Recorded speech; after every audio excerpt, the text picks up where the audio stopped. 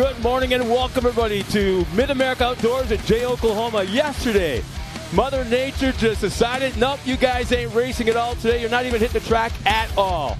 So we had to cancel everything on the racetrack. We sat back, had a great day of camaraderie and hanging out with race. But today we have got perfect conditions and great weather.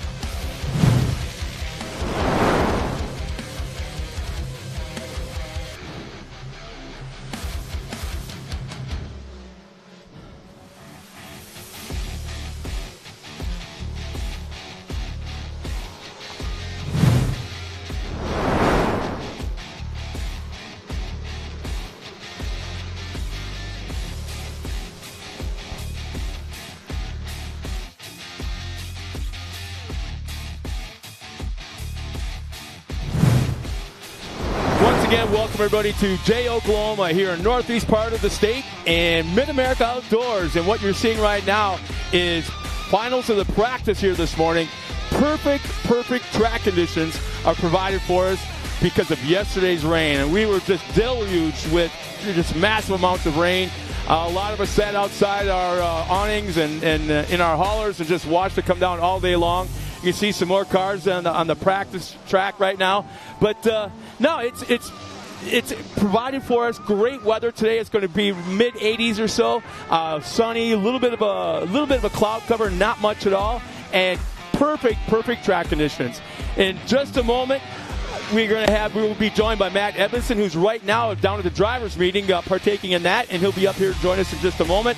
But no, we've got great action coming out. This is round 5 of the side-by-side championship series, as well as the finals today. Will be round 4 of the 4-round series for the trucks, the championship, and a champion will be crowned here this afternoon. And big money is being raced for by the trucks that are here. As we get ready to begin this morning's racing action, we'll be joined. You're going to notice sometimes probably on 2 or 3 different races where there will be combined races. There'll be 2 classes in one race as we are trying to combine 2 days worth of racing into a single day. And we're just going to come at you, race after race after race after race. We're going to keep it right in front of you, and it's going to be, we're at a point now in the season, we're just past the halfway point for the side-by-sides, so we're talking championship points. Guys are starting to look at the points and where they need to finish as they chase down that finals after 8 rounds of racing. Again, today will be, well, as we are looking at the track right now, let's go more in depth with what's going on around the racetrack. It sounds like Pam Hall has caught up with Carson Vale, one of our MAO ambassadors.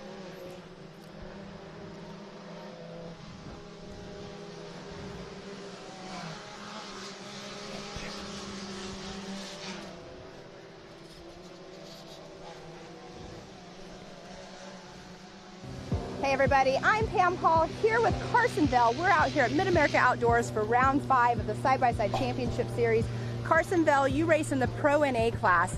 That is definitely a class that everybody is definitely, it's a challenge, I should say, because there's so many in the class, so much talent in the class. But right now, we're standing over here at the over-under jump here at the track. What do you think about this over-under jump? It's really fun. There's a specific line you can hit it, but there's many lines over there that you can come up to this thing. There's a lot of more of a comfortable line over there, but then there's also the line that some people will need to take. But when you end up over here, you go straight to the left, and that's probably one of the easiest sections on the track. You go straight up and off to the rhythm section you go. All right, Carson, we are out here on the rhythm, non-rhythm section out here on the race course. This is I call it a challenging section, a difficult section. Drivers take this in a different aspect when they're driving. Speed. Give us your rundown of what you think about this section right here on the race course. As you look at it, it's really rough, but it changes throughout the race. It changes all day long. I mean, you got practice, qualifying, all of it that goes down through this section, through the rest of the track. Tracks change like that all the time.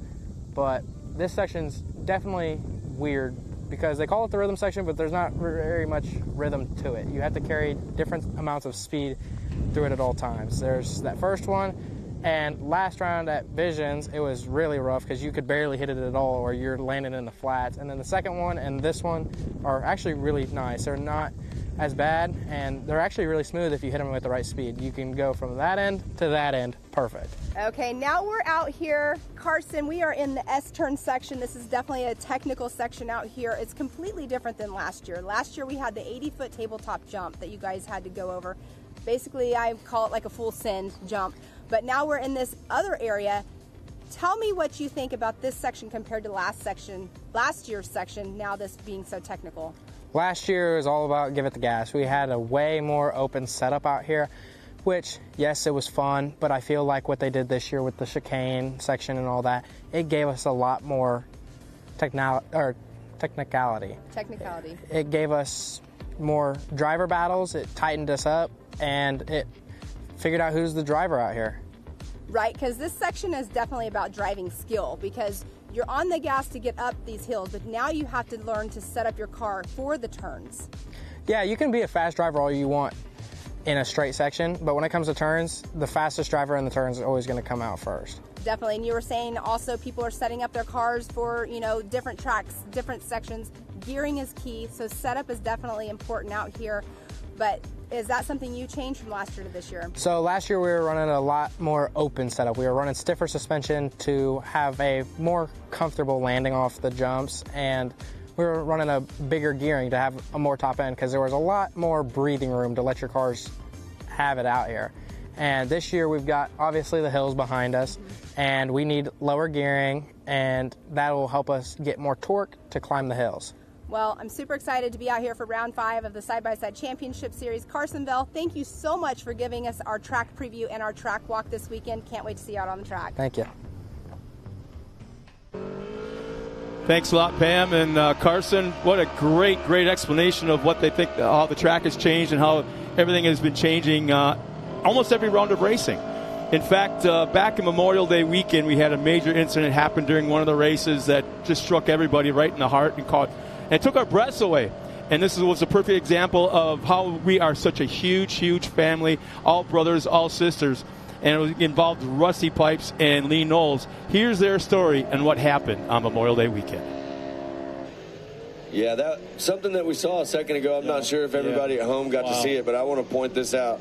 One of our park ambassadors and racers, we got to see him in the Dad Jokes commercial, Lee Knowles. I'm going to tell you right now, he was the first person out of his car in this Vet 40 Plus Turbo. There you see his car right there. There's nothing wrong with that car. Literally pulled to the side, got out of that car to go make sure that his fellow racer was okay over there. So that is a huge high five to Lee Knowles. Huge shout out to him. That was some incredible sportsmanship. That's what we like to see right there. That's the MidAmerica Outdoors ambassador that we absolutely love. So my name's Rusty Pipes. I've been racing since I was 6 years old. I've had a lot of instances around racetracks and a lot of good things and a lot of bad things. I've been racing side-by-sides for going on 8 years now. My buddy Lee Knowles. Lee Knowles, how long have we known each other? Since probably around 95 when we were sprint car racing. We've raced together a lot. Yeah. Many laps under our belt. And we've done our fair share of trading paint with each other. Yeah. Yeah. More paint off of mine, I think, than yours. But have you ever seen so much love and appreciation and camaraderie as you get here at MAO? Not any other track but this one. Yeah. This one. It's a different feel here. We end up having a lot of family get-togethers, and people are always coming to camps and bringing stuff and whatnot. But when we put our helmets on, there's a statement that we always say is once we put our helmets on, friendship's over. Friendship's over. Well, I disagree with you. Yeah. Because Memorial Day weekend, when I was over here, and we had made a couple laps, and I think I'd moved into first place in this race, and Vet 40. Yeah, the Vet 40 Turbo, and I had moved into first place, and you were hot on my heels, right? And we're running for points. I flipped the car 3 or 4 times, end over end, landed in the in the water, and of course I couldn't see, but I could hear. A long time went by. A lot of things happened in my mind, but from what I understand, you were the first guy over there. Yeah, when I saw you go into your barrel roll and flipping, and each lick got higher and higher and higher, and then when I saw the splash of water, I didn't know if you were right side up or upside down or where you were. And when I rounded the corner and saw you with nothing but wheels up, it was just, there was no decision to make. You had to jump in and help the person because you knew, and I would think the same thing if I was upside down. That's a panic situation that you could possibly be in. And there was no second guessing at all. You know, points, leading, podiums, check, trophy, doesn't matter for a human life. And I would think I did what any other racer would have done out here. I would hope they would do the same for anybody else because we're a big family here. I've never felt the family love at a track like I felt here. Yeah. Well, I don't believe that. I think you went over and above, and I really appreciate it. I don't consider myself a hero. I would have done what everybody else would have done. Well, I thank you because I'm one of your biggest supporters now, and that's why I'm your biggest fan right here, buddy. I got you. I love you. I got you right there. How about a hug? Mine? I love you, buddy. Love you too. Thank you for everything you guys. Thank you for being there for me. Anytime. I'll be there for you too. Absolutely. Love you, buddy. Love you too. Appreciate you. Now, tomorrow's a different day. Tomorrow's a different day. Good luck tomorrow, for sure. Too. Good luck. You too. Well, I guess being a part of that conversation later on that evening, talking to Lee and Rusty, they both wanted to reiterate the fact, and they apologized for not mentioning it in this interview, that the track crew was there right away. As soon as the car was upside down, he was feeling hands underwater grabbing him and unstrapping him and everything. So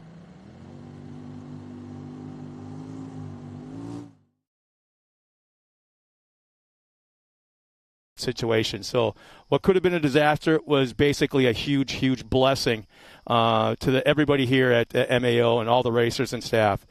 Well, with that being said, one of the coolest interviews we've had in a long time. Let's take a quick break and be right back with opening ceremonies and more pre-race action. AMSOIL runs on freedom and has since 1972.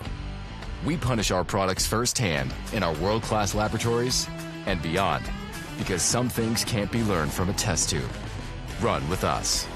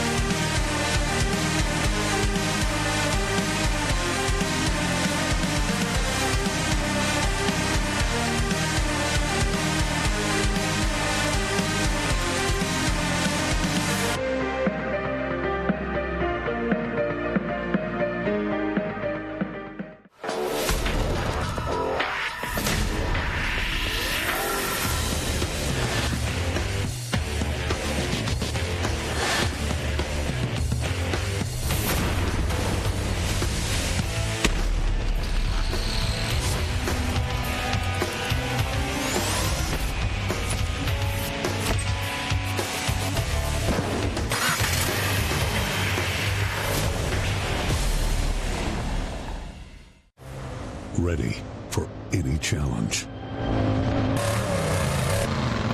Maxxis tires can handle even the most punishing off-road conditions.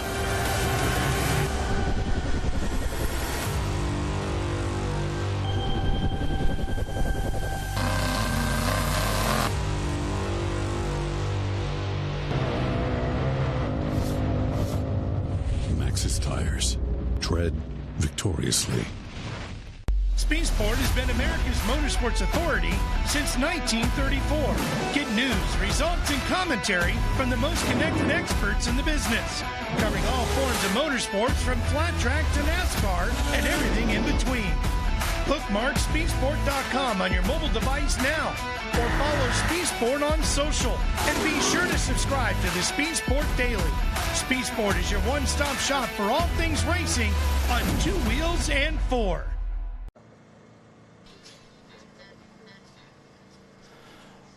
Welcome back, everybody. It was just a few weeks ago that a guy named Travis Pastrana and his buddies were here as part of the Visions Week, and he basically grabbed MidAmerica Outdoors by the throat and probably had more fun than any one person should have, along with his buddies. Check this out.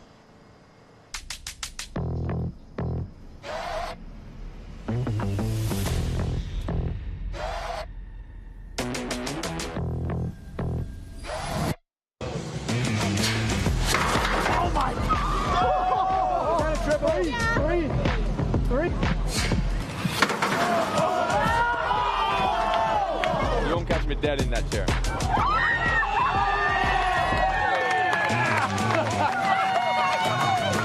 Alex Laughlin here. This is Visions 2023, and right here is the human catapult. I'm nervous for you, bro. Don't do that. That's what Dion said too. Well, and apparently it's not like super deep, so maybe don't land on my head either. When's your next race? Next weekend. So the last time I think we acted stupid before a race, you and I separated my shoulder. Yeah. We were riding dirt bikes out at his house. And what was it? You had to leave like the next day? Yes, the next day. And he separated his shoulder. You broke it? It's separate. It still isn't right, dude. The bone sticks up right there. Yeah, that was terrible. Gnarly. Yeah, it separated my shoulder, like it ripped all those tendons, and then it popped out of socket also. And I was so tense, just in pain on the way to the hospital, that my muscles and everything were just so tensed up that it was holding it out of socket. And finally, I started relaxing a little bit on the way, and dude, the car ride, all of a sudden it just goes pop and just like snapped back in. What was that? And I don't do stuff like that well, man. Like, I don't like broken bones. I don't like needles. Like, we came down here about an hour ago to scope it. Oh, you got that nervous? Like, yeah. What am I diving into here? Literally. Yeah. Did you get a good smell? Does it stink? I don't know. Oh, really? Oh, good. So just don't swallow the water is what they're saying. Yeah, man. Don't take a big gulp. Teeth with it, nothing. Is the pool still open? You gotta do it. I only brought one change of clothes. This is it. You got more up there. He got clothes in the cabin. And you're in a rental, so you're fine. Not soulful water. You're more than welcome to like shower. We got clothes.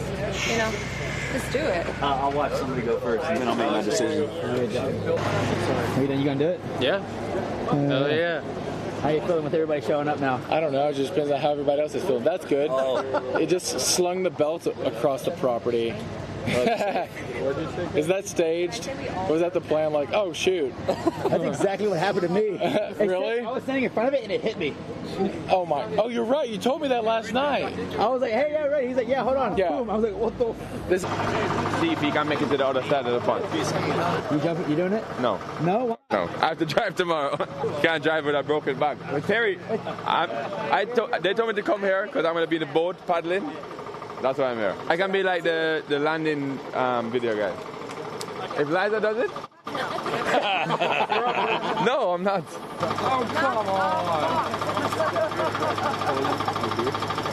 So, Mom doesn't know, but I told him if I get podium, I'm going on the catapult. So exciting because I've been coming here for years and thinking how neat it'd be, but I'm just here by myself, so you can't do all the cool shit. And now to have all of my friends, literally everybody from the band to the bikes to in one place, it's just, God, it's going to be fun. And this is just the first year. I mean, you are the only people I could expect to build something this crazy. It's a compliment. This is a normal Thursday evening. This might be my favorite form of motorsport. It's a great motorsport. If you go, you will be Bruce. Give it up. Hey, buddy. Good to see you, man. Hey, on Saturday, I'm giving you a fucking ride. Yeah, man. You got me in the car. Like, I mean, I wanted to, like, let's drive, because you let me drive. But no, I've been so cool with just like kicking it this weekend. It's really been nice to just kind of relax. Is that JT? That is JT. See you, life. JT. What's up? Hey. Yeah, you done been off of it? You going? I'm just here to watch. I haven't heard back anyway, so then I would definitely be awkward.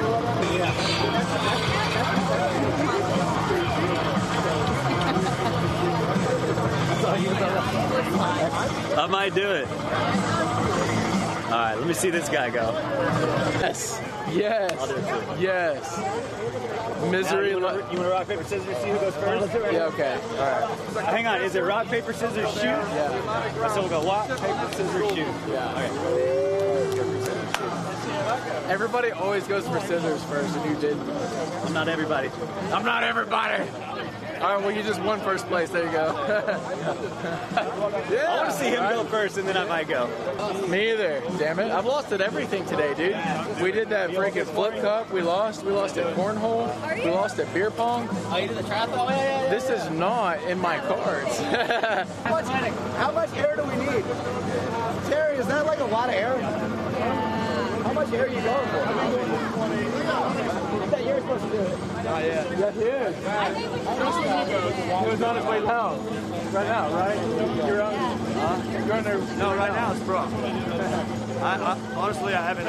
My waiver is not up to date Oh, yet. it's not one. Yeah. It's a liability. Yeah. Problem is, you got to go way to the front to sign the waiver. Too far. And my band's battery just died. You doing with the 360? So, yeah.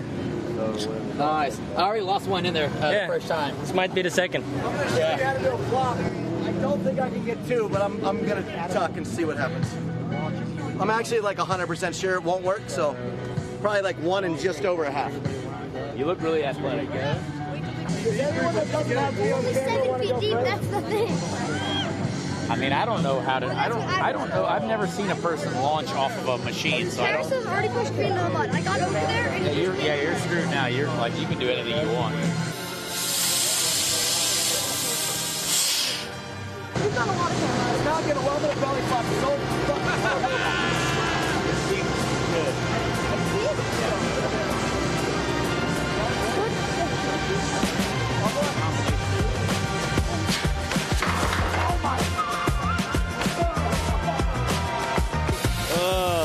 You ready? Yeah, as ready as I'll ever be. Look back.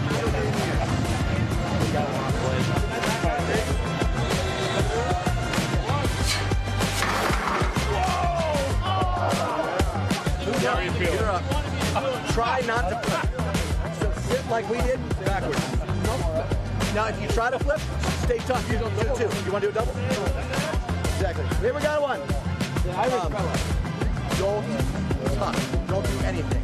Just do what he did. But honestly, like even if you look back, if you look back at all, you're gonna over-rotate. You gotta like almost like look at us and wave, and then look back. Jump sign. Jump sign. That was amazing! That was the best I've ever seen! No one has done that before.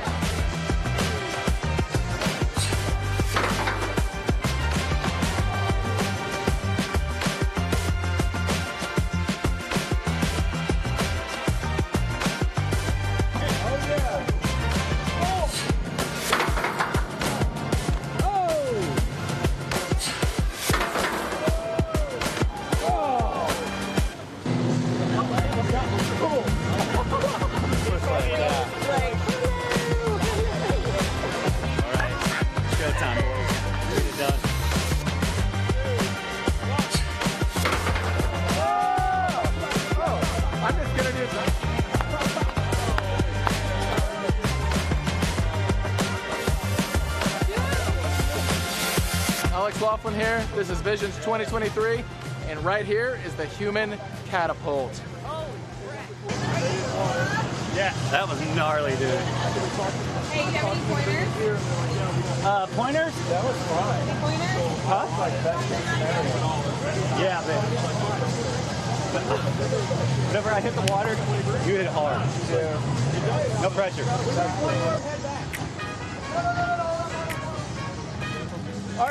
Are you gonna do a flip? I was gonna make that decision.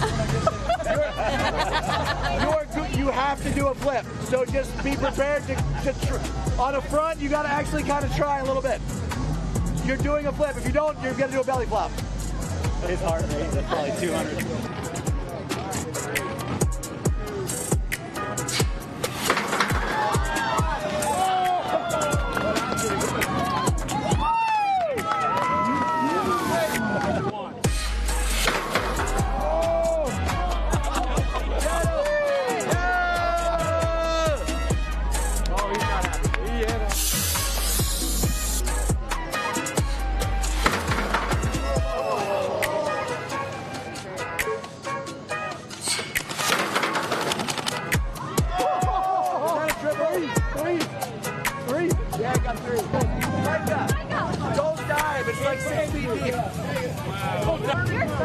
Your mom did not know. Okay. We're excited. We're excited. Do it next.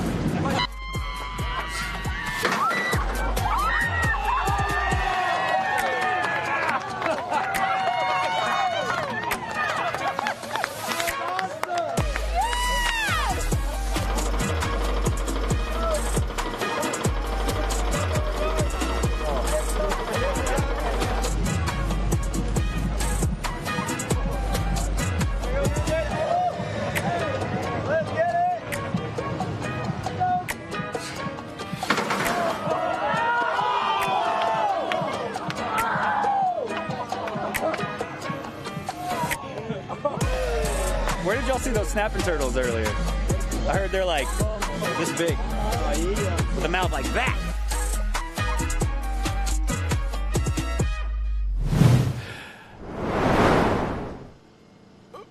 Welcome back, everybody. And how can you not giggle to that whole video? And that was just an impromptu afternoon of quiet fun with Travis. You have no idea what goes on behind your back when he's involved. We'll be right back after this with more opening ceremonies and pre-race action right after this. AMSOIL runs on freedom and has since 1972. The rest of the market has been trying to follow our lead ever since. But a head start is a head start. Run with us.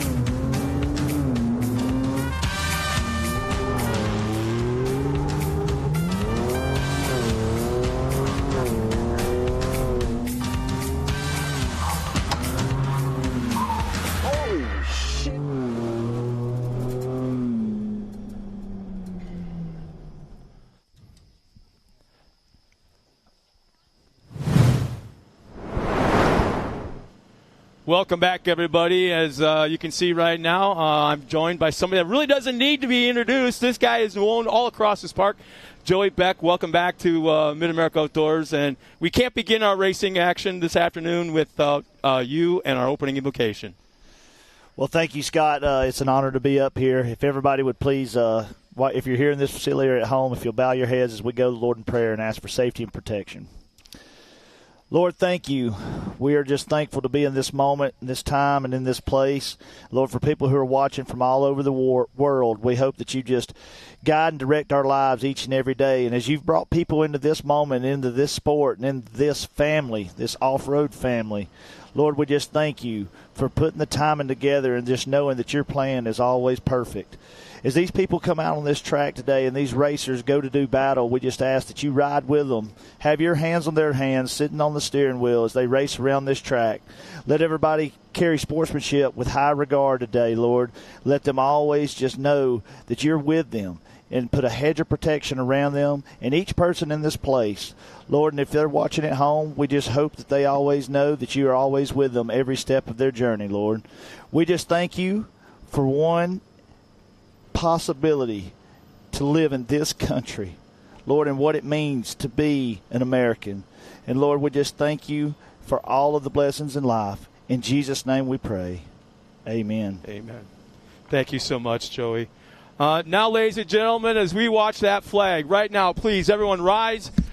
Gentlemen, remove those hats as we are about to hear the greatest song in the world in honor of our heroes, both here, away, and no longer with us.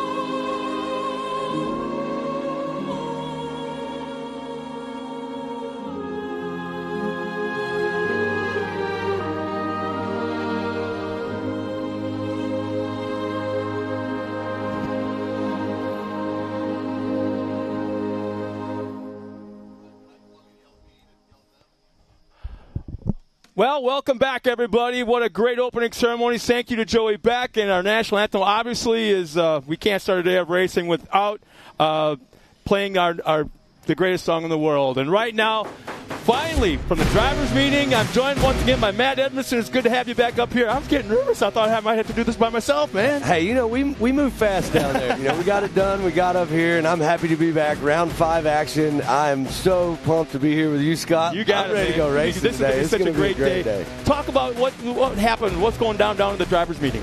Anything you can tell us? One more, just recapping everything, going over all the safety stuff on the track, making sure that any new racers we have out here are all lined up on everything as far as caution flags, all the good stuff, race order, everything that they were going over was just making sure that we're going to get through this day super smooth.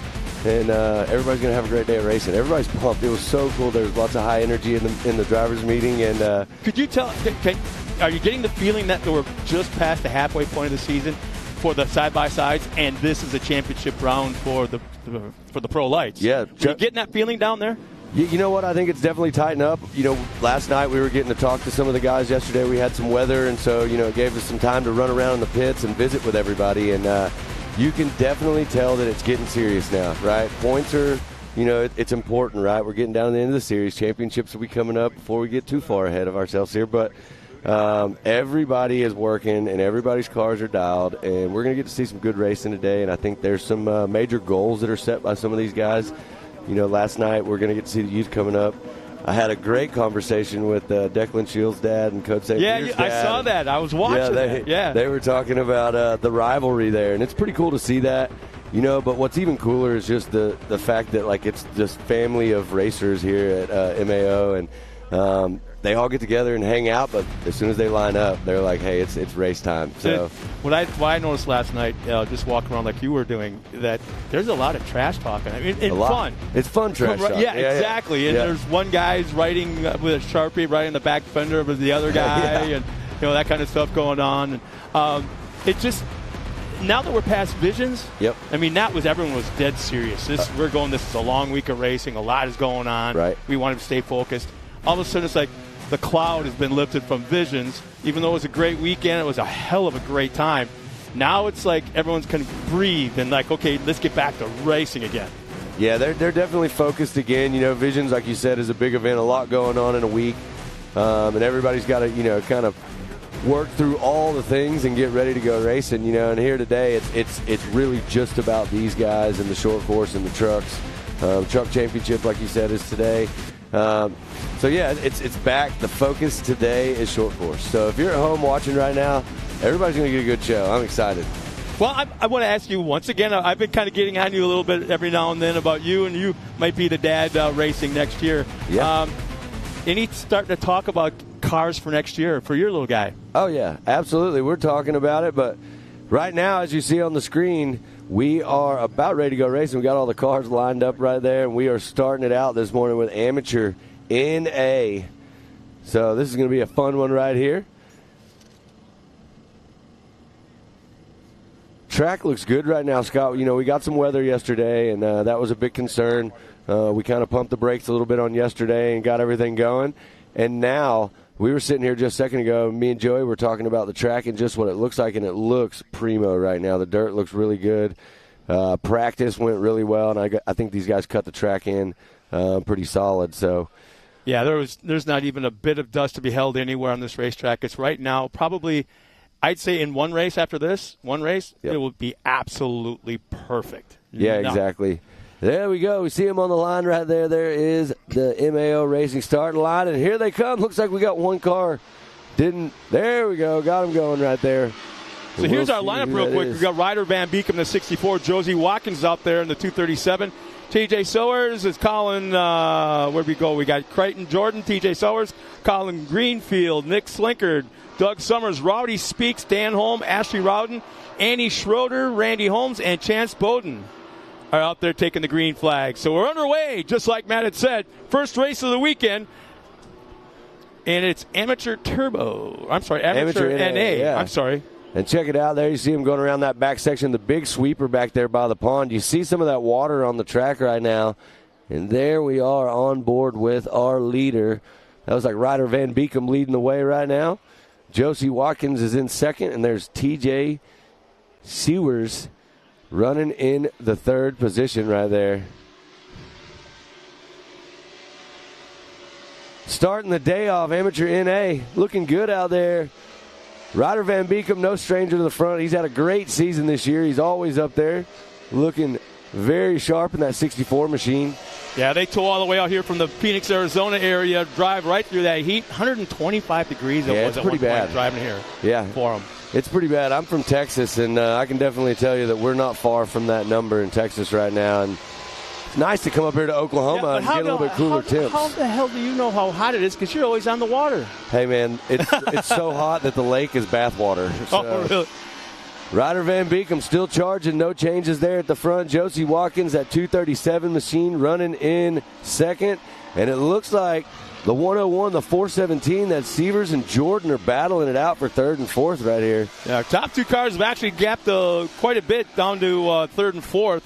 Third and fourth has got a big gap to the rest of the field, so they're starting to separate a little bit after lap number one. Yeah, and we'll see that. That goes back to what you were talking about. This is the first race of the day out on the track. The only track time anybody's had so far out there has been practice, right? Which isn't very much. So the track is going to come together a little bit more as, like you were saying, we get into the race number 2, race number 3 as the day goes on. Right now, probably still a little slick as you see them right now going in the rhythm section in the back. That looks like 1 through 4 right there. You see that big water puddle on the left. Before too long, that will not be there. This track will soak that up, and these cars cutting through this track is going to make this dirt even better. So we'll see lap times increase. They're going to get faster. But right now, Ryder Van Beekem is looking extremely fast, leading the way. Josie Watkins on the gas trying to run him down. You know, one thing I noticed last night as well, in talking to the drivers or the owners, the parents, whoever it might be that we're talking to in the pits, I kind of glance at the cars every once in a while. There is not one dominant tire manufacturer out there in the pits, and not one dominant tread pattern. You know, everyone runs, this tire or that tire. There's no consistency. Everyone's got their own idea of what's going to work today out there in that racetrack. Yeah, I do think also, we've done a ton of work. We talked about visions earlier out here at the track. The track basically has a new layout now. We added a lot of clay to the track. We changed it up quite a bit as far as the surface. And that changed what they had to run. So at Visions, I saw a bunch of people that actually showed up with one set of tires, changed to a different set of tires. So I think people are still trying to figure out that perfect setup here since we've made those changes to the track. But right now, there it is, the 64 flying across that tabletop right in front of us. That's Ryder Van Beekem. And what's really there interesting, we are on board with the 101 and 417, still 3rd and 4th. Jordan trying to find that speed to get around Sievers in that 3rd spot and get up on the podium in this race number 1 of a 2-race format for them today. Oh, that's right. We never mentioned that. We haven't talked about that. Yeah, we since we had the weather yesterday, we're doing everything in one day. Yeah, we're packing it all in there. So race number 1, we'll run through the whole race order, and then we'll start from the top and run back through it again. So 2 races today for everybody. And the fact is, we've written into the format today, I want to say probably 3 or 4 different times, a 15-minute track grooming session between races. And in fact, I want to say there's going to be 2 different races where there'll be combined classes. There'll be 2 classes in a single race. I think that's going to happen twice. Yeah, I did see that. There you see the 417 still on the gas, trying to run down the 101 of Sievers in front right there. Hasn't been able to do it. They're pacing each other about the same from what we can tell on times up here. Fastest lap on the track right now is going to be a 3:43.6. So we'll watch. That's Ryder Van Beekem turning that, and we'll watch and see. These lap times are going to get faster. The track's going to come together, and they're going to get faster. So we'll see how far that comes down. But right now, there you see the 101 still holding on to 3rd. Whoa, up on a bicycle. Wow, that was a quick save. Wow. Yep, 417 right there. That's Jordan. Jordan's just pushing super hard, trying to get up there and battle with Sievers. Pushed a little too hard there in the corner. Got it up on 2 wheels, but saved it right before he hit that barrier. As soon as it happened, that almost a split second it happened, Whitney Lamb jumps on and says, go 417, right as you called the bike. Well, good thing did not roll over. Just did a nice little bicycle, got the crowd all hyped for a second. And one thing we never really talked about is the chassis setup, the shock setup, the springs, the valving, even tire pressures with this track now. Since the first race of the year, they brought in a ton of clay. There's a lot of clay. And that clay has a tendency to stick to these cars. And by the end of a race, especially in track conditions like this, they'll probably scale 200, 250 pounds heavier than when they started the race. So you got to keep that in mind when they're setting these cars up. Set it up for the end of the race. Make that car a little bit stiffer. You might suffer a little bit the first couple laps, but by the end of the race, you're going to have a car that's going to handle halfway decent in this really heavy mud. Yeah, there's we were talking last night about some of the suspension stuff on these cars, and there's, everybody's got their own setup they really like to run. I did get a chance to talk to some of the, Pro Turbo guys, and, I can definitely tell you that Corey Willis has came to play this weekend. He's got a bunch of work that was done on his race car, and he feels like he's going to level the playing field this weekend and come out there and get up in the front and battle with the yellow car. So we're going to see if that happens. But like I said, everybody's got their own. Is our leader slowing? What is going on? Yeah. Yeah, white flag is up. White flag is out, but not sure what's happening with Ryder Van Beekem right there. He's making the move. And that's our new leader, but Van Beekem just it didn't happen all of a sudden. He just started slowing and slowing and slowing, and now it's pulled up to the side. Top break for Ryder Van Beek and that whole team. But Josie Watkins, the 237, slides up into that top spot right now. So stayed consistent, stayed right there with Ryder. And that's one of the things we talk about. We race all the way to the checkered flag here. You never know what's going to happen. And unfortunately for Ryder Van Beek, there you see him sitting in the thick mud on the side of the track there. Josie's been collecting a lot of hardware this year. She's fast. Yeah.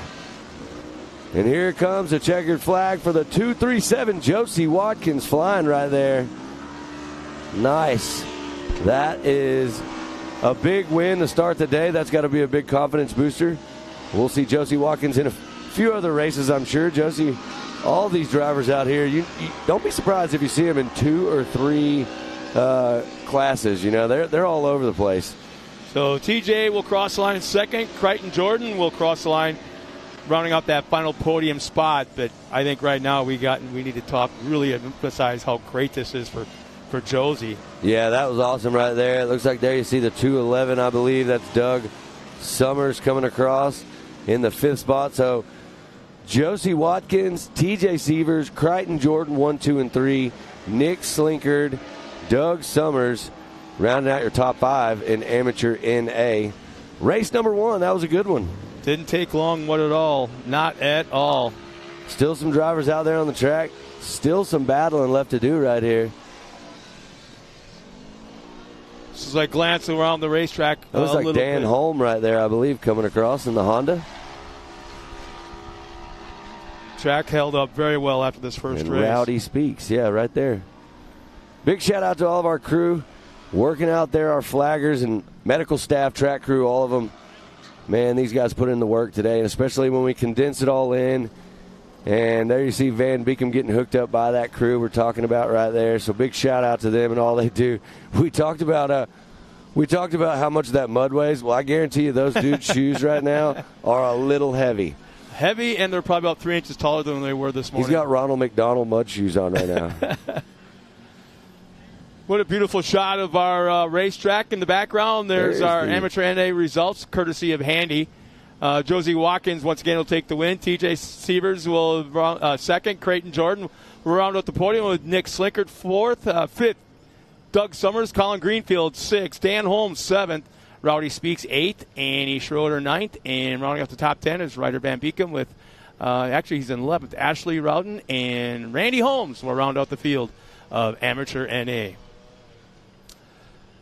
So, let's step aside real quick and get our breather after race number 1. We'll be right back for race number 2 coming up right after this. A few words from our sponsors.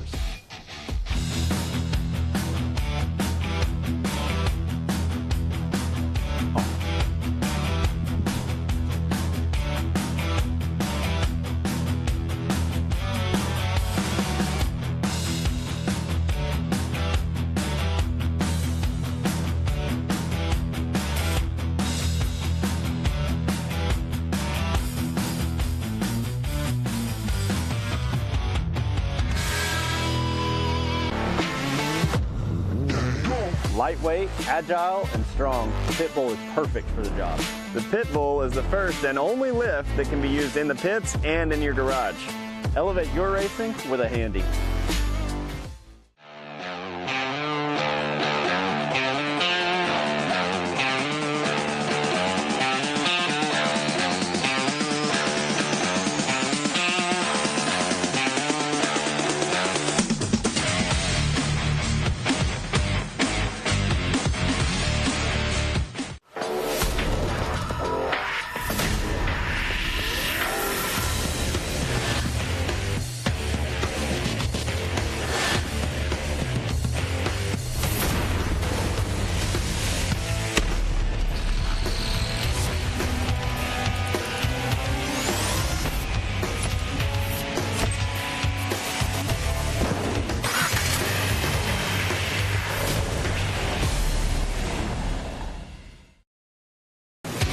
Watching Speed Sport 1, your home for great off-road racing from America and around the globe.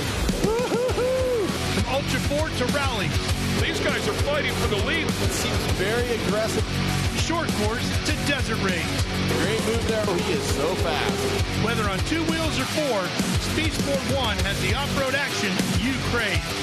Look at that move. It jumps to the inside. Speed Sport 1, the Motorsports Network.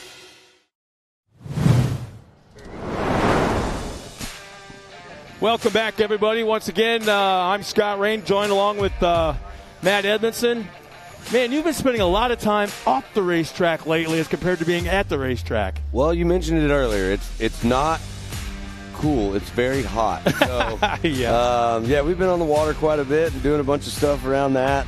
One of the coolest things about, this whole racing family we have up here is there's a lot of crossover. So, I got the opportunity to go and surf with Code St. Peter and their team a little bit, and several different people, man. And we've had a great time so far. We're definitely trying to beat the heat any way we can. So, but yeah, back here this weekend, I'm super excited. Man, it's almost like you come up here, we do visions, and then we have the break between now and then in round 5. But I was telling these guys, I was like, I missed you guys, But there we go. We got the Ultimax starting grid coming up for Amateur Turbo. Charlie Stewart, Hank Hall, Ariel Biarski, Randy Boyder, Justice Smider, Rich Raby, Brittany Dunn Crisco, Kevin Hall, Jace Chilson, Sean Murphy, Parker Frank, Bruce Davidson, Mitch Frank, Andrew Shipman, Taylor Haas, Jeremy Chilson, Mason Prater, Brandon Jessen, Kewan Lawson, Chris Fowler, all ready to do battle. Now, I want to bring something up. I got a chance at driver's meeting to talk to the Franks, dad and son. Okay. They're out here right now in the race. Together, yeah. Yes. And I think there's going to be a little bit of a battle between those two. The rivalry was Joey and I, Joey and I have a knack for instigating. Is the best word, right? And we were definitely trying to instigate dad and son to put a really good show on for us today. So keep an eye on the Franks out there. We'll get to see them there. They're literally really close. As you see the rolling start, if you're at home watching, this is the first time we've done this today. So if you're wondering why this is different from what we just did a minute ago on the start, it's because there is a lot of them. Look at all those cars. There's one car we should probably keep an eye on. He hasn't raced here before, and that's Mason Prater. Okay. He's running Pro Light. He's one of those guys that have worked his way. He's early 20s. Okay. Early 20s. But he's worked his way through the trophy carts all the way through. He's driven some desert trucks down in Baja before. But this is his first time here at MAO driving the number 44. So we kind of keep an eye on. He's starting pretty far back in the pack. So it's going to be interesting to see how he adapts to this car, but also this racetrack and this style of racing with all these guys out here from Oklahoma and Texas and Arkansas and such. Well, there's the green flag as they fly across that start finish right there.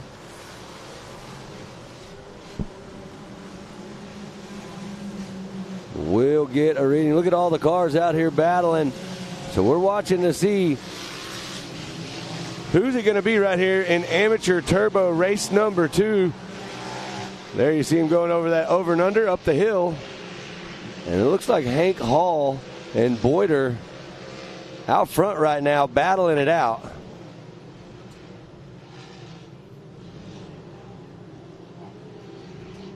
So there is the 41 car. I do believe we heard about this earlier. Oh, we got a big one right here. Wow, lost a wheel also, it looks like. No, or just punched a rock maybe. Track crew will head over there, make sure they're good. We are back on board with these racers. They head down this back section. You see them coming back down the hill there. They go around the back. There's a big sweeper back there, a step up right by the pond, and then you make your entry back in, as you see right here on the left side of the track. Hank Hall, Boyder, Biarski, and I believe Schmider is actually driving Lee Knowles' car, I believe is what we were told. Yeah. Looks like Hall is just on the gas right now. Yeah, he's definitely making Mom proud right now.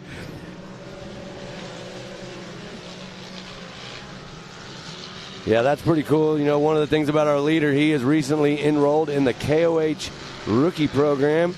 We'll have a little more information on that coming up later. So Hank Hall is crushing it, leading the charge right here. Here we are. We have the Amsoil instant replay of that wreck we just saw, diving off to the left. Whoa. Did a little bounce there on that left side of the car. And then I do believe, not a wheel. It was definitely a part, but it wasn't a wheel. Wasn't a wheel. I think he just like side slapped a rock. I want to hard. say that looks like Davidson's car right there. Oh, no. We'll get a report here soon.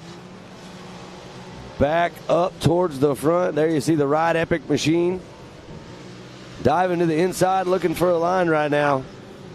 Whoa! Flying sideways right there. There you see the 41. That's a... Oh, man, that's Lee Knowles' car. And I believe that is a borrowed car for this race.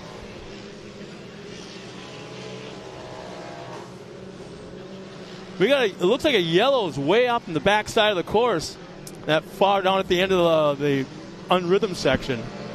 Yeah, we're watching them right now on board going around by the pond jump or the pond step up there. I'm not seeing anything on the track. But what we are missing is Hank Hall. Where did he disappear to? Because it looks like Schmider has moved up into the top spot. Bawarski now in second. And then there's Frank running in the third position. Let's see. There's Mitch back in the ninth spot. So got some work to do to get up there. There's our leader right there. Not sure if... I think that is. We are off a little bit on timing and scoring, and he's still the leader. But either way, there he is. We found him. He's not lost anymore. Well, I got to tell you, he's got brand new colors, so it's kind of be deceiving. We're not used to seeing him in this color scheme with the bright fluorescent green, yellowish roll cage. Definitely looking good right there. That's the 143 right there. Okay. So that's Stewart.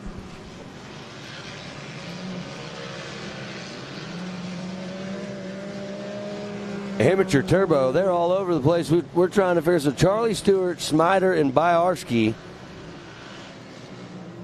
And there you got Frank and Raby, your top five. Haas in the sixth spot. Prater in seventh. Prater moving up into sixth.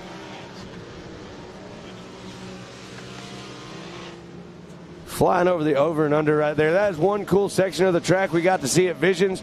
I heard that until we got the rain, we were going to run the whole section too, and not able to do it now with what happened yesterday. That would have been really cool. That separates the boys from the men right there. That's step a big step up. Yep. Charlie Stewart right there leading the way. The 143.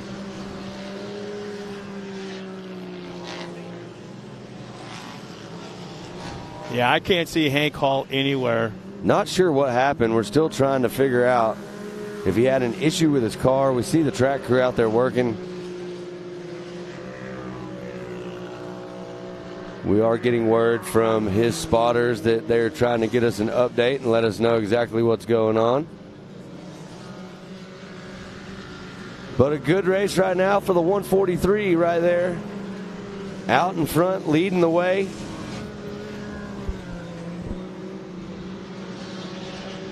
Actually, it would be really interesting to find out if we could. I'm not sure if it's possible or not. I mean, everybody crosses that finishes a race has to go through post-race tech, and I just wonder how much heavier these cars are getting at the end of the race as compared to when they start, how much heavier they are. Well, it definitely looks a lot better than practice, that's for sure. When they came out for practice, they were definitely carrying some extra weight. There's the white flag right there for Stewart as he comes across. So one more lap for all these drivers. Now, there's quite a few of these cars are heading north right after this race, because there is a short course race in Dirt City, which is just north of Green Bay, next weekend. So there's a lot of guys heading up there. Yeah, we're in the meat of the season right now. A lot of stuff to do. So, but there we go, right there. You're seeing Bawarski and Frank and Raby coming across right there. There's Prater running in sixth. So last lap right now, Stewart out front. He looks pretty good. Lap time of 154.1. So right now he is the fastest man on the track. Schmider about 5.7 behind in that second spot. So as long as Stewart can keep it all together, a few more corners and he will take the checkered flag in this amateur turbo race number one.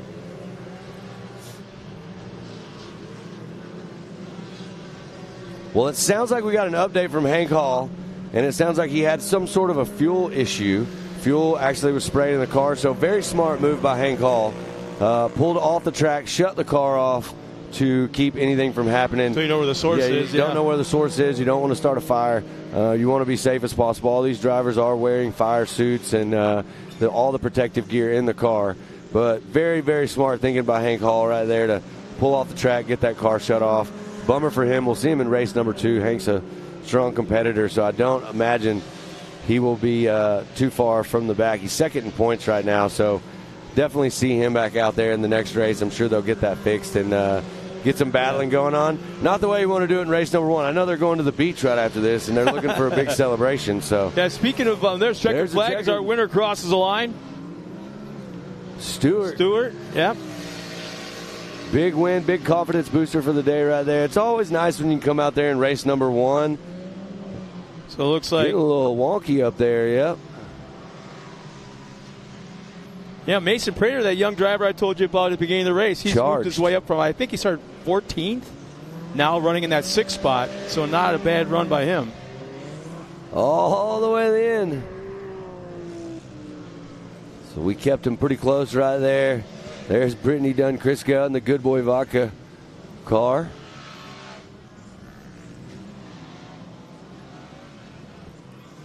Oh, here we go, charging to the end. Wow, talk about full send. You see the air off that finish line jump. Yeah, definitely was on the gas there, racing all the way to the end. I'm sure that happens from time to time. We used to have some drivers out here. I remember Jeb Boodle, you see him racing some of the other series. He was out here. Yeah. He was notorious. We called him Full Send Jeb all the time because, man, he would race so hard all the way to the finish line that he'd sometimes hit that finish line and over-jump it way to the flats. And so we would always add in that the excitement in some of these drivers definitely get them right there when they're racing to the end. You do not lift, right? Well, you don't can't. matter. Yeah. It does not matter how far you're going to go to the bottom, what's going to happen. Like, you're getting to that checkers before the person next to you. So amateur turbo action wrapping up right now. Race number 2 on the day. So great start out here. Everybody looking good. There comes the 41 machine, just came across the finish line. That was the borrowed car of Lee Knowles. I believe Schmider was driving that car. I'm not 100% sure, but I think that was who was in there. Well, there we have it. Elevate your day with the Handy unofficial results. Charlie Stewart, top spot. There's Schmider actually in second, so I was a little bit wrong on that one. So 26 in the second spot. There's Ariel Biarski in the third. Mason Prater all the way up in a fourth, so great drive. Parker Frank, top 5. That was a nice drive. Rich Raby in 6th, Jace Chilson in 7th, Andrew Shipman 8th. There is Kevin Hall in the 9th, Brittany Dunn-Crisco top 10. Sean Murphy 11th, Chris Fowler 12th. There's Mitch Frank in the 13th. Boyder in 14th, Lawson in 15th, Jessen in 16th, Haas in 17th. Hank Hall, there he is, unfortunately, in that 18th. It does look like the DD21 of Bruce Davidson was one of the ones that we saw in that accident out there. So that is the 19th, and the 20th spot is Jeremy Chilson. So that is your Handy unofficial results for Amateur Turbo. So it looks like we're going right back at it as we got our next race already at the line getting ready to go. Here's our Handy unofficial results as you just went through it. I'm seeing a little late. Hey, my wife is checked in. She's watching us right now. Hey, babe. Should be here. It's beautiful weather finally. Yeah. We're not sweating like crazy yet. So where is she? Is she in California? Yeah, or is she she's in California. Right. Someone's got to take care of all those damn horses. Yeah, you got all those horses. So, yeah. There's a great shot of our lineup for our next race. Getting ready. Looks like we got one of the double gate right there. So you'll see one of the things we'll bring up. We talked about the rolling start. Now we're back on the gate. So we will double gate them, but if we have more than a double gate, it gets a little bit, kind of out of control in land rush starts. So that's when we go to those rolling starts. So we got them lined up, ready to go. It looks like 2 rows, and I do believe this is going to be Youth 1K class coming up next right here. And there is the Ultimax grid lineup. Seaver's back out there. Van Beekum, Tremblay, Luke Meyer, Jones, Shamblin, Jacobson, Arnold, Cotto, Everhart. There's Easton, Hubler, Bowden, and Warner. rounding out the lineup. It just dawned on me. provided Those by names, you Ultimax. just rattled down all those names, especially in the top 10, 12. We're going to be talking about them in the pro classes pretty darn soon. Yeah, they're on their way for sure, Yeah. right? Like, and that's what they're doing right now. They race a lot of these classes. They get a ton of seat time, and they're just getting faster and faster and getting prepared for that day. And, I want to give a big shout-out, too, to all of our pro guys. I've literally watched them roam the park and be big influential people for all these youth racers that are out here. And, hats off to them. There's a lot of sports we go to, and you almost feel kind of alienated from the pros, right? Like, you can go get an autograph and you can do all that, but do you really get to sit down with them and pick their brain about racing and stuff? You do that here, like these guys, Cody Martin, the Miller brothers, Corey Willis, even the young guys like Cash LaCroix, what I mean? There's an example. You pulled that one off. You're taking advice from a 13-year-old kid, but he's one of the fastest ones out here. It's incredible. Kane and Baker, just incredible drivers. But, yeah, hats off to all these pro guys. That's what this sport is known for. For fans to come to the park, it's not just come down to the hill, sit on the side of the hill in the shade or whatever it may be, and watch racing. Yep. You can walk the pits. You can walk around in the pits and get pictures and autographs. And sometimes some of these racers have samples of their sponsors they can give away, just merchandising kind of stuff.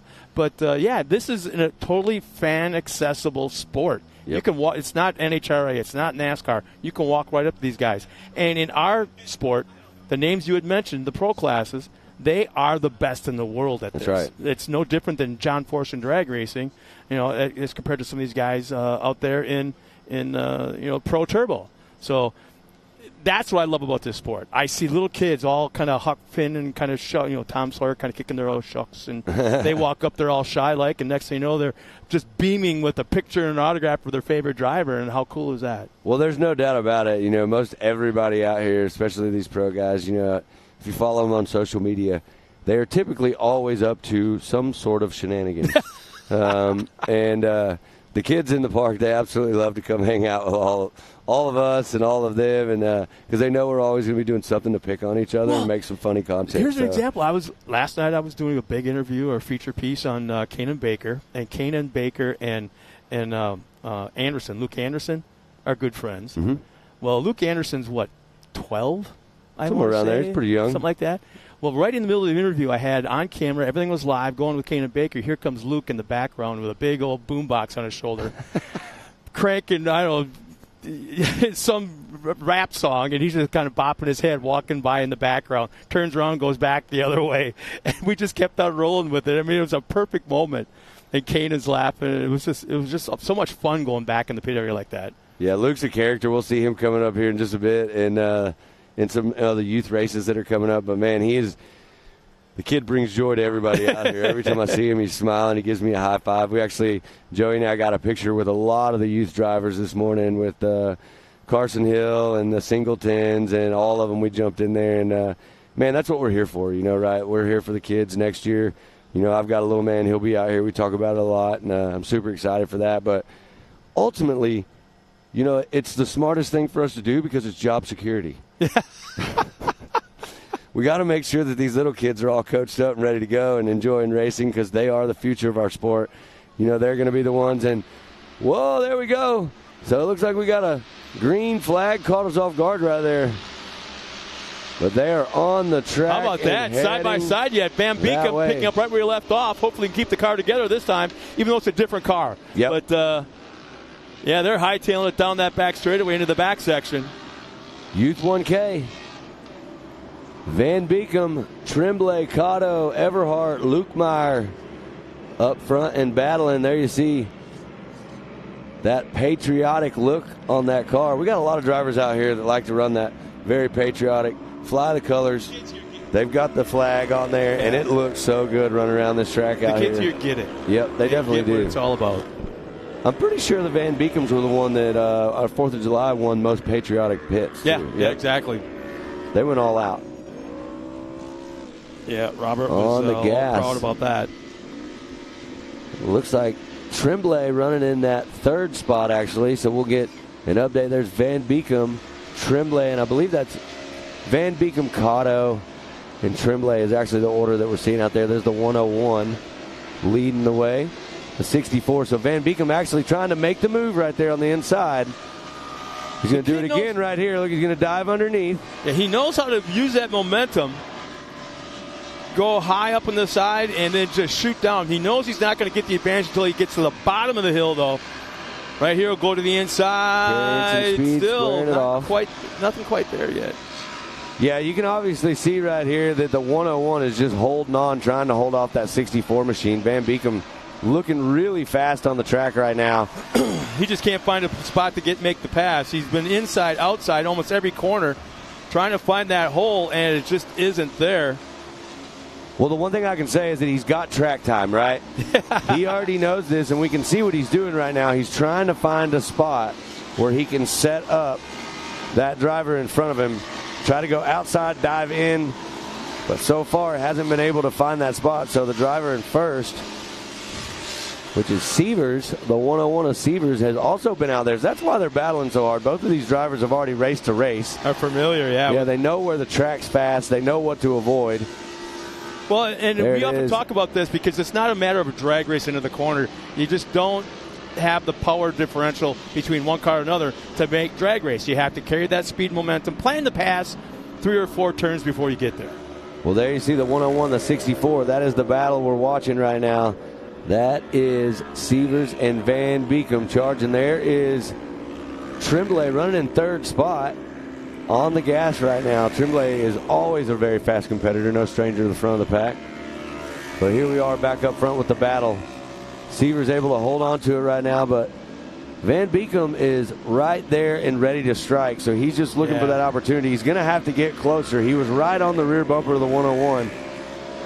He's been able to pull a little bit of separation, which is definitely making Sievers feel a little bit better, but Van Beekem's on the gas. He's looking right now for wherever he can get around that driver and take over that top position. It almost appeared he was a little bit quicker on like a lap or so ago. Oh, there we go.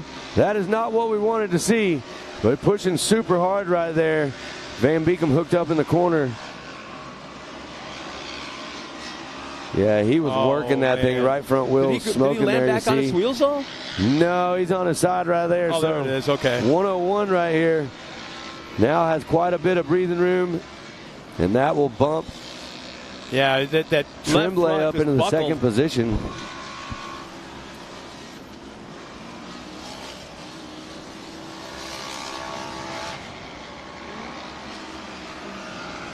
Yeah, that'll put Sievers well out front. Nice big gap between him and the rest of the field.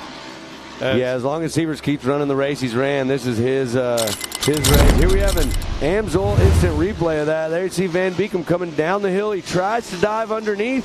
When he powers in it right there, he hooks up. That car goes into a roll. There was no saving that. That was just a big-time snap. Yep.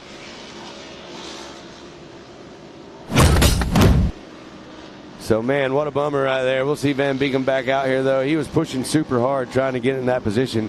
Definitely had the speed to make it happen, so unfortunate for Van Beekem, but Sievers leading the way. Tremblay moves up into the second spot. I believe close. That will put Cotto. I'm not exactly sure. We'll see here in a second. Sievers, Everhart, Tremblay, Cotto in the fourth spot.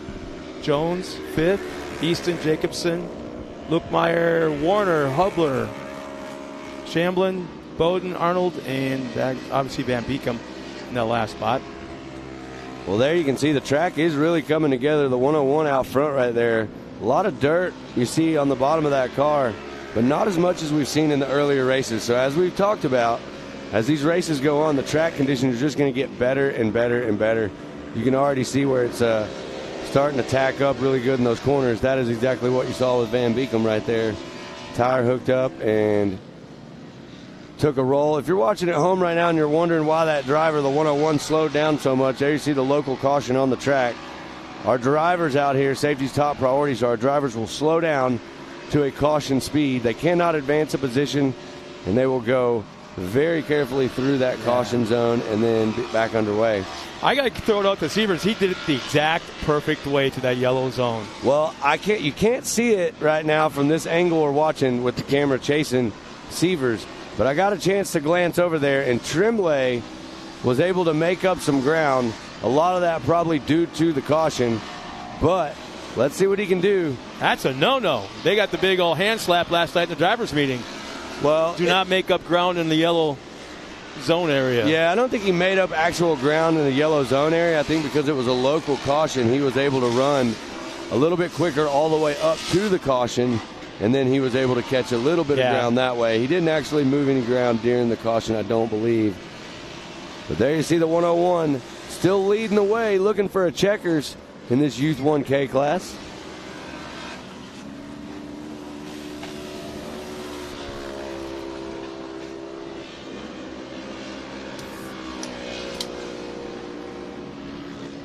There, we talked about it earlier. You see that ponding right there on the left side of the track. It's already starting to move off the track. So that's from drivers just running through it, soaking it up, pushing it out. And we talk about this all the time. You're going to see a lighter part of the track, as you see right there, and then you'll see that darker section of the track on the outside. That's all the fluff that's been pushed out to the outside. These drivers are definitely wanting to stay in that lighter section you're seeing if you're watching from home. That's going to be where everybody's going to have the best traction. If you get out there in that fluff, these tires will just spin. You'll get a lot of wheel spin, and you'll lose a lot of actual speed. Get that left rear or right rear right up to that cushion, right on that little bit of a burn before you get into the fluff, and kind of if they can ride that around. Yep. So there you see, once again, still slow through there, but I believe this was the white flag, I do believe, when they came around. And we will see. Yeah, checkered flags should come up this time by. That was a white flag. And to Tremblay's credit, I think Sievers was actually going probably a little bit on the slow side of the yellow zone, which provided the opportunity to actually make up that gap, like you said. As the checkered flag does come out, and the win will go to Sievers. Well, all I know is a big shout out to Tremblay right here. Like, Tremblay in that second position looking really good. There's 5th and 6th coming across right there. Jacobson and Zoe Easton. That looks like Lukemeyer and Warner just coming across right here also. Youth 1K. So 1K cars, youth drivers. There's Hubler.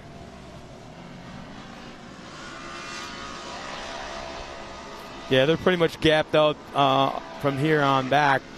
So that should be Everhart right there. Shamblin a little bit further back. A couple more drivers out there. Still a battle. It's not over until you cross that checkered flag. So we will see. This is Bowden and Arnold, I do believe, right here. The last two drivers in the Youth 1K. Here they come. Checkered flag for Bowden. That was Shamblin. Okay, Shamblin and Arnold right here coming across the finish line. Youth 1K. What a race right there. We'll have to get some updates on that. There was a little bit of carnage out there on the track, and we know that everybody's okay. And I'm sure we'll get some updates on what exactly happened out there and get everybody back out here for race number 2. I got an interesting question from one of the fans watching this online right now, Shelly Hashimoto. She wants to know, what did the American flags beside the drivers' names indicate on that upper left-hand corner? I believe that's just their country of origin, if you want to call it that, their home country. So to answer your question. We got some quick highlights right here from that race that just went on. That was Youth 1K. There you see Ryder Van Beeken when he came down the hill right here. Man, got a little bit of a traction there. And 2 races in a row for that kid. Man, rough one on that one. But the 101, Sievers on the gas. There's Tremblay right there looking good. There's that rollover right there with Van Beeken. And after that, that's all she wrote. The 101 took it all the way to the checkered flag right here and took home that Moto 1 win right there. So big congrats to your Youth 1K class. There you see the hill. Everybody's hanging out up there. That is the Good Boy Vodka VIP area down there. So that just rolls off your tongue so nicely. Yeah, it rolls off the tongue just so perfect, yeah. Good Boy Vodka, one of the big sponsors out here at the park. If you're watching at home, you will see all those brands that are scrolling across the top right of your screen. Those are the folks that make it happen out here for us. They are the sponsors. So if you're at home and you see those brands come across, give them a follow. Support the brands that support us. And it sounds like we are already ready to go to. Oh, yeah, they're at the line getting up. ready. Yeah, we're just waiting for a starting grid. There's a shot of the cars at the line. How about that? That's got to be one of the most picturesque starting lines, I think, in almost all of motorsports. Are you just saying that because TW is standing down there or what? He is kind of cute. All right, well, 800cc and under Ultimax grid lineup is on the screen. My man, Code St. Peter. Also, one of my favorite people, Kennedy Singleton. There's Allison Furnell, Case Beeman, Briley Lutz, Michael Green, Tillman Ewing, my dude right there, Cole Warner, Sam Hubler, Kaylee Hill, and there is Tucker Berza. So I got to tell you something really cool. For those at home that may know me, I do a lot of surfing, and Brock and I have a company called Dunesville Wake Surf, and this week I got the coolest text message from Caroline Clare and Tillman Ewing. They were actually at Pickwick Lake, and we're out just having a day, enjoying time with family, didn't go to the races. So I had a family day, right? And they ended up at the boat dealership. Next thing you know, I ended up with a picture of them with some of my surfboards that was in that particular dealership, and it was super cool, man. I love that, we are so close with all these people that they know what we do outside of all the things that we do, and they shared that with us. It was honestly brought a smile to my face that day. I would hope that if they were going to buy one of those boards, they'd come see me. But there you see right now what we're waiting on is to get this 64 machine clear of the track, and then we'll go back to racing. Also got to give a big shout-out to RJ Tremblay. He's getting ready. He's been doing some surfing. I saw him and his dad out on the water. So it's super cool. Tons of crossover. Like we said, it's really hot. In the past 2 weeks, I've seen so many people at the lake. It's not even funny. And you got to beat the heat somehow. Well, yeah, you picked the right profession. That's damn straight, yeah. Well, I can tell you that while I'm here, I beat the heat at the pool. The lazy river is the spot. Well, that's just assumed at this point. I'm pretty much, it's kind of like a Vegas residency. That's where you can find Joey and I. It's either the pool or coconuts. Sounds like we are getting our flaggers in position. I can see TW going to his safe starting place right there on the side of the track. We got some fans checking in, cheering on their favorite driver. We've got Penny Sherwood cheering on Kaylee Hill. AJ Payne is cheering on Code. And then we got Becky Ewing. She's watching from Tupelo, Mississippi, cheering on my man Tillman Ewing. Okay. Angela Haley says, good luck, Kennedy. Penny Sherwood. Mimi's watching from Bristow. So a lot of fans are tuning in and watching their favorite driver. A lot of them are grandpas and grandmas watching their grandkids. That's right. Really neat. AJ Payne, he chimed in. He's got a full-time job. He's trying to wrangle that St. Peter crew over there and keep them in line.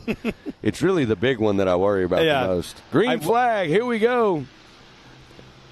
Charging up that hill. This is one of the things I really like about the change that we had right before Visions. They don't turn left right now coming down the hill. They just kept a little bit of a dog leg straight. Now going straight down the hill into a tight right-hander. Wide open all the way down that hill. It looks like that's Kennedy Singleton that got out there and got the charge. But on the outside, Code St. Peter's trying to pass on the outside right here. When was the last time you saw him not get a hole shot? Well, I can tell you this. It wasn't long. There he is right there. Code St. Peter goes around the outside, moves up into the top spot. But I can tell you right now, Kennedy Singleton is absolutely an incredible driver, and she is going after Code right now in that MidAmerica Outdoors Team 360 car. They are an ambassador for MidAmerica Outdoors, and we're going to have a really cool feature with them coming up a little bit later in the show. I'm excited to see this one. That whole crew, that we call them the Singleton Bunch. Yeah, I can see that. Well, and like the thing Brady is, our bunch. camera guy, the camera crew has been so busy back in the pit area getting feature stories like this, the behind-the-scenes stuff. They put a face to the name kind of thing. And it's really, really neat to go behind the scenes and meet these people firsthand. My man, Code St. Peter, the 63, looking good. And there's Kennedy Singleton in the second position. I do believe that's, I'm going to go out and say that's Berza, I believe, that's running in that third spot.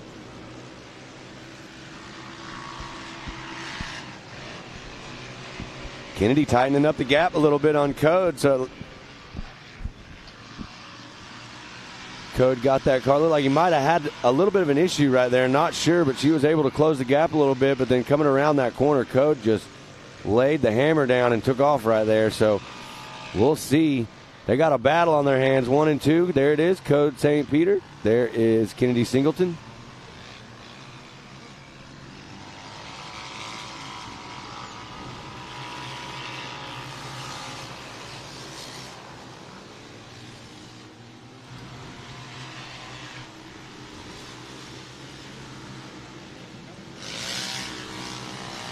So there we have Code St. Peter, Kennedy Singleton, Tucker Berza. There's Cole Warner. There's Green rounding out your top 5. There's Lutz in 6th.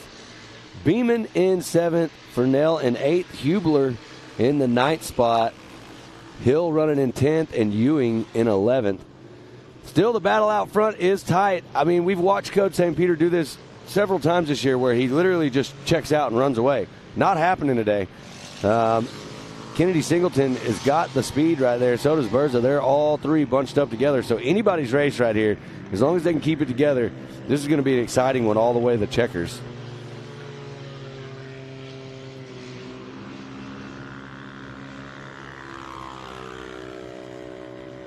Following the action out front.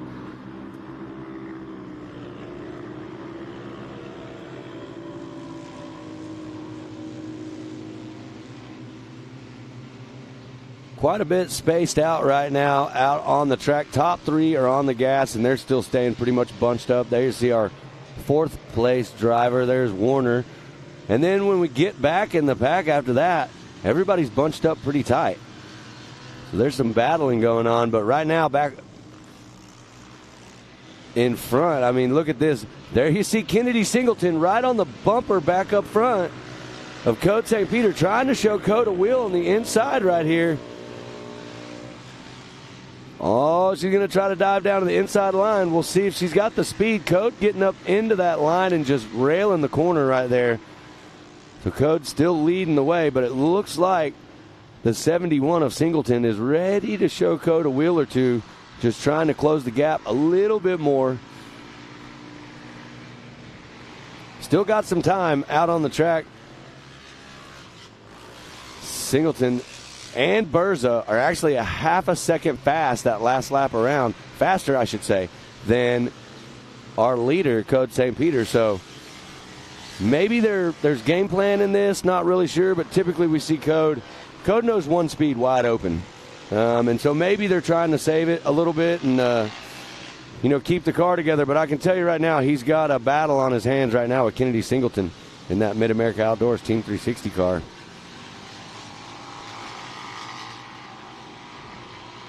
Berza looking good, still running that 3rd spot. Warner closing up the gap a little bit in 4th right here.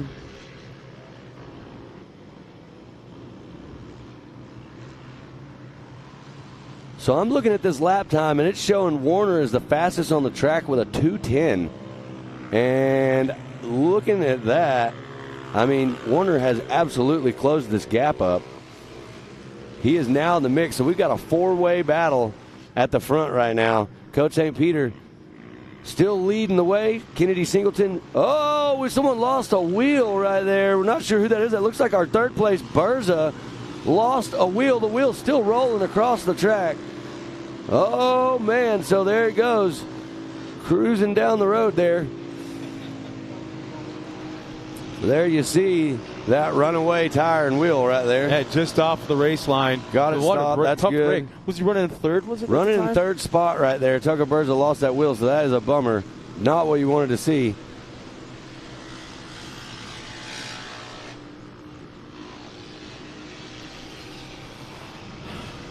Big time racing. These kids, they're not playing around. They're out here to win, and they're going to push these cars to the absolute limit. Well, not only that, they get their spotters when you're coaching around this track. I'm sure the spotters are kind of like, I don't want to say aggressively telling them what to do, but tell them go, go, go, go, go, or where to go on the racetrack. And the white flag is out as we come around right here. There's Singleton coming across, and in that 3rd position, that's Warner. So Code St. Peter. Cole Warner still got a faster lap time than Code St. Peter, but he's got 1 lap left. So we're going to see if he's got what it takes to run down Code. Here we got an Amsoil instant replay of what happened with 3rd and 4th position. There you see that tire just go exit stage left right there. And unfortunately, Warner got a little bit tied up in it, was able to save it, get around that driver clean. Nobody got hit by that runaway tire. And we'll see Berza hopefully back out there in the next race. But look at this. Yeah. Warner making the 2nd move. and 3rd right there. Warner making the move, sliding around the outside, going into that second position. We talked about this. Warner, the fastest car on the track right now. We were trying to see if he could run down Code St. Peter. He's done the first step, and that's getting around Kennedy Singleton. Kennedy Singleton now running in third position, still a very respectable race. But whatever happened, Warner has found the speed for sure.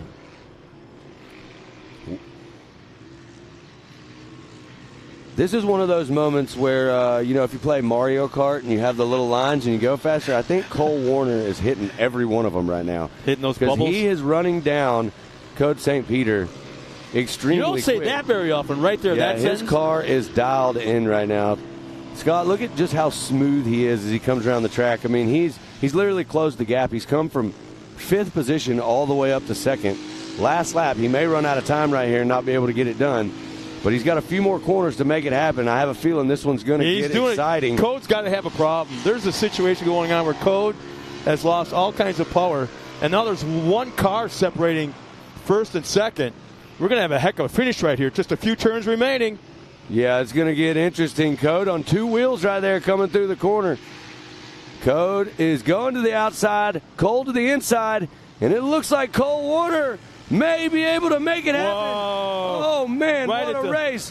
Side by side, I think the unofficial result is that Cole Warner, 0.047 seconds, Cole Warner makes the pass right at the finish line right there. That may be the closest finish in history of the MAO. Man, right there. I can tell you right now, I don't know if Tom and Code and all of them know what happened there at the end, but he is not going to be happy about getting edged out. But, man, huge congrats to Cole Warner. We got an Amsoil instant replay of this battle. Watch this. So there you see Code goes to the outside. Cole's going to go to the inside.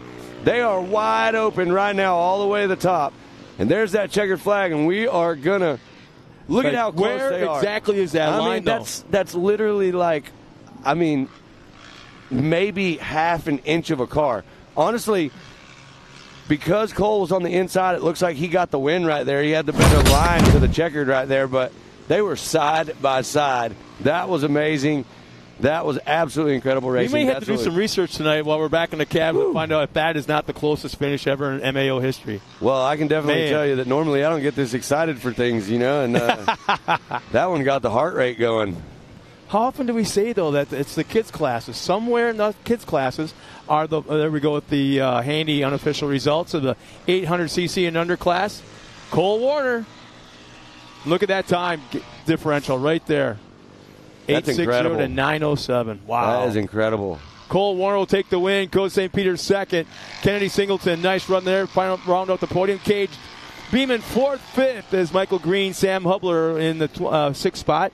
The 7th will be Allison Furnell and Briley Lutz at 8th, 9th, Tillman Ewing and Kaylee Hill round out the top 10. And then Tucker Burrs, a tough break for him early on in the race. He'll finish in that 11th spot.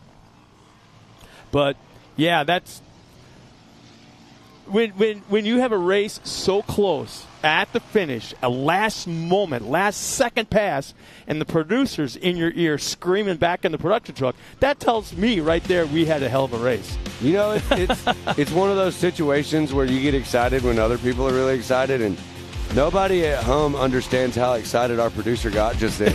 But I heard it, and it elevated me. So I was trying to match his energy. That was awesome. That was a great race right there. There's the highlights.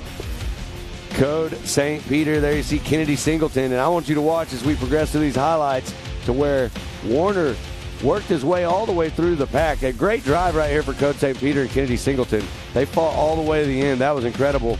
But there you see Warner starting to make his moves and work his way to the front. There, getting around Singleton. Quietly, and there's that finish. Stealth-like. Yep. I mean, if he wasn't going crazy and his spotter wasn't going crazy, I don't know what would make you go crazy. So that is so we're going to keep this action rolling. We're going to I'm feeling it right now. You're gaining momentum. You're gaining.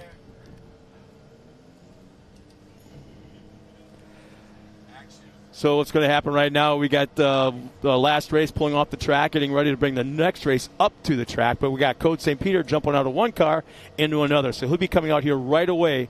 So that's a little bit of a gap, giving that driver a chance to unstrap and then restrap into the new car. Yeah, absolutely. And so there they have the Ultimax grid lineup for U250 Modified. Paxton Yoshimoto, Code St. Peter back out there again. There's Tanner Thompson, Declan Shields, Avery Sides, Kennedy Singleton back out there again also. Caden Graham, Maggie Flores, Harper Willis. And we are going to get it going here in a minute. We're trying to get this U250 Modified group all lined up. And then we are going to go racing. But look at this track. I got to tell you, you talk about how fun it is or cool it is when the kids back in the pits recognize you and come up to you and say, hey, high five you or whatever, as you're walking to the pits. I had that it happened for the first time to me last night at the rodeo. Yep. As I walked by, I'm not paying attention. I'm walking Denali, my dog, through there. Well, I'll finish that story later. Let's step aside real quick as we've got our next race coming up. Let's take a break real quick, talk to some of our sponsors. We'll be right back for more racing action at MAO. Here, it's round 5 of the 2023 season. At 360 Wraps, we've been working hard to transform the vehicle wrap industry. Wherever you are, we're standing by to show you the professionalism you deserve.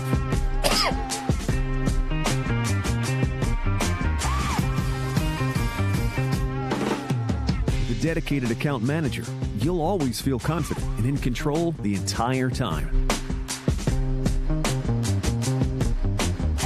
Providing nationwide service to the top brands in the industry, our team will confidently handle any project you give them.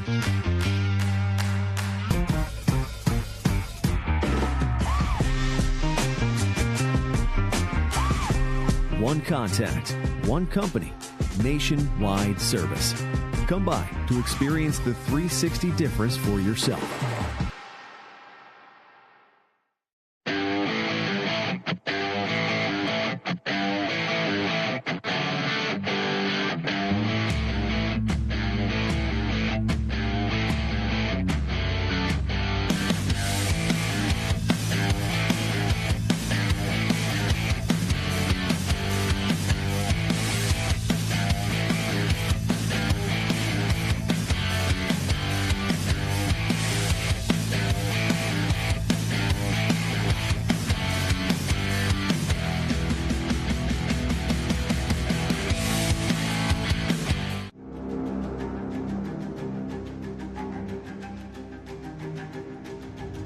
Connect with the Wild is about off-roading with your buddies. Connect with the Wild is about going to Moab and conquering new challenges that you didn't think were possible. Ultimately, Connect with the Wild is about enjoying the outdoors in your vehicle as best you can. We're treating it like we know it's something special that everyone will remember.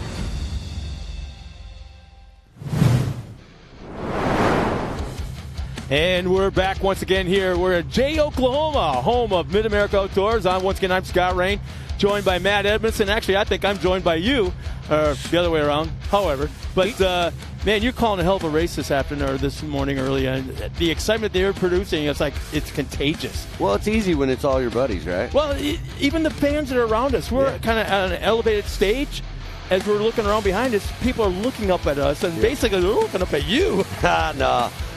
It's awesome. So we're going to show you this U250 starting grid brought to you by Ultimax. One more time, Paxton Yoshimoto, Code St. Peter, Tanner Thompson, Declan Shields, Avery Sides, Kennedy Singleton, Caden Graham, Maggie Flores, Harper Willis, all getting ready to do battle U250. So we had a couple of drivers that had to switch cars, Code St. Peter, Kennedy Singleton, probably a couple more that I'm missing on this, but we got them out there now. We're ready to go. They're lined up. And TW, our starting official, is getting ready to send them our way. Yeah, real quick, I started talking about before we went to break about how I had my first chance or my first opportunity to have a young driver come up to me and high-five me last night at the rodeo. And I go walking by him, walking my dog by him, and all of a sudden, hey, Scott, puts his hand up for a high-five. I look down, it's Tanner Thompson. And I was like, well, that's pretty darn cool, man. Yeah. So I high-fived him back. I'm like, best of luck tomorrow. And he had a big old grin on his face. So that was my first opportunity since being here that one of the young drivers recognized me. Well, I'm gonna tell you, Scott, it's great when they high-five you. It's not great when they show up at your trailer and ambush you with gel blasters. But we're getting ready to go right now. I hear the green flag is up. There they come. There you see that orange car blasting by. That looks like Code St. Peter. Well, that's the code that we Doing know what he all so does. well, but he still not have a clincher going into that first turn. Still a side-by-side, 2-wide race going into turn 1. Oh, now he's finally got the advantage. And like we've never said this before, Code St. Peter with the hole shot. Code is on the gas right here. Looking good.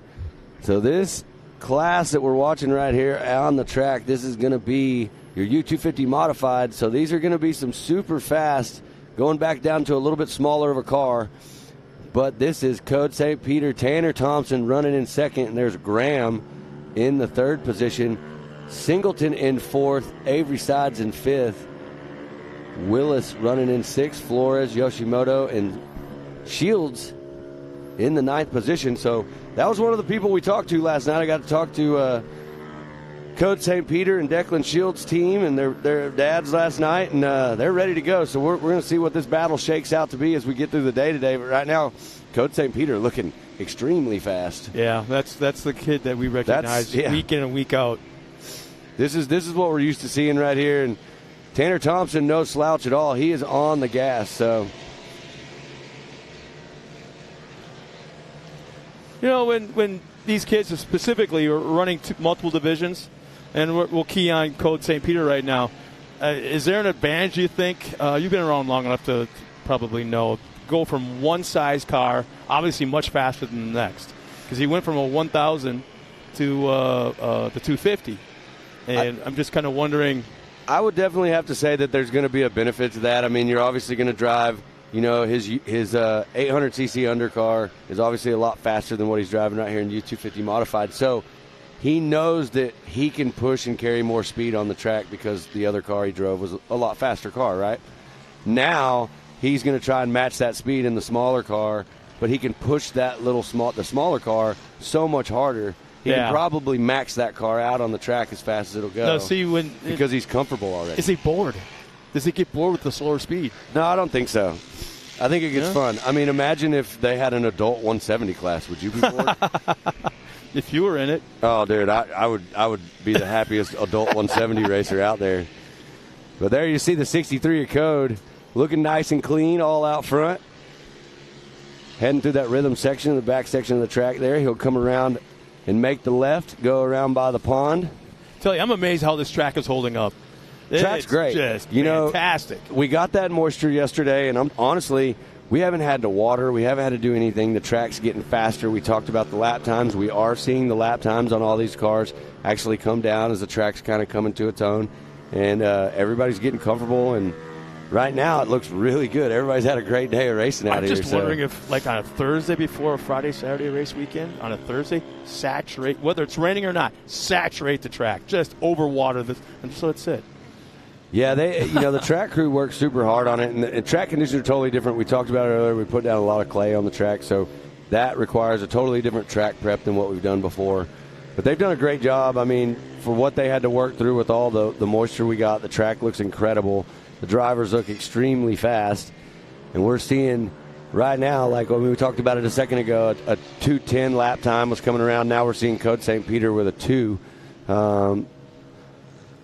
Yeah, St. Peter, Yoshimoto, Thompson, our top three, along with Graham, Singleton, Sides, Willis, Flores, and Shields. Kind of surprised to see Declan. Something looked like something didn't happen. It doesn't look like Declan's got time, so I don't know if Declan actually started this race or not. So, but there you see Code St. Peter. There's a yellow out. Texas boy who's on the gas, charging. St. Peter Racing, making him proud right there, mom and dad. He's got his grandparents out here supporting him this weekend, so great support system for Code St. Peter as always. And there you see that car on the track right there. I do believe that is Declan Shields Declan, there. right there. So they're getting him cleared. It looks like he had some sort of a car problem. Hopefully they can get that fixed and get him back out here in race number 2, which you'll see coming up just later on today. But charging down that hill, I have to imagine that is a huge rush for these young drivers in this car coming down that hill. Top speed as fast as they can go. I think the rush is when it comes time to make that turn. Yeah, at the bottom. At the bottom. Hey, a good friend of mine from northern Michigan, Ben Wandasega's checked in. He's right down the road from a famous short course off-road racetrack, Park River, Michigan. Yep. You got to start making some of those treks to some of these racetracks to see where the history of this sport has come from. I got to start finding more time in a schedule. There's lakes up there. I think it's called Lake Superior and Lake Michigan. So you know. Is that how you sell me? Yeah, no surprise right now. If you're at home watching this right now, Code has absolutely checked out. 6 seconds faster a lap than anybody else on the track. So Code and the team at St. Peter Racing have got this U250 car dialed, and he is absolutely flying right now. Looks like Code changed up the livery a little bit on this car. It looks like he's got, can't tell, maybe that's just the sun. Orange car, orange dirt, bright sun. Yeah, it looks like it almost turns yellow on the roof and the hood as he comes around right there. But Code St. Peter looking smooth. He is for sure that smooth operator. I saw him this week. I went down to the St. Peter Racing facility and visited with him, and actually picked up a little mini jet boat that they have. And I saw that. Yeah. When you say picked up, what do you mean? I literally hooked it to the back of my truck and asked if I could borrow it to go have fun. So it's Tom's. But Code was out there having some fun, riding his Stasic, ripping around on the track, and today he's having even more fun on the gas and charging to the front. There's the 71 of Singleton running in that 4th position. And there you see Code St. the Peter's 228. The white flag just coming out right now. There's the 56. I believe that's sides. The 47Y. White flag coming out. U250 Modified providing all the action right here. You guys don't forget, follow MidAmerica Outdoors, MidAmerica Racing Official on social media to keep up with everything that's going on here. If you're out here today and you're part of the crowd of people that are here watching racing today, please tag us. We'll share all your stuff. There you see Code St. Peter. Still looking sharp, just clicking off some laps. Uh-oh. We've got somebody on the roof. Can't tell who that is. Track crew running out to check on them. Make sure everybody is okay. That is top priority out here. Yeah, Yashimoto right now is just a little over 12 seconds back of St. Peter, and I think Yashimoto is about 6 seconds out in front of Tanner Thompson, who's right now running in that 3rd spot. One other good thing about this class, if just by chance you happen to find yourself on your lid or on the side, it's like 3 guys can roll you over. That's right. Sounds like we have an Amsoil instant replay of what happened right there on this rollover. So kind of the same spot. There's a little rut right there at the bottom. Yeah, right where Van Beekum. So he hit that rut, got a little bounce, got up in the bicycle, and went on ahead and did a pirouette and landed on the roof. So unfortunate there. We got the caution out. There's Code St. Peter making his way through. Hopefully that driver will be able to get that car corrected and get back out there for the next round. But Code St. Peter getting through that caution clear, slowing down to the speed that needs to be. And now he's charging to the checkered. Few more corners right now. My man Code St. Peter Racing, the 6'3" out of Texas. Here it comes, checkered flag. Code St. Peter looking sharp out there. Congrats on that. Taking the top spot right here in U250 Modified Race 1. And in fashion, there you see our second driver coming around. I believe that's Yoshimoto, the 228. Tanner Thompson should be right there in that 3rd spot, a couple seconds back. Yep, there is Tanner Thompson right there in that 21. MidAmerica Outdoors looking nice and sharp. Next around, I believe, will be Kennedy Singleton.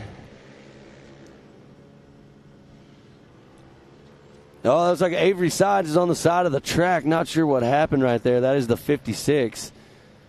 Was running in 5th position right there. Now he is on the side of the track. That's unfortunate. Avery was putting in a good drive right there, running the top 5. There you see the checkered flag for the 71 of Kennedy Singleton, MidAmerica Outdoors Team 360 driver. Man, I'm telling you, when we talk about this and we talk about all these young drivers that are ambassadors for the park, you know, out here, the Singletons and Tanner Thompson and so many others, there's some really good ambassadors out here for MidAmerica. These kids and these adult drivers that are ambassadors, you know, Lee Knowles and Yeah. Cody Martin in the pro class, and the list goes on. I mean, we got some really, really good people out there, and here we are with the handy unofficial results. So we just saw it. Code St. Peter ran away with that one out in front, the 63. There's Paxton Yoshimoto in second, and Tanner Thompson rounding out your top three. Kennedy Singleton in fourth. Avery Sides is going to be in that fifth position. Maggie Flores in the sixth. Harper Willis in seventh. Caden Graham in eighth. And unfortunately, we saw Declan Shields have some issues with the car. Hopefully, we get to see him back out on the track in this next race coming up, because that is a battle I wanted to see. I wanted to see Declan and Code duke it out a little bit, and I'm sure we will in race number 2. But well, just a reminder, race number 2, every class runs twice today again. That's right. So this is only halfway through round 1. Yeah, we still got a long, long day of racing ahead of us, and we hope that everybody is enjoying this racing so far with some highlights from that race. Code St. Peter. And there is the battle we saw that didn't take place. Declan had a car issue, so Code St. Peter kind of ran away with this one. There's a 71 of Kennedy Singleton. There you see, hitting that corner, rocking up on 2, and then rolling it over to the roof. That allowed Code St. Peter to charge all the way the checkered right there, all by himself. Looking sharp, ran away with that one. Yeah, that's the kid we remember as Code St. Peter. Yep, not conducive to the 800 cc that we see.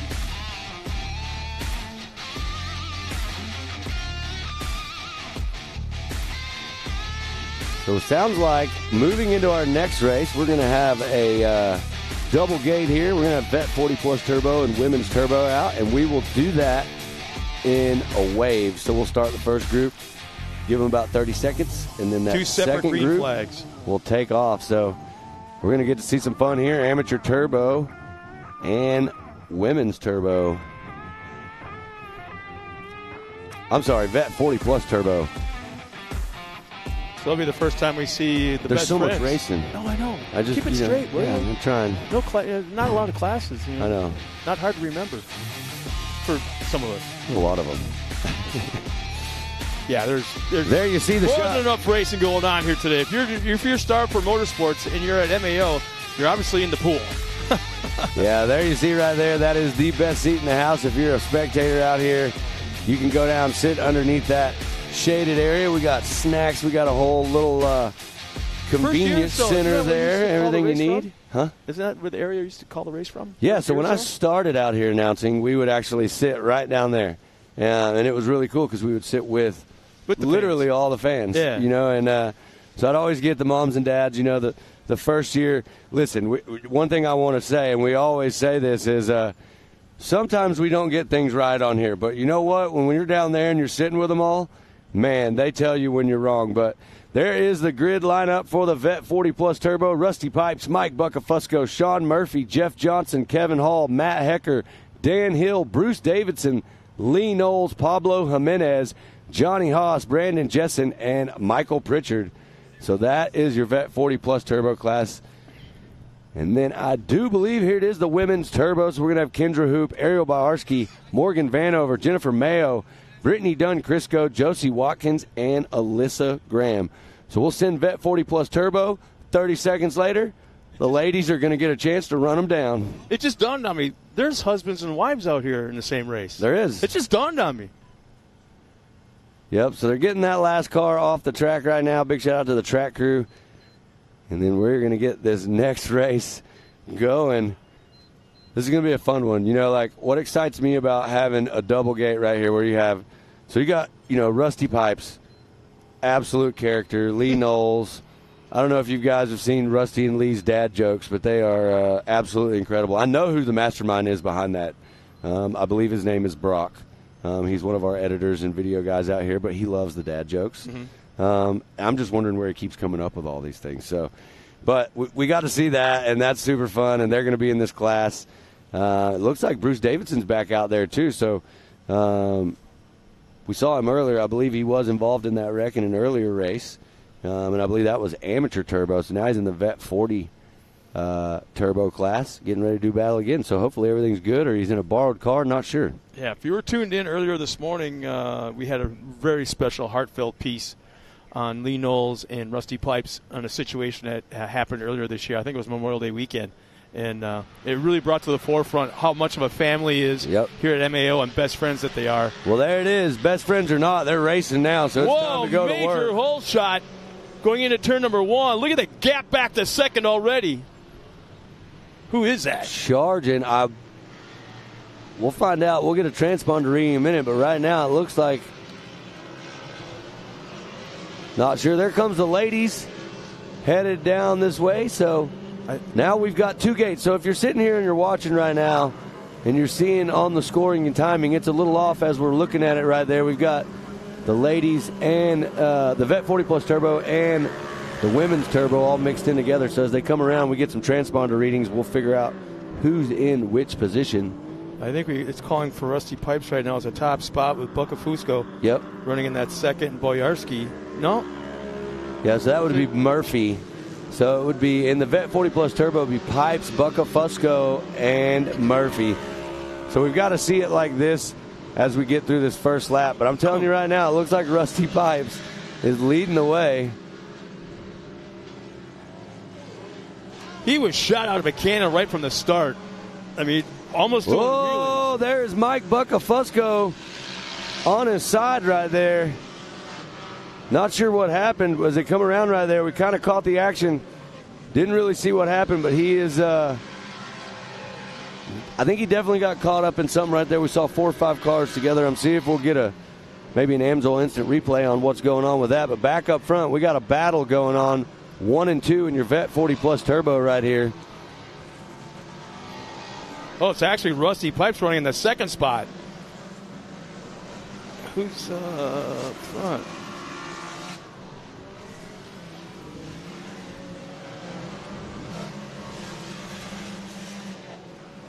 See if we can get an update here.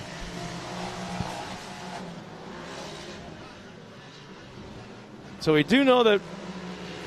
All right, sounds like we do have an Amsoil instant replay of what happened to Mike Bucka Fusco right here. Everybody grouped in tight. There you see him up at the top. And it looks like Mike actually comes in on the inside line and gets just super fast there. I'm not really sure exactly how they got together, but got together a little bit with the driver on the outside, and Mike got the raw end of the deal there. Ended up on the side. We'll make sure he's okay and get him back out there. But well, we're seeing dust for the first time at the bottom of turn 1 at the bottom of the hill. And a little bit of a right-hander. So that's kind of surprising to see this early in the day. But, man, we got a nice battle going on for the top spot with 3 cars, I think, going at it. They're duking it out right now in Vet 40 Plus Turbo. 1, 2, and 3 right here on your screen. We're going to see who is going to make it right here. Going outside, going to try to dive inside right here. I believe that's the 47 of Rusty Pipes. It's actually running in second position. Yeah. Most definitely. I haven't been able to figure it out. And I believe that might be spot. Murphy. I believe that's Vanover in the top spot right now.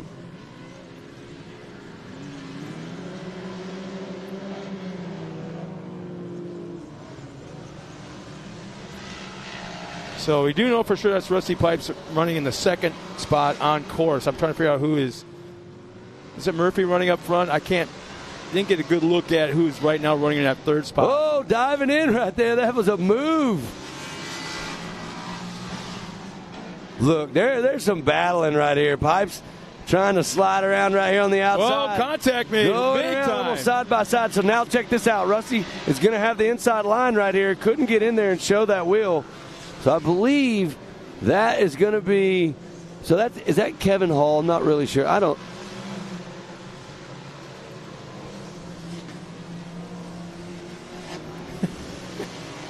Well, there we see, I believe that is one of our lady drivers right there. I think that was a 237. Yeah, that was Josie Watkins right there you saw on screen. So mixing it in with the ladies right there. Kendra Hoop is leading the charge right now in the ladies class. Kendra extremely fast. And you know what? I got to give it up for Kendra. Kendra had a big wreck. They got that car together. The guys at S3 loaded it up, took it home with them after Visions. And she is back out here looking strong, trying to go after that championship she's been working for all year. So it looks like Rusty Pipes has finally made the move. Look at this Amsoil instant replay of this jump pass that was done right here. Look at this. Whoa, here we go. excuse me, coming up on the inside. One of the things you noticed right after that was the jump pass was incredible, but there was so much speed in that corner to make that jump pass happen that he couldn't hold that corner next. Whoa, look at this charging down the hill. That was a crazy thread the needle right down the middle. I am going to say that there's an issue going on. The 46 right there charging. I want to say Kevin Hall got around. I think that's Vanover. And then there's the 41 that of Knowles. Third place on the picture. Yeah, so it looks like Hall, Knowles. We got Jimenez up there in the mix. There's Pipes, Vanover, Murphy. Brittany Dunn-Crisco out there throwing in some laps too, doing really good out there.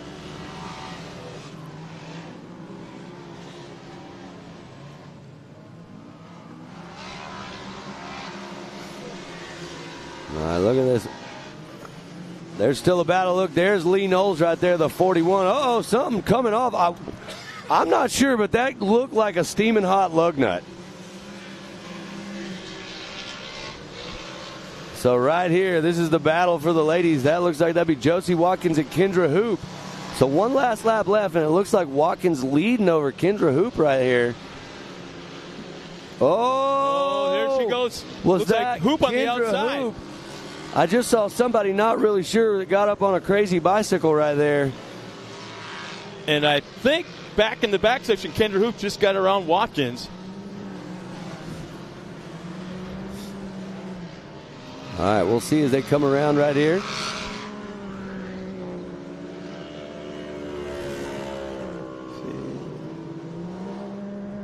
That looks like Brittany Dunn-Crisco right there. Here's the Amsoil instant replay. There you see Kendra Hoop getting real close on that inside line, putting it on the bicycle and riding it out a long ways right there. Joey Chitwood Stunt Show is hiring. Yeah. So definitely an issue. It looks like that's the 6 machine right there. I believe that's going to be Morgan Vanover. And that is one of the ladies right there on the track. And it looks like Morgan Vanover will be running in, I believe, the 4th position in her class.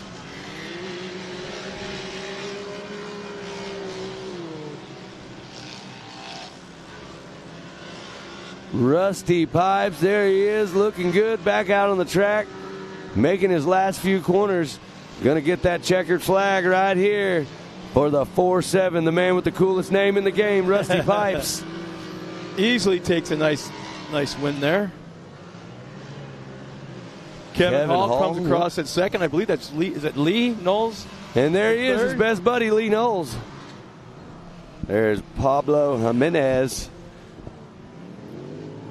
Jeff Johnson, another extremely fast, very patriotic driver out here. Sean Murphy. And here comes Kendra Hoop taking the win in women's turbo right here.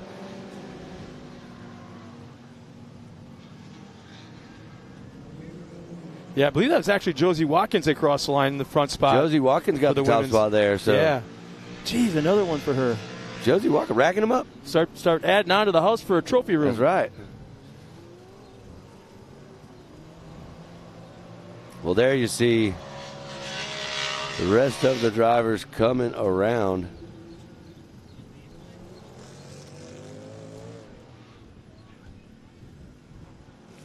There you see Brittany Dunn-Crisco battling to the end. That's the 22 machine. I can't see the number. There is the 519, I believe. Is that who that was? Jen Mayo and Brittany Dunn-Crisco coming across the finish line right there. So, what a race right there. We combined our Vet 40 Plus Turbo and our Women's Turbo. So, we're wrapping that up right now, and then we are going to get ready to dive into the next class. And check that out. There you see. That looks like Mike Buckafusco. He got that car back flipped over. Everything's good, minus a door there that's open. Luckily, no one riding with him to fall out.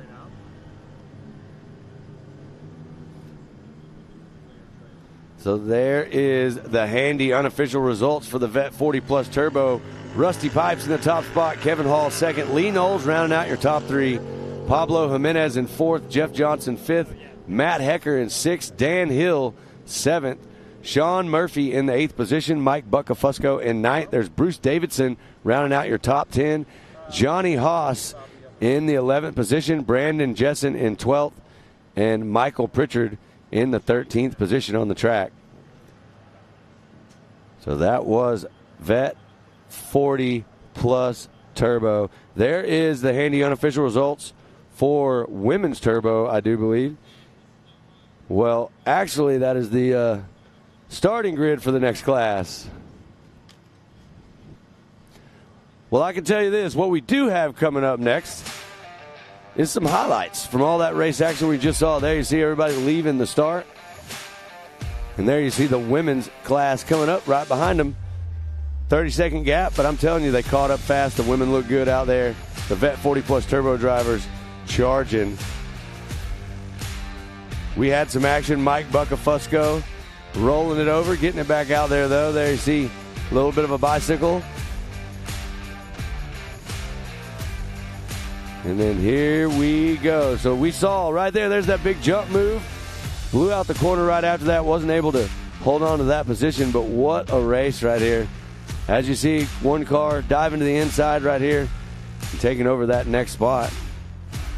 And there you see Kendra Hoop with the excitement right there. After coming off Visions, I'm sure that was a little bit scary for her. She had that wreck at Visions, got that car dialed back out there. And there you saw the 47 of Rusty Pipes taking the checkers. So what a race, combined class there. Sounds like our next class coming up is going to be the exact same thing. So we will have Vet 40 NA and Women's NA coming up next.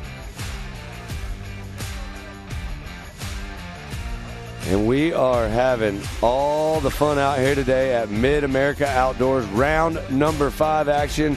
Pro Light Championship Series. And we are going to take a quick break, and then we'll be back to racing after a word from our sponsors. Lightweight, agile, and strong, the Pitbull is perfect for the job. The Pitbull is the first and only lift that can be used in the pits and in your garage. Elevate your racing with a Handy.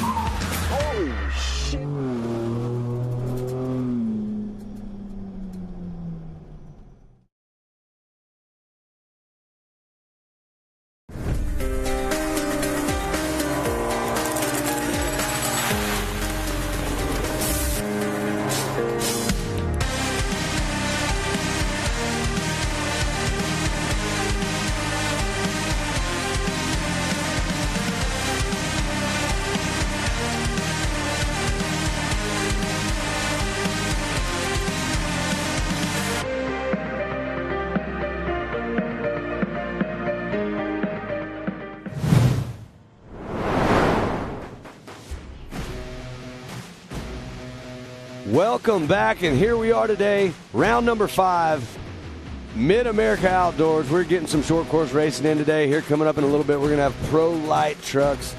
We've got all the action going on. We had a little bit of rain yesterday. The weather has been great today. The track is dialed in. The track crew has got it perfected for these racers that are out here, and we are off to a great start today. And we are going to get right into this racing, coming back right with Vet 40 plus NA. And we are going to have the women's NA division. So we're getting them lined up and ready. And we'll be back out here on the track to do some racing. But, man, what a day so far. Big shout-out to all the crew. Big shout-out to everybody out here. And we are going to send it real quick to a piece with Pam Hall with some of my favorite people out here. We like to refer to them as the Singleton Bunch. It's almost like the Brady Bunch out here. But they are immensely increasing their racing expertise, and we got a chance to catch up with them. So here it is. Hey everybody, I'm Pam Hall. I am out here with the Singleton Bunch. If you guys watch all of our racing, you know exactly who I'm talking about. We have a family race team right here. We're going to start off with Brooklyn. Brooklyn, you're doing awesome out here, having a blast. Are you having fun out here this weekend? Yes, I am. And this is a whole family atmosphere. How is it having your siblings racing, not against each other, but all of you guys racing? It's very fun because then I get to cheer them on, and after they do good or they do bad, I still go and I say, you did really good, even though if they did bad, then I just make sure that their confidence is up and not going down. Well, that's awesome. Being a family out here racing together, a racing family is what you guys are. But like I said, everybody knows you as a Singleton Bunch. But you're out here racing. This weekend we had a rain delay today. And tomorrow, all of the racing is going to be pushed into one. Are you excited about that? Or are you having a blast out here playing in the rain or no? I'm excited about everything. But I'm excited that it was kind of rained out because then I get to play with all my friends and all the little kids that I love to play with. Just, it's all fun, just any way that they do it. And that's what it's all about out here is family. Yes, it is. Exactly. And so now we're going to move right on over here to Miss Kennedy. Kennedy, how are you feeling out here today? Really good. It's been a blast out here for everybody, I know. And I know you're excited to get out there and do some racing. Yes, I am. So your sister just touched base on it. Now, when you guys come off the racetrack, do you guys chit-chat about, a line that you maybe could take better? After racing, because after I go, like my brothers are going, or I have to get in another car, so my dad has to stay in the spotter area. And so when, I race before my brother, I will, listen to his lines and what my dad's talking to him, so, I could just know what the track is going to be like. So basically what you're doing here is all three of you are learning from each other. Yes. And Dad's a good spotter, helping you guys all out. Yeah, he's a really great spotter. So from racing last year to this year, what have you changed up in your program for yourself of how you drive? That I've learned that, I don't know, that I've got a new car and all that. So learning on a new car, was that different for you, or are you having fun in it, or did you have a lot of things you had to change? I don't think we changed a lot of things, but it's just learning and feeling the new car. Well, good luck out there this weekend. I'm going to move on over here to your little brother. Thank you. All right, now over here with Mr. Blaine. Blaine, how are you doing out here this weekend? Good. Are you having fun out here playing in the mud? Yes. Did you have to get out of school yesterday to come out here? No. No. So what are you most excited for this weekend? To race and have the fun. Okay, and then another question, I'm going to ask you this. So are you watching and learning from your sisters? Yes. Do you guys practice at home together? Yes, kind of. Kind of? Yeah, they're saying you do. We drag race. Oh, you guys drag race? Yes. Do you like drag racing, or do you like this off-roading better? Off-roading. It is a lot of fun. Sister's over here. Let's see what Sister Brooklyn's got something to say here. So whenever we go home sometimes, we have our own track. So we get to drive around on that, and it's kind of small. So whenever they do it, it's big, kind of. So it's fun to see them ride around. They get to, my sister has a loud, kind of little louder motor. So she gets up behind my brother. My brother hears it, and then he goes faster. So then that's how he learns to get fast and my sister pushes him, and it's kind of fun. Well, that's awesome that you guys at home, as a family, you race together at home. Out here, you help each other out. That's truly what this sport is about, is being one big family out here. And I know you have lots of friends out here at the track as well. So good luck out there this weekend, and we can't wait to see you guys on the track. Thank you. It's kind of neat to see the behind-the-scenes stuff. And we want to bring, like I said earlier, a face to the name of all our competitors and our families. And to see a family like this, so tight, so competitive, so damn cool. Yeah, it's awesome. They're a great, great group. So looks like we are ready to get going with Vet 40 Plus NA. There's our Ultimax grid lineup. Terry Lackey, Austin Sides, Rick Schroeder, Todd Rimmery, Jeff Johnson back out there, Mitch Truitt, Jason Everhart, Justin Moore, Randy Clifton, Randy Holm, and there's Dan Holm. So that's Vet 40 Plus NA. And now we're going to have our women's NA. With Josie Watkins, once again, her third race of the morning. So we got Camber Kirchmeyer, Leslie Yashimoto, Brooklyn Singleton, once again, Crystal Rowden, and Alyssa Graham. So we're ready to go now. Once again, that was the Ultimax starting grid. As we get going, we're looking at the starting line. I'm telling you, I just love the scenery around that starting line. It's so picturesque. All those green trees down there in that little valley. Green flag is out. We're underway. Here they go to turn one. So this is your Vet 40 Plus NA. Already some excitement right there. We saw a couple people maybe getting some wheels together on that start. And now we're going to send the ladies. Here they come. This is your women's NA class. Tick tock, tick tock. Green is out. They're underway. Yes. Singleton had a nice run going on in the inside. She checked up at the last minute, so she'll be in that third spot. I was just happened to be keying on that car. And the women are underway going down that back straightaway. Well, here we are. It looks like we're back up front right now with our Vet 40 Plus NA drivers right there. And there is the women's class coming around the back section of that track right there. So Lackey on the gas as always in front, and there's Josie Watkins. Yeah, so Lackey looking good. Lackey is extremely fast out there, and he is right now out in front and on the gas. There you see Truitt. Car looking good. Yeah, another one of those cars that was basically pulled the trigger and shot out of a cannon. Lackey just hasn't looked back from the drop of that green flag.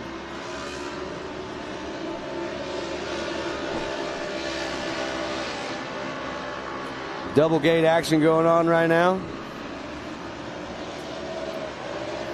So we are watching it all go down. Josie Watkins on the gas leading the way for the ladies. And Terry Lackey leading the way for the men right there. Camber Kirchmeyer running that second position. We got a car on the side over there. Let's see who that is. Track crew getting them flipped over real quick. Looks like the 528 right there. That's Leslie Yoshimoto. Unfortunately ended up on the side. Not sure what happened, but looks like Leslie's okay. There we are back out front with our leader. Right now, it looks like top five for the men will be Lackey, Austin Sides, Rick Schroeder, Jeff Johnson, and Jason Everhart in our top five. And in the women, Josie Watkins in her third race of the morning out front with Brooklyn Singleton running that second spot and Alyssa Graham in third, Crystal Rowden fourth.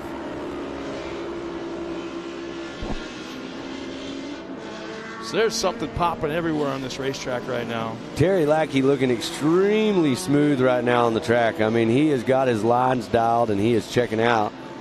And let's see, where is... So Terry Lackey, we're going to get a full lap time for him when he comes around here in just a minute.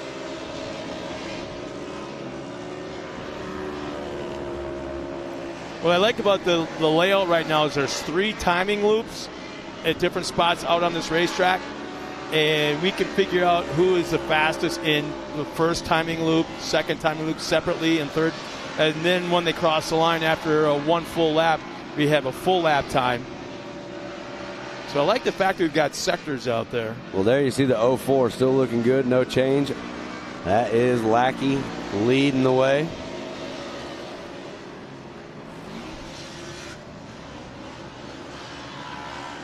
Looks like we got another car right there. Looks like the 27.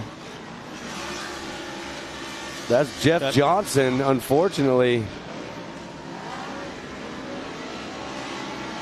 That patriotic car on its side right there. Here comes the track crew to get out and make sure everybody's good.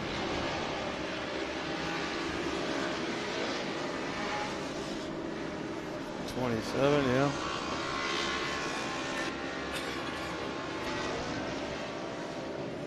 Tell you, Josie Watkins is having a heck of a day so far, and it blows my mind that there's one driver she might be one of 2 drivers that are actually running in 3 different classes, a total of 6 races in a single day.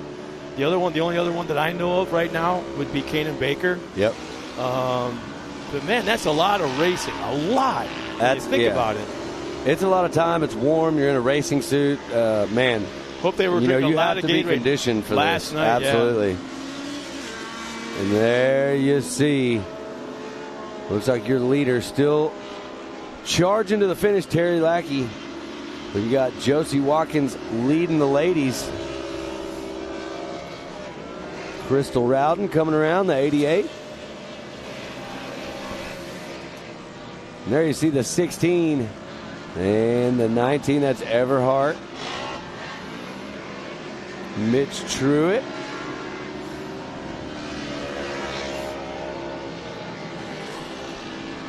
Well, I did get word just a second ago that there was a lot of friendly trash talk up at the top between the NA ladies and the Vet 40 Plus. Really? NA drivers out here, yeah. I got a text message from one of the ladies that said we were giving the old guys some heck up at the top. So they're out there trying to run them down right now. I think that's the mission, right? White flag is coming out right now, so one more lap in your Vet 40 Plus.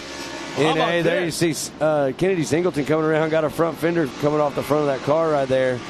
Might have got into something somewhere. I'm looking at Terry Lackey's best lap of 158.7, and not very far behind. Josie Watkins is a 2 flat, so that's nothing really. Well, to I just want to show you this: 158.7, and Josie Watkins just did a 158.7 also.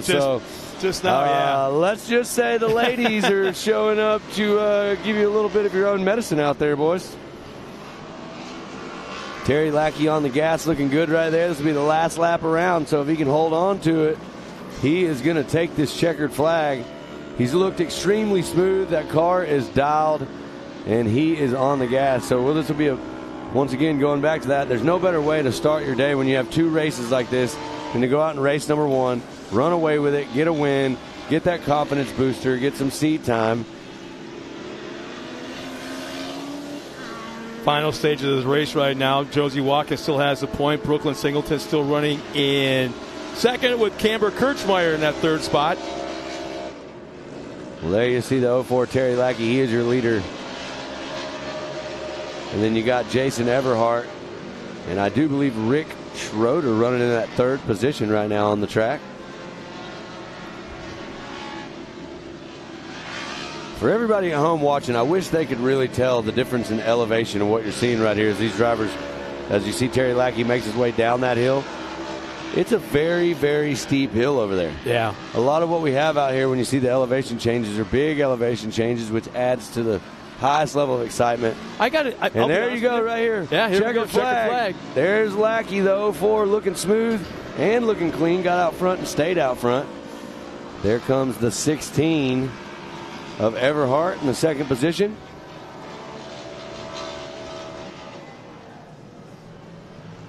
We got a battle. Coming towards the checkered flag right now. Ooh, someone was off the pace.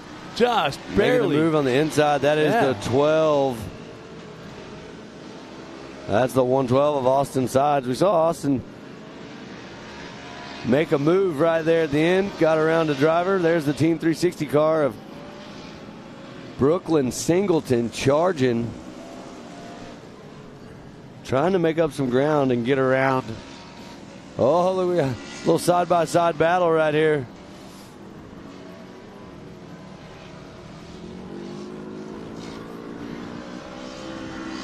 So Josie Watkins, Camber Kirchmeier, Brooklyn Singleton, and Terry Lackey, Jason Everhart, and Rick Schroeder.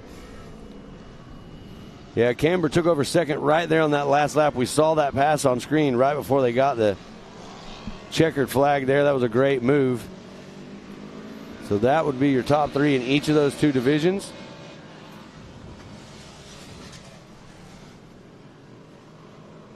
That looked like Alyssa Graham that just came across.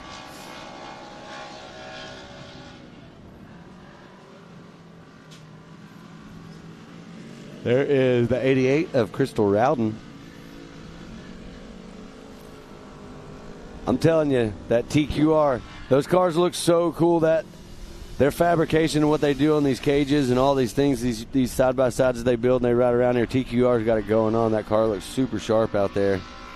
That's one of the things I like about this side-by-side racing is there's not a standardized chassis or cage Make it yours. with these cars. You can dream it, think it, put it on a piece of paper, and start cutting and welding, and that's what's really neat. I like it. Yeah, we look at that with Kanan Baker. You know, he's got a really low roof on his car. It looks really cool out on the track, especially when he is absolutely hauling the mail out there. So we'll get to see him coming up here in just a little bit. Right now we've got the Handy Vet 40 Plus NA unofficial results. Terry Lackey with a top spot, Everhart in second, Schroeder in your third position, followed by Mitch Truitt fourth, Austin Sides fifth, Justin Moore in sixth, Dan Holm in seventh, Jeff Johnson in eighth, Todd Rimmereed in ninth, Randy Clifton in 10th, and there's Randy Holm in 11th. And there we have the women's NA Handy unofficial results. Josie Watkins, her third win. Is it noon yet? Her third win of the day. Camber Kirchmeyer in that second spot. Brooklyn Singleton will round out the podium along with Alyssa Graham fourth.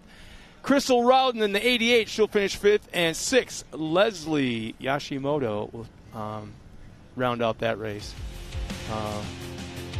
Great drive. Here comes some highlights right here. Yeah, Here's the highlights of the two races we just witnessed. What's kind of neat is the men take off and then the women inch up to the starting line waiting for their green flag. But like you said, 30 seconds apart, they get sent out. Here's some race action later on in the race. I have a feeling that the ladies rolled up right behind that going, challenge accepted, boys. Here we come. I wonder how many times, if it happened at all, when they rolled up to the starting line and kind of tapped the car in the front of them. That would be kind of funny. But, yeah, women had a heck of a race here this afternoon as the checkered flag waves. Terry Lackey looking sharp out there, ran away with it, kept his car clean, probably didn't use any tear-offs. No reason to. Yeah, exactly. Yeah. When you get in front, you can save stuff. Beautiful day here. Look at the clouds, the blue sky contrasting against the green trees and the bright red clay of MidAmerica Outdoors and the racetrack. There's a good shot. You kind of get an idea of the elevation change.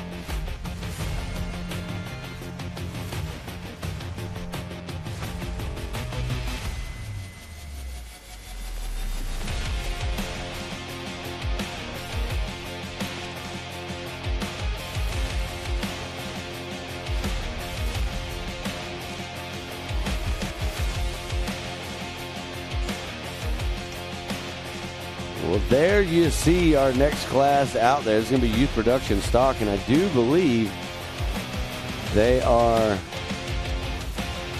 getting around the track right now. I think they're going to do a sight lap, because one thing you will notice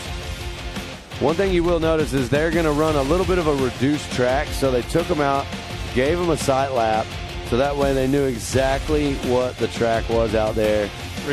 Reminder. So yeah. Anyways, here's our. Well, you know what? Before we get this thing started, we got a little feature with my man Cash LaCroix at Lake Gunnersville, Alabama, having some fun on Thursday. Let's see what he had going on.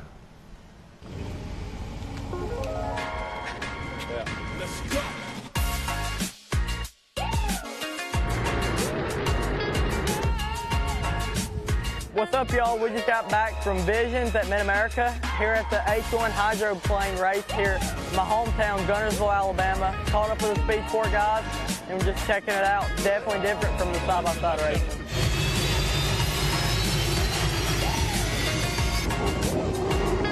Compared to the side-by-sides and coming back from what we just did, it's definitely a whole new world. These things are going 180 across the water. It's crazy. Yeah, so if I got the opportunity, I might get behind one, but I don't think I'd be skipping across the water like these guys are. So the fastest I've gone is like 160 in one of my dad's buddies' Porsches, and but on the water I've been 80, and these guys are going 180. So if I had to choose from this or side-by-side racing, it'd probably be side-by-side racing. These guys are crazy going out there, going that fast across the water and going in a circle, just turning that fast is just crazy. I'd probably stick to what I'm doing and what I know how to do. Well, talk about being. Is he even 16 yet? I'm going to tell you this. I want to bring this up. For anybody that doesn't know, if you're doing, I'm going to say anything over 50 on the water, it feels extremely fast. Mm-hmm. So at the speeds that they were going, I think I'm going to roll with Cash on that one. I'm not trying to race no race boats to go that fast, especially in that little cockpit. But right now, there you see the Youth Production Stock Ultimax grid lineup: Carson Hill, Emily Fowler, Lane Plummer, Caroline Claire Ewing, Caden Vanover, Harper Hess, Heston Hess, Waylon Colts, Piper Doublehead, Tyson Raby, all getting ready to do battle. There is Kane Brazino and Ellie Lindemood also in that lineup. And while we're sitting here, I saw Caroline Claire Ewing's name on there. We want to give a big shout-out to Tillman Ewing. A happy birthday. It's his birthday today, and we want to make sure he knows that we hope he has an awesome day. And that we're letting everybody know it. Oh, I'm telling everybody. How old is he? Oh, I mean, I don't know exactly. He didn't tell me how old he was. Guess on the high side. I'm going to say he's 42. Okay. No, I don't think that's right. I still can't believe you're in your 40s. Man, I'm telling you, you ain't got to tell nobody that, okay? We're live here. Tillman Ewing, happy birthday, my man. Youth Production Stock on the line, getting ready to go. There you see our starting line official, TW. Oh, he's like, you better back it up there. He's going to make sure everybody's ready to go. Everybody's lined up. Woo, you better run faster than that, TW. They almost got you. But there you see Youth Production Stock. One thing you'll notice with this Youth Production Stock class is they're going to run a little bit of a reduced track. And there you see the 723 jumping out to the early lead. That's Emily Fowler. But there is Carson Hill jumping in the mix. The 126 right there taking over the lead. Carson Hill following my lead. He keeps coming out here and trying to show me up on these haircuts that he's got. He's got this barber up there that's lining him up, making him look sharp. Hey, you're looking good, man. I like the style you got going on. I'm going. That crazy, like, high and tight, fade stuff. I do all of this for speed sport. You know, it's required in the handbook that you look professional. There's a handbook? Yeah, so no long hair anymore. But here we are watching Carson Hill, the 126, looking good. Carson Hill, man, I got to talk about this kid really fast. I saw this week on social media. You know, a lot of these kids they're funded by mom and dad. They have sponsors. A lot of sponsors help them with parts and different things. We talk about the gel blasters and how much they've taken off and how much the kids love to terrorize me personally with them. But Carson's actually been selling gel blasters, like custom gel blasters online to raise money for his racing program. So if you guys want to support these young drivers and you see this stuff come across social media, you know what? Buy a gel blaster. I'll be your target. You can shoot it at me. But let's support these kids right here. Again? Say that again? Yeah, you heard it. That's the only time I'm ever going to tell you that. But right now, Carson Hill looking good in that 126 machine in the lead. Emily Fowler running in second, the 723. And there's Caroline Claire Ewing in your third position, that 06 car. It's a great drive right here. Carson Hill is checked out in front. You know, it's so crazy that even this class, the kids in this class are so social media active. Oh, yeah, absolutely. And it's all based around their racing. Sometimes you see them with their puppies or their kittens or their animals they have at the house, but the fact that they're their best own PR person, it seems like. Well, the coolest thing about it, when you really think about it, is that, you know, their parents and the people that are with them, that are coaching them along, are guiding them to do these things at a very young age, right? And so as they get older and their racing progresses and their sponsors continue to develop and get bigger, they'll be able to give those sponsors the correct, you know, ROI on what they're doing for them, you know, and elevate those brands that support them. So hats off to everybody out there that's getting these kids all set up and coaching them along the way. But Caroline Claire Ewing running in that third position. Yeah, she just crossed the line, completing another lap. And I'm surprised. Man, there's a big gap between our top three here. Yeah, Youth Production Stock class. So Carson Hill is running a fastest lap on the track is a 1:05.3. And second place, Emily Fowler, is a 1:09.6. So Carson's got all the speed right now out there on the track. And it should be mentioned that if you haven't noticed, yeah, they are running an abbreviated track. I want to say probably almost cut in half, maybe? Yeah, Half we cut the back section of the track, the rhythm section, the step up, everything back there.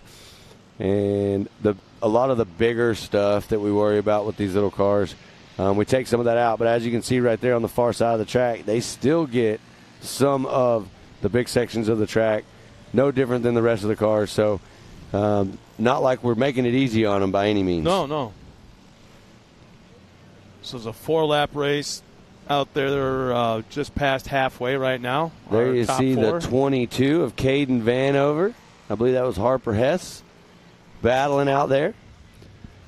So Carson Hill, Emily Fowler, Caroline Claire Ewing, Waylon Coates, and Caden Vanover rounding out your top 5. And then you got Harper Hess in 6th, Lane Plummer in 7th, Tyson Raby running that 8th spot, Kane Brazino in 9th. There's Heston Hess in the 10th position.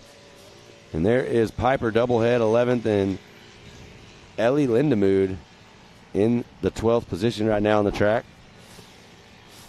Got to give it up to Carson Hill. Carson Hill's been running around out here. I've seen him having a good time, but he's focused. He's dialed right now, and he's clicking off some laps. Here we see the battle with the 22 and the 24. That's Caden Vanover and Harper Hess. We talked about that earlier. This is the battle for 5th and 6th place right now on the track. The 22 able to hold on, but they are close. Yeah, they're way less, probably 2 car lengths separation, less than a second on the last lap going by. You can see him right there on camera. And there we are back out front. Carson Hill looking sharp. It's Livery representing Old Glory out here. I was about to say the Stars and Stripes, yeah. And, yeah, checkered flags in hand as they come out of that last corner. And Carson Hill will take the win. Yeah, look at him pumping that fist. He is so happy right there. He ran away with that one. Carson Hill, a great job. Here comes Fowler, I believe, comes through the checkered flag. And then we'll have Caroline Claire Ewing that'll be coming through.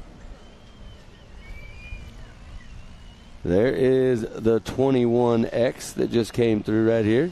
That's going to be Kane Brazino, I believe. Kane was actually a lap down right there.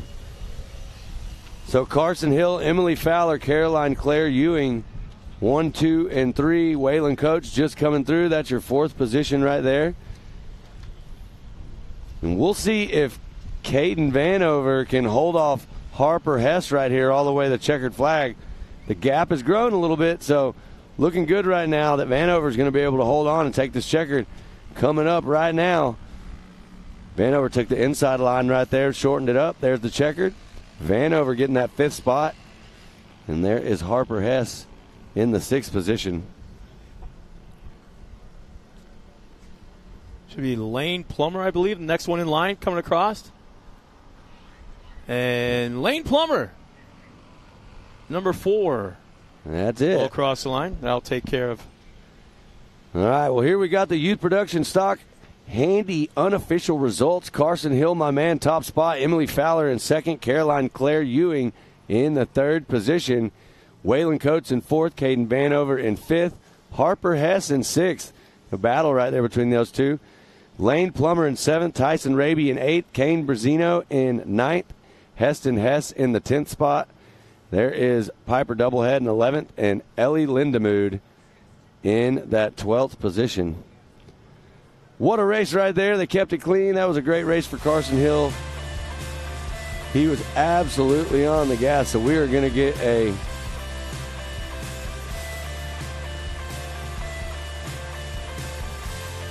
So now we got the highlights going right there on the screen.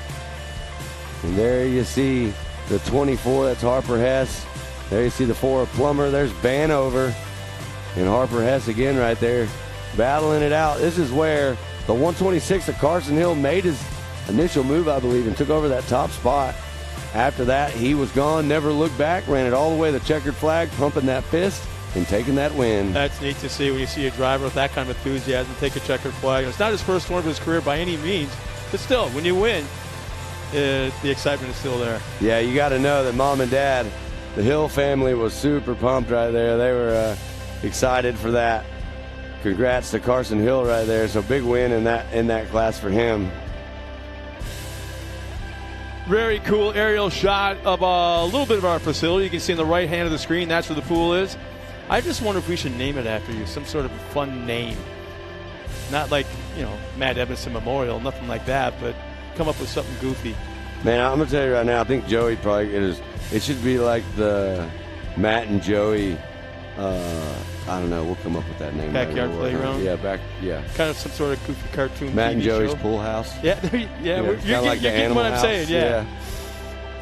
But yeah, we got all the action. Here comes our next class making their way down the hill right now. Well, it sounds like while we've got everybody out right now getting a lap around to line out their track lines, we're going to take a quick commercial break, and we'll be right back with some more racing action. AMSOIL runs on freedom and has since 1972. We punish our products firsthand in our world-class laboratories and beyond, because some things can't be learned from a test tube. Run with us.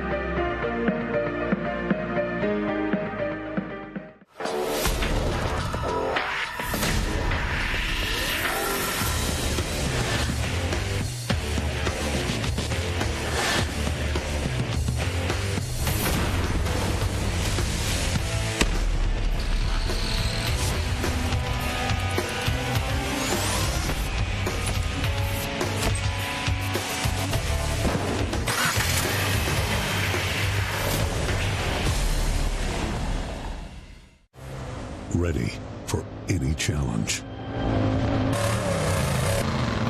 Maxxis tires can handle even the most punishing off-road conditions.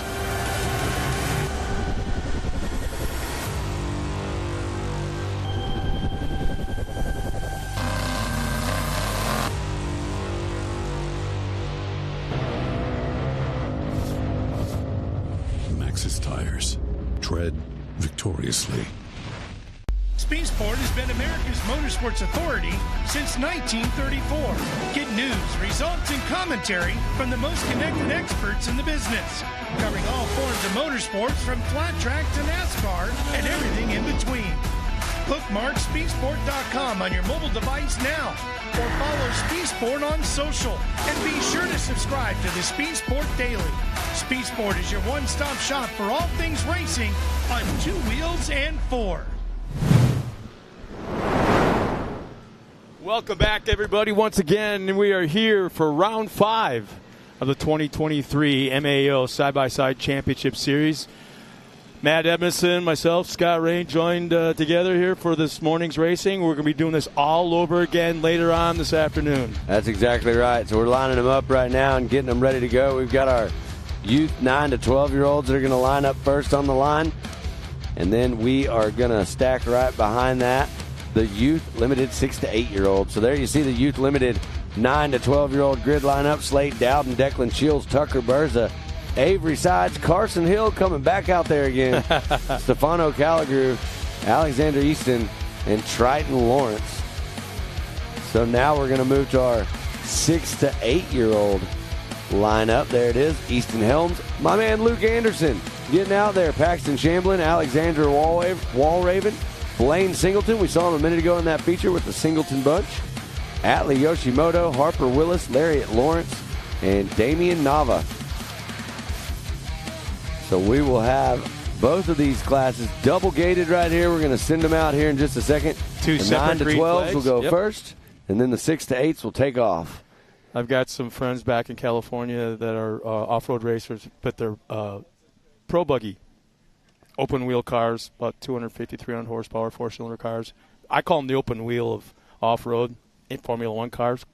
Screamers. They're like, I'm getting messages. this track looks awesome for pro buggies. Everybody's starting to want to come race here, man. All these different classes, Pro 2s, Pro 4s, the big trucks. They want to come out here. In fact, they're scheduled to be out here for Champ Off-Road's finals, their final championship rounds later on this year. I want to say Halloween weekend, I think it is. Well, I can tell you this. If you've never been out here to MidAmerica Outdoors, this is quite the venue. You know, we are a huge racing facility, but we're more than that. We're outdoor events venue, so you can find everything. What's going on tonight? You know, a rodeo. Yeah. Man, we were there last night. We had a slack the other night, and now we're going to have the rodeo again tonight. Tonight will be the finals. Man, we have everything that goes on out here.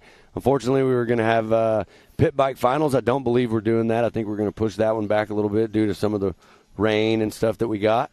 But lots of action out here. I mean, MidAmerica Outdoors, this is your invite right now. If you're at home and you're listening to my voice, I'm inviting you to come hang out with me and Joey and Scott and the rest of us out here. Just do it once. Once. Yeah. If you come once, you'll come every time. That's You're what we hooked. know. Yeah. So it's a lot of fun out here. You see all those sponsors on the top right of your screen. If you're at home watching that are just clicking across there, make sure and follow all of those people and support those who support us. Scott and I are sitting up here. We're super stoked to get to work with our Speed Sport team and bring you guys these races at home. Big shout out to the production team and everybody there bringing you this great coverage if you're at home watching all this racing today for round Matt, I don't know if you had a 5. chance to meet him yet, but Lee and Poppy Perfect from the Great American Short Course Series out on the West Coast, they're here for this weekend for the first time. Yeah, I haven't. Taking things in. Well, there comes the first wave. That'll be your 9 to 12-year-olds. They are battling a little bit there, getting through it. Everybody's clean.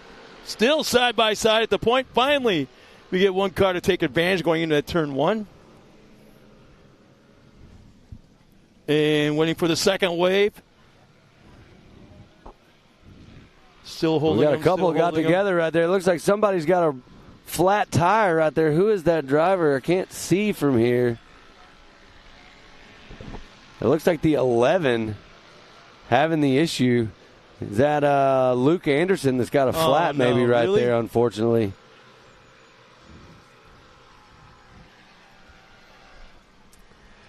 Slade Dowden looking good right there. And there is, I believe that's the 111 of Easton Helms we're seeing right here coming across. They're still holding There it is. All right. There's the green flag. The second wave is off. They wanted to try to get everything cleared away. Well, there goes Anderson before they turned the second wave loose. Here comes the first cars. Yeah, Slade. Well, there you see Slade Dowden, the number 8 right there.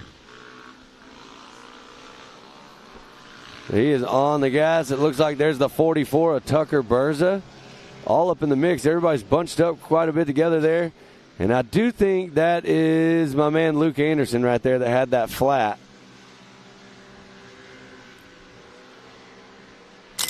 Well, here is the Amsoil instant replay. And we'll see right here what exactly happened. But rocked it up. Oh, he went all the way over on his side. And then he got a little T-bone action there. We missed that part. We thought it was just a flat tire. Definitely a little bit more than that. But it looks like he is okay and everything's good.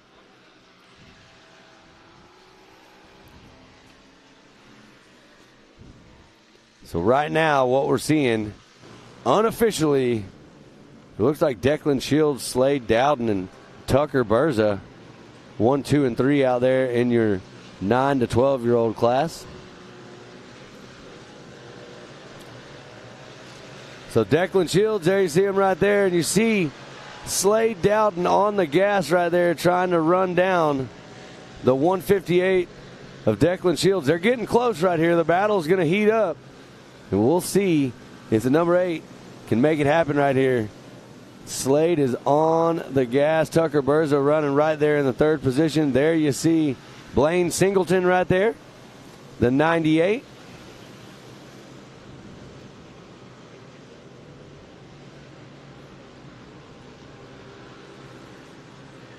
Well, we are getting word that we are going to have the pit bike finals tonight. That'll be coming up later on. That's going to be a lot of fun. I like pit bike racing. It's always entertaining. I was going to say, you just jumped up a couple degrees of excitement on that announcement. Yeah, it definitely makes me stoked. I did some pit bike racing here at the park. I've actually won some races out here too, or podiumed, I should say. Oh, yeah, our producer actually, he did a pit bike race here recently. I heard it took him about 2.5 months to heal up. So I heard he finally got it started. He was kicking and well, yeah, I don't know why he kicked it. It's an electric start bike. That's what I mean. That shows you right there. But we didn't stop him. We let him work. 158 still leading the way, but he's got Slade Dowden in the number 8 machine all over the back end of that car. We're going to see if he can hold on to it right now.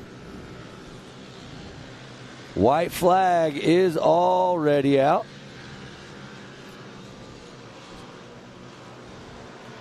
Well, it looks like something might have happened because there goes Slade Dowden making the move on Declan Shields, and there is a noticeable difference in speed. So we'll see if Declan can get it going again. It looks like he did. Everything's good, and now they're back after it, but that allowed Slade Dowden to move into that top spot, and there's the white flag for them actually coming out right now, so 1 lap left. We'll see if Slade Dowden can hold off the charge now from Declan Shields, or if we're going to get another position change up front and get a new leader.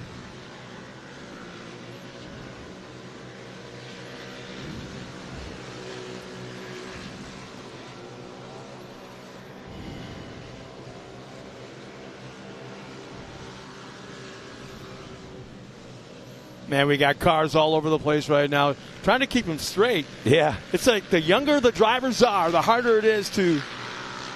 So there's Easton Helms, the 111 right there, coming across the finish line.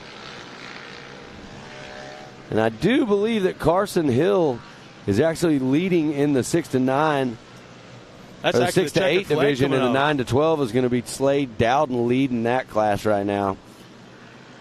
And there you see the 111 having an issue, it looked like. Not really sure what happened right there. Yeah, checkered flag is out right now as they're coming around the course, and you can see... Well, we're coming to the checkers. Slade right here, able to hold on to it. So there's Slade taking the checkers. He got around Declan Shield in that section up there at the top of the hill. Took over that top spot. So Slade, Declan Shields, and I do believe Tucker Berza just coming through. I think Carson Hill is going to lead all the way to the finish right here in your 6 to 8-year-old class. And there we have the rest of your drivers coming through the field. So that was your youth limited 9 to 12 and 6 to 8 double gate right there. There you see the 44 of Tucker Berza. Good race right there for all these drivers.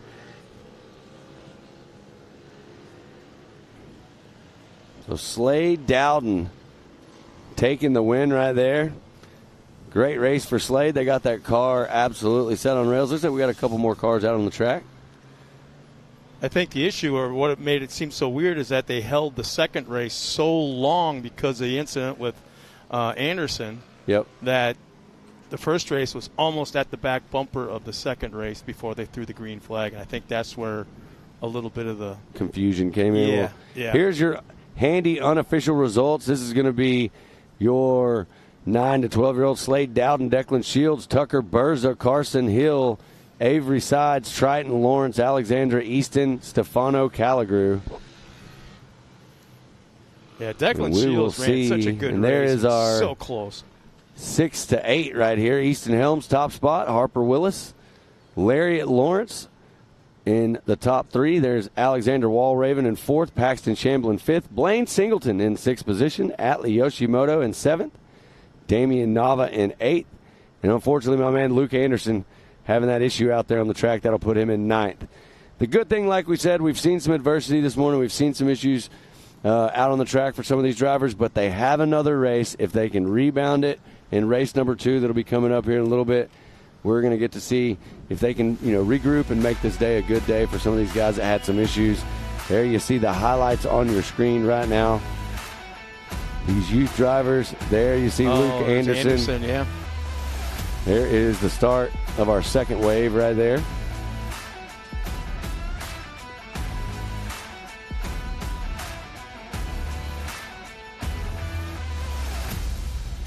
Some of the race action going on, a little passing going here and there. And as the winners cross the line, taking that checkered flag. We're going to step aside real quick. Not very long, but we'll be right back with more racing action between Matt Edmondson and myself. We're right here at MAO. Right back after this. AMSOIL runs on freedom and has since 1972. The rest of the market has been trying to follow our lead ever since. But a head start is a head start. Run with us.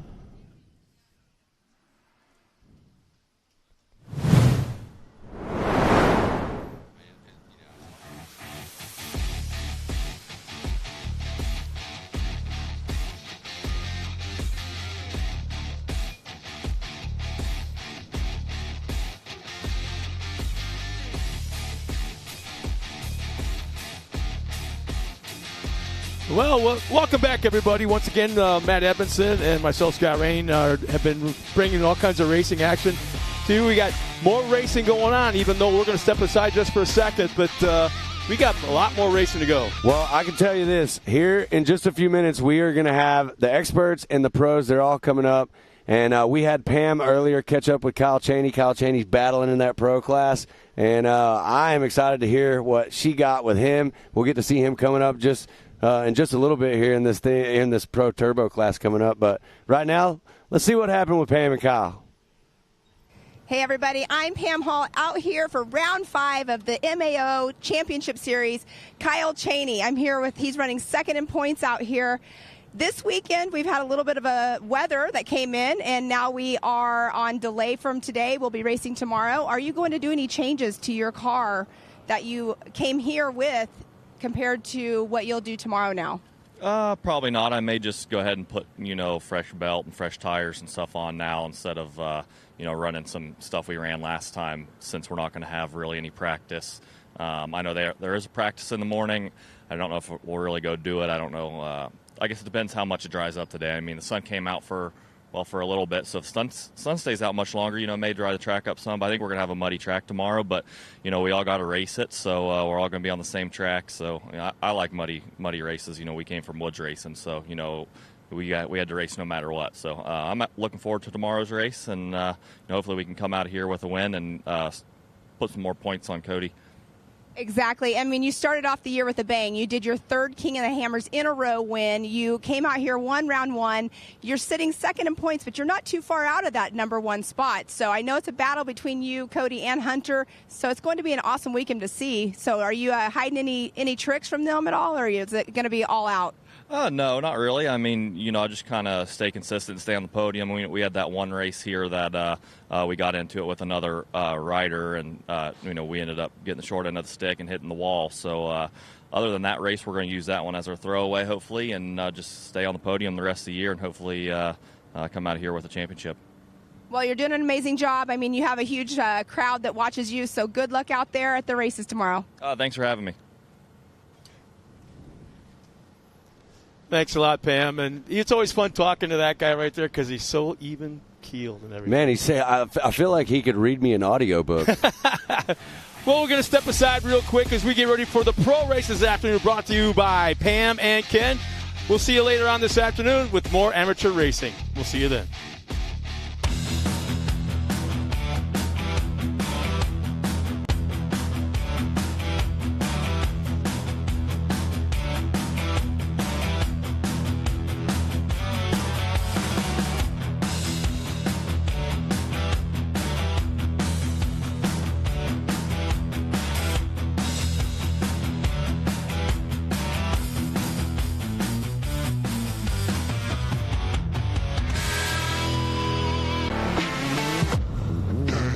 Lightweight, agile, and strong, the Pit Bull is perfect for the job. The Pit Bull is the first and only lift that can be used in the pits and in your garage. Elevate your racing with a Handy.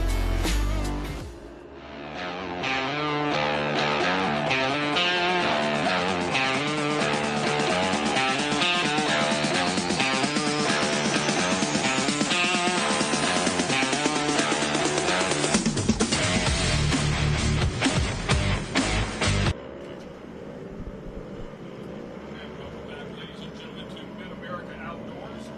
We are racing here right alongside, and they have already released the expert in a category scheduled to do the track maintenance, but apparently the track is good to go. Exactly. They threw the green flag, so we are off and racing here as we continue to go a little bit quicker, a little bit faster.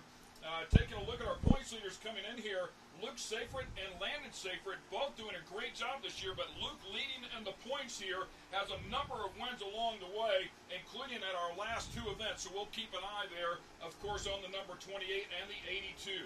And you bring that up about Luke. He went out for practice this morning. Right now you do see him in the number one position, but he went out for practice this morning. He had a bit of an issue. He ended up losing a tire, did not have all of his lug nuts tightened down on one of his tires, and had to go in. He had to change a stud on his hub and everything, but he's out there out front showing us exactly what he's been doing all season long. Yeah, you hate to say that, but it happens to everybody somewhere along the way, and it is a lesson well learned, and you never do it again, or at least typically. You live that one time, and man, what happens is you tend to go back and check them 3-4 times from that point on the rest of your career. But yeah, from what I understand, Dad said, well, guess what? You get the fix. So yeah, good for that, man. As you watch him out here, this is lap one for our expert in a category, round 5, by the way, here at MidAmerica Outdoors. 7-round series here, so we're getting down to it. Yes, and you can see that Landon is right on the tail of his brother Luke. It's going to be an amazing race by these two. These guys right here are awesome to see them out here on this race course. Brothers, all the twins, you can't tell them apart. And their numbers are almost exactly the same. But it is awesome to see them doing so well, battling it out right there, going over that rhythm, non-rhythm section. They are definitely very close and running in points so close together, and it's been an awesome weekend except for the little hiccup that we were just talking about with Luke earlier on today out on practice. It was a little bit muddy out there. We did no track maintenance this morning because of all the rain that we had last week, but here we do have Luke and Landon still in the number 1 and 2 position.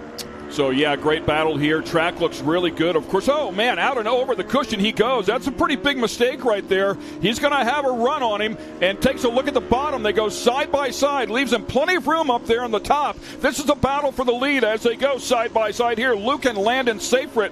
And it looks like Luke might hang on to this one here after making that mistake. Luke is definitely, actually, he's in the number 2 spot. They're battling it out, going through.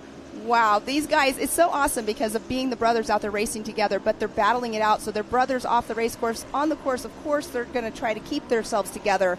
but they're not going to give each other slack, that is for sure. Yeah, so Luke does finally get the position there as they swap it back and forth a couple of times. Great battle there between the two.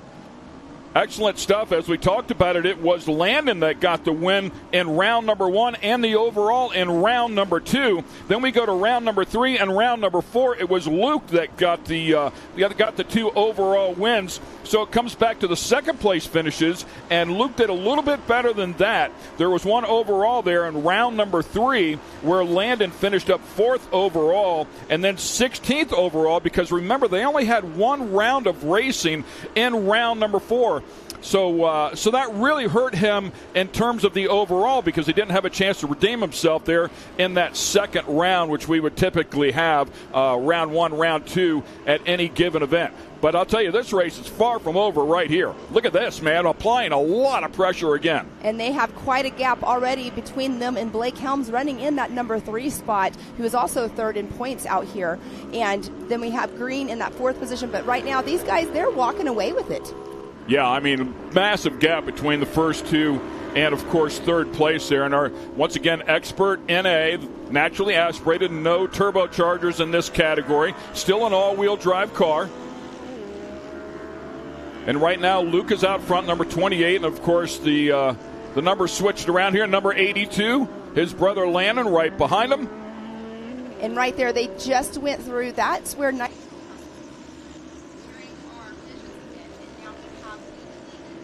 entire race course, everybody is doing that big horseshoe turn right there, as I call it, that they are now in the S sections on the back stretch. This course is very technical. Went through it with Carson Bell the other day, talking about how technical this race course is, and the racers all agree it's technical, but it's fun. Pushing the limits, that's what it's all about here, and these two certainly have an advantage over the rest of the class here, both driving skill, car setup. They've proven it all year long. You talk about Blake Helms, comes in here 3rd in the points, finished up 3rd overall at our final round, finished up 2nd overall in round number 3, so Blake certainly had some moments of brilliance, but there's only been 2 winners inside of the entire season so far, and it's these 2 guys right here. And they're definitely doing their proving right now of their driving skills. But this right here in the Expert NA class it's a stacked field. There's a lot of names in this class. And these guys right here, like I said earlier, they keep walking away with it. But Luke and Landon Seyfried, they are showing the experience. And last year they were racing out here as well. And here we have them back this season.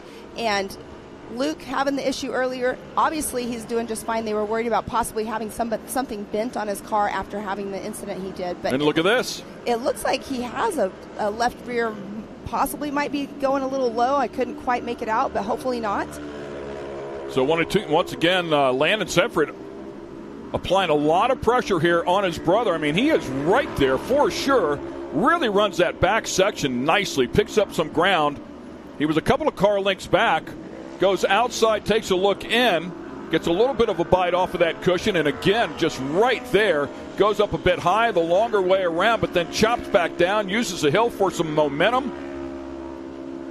And that is a great way of putting it right there, going up higher, having the momentum, going downhill. Didn't have to brake as hard as well. Oh, there it is. Wow. Beautiful job again, outside in, but his brother Luke says, nope, not so quick. This is a great race put on right here. I know we have other action going on the course as well. We got our 1 and 2 leaders right here battling it out, so we're sticking with them. But look at this amazing driving by these 2 young gentlemen. Yeah, it's super cool to watch the 2 approaches here. So you can see Luke, who is leading this, trying to protect. So running that bottom line up there on the bike there for just a moment. But the car is not rotating nicely whenever you do that, when you're protecting. You can see he's got a lot of wheel in it. The car is tight. It just doesn't want to turn. But then behind him, Landon is going up high, rotating the car hard, and gets a good run down through there. So it is going to be Luke Seyfried, who hangs on in a vicious battle with his brother Landon. Great race right there as Blake Helms is trying to hang on here. You can see this battle for 3rd and 4th. Man, they are a good bit further back, but great job there. Blake Helms will come across, followed up by Caden Isabella and Darren Green inside of the top 5.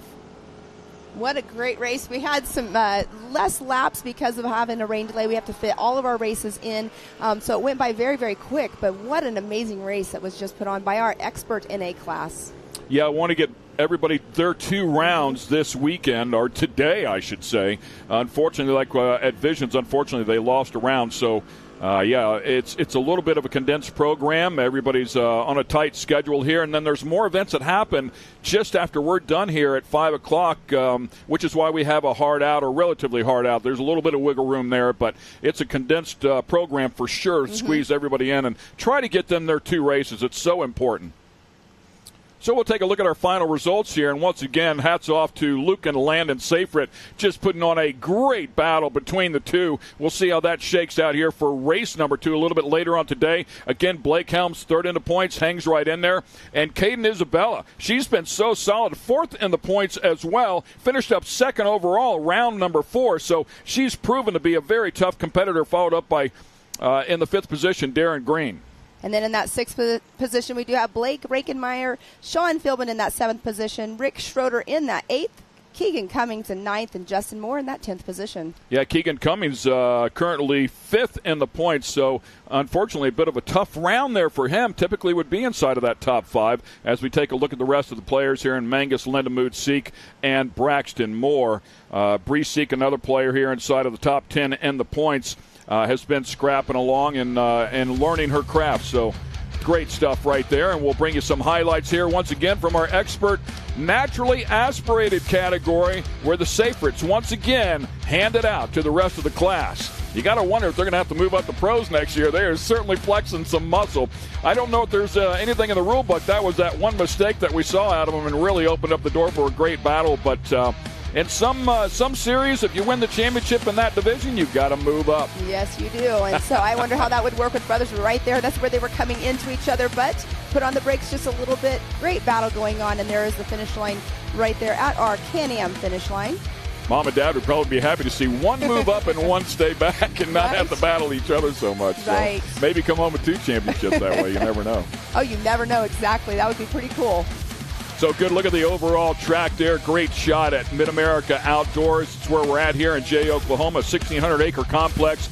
This is round number 5 of our side-by-side championships. We'll have the Pro Light trucks coming up here in just about 3 more races. It'll be round 4 for them, their 4th and final round. 2 races again to finish out that 4th and final round, and we will crown a champion. Somebody's going to pick up a bonus $25,000 check here a little bit later on today. So great stuff for sure. We've got a lot of great racing action coming your way here from Jay, Oklahoma. Stay with us. We'll be right back with more racing here at MidAmerica Outdoors.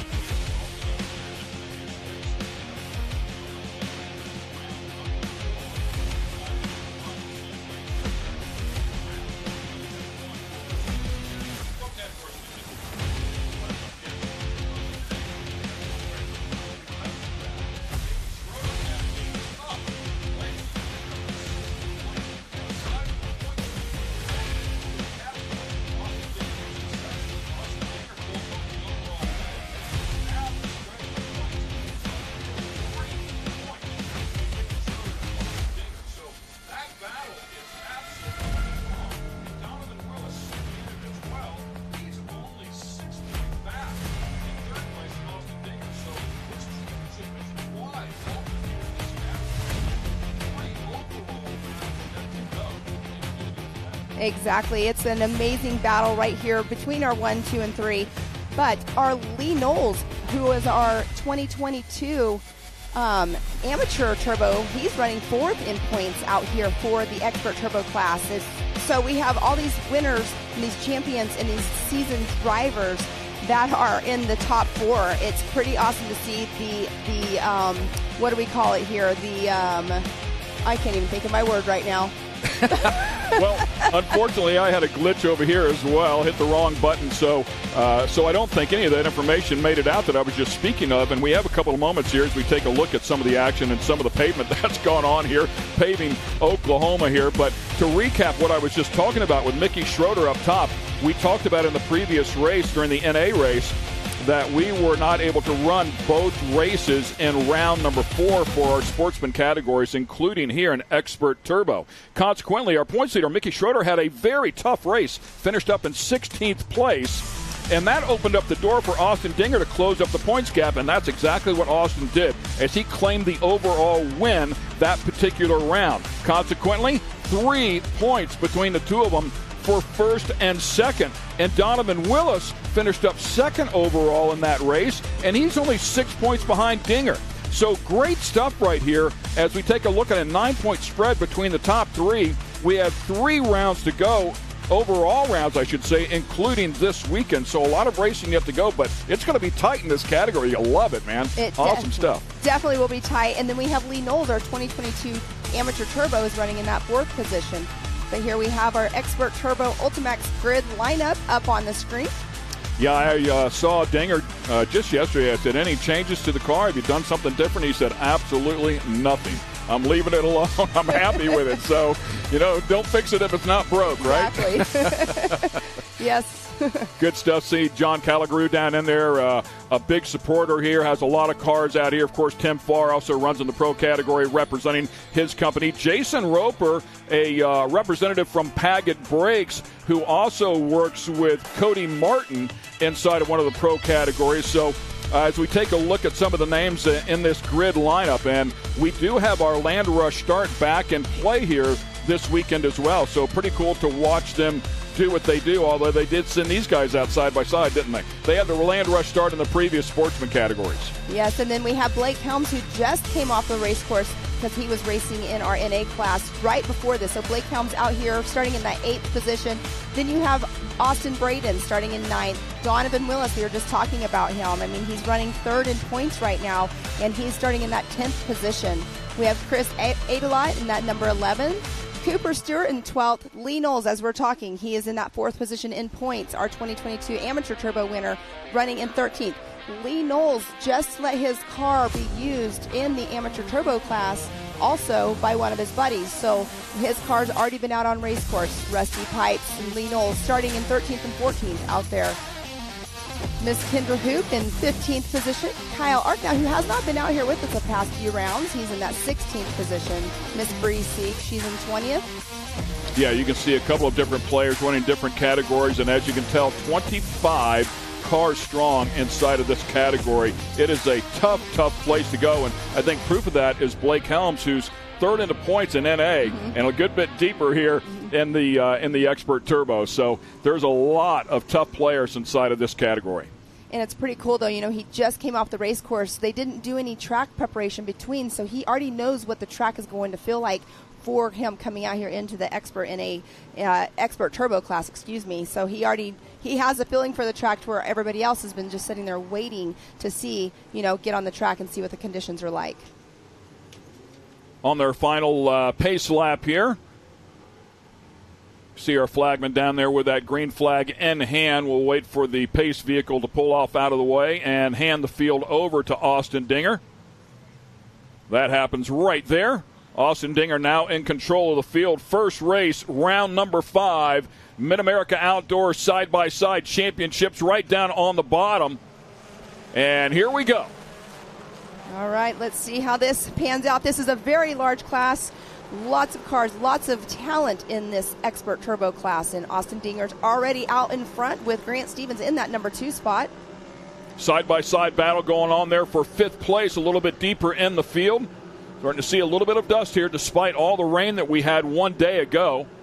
And you mentioning that just now, whenever the camera view was where they were at going over the over jump, we were actually going to utilize the under this weekend, but because of all the rain, we were not able to. So maybe next round we'll be able to get to use the whole entire track. It's still under a foot of water, actually. To put some bigger tires on for that. Yeah, I think they're actually talking about making a change there as well, maybe a culvert or something to drain that water, because we were to use it a couple of times now, and unfortunately Mother Nature has given us different plans. So watching them string out here just a little bit as the top 5 have a little bit of breathing room already as they head through this back section. Some 14 turns here on this track, and a good bit, I want to say 1.2 miles in length.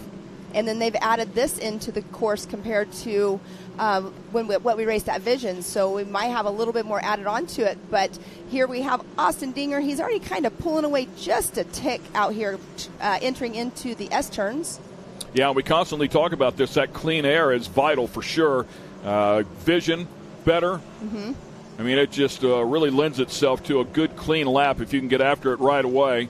With that said, Grant Stephen also with some good clean air there has fallen back a fair amount, so we'll see if he can hang on to second. No real pressure as it stands right now. Yes, and speaking of that, the drivers were actually really excited about utilizing that big horseshoe, I call it the nitro cross turn, this race, because it sets them up better for that S-turn back section compared to, they were having to make a kind of a tight 90 right, and it was an off-camber turn, so they had to check up quite a bit. So the drivers are excited and utilizing more of the racetrack. Yeah, that off-camber stuff is sketchy no matter when you do it. So it is pretty cool, and you're right, so the track is a tick longer here, probably a good bit closer to 1.5 miles in length now. Consequently, our lap time's a little bit longer as well. And there they are on that unrhythm section, as we call it, on the back stretch there. Now, they did lengthen out the jump. The first jump and the last jump, they did lengthen them out this season. Last season, they were a little bit shorter, but it's making the drivers have to really learn how to take those whip sections just a little bit different. So as it stands right now, Austin Dinger out front, Grant Stephen, John Calagrew across the stripe in third, Jacob Frederick there in fourth, and Jason Roper to round out the top 5. Our points leader, Mickey Schroeder, down there in 6th place with Blake Helms right behind him. So the players need to get after it here if they're going to maintain that points advantage with a lot of work to do. Right now, Dinger's owning this race. Yes, he is. He definitely has a commanding lead right now over Grant Stephen and John Calagrew. But he's showing what he can do. He's a driver. He's been out here racing. He's having fun. He was ready to race this morning. I saw him out on the starting line going out for practice earlier on, and he was just super pumped. And I love seeing the drivers on the starting grids and on the practice laps just super pumping up and ready to get out on the fun race course that we have out here at MidAmerica Outdoors. Yeah, everybody's antsy, right? I mean, yes. They were all ready to get in the cars yesterday and didn't get that opportunity, so yeah, they're really ready to get after it here today. Looks like we've got a nice battle there brewing. I believe that's for second place. We will certainly keep an eye on that. And I believe I saw Kendra Hoop out there. She's running as well. She's in the mix right there of those 3 cars, it looked like. I have to confirm that as they go over the line here in just a moment. Some decent air there, too, off of that tabletop right in front of the fans. Yes, and that is the Good Boy Vodka viewing section right there. Another tabletop there. Exactly. That part of the over-unders you were talking about before. Correct. And we go back to our leader, the number 88 of Austin Dinger. And at that over-under jump, we might as well just call it an over jump at this point right now until we use the under. But at the beginning of that jump, they did put a little bit of a lip, so it does help them pop over it just a tick, so they're not completely jumping off of the concrete. Yeah, so that battle there is for third, between third, fourth, and fifth, all tightened up there pretty close. Jacob Frederick just a half a second behind Calagrew, and take a look at that. Yeah, one off to the side there, inside as well. But these 3 right here are having a great race. I can't quite tell who that was that pulled off. It was not John Calagrew or Frederick, because they're out there still going, but I'm not sure exactly what that number was. Now I wonder if it was somebody from the previous lap.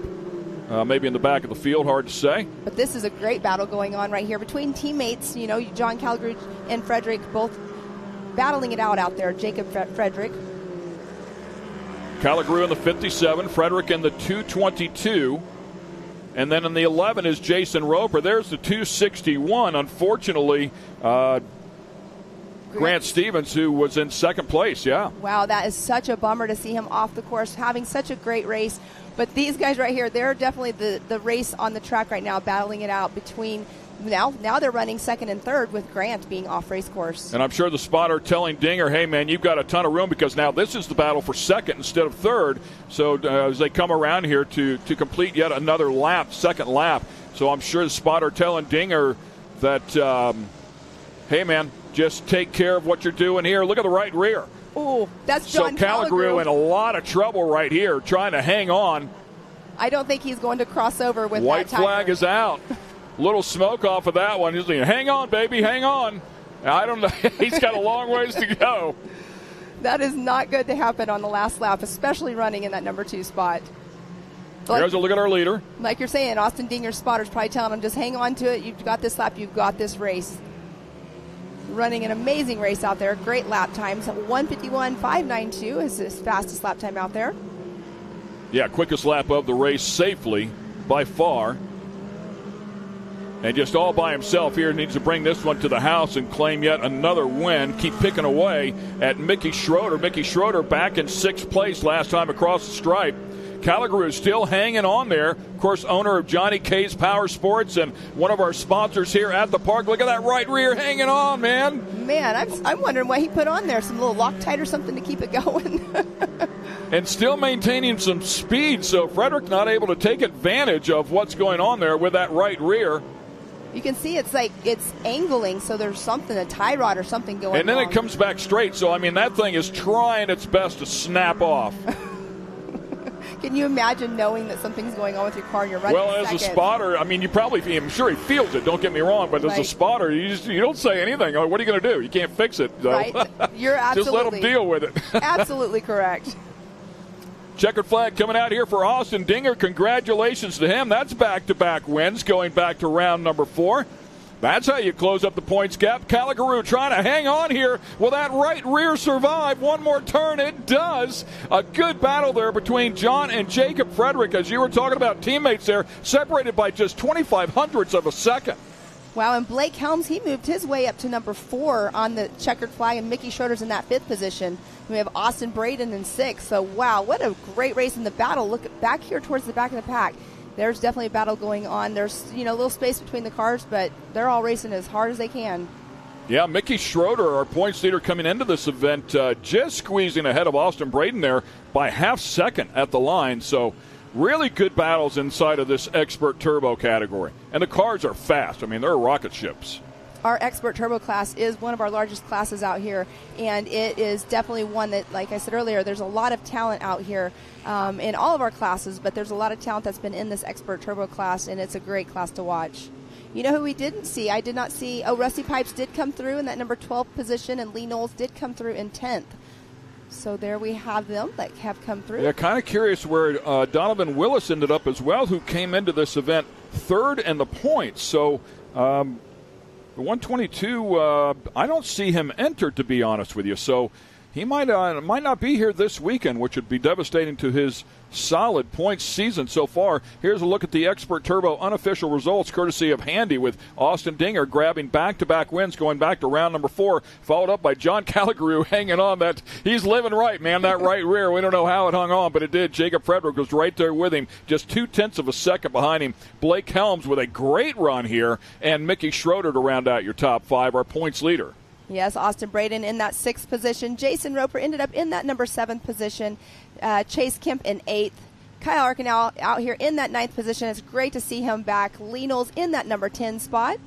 And Lee Knowles, one of our ambassadors as well. Eli Fowler and Rusty Pipes. You were mentioning Rusty before, back there in 12th. Cooper Stewart, Maxwell Fullman, and Chris Adelot there in 15th. Ken Rahoop, another one of the ambassadors here at the complex. Andrew Shipman, Perry Hinaway, and Jordan Kalicha, Donovan Willis inside of the top 20. We'll finalize the category here with Bree Seek, Grant Stephen, David Navratsky, Michael Green, and Randy Clifton, and the number 53. Unfortunately, a tough round there for Randy.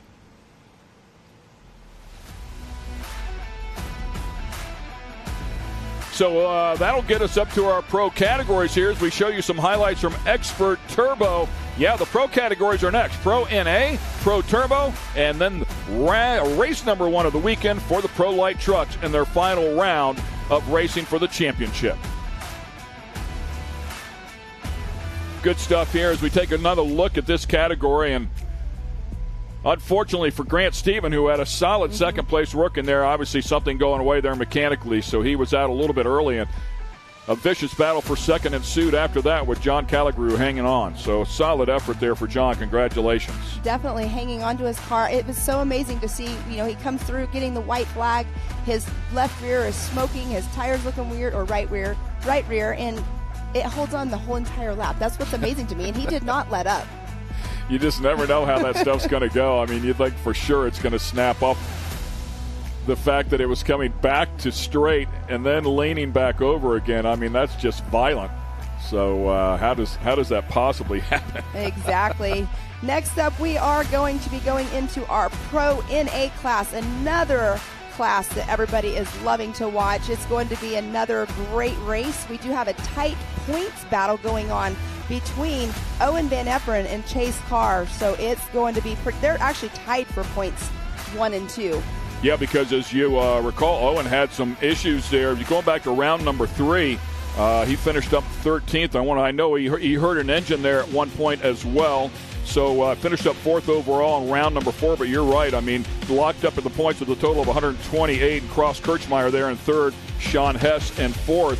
As we take a look at our grid lineup here with Owen Van Eperen there on the pole with a gate choice because once again they were supposed to qualify a day ago. It just did not happen, courtesy of Mother Nature. So they line them up based on points, and they get a gate pick as you are ready to line up. In that land rush style start, of course, here in the pro categories, we will go side by side as always. One difference here, from what I understand in the drivers' meeting, we will not see a mandatory caution here in this race. Correct. Due to the timing and everything, that is one thing that they did make sure they had to change and they had to cut out of that. But look at that amazing drone footage of all of our cars out there on the lineup. Now we do have Colin Truitt, who he was up on the 3rd row on the right-hand side. He was our 2022 Pro NA winner. He's had quite a tough year so far. He's finished 10th out here at Visions. It was just not his race that weekend, but he's out there running 5th in points, starting 5th today, and he's hoping to up his position in points. As I recall coming into Visions, I want to say he was 3rd in the points, but you're right. He really struggled during Visions, and it was basically a front diff that bit him. He didn't have a chance to maintenance that properly.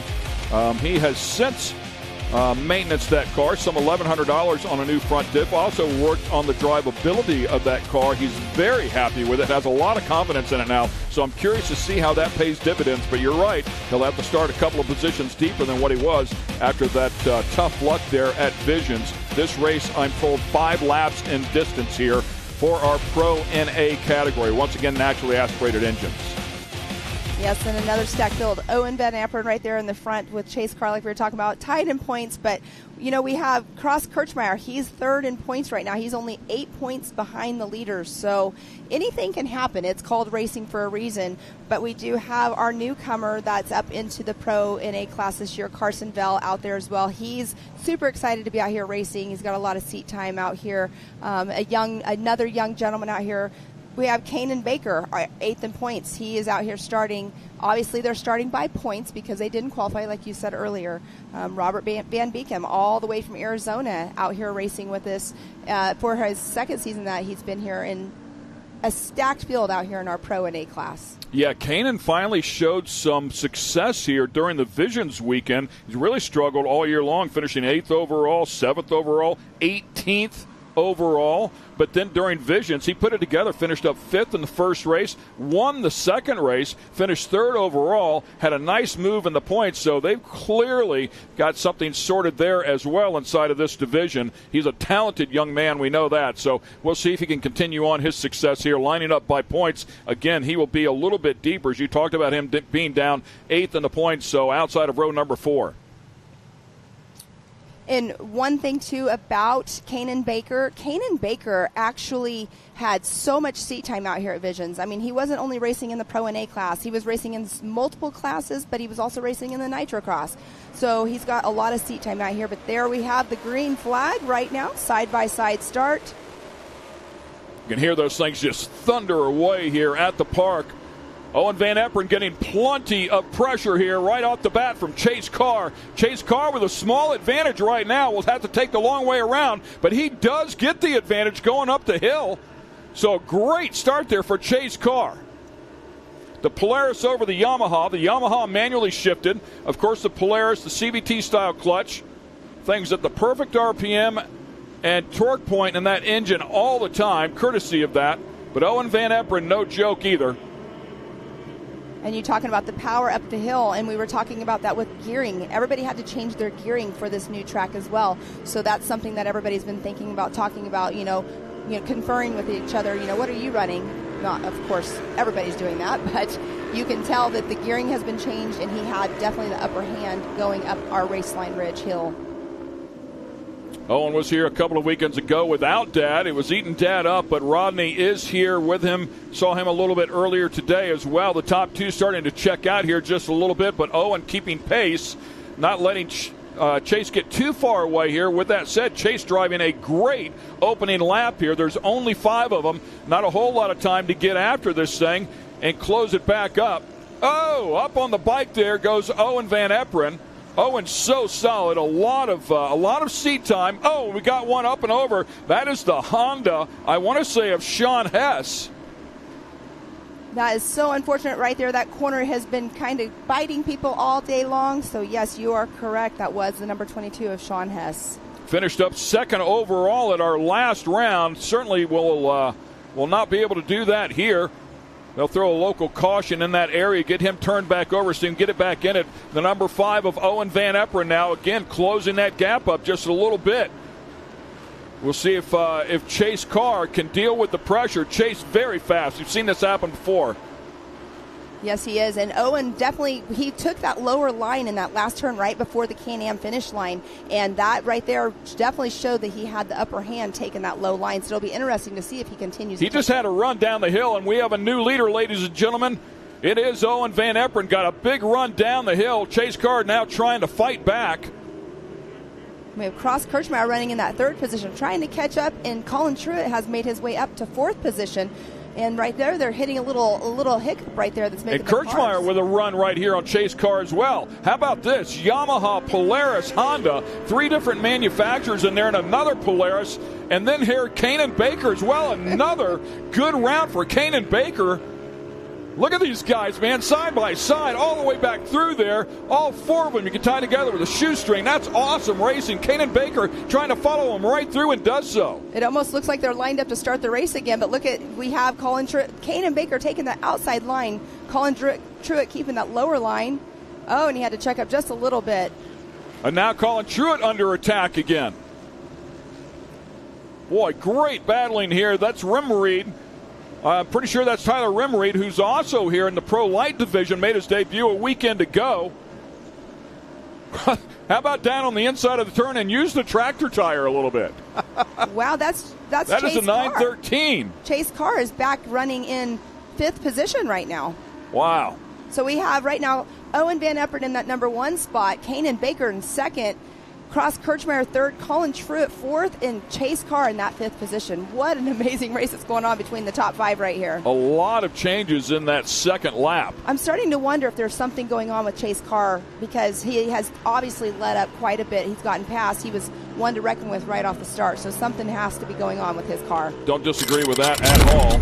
And looks like we will get an instant replay here as well. Go back and take look at this, man. Using the inside and the tractor tire is Chase Carr. That's how you use all of the track given to you. Right? They say use all the track, so he just proved that he can do that. Wow. Great Owen Van Eperen out in front. Once again, the blue number 5 Yamaha. Yamaha supported effort there to a large degree. And Cross Kirchmeier looks like he is now running in that number 3 position. It looks like Colin Truitt took over the number 3 position. And he did. He's running a light on the front, so it's definitely recognizable. So Cross Kirchmeier is technically on the race course in 4th position physically. Kanan Baker is coming on. We're going to have a battle here for the lead here. Owen Van Epperen's going to have his hands full here in just a moment. Here comes Kanan. Oh, wow, what a battle.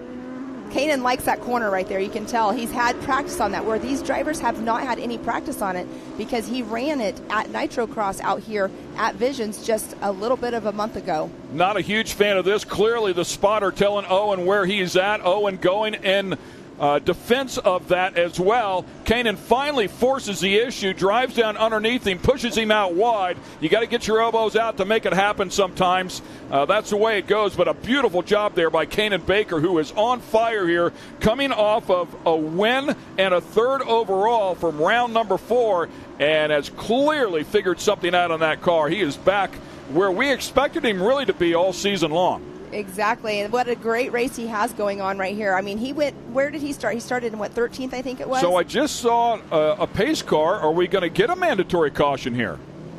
It looks like a mandatory caution to me, as they have come out here. And we heard in the drivers' meeting that based on what you said before, time constraints, we didn't know if we were going to get that. All right, well, that's actually pretty awesome if we are getting it, just because it will bring the field back together, and it gives them another chance to do a restart, get out here, prove what they can do again. But yeah, it definitely is something that makes racing more interesting. So the players getting their positions sorted, time and scoring, also keeping an eye on that as well.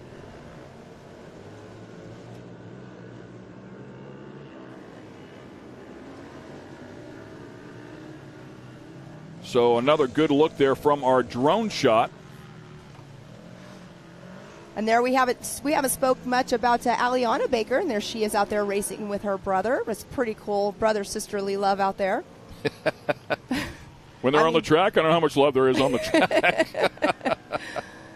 Good stuff. She's the older sister. Yeah, she's awesome. I love talking to her. She's super sweet, and it's just so fun to watch the younger groups out here racing. I mean, yes, they're in the pro classes, but they're not like they've been racing for a long time, but they're in these pro classes, but they're teenagers.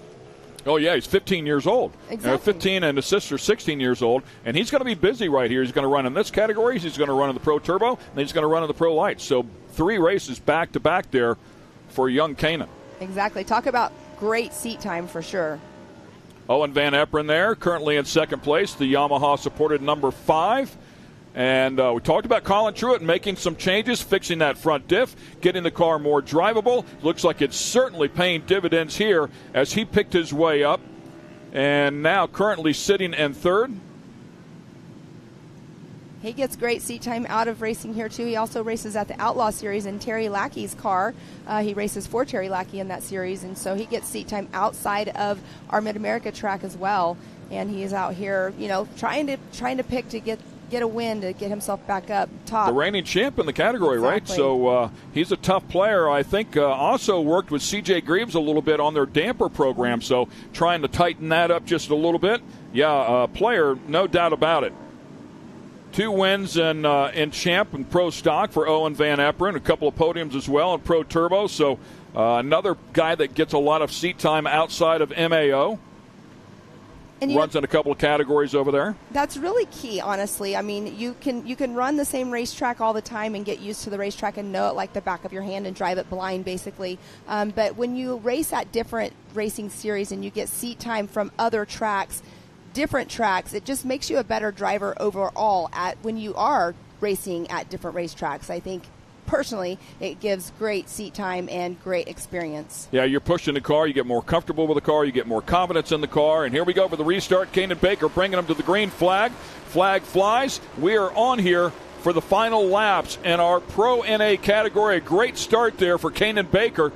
Owen Van Eperen with a little bit of work to do, but he's going to have to be concerned here with the number 17 if he's not careful, and some passing action going on back there for 4th and 5th and 6th. Yes, Rimreed has already taken over that number 4 spot, so he's running 4th. He's going to be trying to tick at Colin Truitt's heels here in just a moment, but he does have Cross Kirchmeier closely behind him Colin is going to try his best to not let Owen Van Eperen get too far out in front of him. But Kanan Baker, he's already got a gap. He's already opening that door, so there's nobody right on his tail. Kanan Baker, the 2021 Pro NA champ and runner-up in 22. We were talking about Colin Truitt being the champ, so it was Kanan Baker right behind him a year ago. So two of the top players from a year ago now inside of the top three. Owen Van Eperen breaking up that party just a little bit. You talked about Rimreed. We're going to see him in Pro Light here today as well. Made his debut a weekend ago. Was running in both NA and Turbo, and somebody goes for a ride. That was Rimreed. He just took a tumble. So he's driving in a little too hard, more than likely, in that turn, and just took a tumble. So bummer, he was doing such a great job out here. Looks like he stepped on the throttle and kept going here. You could see him. They're really backing it hard into that left-hander, hook to rut, and it cost him Truitt all over the back bumper of the 5 car for Owen Van Eperen. And you could see Owen looks like he hit kind of a little bit of a rut and kind of teeter-tottered a little bit, but he's not letting Colin get too far behind him, or too close behind him, I should say. But like you said, it looks like Tyler Rimreed gassed down. He probably landed on all fours and said, hey, car's good, I'm going to go. Carson Vale all over the back bumper of Eddie Ensign here. That's a battle for 7th. White flag is out for our leader, Kanan Baker, with a sizable lead. But there is a good battle going on here for 2nd, 3rd, and 4th. Yes, Cross Kirchmeier is trying to make his way around Colin Truitt. Yeah, separated by a half second between 2nd and 3rd, and then 1/10 of a second between 3rd and 4th as they cross the stripe and head into their final lap. And Kanan Baker, he has checked out, so right now he just needs to make sure he's running this last lap super clean, and he'll have the win for race 1 out here for the Pro NA class. Yeah, a tall mountain to climb to get back in this hunt for the championship, but that's how you get it done, and he will have 6 races to get that done. So it's far from over here as we keep an eye on our players. Colin Truitt stepping back just a little bit from Owen Van Eperen, but Cross Kirchmeier is not going to let. He's just right now waiting and going, okay, when Colin makes a mistake. But Truitt in trouble. Colin Truitt in trouble right there, pulls off to the side. What a shame. In the midst of the final lap here, that really hurts. I was just going to say, we have Polaris, Yamaha, Polaris, Honda, but now it's the 3 different manufacturers of the first 3 positions as Colin Truitt suffering a mechanical. I couldn't quite tell, but it kind of looked like maybe a little bit of a white smoke was coming from his car right before he slowed down, but I'm not sure. Not good, though, for Colin Truitt because he was running such a great race. But right now, Kanan Baker, he's just got to get to that finish line, and he's got it. Car looks super good, man. Real stable, nice and smooth through the turns there. Dampers doing their job, rotating that thing really hard. I mean, a young guy can drive. There's no question about it. He is a talented young man. He has proven it many, many times. Exactly, and like you were saying, he's in the Pro NA. He'll be going to there's the checkered flag out for Kanan Baker, but he's going to go directly into the Pro Turbo. Then he goes into the Pro Light. He also isn't racing only those items. He's also racing outside of here doing the Nitro Cross as well. So he'll be moving on to Utah here just next month going into Nitro Cross. So Owen Van Eperen hanging on to 2nd place here as Cross Kirchmeier in the Honda follows him closely. Carson Vale, who was back there battling in 7th, ends up in 4th. Great run right there. Chase Carr, who led this race for a bit, ends up in 5th. Eddie Ensign is who Carson Vale was trying to pass there in that battle for 6th and 7th. Of course, everybody moved up when Colin Truitt unfortunately broke as well. Good look there at the 4:01 of Chad Mayo. Yes, and Tyler Rimreed, he came across in the number 12th position. Aaron Cuevas was right in front of him. After stunt driving. Huh? After stunt driving. Exactly. Maybe he's trying to become a stunt driver, too, to show people what he can do. If you can't win, make it exciting. Maybe you get on the highlights reel. Tyler, that's Speaking awesome. of that, you might as well pull a banner as well there as Chad Mayo has collected something around the track and has a tassel. That's a tear-off. Our producer says a tear-off. That is the biggest pair. That's an entire roll of tear-offs. Can I tell you what I think Goggle it is? tear-offs, yeah. I don't know what they're called, but the ones that they have the roller on it, I think exactly. that's what he's running. Yeah, that's exactly what that is, yeah. Oh, there's Colin Truitt. It's going to be interesting to find out what happened with him. It's such a bummer. Yeah, middle of the last lap, and he had a great race going, so tough break. I mean, he was all over Owen Van Eperen battling there for 2nd place, so I mean, the bright side is he's got the car sorted for sure. Something gave way there. Just not his day today, but looks like he's got his car back to a very good spot as we take a look at our unofficial results for the Pro NA category, courtesy of Handy once again. Kanan Baker up top with a great race. Had to earn it as well. Keep in mind, he came in here 8th in the points, starting off on the outside of row number 4, so had to pass 7 cars to get up there and take that point. Great job by Kanan Baker. Owen Van Eperen, your points leader, or at least tied for it coming in here. Solid second place, will be a player all the way to the end. Cross Kirchmeier, great job in the Honda. So that was Polaris, Yamaha, Honda in the top 3. Great stuff. That is definitely great stuff. But look who is in that number 4 spot, the young gentleman of Carsonville who stepped up into the Pro NA class this year in number 4. That's an amazing finish for Carsonville. Then we have Chase Carr, who is up there in that points chase, and he finished in 5th position, but it looked like he was having a little issue as well. Eddie Ensign in 6th, but Sean Hess in the number 22, the other Honda out there on race course, he finished up in 7th position after his roll on the first lap. And then we have Aliana Baker right there in that 8th position. Great racing by all of these racers. Yeah, a number of 15 and 16-year-olds in the top of this field, showing that they have some real talent against some really tough players for sure. Take a look at, unfortunately, a little bit deeper inside of the category. We know Tyler Rimreed, unfortunately, went for a ride there. Colin Truitt, who was up in the front of the field, had a mechanical. Robert Van Beekum, a seasoned veteran. Not much that guy hasn't won. Clearly another tough round here. So, unfortunately, things don't go well for everybody. Yes, and that's why I keep saying it, and I sound like a broken record sometimes, but that's why it's racing. You know, it happens. Racing happens.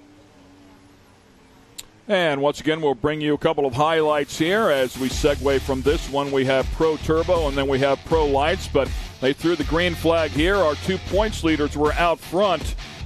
Great job by them to kick things off. Owen Van Eperen and Chase Carr. Chase Carr gets the early lead there, hangs on for a long time as the 2 would battle up there. One of them inverted there as well. It happens in this category. Then we saw Sean Hess on the Honda, unfortunately got upside down.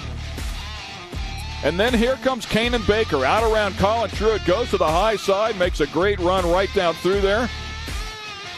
Chase Carr using all of the track and then some. Owen Van Eperen out there in front, and eventually, that would happen right there. Kanan Baker would get around him. So great racing here in our Pro NA category. The Pro Turbos are coming up next. Stay with us here in Jay, Oklahoma.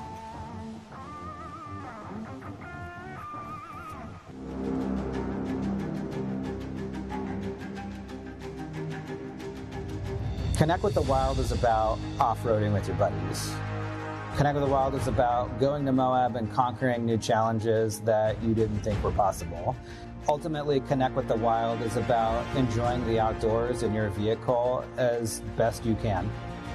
We're treating it like we know it's something special that everyone will remember.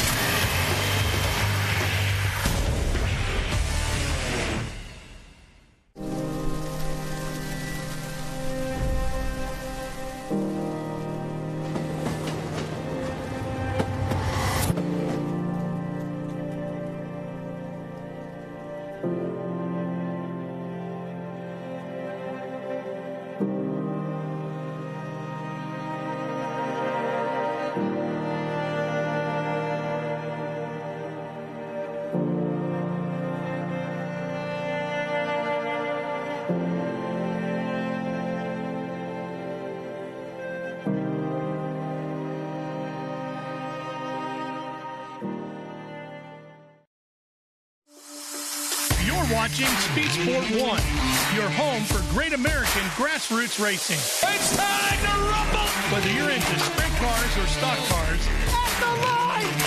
Modifieds or midgets, down to the low side, retake the lead! Dirt lane models or demolition derby. Oh! Speed Sport 1 has the grassroots action you love. Are you kidding me? Speed Sport 1, the Motorsports Network.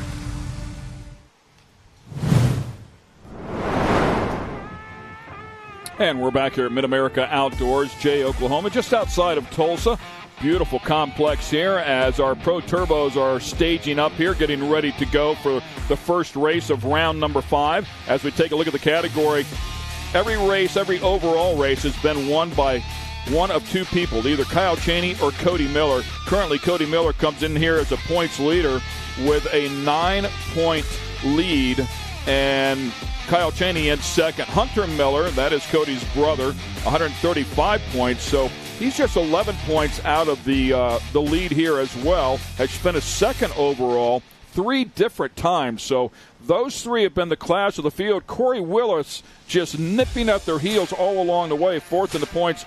And then Cody Taylor. By the way, 3 different Codys in here. There's another Cody Martin as well.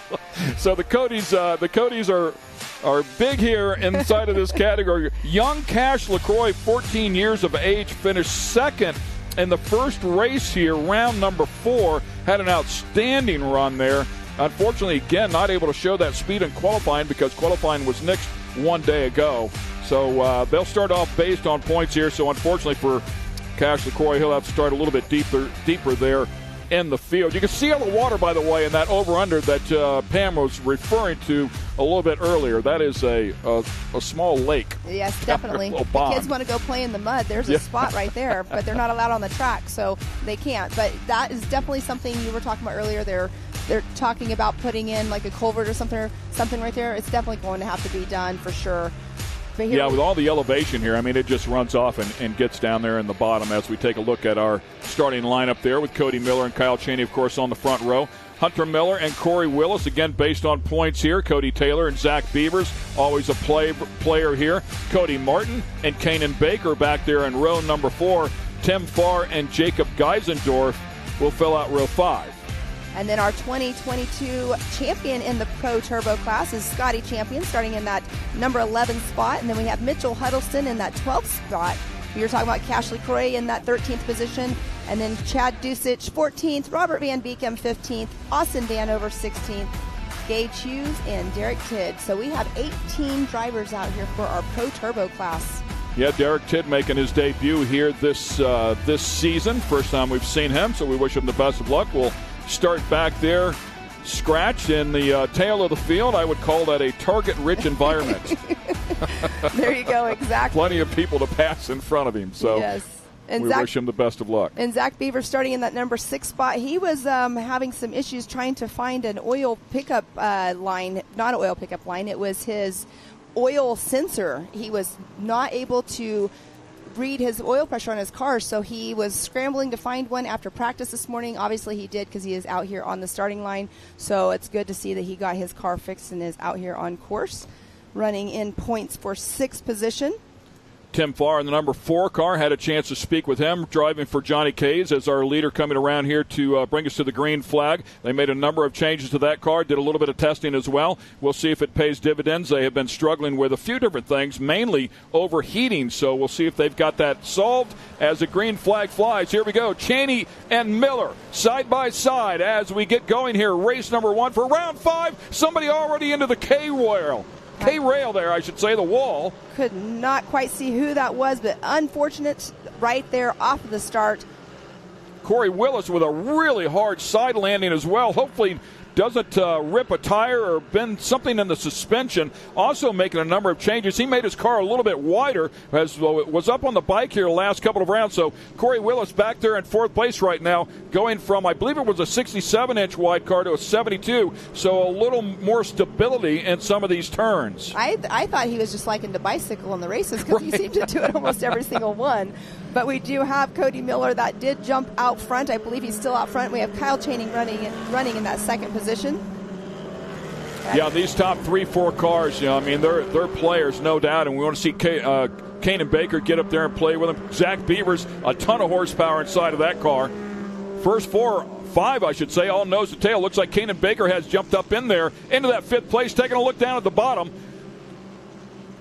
Yes, I believe that was Hunter Miller. He's definitely trying to peek in and open have the door open just a little bit so he can make his way in. He's battling with Corey Willis is who he's battling it out with right now. Yeah, Hunter Miller had to dig deep here in round number 4, started in the back of the pack and scrapped his way up to 4th, passed a ton of cars that day. And Kanan Baker into the back of Hunter just a little bit, checks up the momentum. Corey Willis trying to make him pay. Corey Willis back down to the bottom, contact again. So Kanan Baker getting bounced around a little bit like a pinball here on this lap. Well, look at this. Kyle Chaney and Hunter Miller, they were going 2 and 3, but that battle back there with Kanan Baker and Corey Willis is definitely a good one going on. It looked like Kyle Chaney was letting up just a little bit because he's now running in that 3rd position, and it looks like he's losing power. So what happened to Kyle Chaney? Yeah, I mean, he very rarely has a mechanical like that, or certainly out here. And he's going to pull off. Wow, talk about a points game changer here for Kyle Chaney, who came in here just 9 points out of the lead and then takes off. You know, I wonder maybe his car went into limp mode or something. Sometimes if that happens, you have to pull off. You actually have to completely turn your car off so the computer will do a reset. The Miller brothers going at it here for the lead. And their cars are so similar. Let's see who has that front line. So actually Hunter Miller is out in front of Cody. So Hunter has the upper hand right now in that number 1 position. But then we have Kanan Baker now running in 3rd position with Corey Willis in that 4th spot. Great job. Kanan Baker's taking over Cody Miller.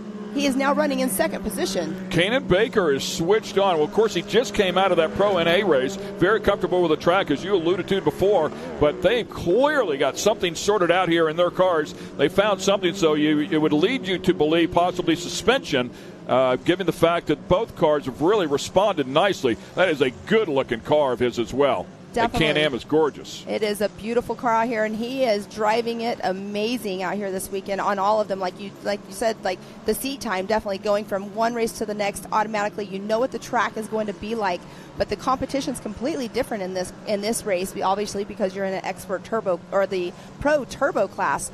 But the turbo gives a little bit more power. But he is on fire this weekend. Taking the short way around through that final turn there. You go up over the jump. Yeah, he is hanging right there with Hunter Miller. As you take a look at the lap times, how about a second quicker, a little more than a second quicker there than Hunter Miller. So he's closing that gap quickly. And you know that Hunter has somebody in his ears, his spotters in his ears, telling him that he has the young Kanan Baker on his tail.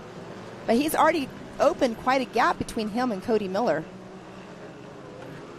Yeah, it'd be good to see here if Hunter was saving a little bit. Is there something there? Can he respond? Because as of now, looks like Kanan's not being able to close up much more. Kanan would love to get in front of him here before that mandatory caution comes out. That way he could have a good, clean, fresh track to restart and not get held up at all.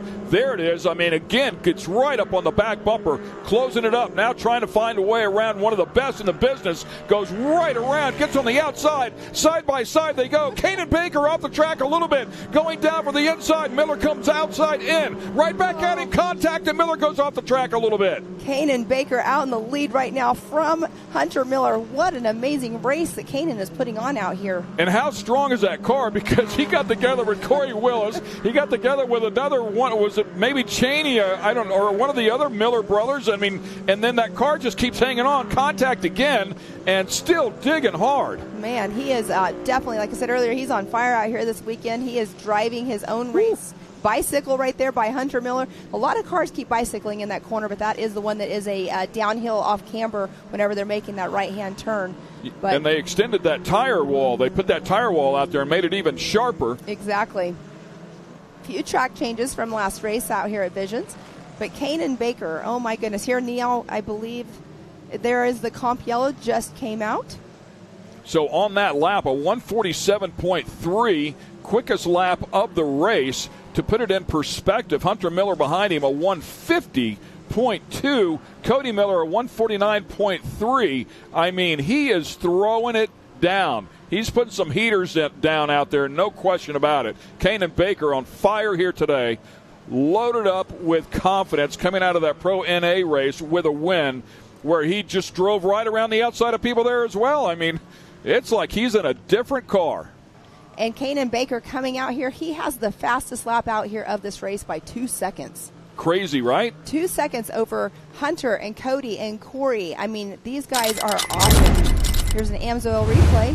I mean, the best in the country out here throwing it down. I mean, Can-Am factory guys here, and the Millers and Cheney. Cheney having a mechanical, but big pass right here by Kanan. Goes off the track just a little bit, flicks it in there hard. Miller comes right back down underneath him. This is where the contact was. It redirects the front end for Miller. Unfortunately, sends him off the track, but that opens up the door for Kanan to drive away with it. Now, Kanan suffered his fair share of hits early on in this race, the first lap out, and he moved up a couple spots, lost a couple spots. So tit for tat, if you will, there. But looks like he will hang on and get the point here as we start the back half of this race. And he's passing the pace car, too. Exactly. Don't know if that's legal or not. But no, Kanan Baker's car looks amazing out there, the white one. But, yeah, going out there next race, too, for the Pro Lights is going to be a very interesting race to see, because if he's doing this well right now in his Pro NA and his Pro Turbo class, I can only imagine what he's going to try to go do out there in the Pro Light class.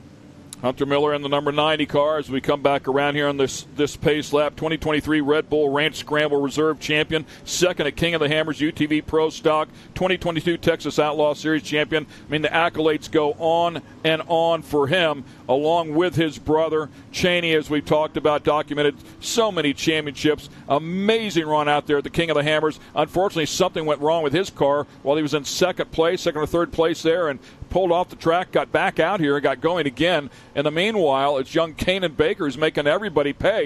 He's like, I don't care who these guys are, man. Just another car in front of me. I'm going to show them how to get it done. Another day, another race, another class. Another car, another obstacle in front of me. I just have to go around them.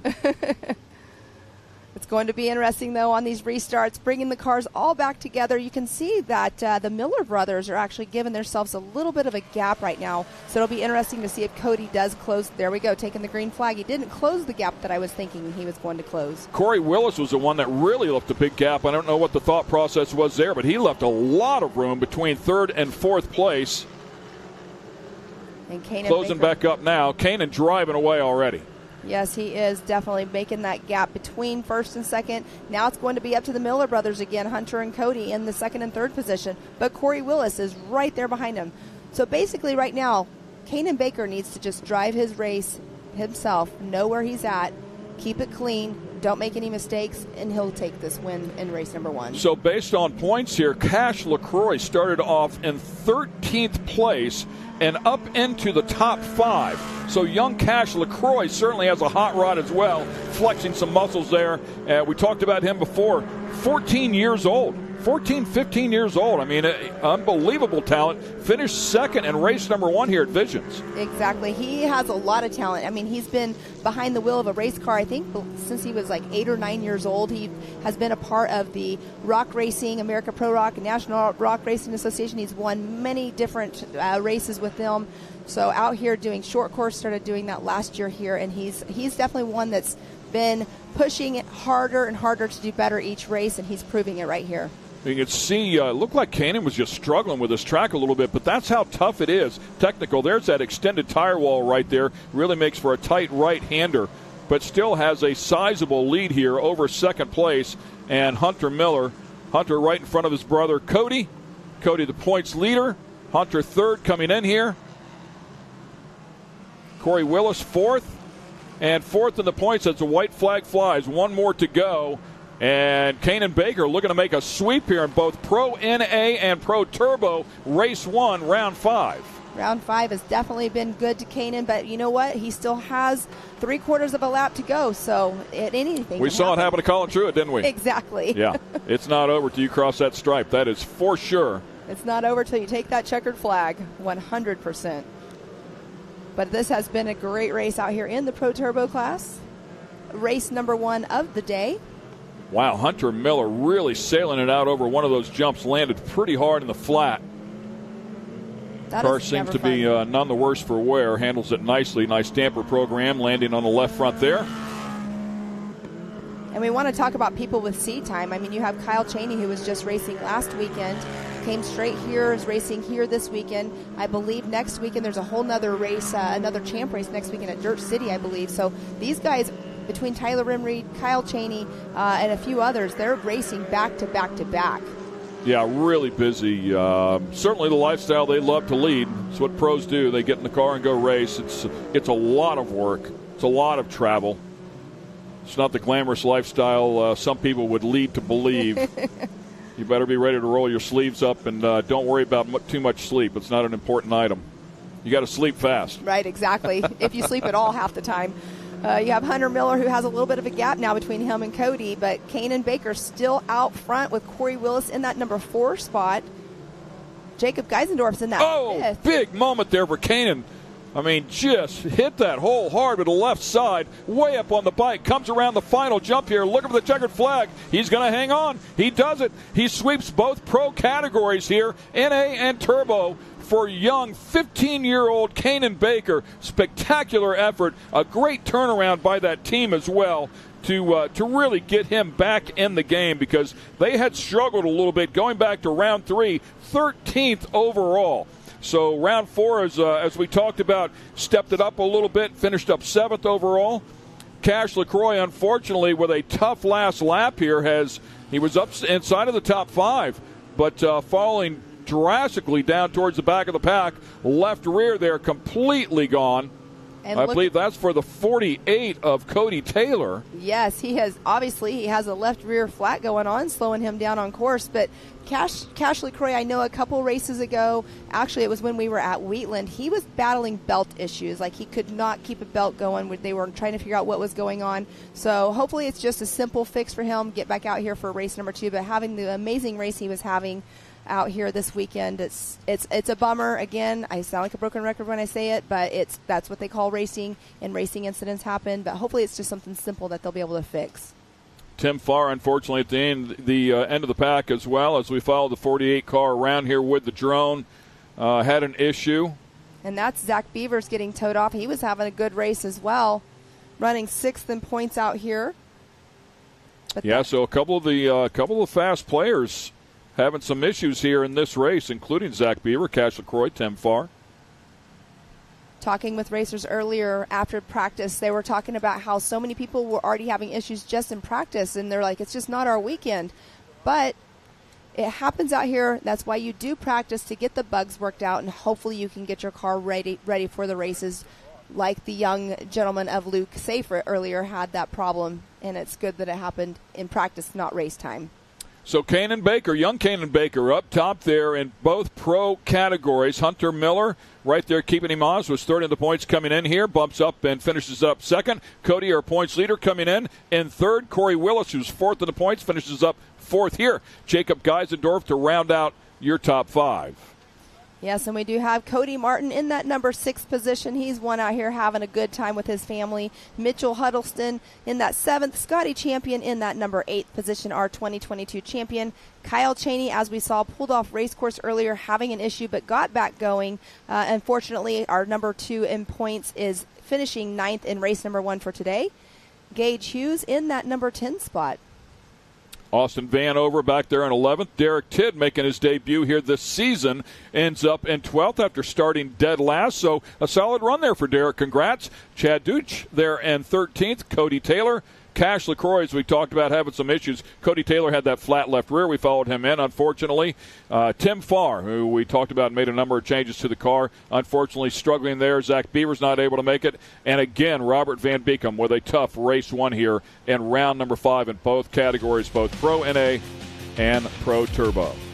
So we will take a quick break here after this highlights reel. Up next will be our Pro Light category. Great battle right here. That is Kanan Baker going at it with Miller and able to make the move right there on Hunter and never looked back. Solid effort right there. When we come back, it'll be time for the Pro Lights. Stay with us. AMSOIL runs on freedom and has since 1972. We punish our products firsthand in our world-class laboratories and beyond, because some things can't be learned from a test tube. Run with us.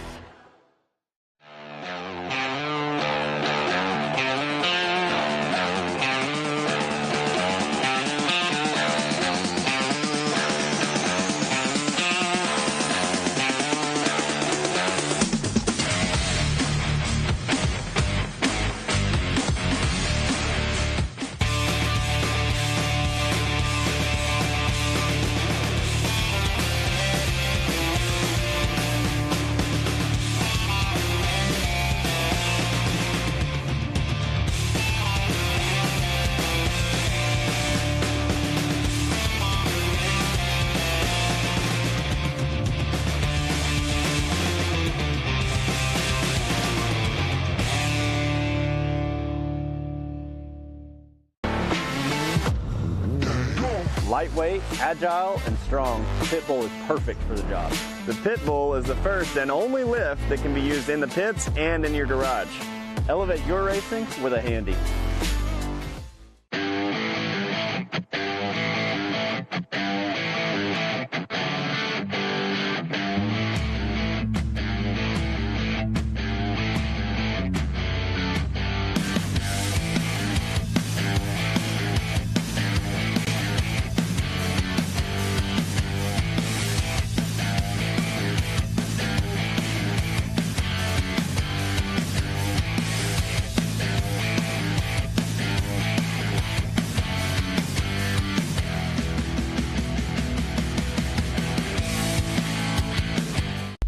Sport has been America's motorsports authority since 1934.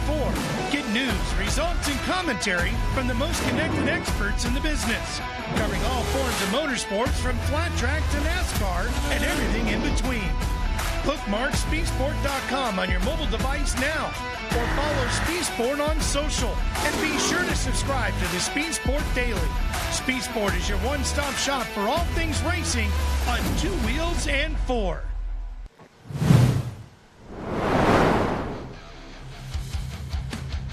Welcome back to Jay, Oklahoma. MidAmerica Outdoors is where it's all going down. There's a good look at the racetrack. We were to use that over-under there. As you can see, the under is completely washed out as we were hammered by Mother Nature just one day ago. Consequently, no track activity. That forced us into a condensed schedule here today. Some of our races were, the laps were cut down a little bit, unfortunately, but this is round 5 of the side-by-side championships, the MAO side-by-side championships. It is round 4 and the final round for our truck championship. They are coming up here next. This is the Pro Light category. Big money up for grabs. $100,000 overall is the payout here for the Pro Light category this year. Here's a look at the grid lineup there with Kyle Greaves, your points leader, Johnny Holter, Kanan Baker, Connor Berry, Tyler Rimreed making his debut here with MAO and the Truck Championships. Here's how it breaks down, by the way, that $100,000. $7,500 for first, $3,750 for second, $1,875 for third, $500 and $500 for fourth and fifth throughout our 4 rounds of racing. And then bonus money for championships payout, $25,000 to the winner here. $12,567.50 for third. So that's a total of $100,750.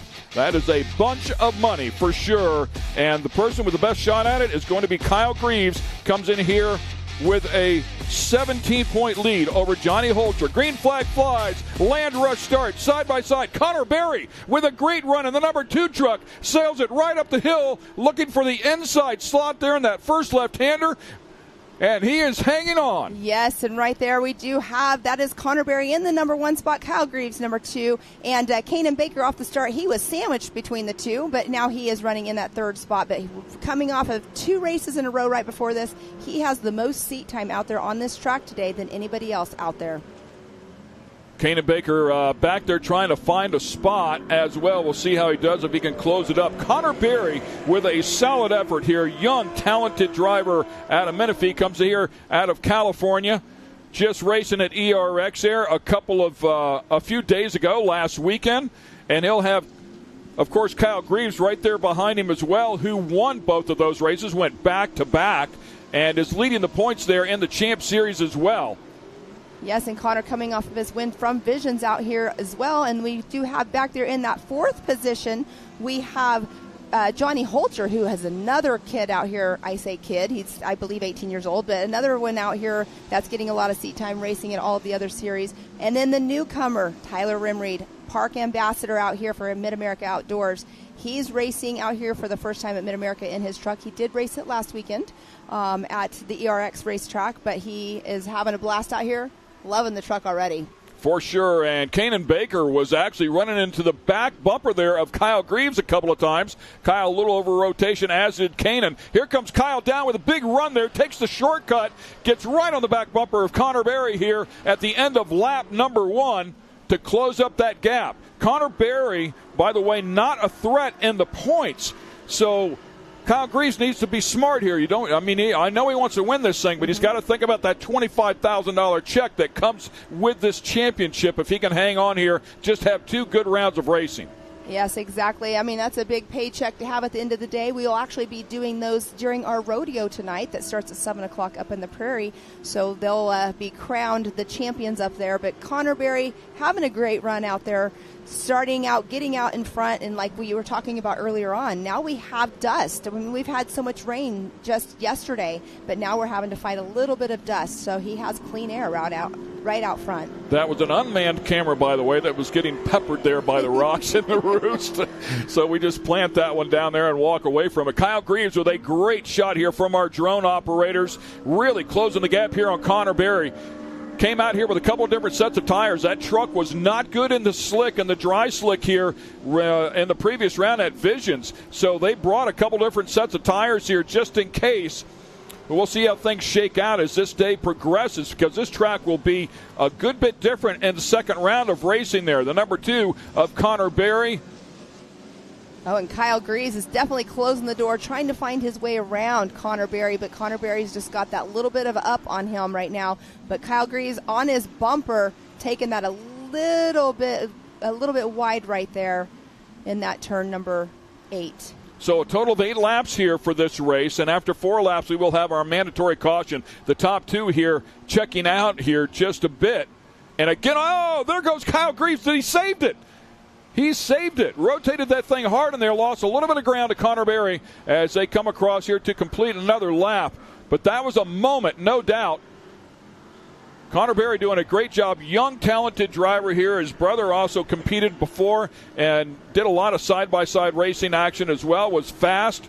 Father, a major player here in the industry. Takes care of a lot of the radiators for a lot of the vehicles out here. Great people. Glad they really made this part of their schedule here, because it's tough to come off of a back-to-back race weekend and shoot right over here and do another one. Exactly, and then you have the gas series as well in California that they race in as well. So you have gas series, you have us out here at MidAmerica, the Champ Series, but Kyle Greaves is closing that gap again on Connor Berry. He's going to look for that door to open again for him to sneak in and get past him is what he's trying to do. We will have a competition yellow here coming up shortly, so that'll bring the field back together as we see that. That makes it for good competition out on race course. Yeah, and that's what Kyle Greaves is trying to accomplish right here. He wants to see if he can get in front of him before that mandatory caution. Working this lap right here, he's going to take a look down at the inside. Berry's going to have the advantage of the big run down the hill and uses it to his advantage. Nice job there, does not flinch. Yes, that inside line is not so much quicker because you do have to let up a little bit, and like you said, that downhill run is what you get whenever you take that turn just a little bit wider. But it is about applying pressure, sticking the nose in there, see if you can get that guy to make a mistake, get him to overdrive, that tight right-hander right there. And you can see one outside in, the other one inside out. 2 different lines here as they sashay back and forth. And again, Greaves with all kinds of pressure, driving him as clean as possible. As yet to touch him that I've seen. That's important. Of course, Johnny Holcher and Greaves getting together there. Greaves with an inside look this time. That'll put him on the outside here of turn number 1. He is trying his hardest to get a little bit of contact right there. He tightened up Connor Berry. He's going to be able to drive back underneath him. It'll put him on the outside here of turn number 2 again, but it looks like he'll be able to drive around him.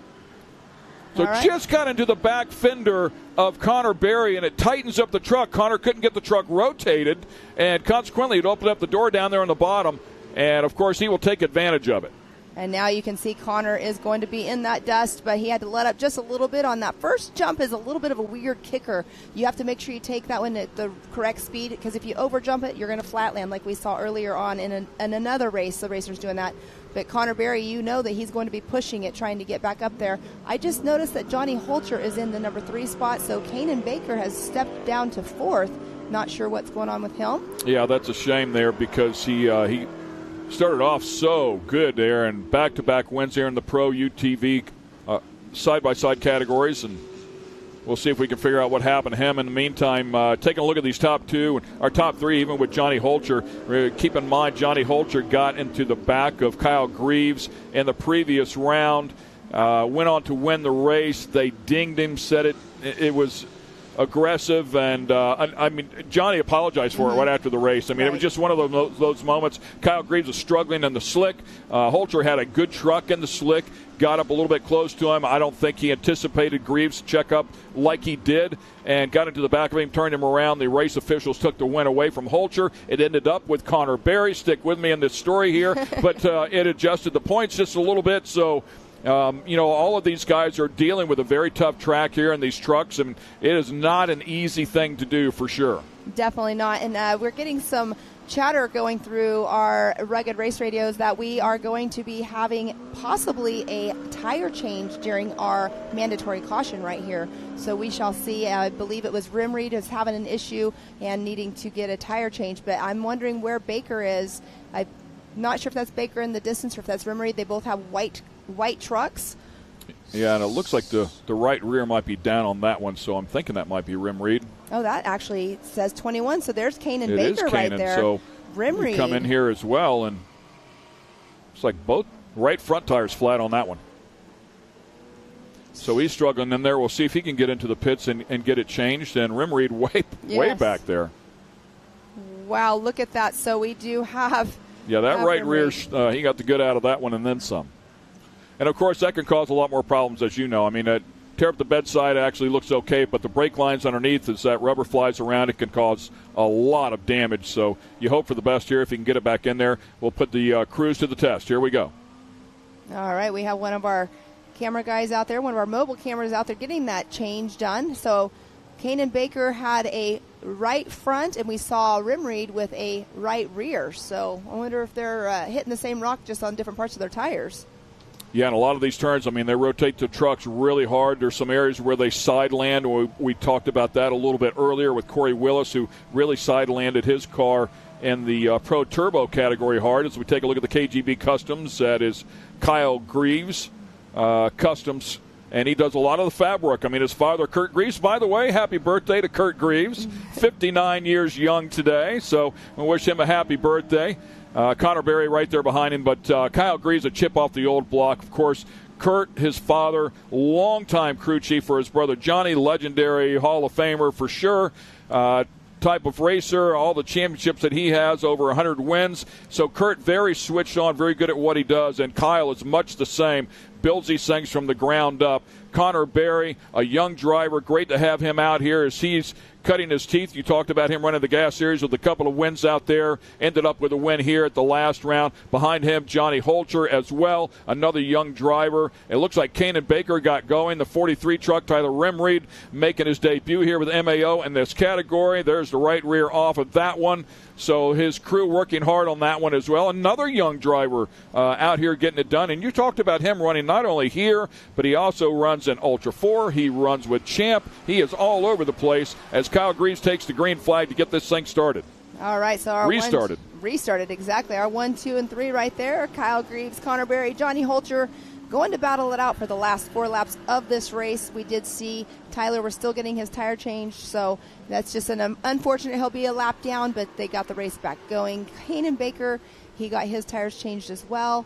So who do you think is going to be? Do you think Connor Berry is going to push it hard enough to try to get in Kyle Greaves' head and get around him and take the win for the race? I mean, no question, these two are going to go for the win here. Connor Berry has nothing to lose, where Kyle Greaves has everything to lose. What I'm wondering about is whatever caused the right side tires to go flat. As you mentioned before, on both of those other trucks, these drivers need to pay attention to, especially Johnny Holcher and Kyle Greaves, who are in the hunt for this championship. Exactly. Last thing you want is a flat tire to end your run. Right, and we've been seeing a lot of stuff happen on the last lap of the races, so hopefully that does not happen to these guys. But Kyle Greaves out there in front, showing Connor Berry his lines, as I'm going to say, because Connor's very closely behind Kyle Greaves, and then we do have Johnny Holcher looking for his window as well. And this is when Johnny Holcher's truck really came on. It was the second half of the race here in round number 3 for these guys. We'll find out how things come together for him here. The track a good bit different, not near as dry slick as it was yet. Of course, second race could be much different. There's some of those holes. That might have been a hole that rips off a right rear there in that tight left-hander. Definitely, and you're correct about Johnny Holcher. He has shown that in the past couple races that it's like he turns on a switch in his truck, and he's definitely, the second half of the race is his race to shine. But those holes, like you were just saying, that makes them bobble a little bit. That makes them lose a little bit of a speed in the race. So something, it's about track. We can't help it. It happens, especially after the rain that we had the other day. But these guys aren't letting it, slow them down whatsoever. Greaves out there in the fluff just a little bit. Also made his Pro 4 debut after Johnny Greaves, his uncle, went for a big ride earlier this year, was able to hop inside of the Pro 4 to keep the points alive and sponsors happy. Ended up on the podium, so congratulations to him. I'm sure enjoyed every second of that. That's a monster to get inside of for sure. That Toyota is a wicked truck, but this is where his wheelhouse is. This is where he's comfortable. Leading the points in the Champ Series, leading the points here, looking for double championships. By the way, 19 career wins ties him with the late Rick Huseman of 19 career wins inside of this Pro Light category. So, and also Robert Naughton, who has 19 wins in this category as well. Robert Naughton, who went on to become a Pro 2 champion. And, of course, Rick Huseman, who went on to become a Pro 4 champion. Unfortunately, we lost Rick and his brother way too soon. Yes, that was very unfortunate.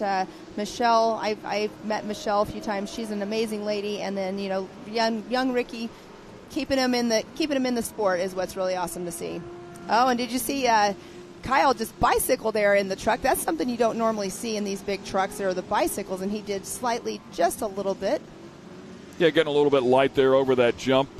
Pretty common. These things are a good bit narrower. Oh, man. Oh, come on. Needs it to land all the way over. He's good to go.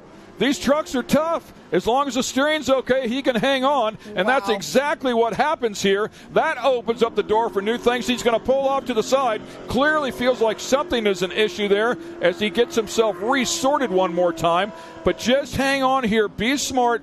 Only one spot behind Johnny Holcher. Can he finish? And it looks like he might have to pull off to the side. Wow, we were just talking about that, too. Anything can happen. You just have to run your own race. But, wow, what a recovery, though. You land on your wheels and you instantly start going because you know that you have those guys right behind you. Don't quite see him, so he might have actually turned off. And we'll take another look at this. So comes out of the left-hander, pitches it in really hard right here. Hard to tell there. I mean, I don't know if I didn't see that tire wall move at all. I don't think he clipped the right side. Maybe there's a rut down in there that bit him. Man, it just really came unannounced for sure. I like this Amsoil replay going backwards so we can see it again. Left side really loaded up right here. He could have barely tapped the tire. There's actually 3 or 4 rows of tires right there, so he could have barely tapped him with being over-rotated. Yeah. But I just think that thing was so loaded up on the left-hand side, and unfortunately it just bit him. So I don't even see him back there now. This is going to open up the door for Holcher to close the points up just a little bit. Keep in mind he was only 17 behind. And the question is, Kane and Baker and Rimreed, who came in and replaced tires, can they now get in front of Kyle Greaves? Is he still limping around? As Connor Berry is looking to put together back-to-back wins here. He finished second in the first race, round number 3, first in the second race, first overall after that incident between Johnny Holcher and, of course, Kyle Greaves, as we documented. Exactly, and you just saw him going through that turn where Kyle Greaves rolled, and he was taking it a little bit easy. I mean, he just was right behind him, so he saw exactly what he did. He does not want to do a repeat. Kyle Greaves still limping around, so if he can hang on to third here, he's in a safe position going into the second race. Curious what is keeping him from running at speed, and if they can get it fixed up here. They have a very talented crew. All of those guys are hands-on, man. They can do a lot in a short amount of time, and they will not have a whole lot of time to get it ready for race number 2. Connor Berry looking good right now, though. Johnny Holcher right behind him. And Johnny Holcher trying to close that gap a little bit, but you know what? Right now they just need to run their race, and they'll finish where they're at, 1, 2, and 3. Connor Berry still has, 1 lap remaining, so he wants to make sure he does not make any mistakes now. So because he, like we were just saying, he learned from what just happened with Kyle Greaves of that spot on that turn right there. I believe that was turn number 9 where that happened. But he does not want to make any mistakes like what he just saw happen right in front of him. He won round 1 at Gas at King of the Hammers. He also won round 3. He won round 3 here and looking to win race number 1 of round 4 here. So a young Connor Berry developing right in front of our very eyes. Johnny Holcher with some Pro 2 seat time last weekend, Pro Light seat time, hanging in there as well in second place. And we do have Kanan Baker has crossed over, so he is still moving along. I'm not sure exactly where they're at on course. But Kanan Baker and Tyler Rimreed. Kyle Greaves, I mean, is he going to just continue to limp it all the way around or call it? I mean, I'm not sure if he won't make all the laps because he would get lapped as slow as he was going. But we are should be getting the checkered flag as Connor Berry comes around. Going through here, just a couple of turns left here in this final lap for Connor Berry. And you can just see he's pushing it, but not pushing it too hard like he was earlier on in the race. But this is the final turn before he comes through that Can-Am jump. Checker flag out for the number 2 truck. CBR-backed machine. Congratulations to young Connor Berry. Excellent job there. Johnny Holcher at pace in the number 44 truck. Crosses the stripe in second place. Great job there for Johnny Holcher as well. Former winner in the Pro 2 category. We go back a little bit deeper here in the field. We'll see who gets across here in third. That is the number 43 truck of Tyler Rimreed, making his debut 1 weekend ago in the Champ Series in Pro Light. Now making his debut here in the MAO Truck Championship Series. Slinging that thing around a little too far. No, he saved it. Okay. Almost over-rotated way too far on that turn there. I've not seen Kanan Baker. Last time across the stripe, though, Kanan Baker was still out there and did cross it in front of Tyler. There is a look at the number 21 truck of Kanan, who's had a wonderful day out here so far, winning both pro categories, NA and Turbo in the side-by-sides.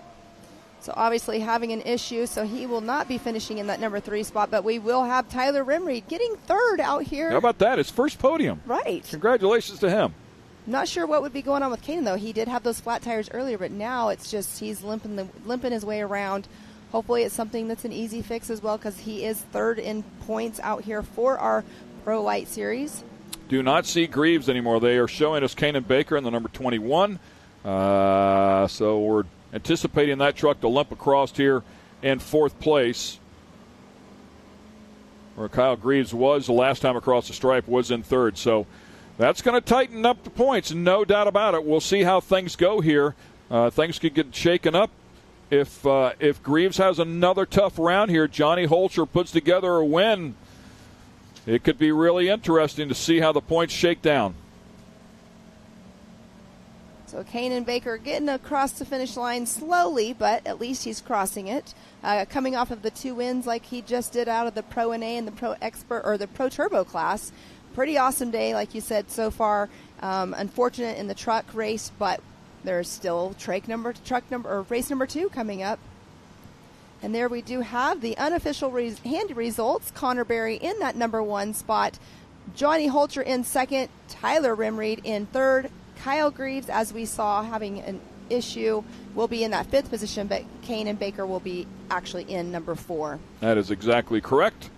So tough go of it there for our points leader, but it's going to make things exciting in race number 2 for the championship for sure. So yes. Stick with us. We've got a lot of great racing yet to go here. Our sportsman categories will be coming out here to start off race 2.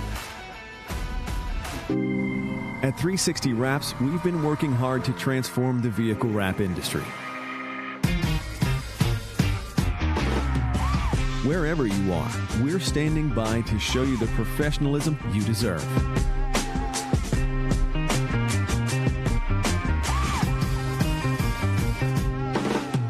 With a dedicated account manager, you'll always feel confident and in control the entire time.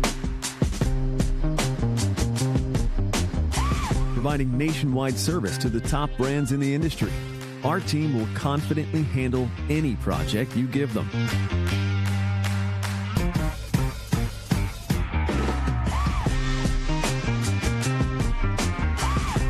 One contact, one company, nationwide service.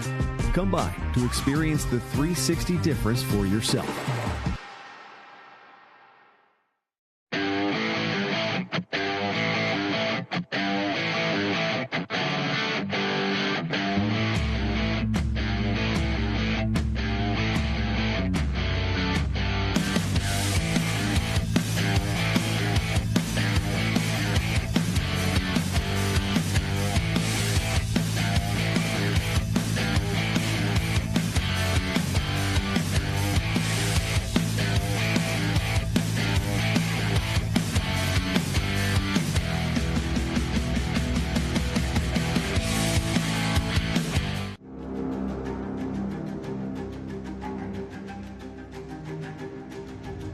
Connect with the Wild is about off-roading with your buddies. Connect with the Wild is about going to Moab and conquering new challenges that you didn't think were possible. Ultimately, Connect with the Wild is about enjoying the outdoors in your vehicle as best you can. We're treating it like we know it's something special that everyone will remember.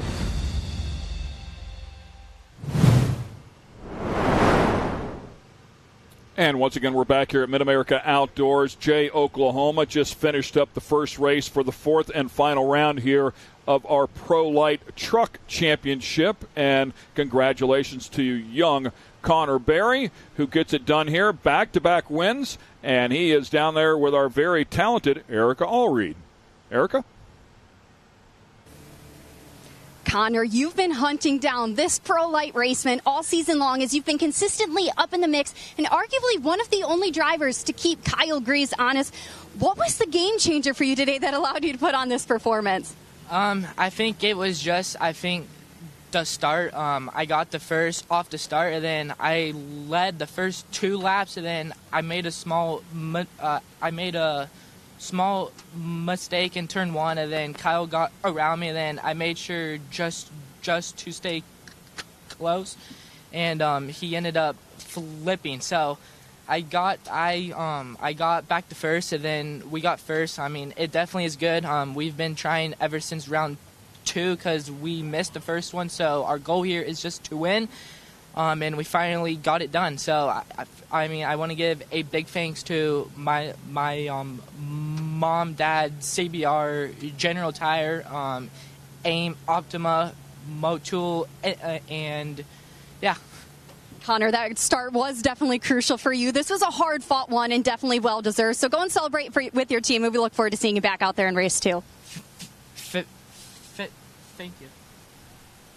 Awesome stuff. Thank you, Erica. Congratulations, Connor. Great job there, man. And tough race. Just stayed after it the entire time, right? That's exactly what you got to do. And keeping the pressure on them. You never know what's going to happen here until that final checkered flag flies. So we'll take a quick break here, ladies and gentlemen. We're going to eat some lunch. We'll be back here. Race 2 will start for round number 5 for our side-by-side program, and we hope you'll join us for that. See you in just a bit.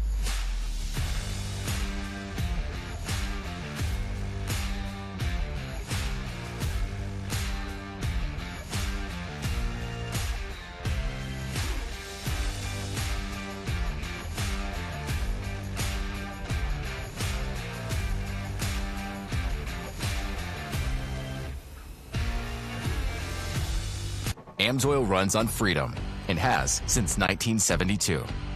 We punish our products firsthand in our world-class laboratories and beyond because some things can't be learned from a test tube. Run with us.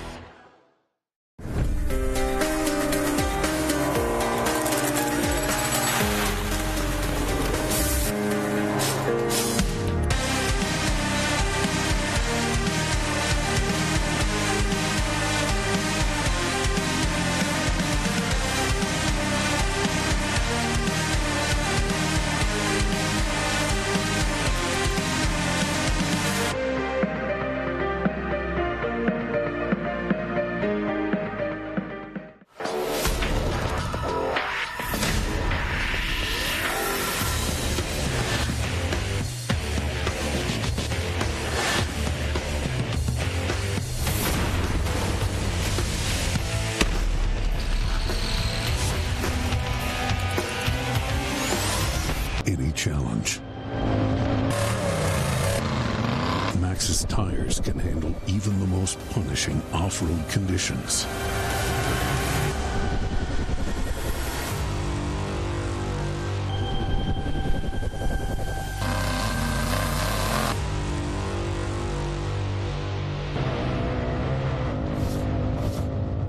Maxxis tires. Tread victoriously. Spaceport has been America's motorsports authority since 1934. Get news, results, and commentary from the most connected experts in the business, covering all forms of motorsports from flat track to NASCAR and everything in between. Bookmark speedsport.com on your mobile device now, or follow Speed Sport on social. And be sure to subscribe to the Speed Sport Daily. Speed Sport is your one-stop shop for all things racing on 2 wheels and 4. AMSOIL runs on freedom and has since 1972. The rest of the market has been trying to follow our lead ever since. But a head start is a head start. Run with us.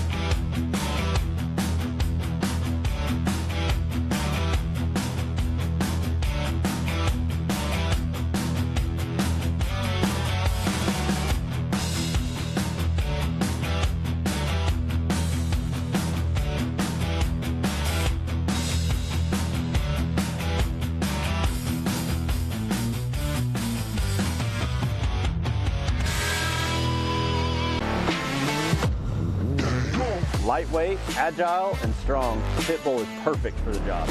The Pit Bull is the first and only lift that can be used in the pits and in your garage. Elevate your racing with a Handy.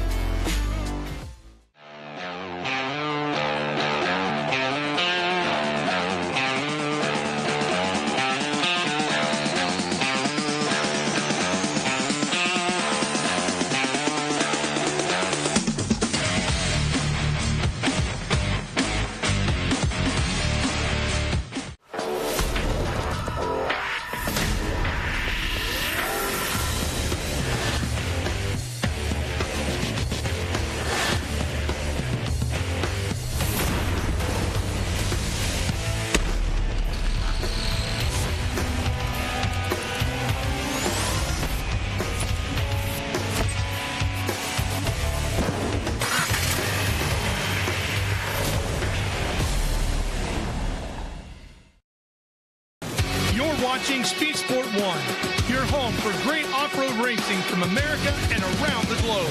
Woo-hoo-hoo! From Ultra 4 to rally. These guys are fighting for the lead. It seems very aggressive. Short course to desert race. Great move there. He is so fast. Whether on 2 wheels or 4, Speed Sport 1 has the off-road action you crave. Look at that move. It jumps to the inside. Speed Sport 1, the Motorsports Network.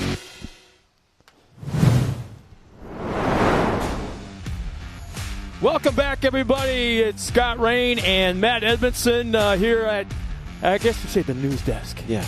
Getting ready for the second. Yeah, trackside. Rugged Radio's desk as we get ready for the second half of racing here. I guess you'd say round 2 of the day. We're jam-packing all kinds of race action into one single day, which would normally be run under two because of Mother Nature and yesterday and the rain. And she goes, you guys need to hang out with each other more. And she doused the racetrack. We had a good time yesterday hanging out with everybody. You talked to a bunch of race teams. Yeah, we had the ability yesterday to take some time and catch up with everybody and figure out what they've been doing in between visions. There's a lot of prep work. There's a lot of stuff that's been going on that they've been working on, so it was kind of cool to get that opportunity. And from what you heard last night, these guys talking about, did you see any of that coming to fruition in the first round this morning? Yeah, one of the things that we talked about was, Corey Willis, a lot of the changes that he made on his car for Pro Turbo. We saw him run real strong fourth up there. Corey looked really good on the track. Kanan Baker looked amazing. Gosh, huh? Yeah, that was just unreal. He was on rails. Made his way all the way up there and battled at the front, and I'm pretty sure he ended up second, right? Yeah. So that was an amazing race, and all morning, every race we've had has just been – great racing out here today. The weather's been great. Yesterday's rain made the track today perfect. The track crew just prepped again before we start race twos. And I'm excited. This is, race two is where you got to put it all on the line, right? So this is, yesterday, while we have all this time, we like you said, we get these opportunities to talk to these people. And, man, yesterday Pam got to catch up with Zach Beavers. So we're going to send it down and see what they had to say about it. Turbo class. Zach, you have a lot of racing experience, not only with short course. I know you've done some other racing as well. But this year we have a new track compared to last year. What do you think about the track this year? They've put in a lot of work out here, and it's been really good. You can see the difference from last year to this year. The dirt that they've been sifting and working to bring in has made a huge difference on the overall cost of everything and then the overall raceability of it, too. It develops good lines, and it has good blue groove and gets good traction, so it's a good racetrack surface. And speaking about traction, it's really about setup out here because of this year, we have the S turns, those big M turns that we have out there. Last year we had the 80-foot tabletop jump, so you had to do a lot of adjustments to have your car ready for a different track out here. Absolutely. So we have a complete different setup. We've changed the whole front of the car, different A-arms. Texera Tech, they've got adjustability in them. We can tweak things and make the car turn better. And the most important thing out here is to get around the corners as quick as you can and to not break traction and to drive as fast as you can all at the same time. So it's pretty tricky. Definitely. And I know you do some practice at home. Now, you are an everyday person out there. You do not do racing for a living. This is a hobby for you. On your normal daily job, you are construction. So having that ability at home to basically build your own track and get some seat time, does that help you when you come out here to race at MidAmerica? Yeah, so where we're working right now even has kind of similar dirt and stuff, so, whenever I need to test something, I just hop on a bulldozer, I go build my own track. We go out there, do some testing, and get the car set how we think it might need to be, so it's nice to have a bulldozer. Well, it has to be nice that you can build your own track, but good luck out there. Can't wait to see you back out on the track. Absolutely. Thank you.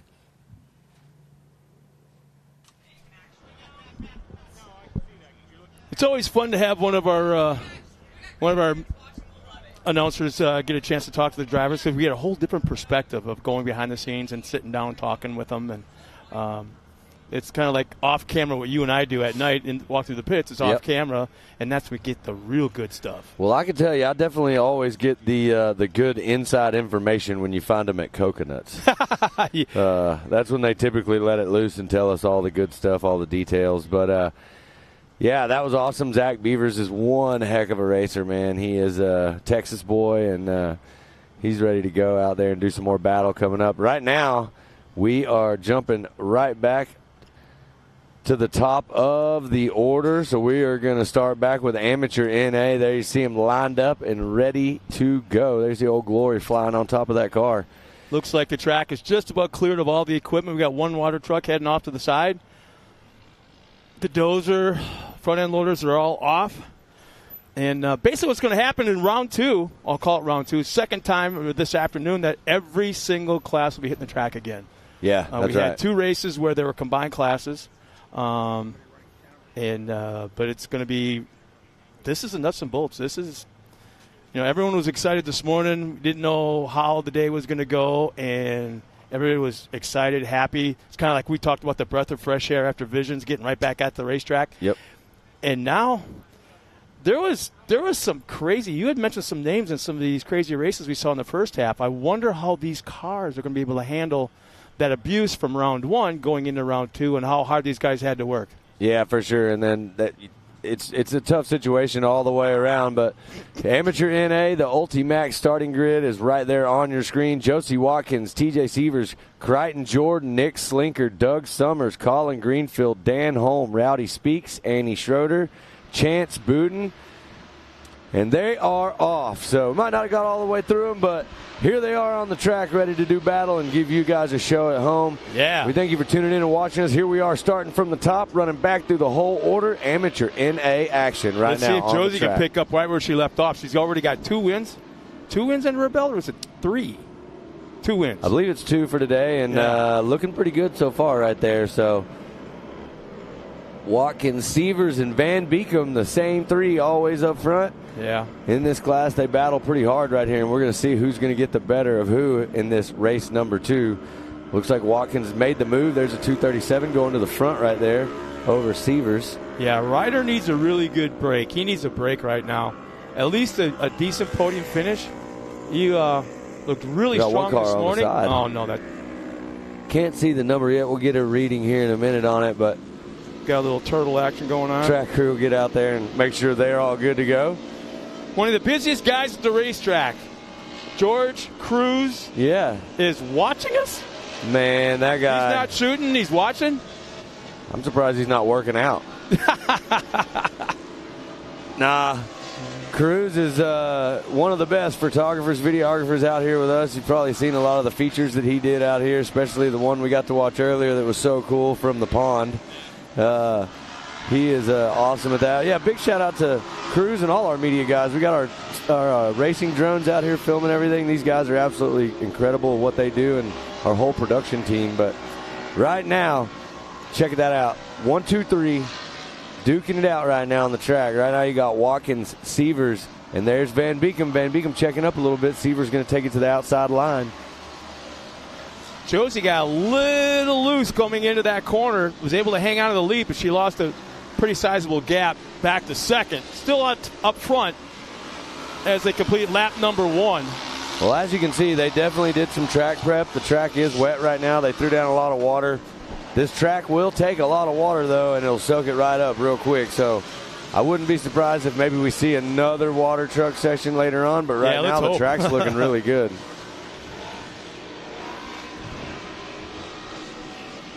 Look at the dust flying right there. That's going into that back section. They're almost side by side. So Sievers trying to show Watkins a wheel right here. Not able to do it, just not close enough.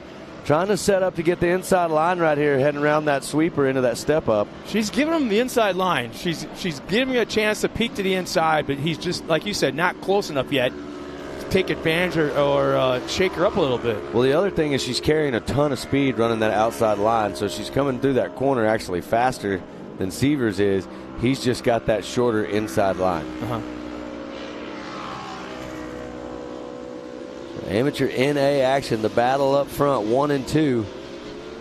Still Josie Watkins, Sievers, and Van Beekum, 1, 2, and 3. Watkins able to hold on right there and slide right on the outside back into the front. Boy, but you can see that Sievers is looking for that spot. He's just looking. He's putting the pressure on, and the thing that I like to see, if you can stay that close to a leader, lap after lap, turn after turn after turn, that tells me your car's just a tick faster than the leader. And he's just waiting for that one spot. He's planning that pass. You talk about it all the time. He's 3, 4, 5 turns planning ahead of where that pass is going to be. Yeah, I mean, they are literally less than a second. It looks like right there. Watkins was, we got one spinning off the track right there. I think that was, we're going to say that might have been Van Beekum right there.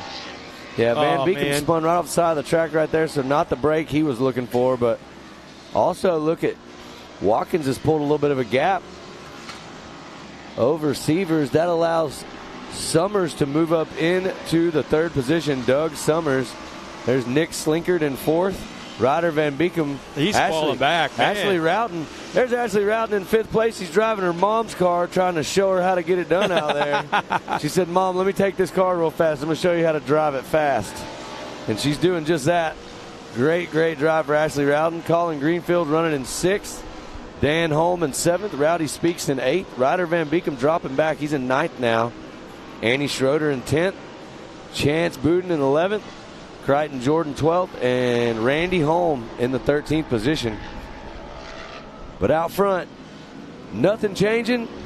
Watkins doing all the work to protect that top spot right now. And Sievers trying to find every hole that he can to show her a wheel and take over that top spot. But right now he can't find the spot. It's just she's got all the speed and she's looking dialed in, very smooth on the track. Yeah, if you've been with us all morning long and watched this all the way through the pro classes, you'll remember that some of the pro classes, not all of them, but some of the pro classes actually had that competition yellow where there was a break in the little race and they regrouped everybody and went back to green flag racing. Not every class gets that competition yellow, and this is one of those classes that doesn't. Yeah, that we got to see that earlier. That really helped in the pro light trucks, right? When they did that competition yellow, Greaves had gotten around Connor Berry, and that allowed Connor Berry to link back up. And by the end of it, it was a complete shakeup. Everybody that was up front in the first half. We saw a mistake from a guy that never, and I mean never, makes mistakes, and that was Kyle Greaves. Yep. Went up and rolled. In fact, the thing is, he rolled it in the same spot that everybody else was rolling it, right here in front of us. Yep. And hurt his truck, limped off the track, and was not actually. I think he pulled off the lap before the white flag. But I do believe, with that being said, he still clinched the Pro Light Championship. So we'll talk about that later on. But yeah, we got some great racing action still going on here. Well, speaking of white flags and lead changes, the white flag just came out, and Sievers has made the pass. So Sievers has gotten around Watkins and got into that top spot right now on the track. I think this might be the first time that Josie hasn't been in the front all day long. I don't think she has ever been in second. I think she pulled the whole shot in every race and then went on to win. Well, what's happening here you're seeing is basically a flip-flop from what we saw in race number 1 here. So you're going to have a 2-1 and a 1-2.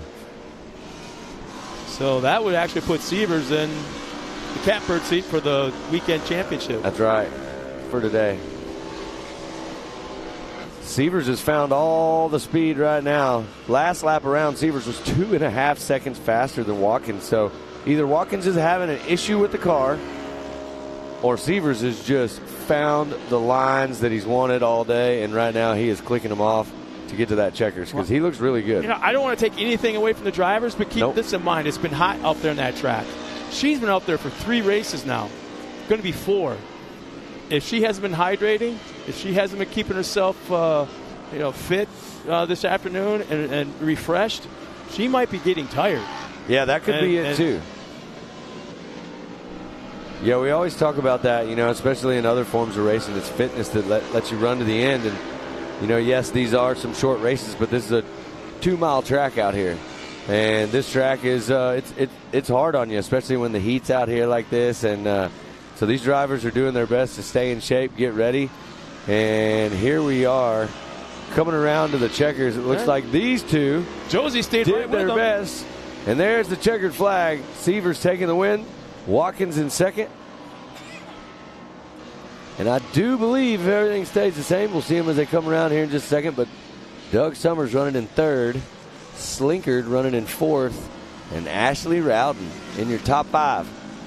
Made Mama proud. So if I let you borrow my car, you have to get it up front. And she did just that. So that was an awesome drive right there.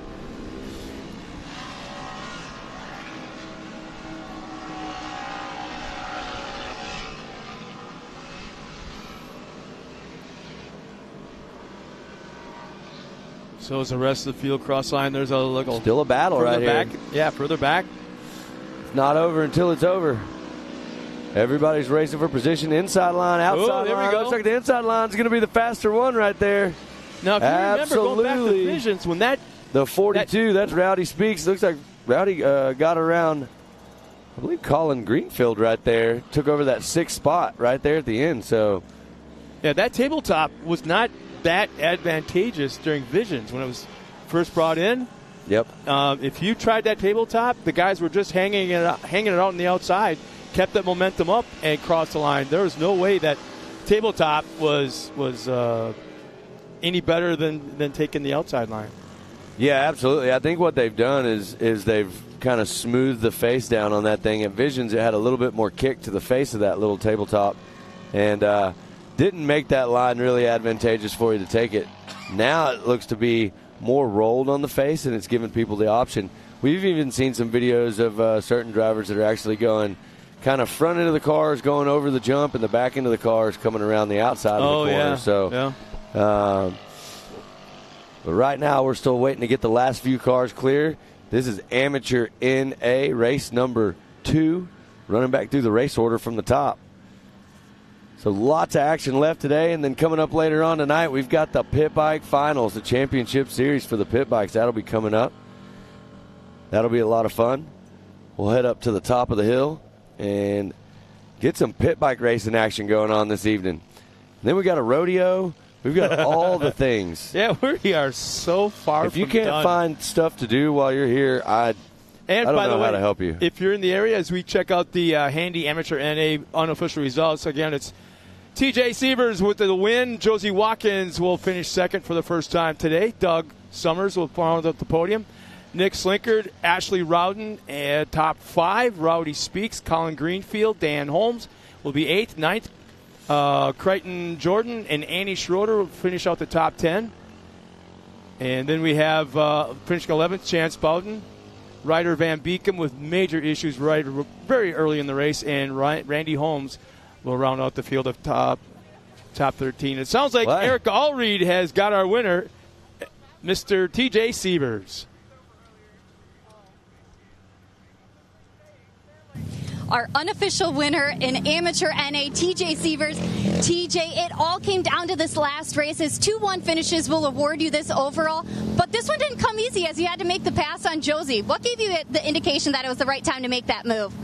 What gave the indication was that she messed up, and I decided to jump right out in front of her. But other than that, I was just having a blast. Well, TJ, congratulations on this overall win. It was definitely well-deserved. Thank you. All right, and we are back. That was an awesome interview.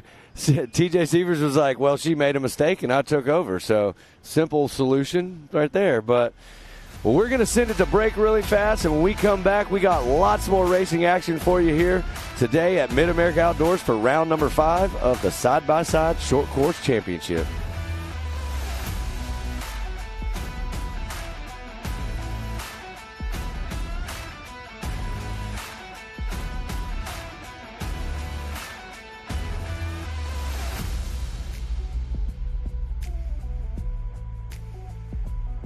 Sport has been America's motorsports authority since 1934. Get news, results, and commentary from the most connected experts in the business, covering all forms of motorsports from flat track to NASCAR and everything in between. Bookmark speedsport.com on your mobile device now, or follow Speed Sport on social, and be sure to subscribe to the Speed Sport Daily. Speed Sport is your one-stop shop for all things racing on 2 wheels and 4. AMSOIL runs on freedom and has since 1972. The rest of the market has been trying to follow our lead ever since. But a head start is a head start. Run with us.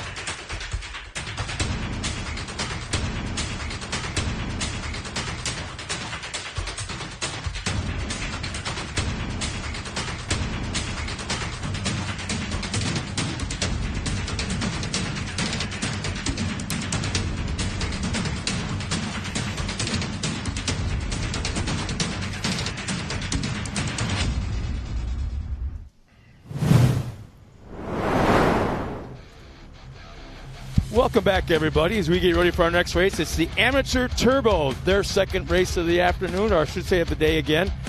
Pretty stout field. For sure. There's some pretty cool names in there. Some situations from race number 1 that we probably need to address before we take the green flag.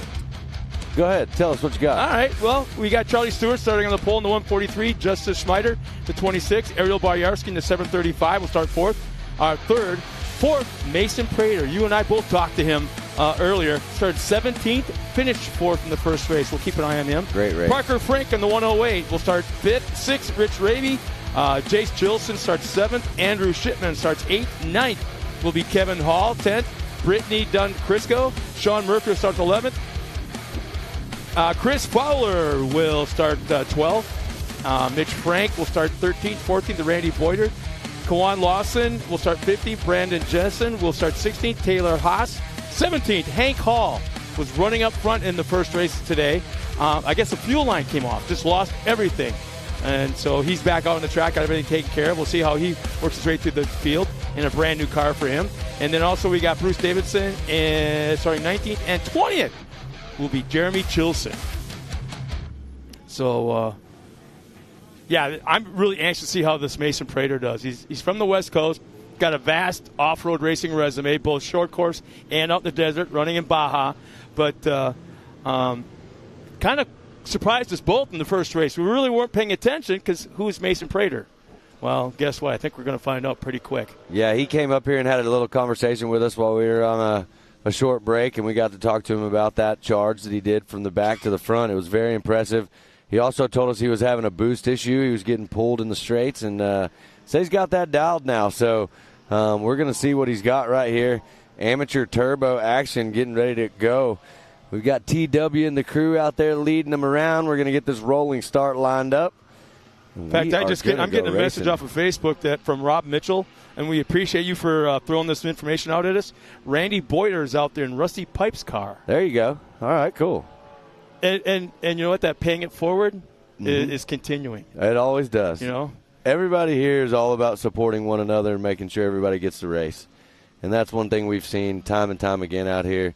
So it's awesome to see the sportsmanship and the camaraderie between racers out here and how they will do whatever it takes to make sure, their fellow racers are out on the track. I mean, we've seen them loan cars. We've seen them loan parts, do everything, teams helping. And there we go, green flag coming. Now we have got Amateur Turbo race number 2 on the track, ready to go.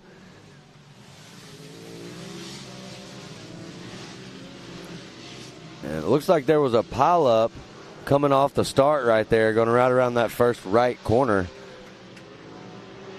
So they getting through there. We'll figure out who that was. But right now, everybody looking smooth as they head down into the back rhythm section there. Everywhere on the track looks so good. When you come down that little rhythm section right there, definitely want to be in front because I don't know if you saw that, Scott, right there, but there's quite a bit of dust that starts flying right out of that corner. Yeah, right there in that what would that be? Yeah, I mean, you can see it right there. No, it's bottom of the hill, a little bit. Yeah, so that's 2-ish.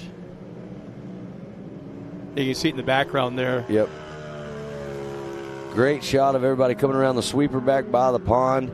Big class right here. This is a really big class, the amateur class. A lot of these drivers you'll see race in this amateur division for a year or so and then move up into another division. So early on in lap number 1, Justin Schmeider, Stewart, Prater. Prater moved up to 3rd spot now, so Justice little movement Schmeider going on the there. Gas. There you see Justice coming down the hill, absolutely flying right there. He's got every spank so far. That's actually the 44 out front of Mason Prater. You saw that? Yeah, Mason Prater is actually leading right now.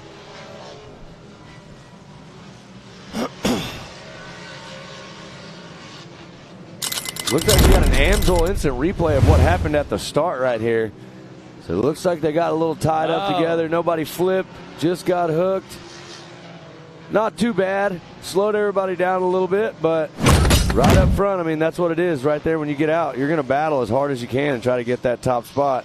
Mason Prater showing us how to do it. Coming from last to 4th in race number 1. Now he's up in the front, leading the pack. And he is looking to Johnny get this Holter's win. car.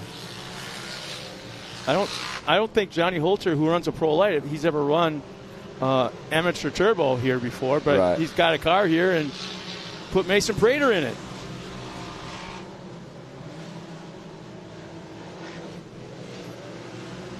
Well, lap number 1, we'll have to go through a full. Yeah, actually, this will work. Mason Prater's lap time was 2:01.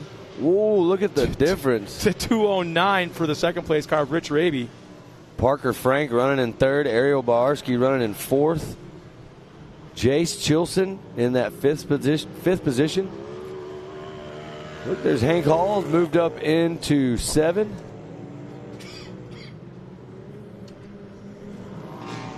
Great drive right here. We're watching as these drivers come around the back section. Still no change out front. Prater's still running away with it. I mean, he's got a 2:01.166 fastest lap. The next fastest lap time to him is a 2:09.979. So this is Mason's first time here at MidAmerica Outdoors. So he would be one that I could probably see racing the amateur class a couple times and then moving up.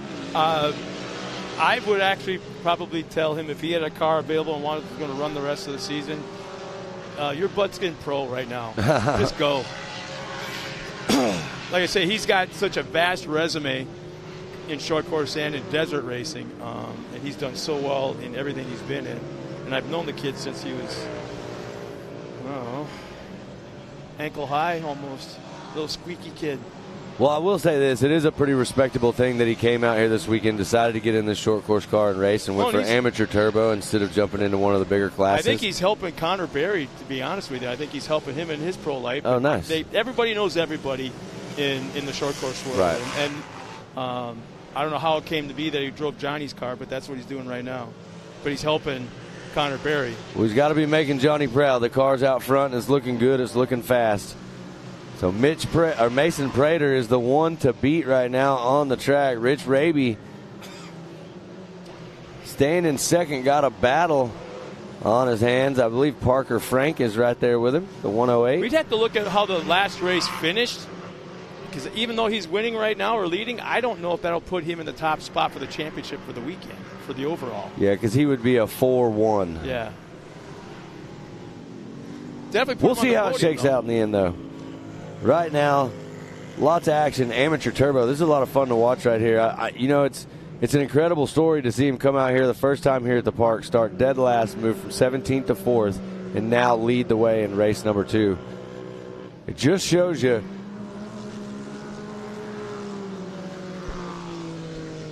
Ooh. So we are hearing that unofficially, it looks like Mason Prater could get. If it finishes the way it is, he could be your overall winner with a 4-1. And Ariel Bawarski looks like she would be second place out there with a 3-3. So impressive right there. Hank Hall's moved up into that 5th position. It'd be neat to see him with a podium finish in the brand new car. Nice looking too. Never thought that color scheming, that color combination would work, but on a race car it does. Well, there we are watching the 4-4 Mason Prater in the Razor. Throwing the car into corners, making it look real smooth right now. He's going to come back over that start finish. There you see the white flag is out. Oh, how about that? Hank Hall jumped into the top 5. Ariel Bawarski still in that 4th spot. Parker Frank 3rd.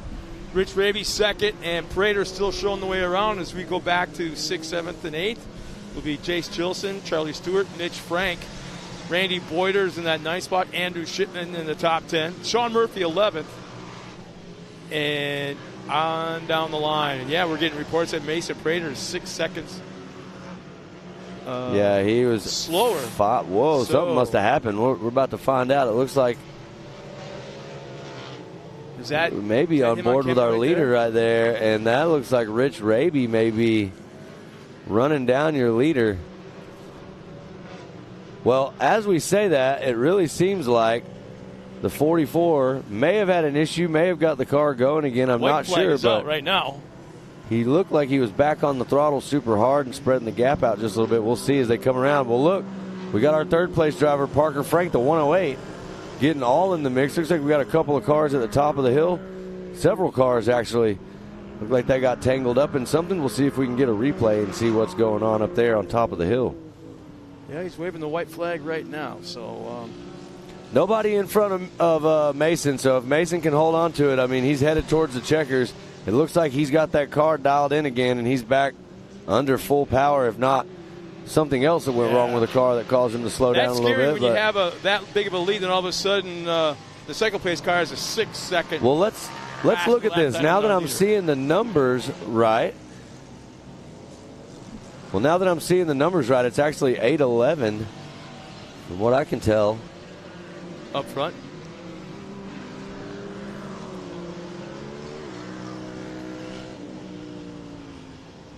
So, unofficial scoring showing Mason Prater, Rich Raby, and Parker Frank 1, 2, and 3 with Hank Hall in the 4th position. Ariel Bawarski I don't think moving Mason back. Prater's on the track. Yeah, I don't see him either, because right here coming across taking the checkers is the 8:11.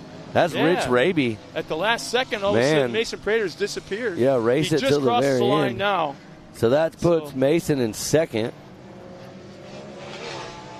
So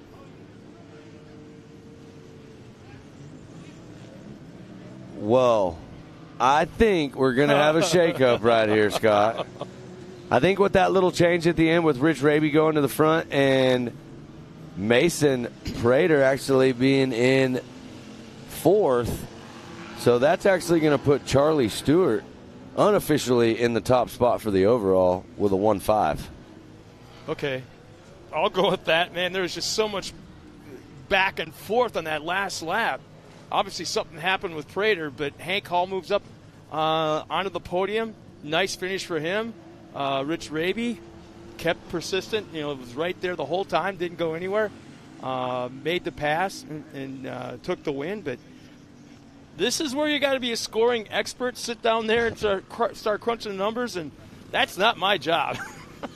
Yeah, nobody ever accused me of being good at math. So here we are. With the right rear gone, I can't pick up a number. Obviously, the driver's pretty darn frustrated. Not exactly sure where on the track that is even. So we'll get some information from our track crew here in just a second, find out what's going on, and we looks like we got some work to do at the top of the hill to clear some cars up there before we jump into our next race.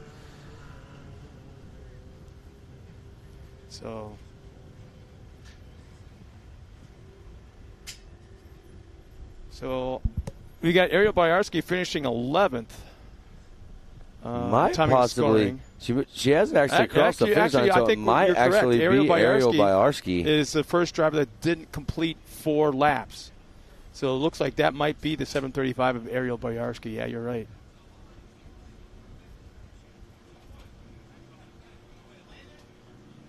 Kwan Lawson, that big number 3, can't miss that car and that number.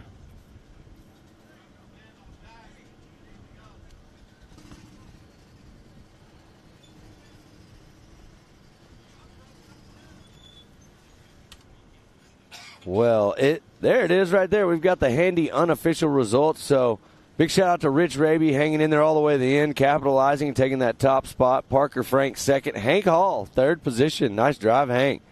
Mason Prater in 4th. Charlie Stewart in 5th. Jace Chilson 6th. Mitch Frank 7th. Brittany Dunn Crisco in 8th. Chris Fowler 9th. Sean Murphy in 10th. Ariel Bawarski in 11th. Randy Boyder in 12th. Andrew Shipman, 13.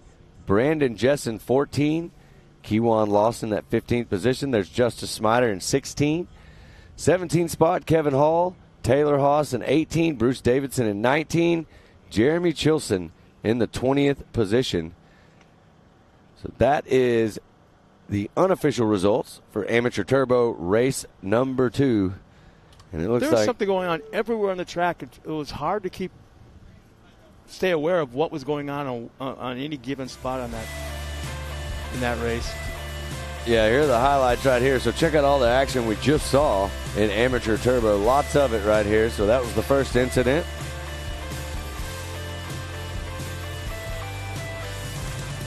There's something you don't like to see going off on the hook. Well, That was a great race right here. Corner, first lap incident right there. Kind of pushed the 2 leaders off to the side. And there you see Mason Prater was overtaken right there.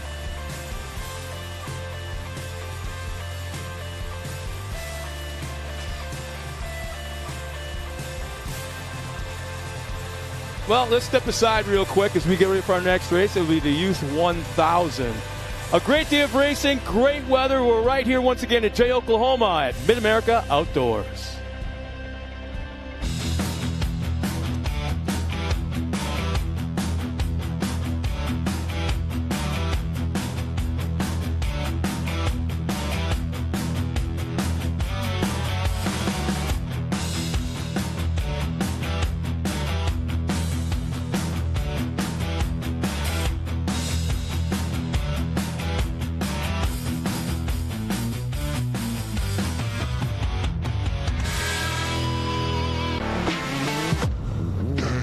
Lightweight, agile, and strong, the Pit Bull is perfect for the job.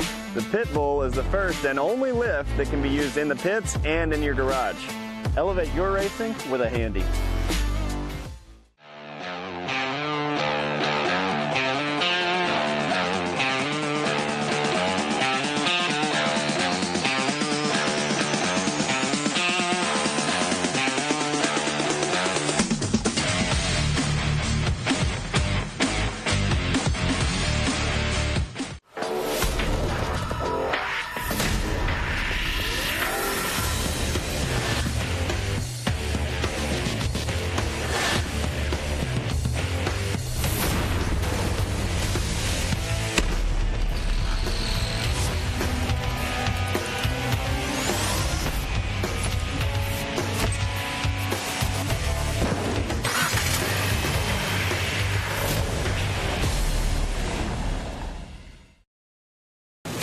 Watching Speed Sport 1, your home for great off-road racing from America and around the globe.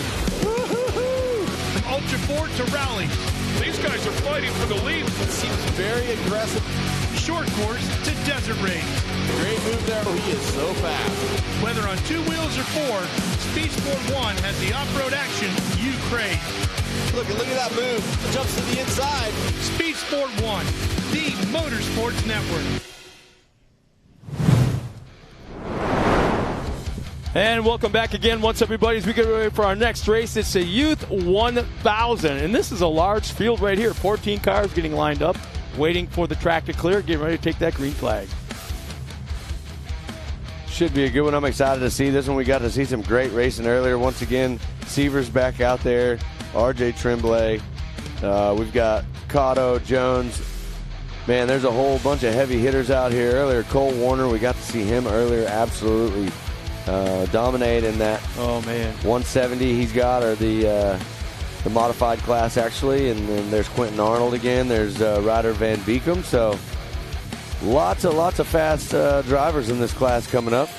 And there you see them lined up and ready to go on the starting line. Yeah, you saw a moment ago a car going off on the on the forks. I talked about you don't want to see your car being pulled off on a hook. Well, it's even worse if it's on a front end loader being hauled off. So once again, here's our Ultimax starting grid of the Youth 1000 class. TJ Sievers in the 101. RJ Tremblay starts second. Miyakato third.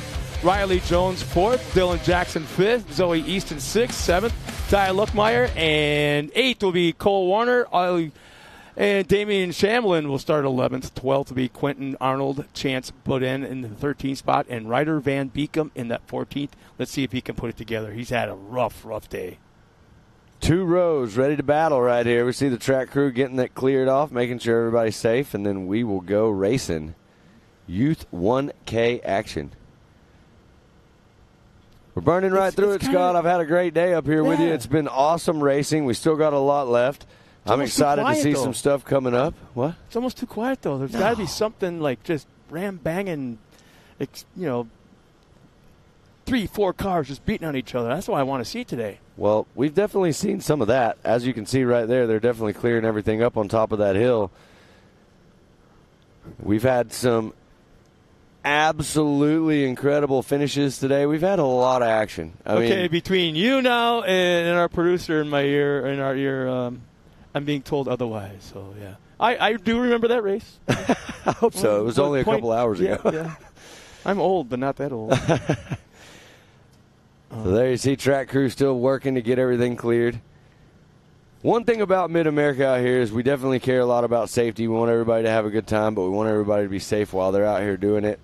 And that's why we take the precautions we take. And we have the best track crew, the best medical team. Everybody out here on staff is, top flight. So big high five to all of them for everything they do. And, in case, we haven't mentioned it before, it's a hot day out here, and they're standing out in this sun so that all these racers can be safe. And flaggers out on the track and the medical crew and our whole team that runs the races here, Billy Champion and his staff. So, man, big high five to them. It's been a great day so far. We got a lot of racing left. We still got pit bike finals coming up later. We still got a rodeo.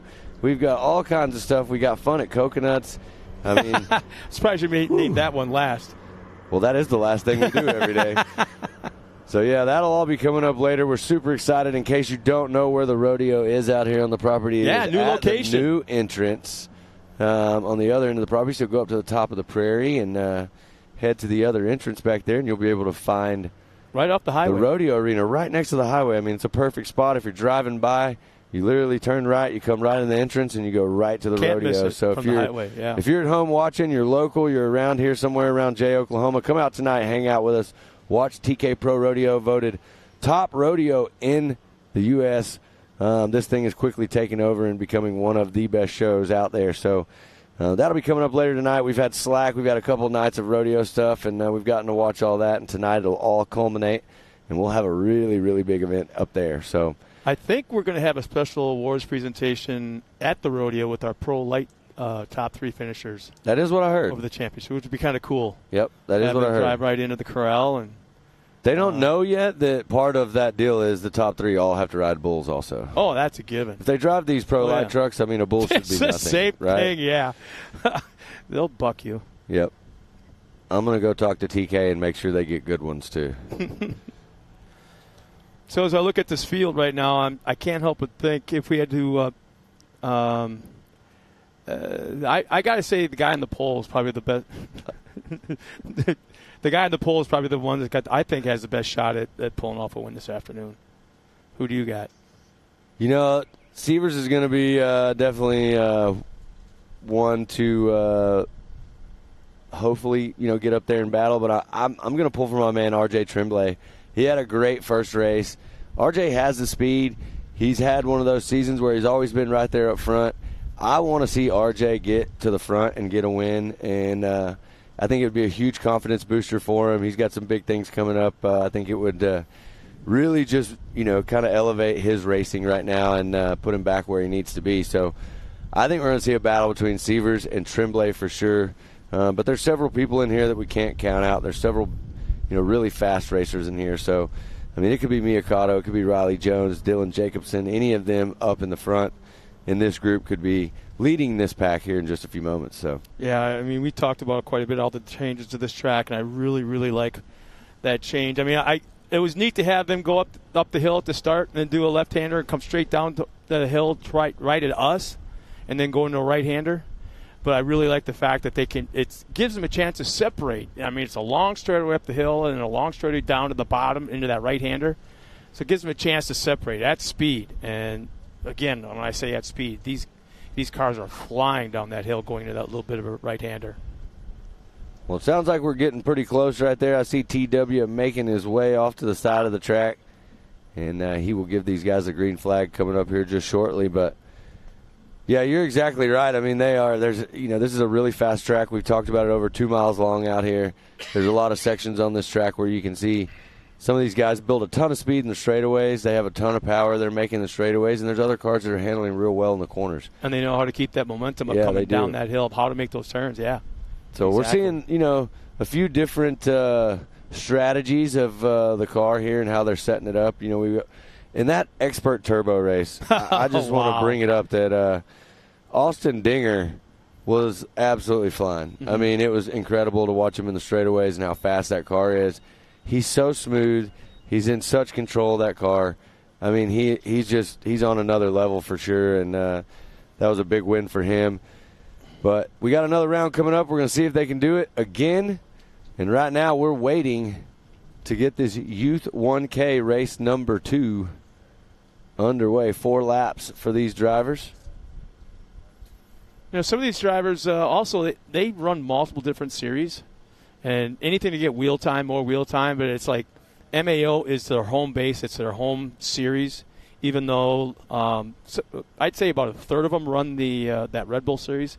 That's basically all over the country. Including Alaska. But, yeah, green flag is out. Here we go. Anything the guys can do, gals can do for wheel time, they're doing it. How about this? Looks like Robert Van Beekem will lead them into turn number 1.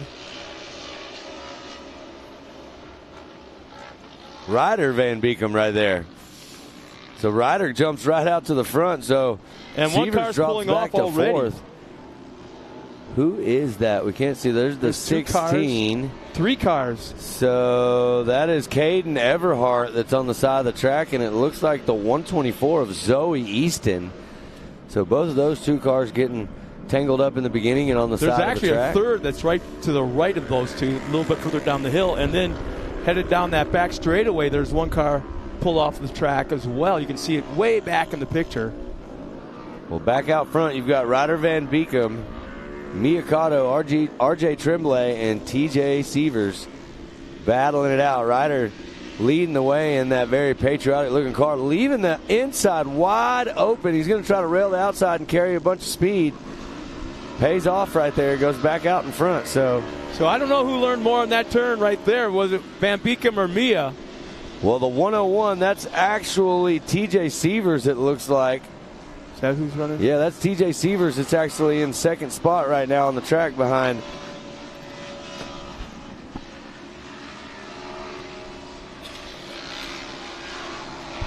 Excuse me, that's TJ Sievers right behind Ryder Van Beekem right there. And there you see RJ Tremblay in that 3rd position. Looks like Miyakato actually running in the 4th spot.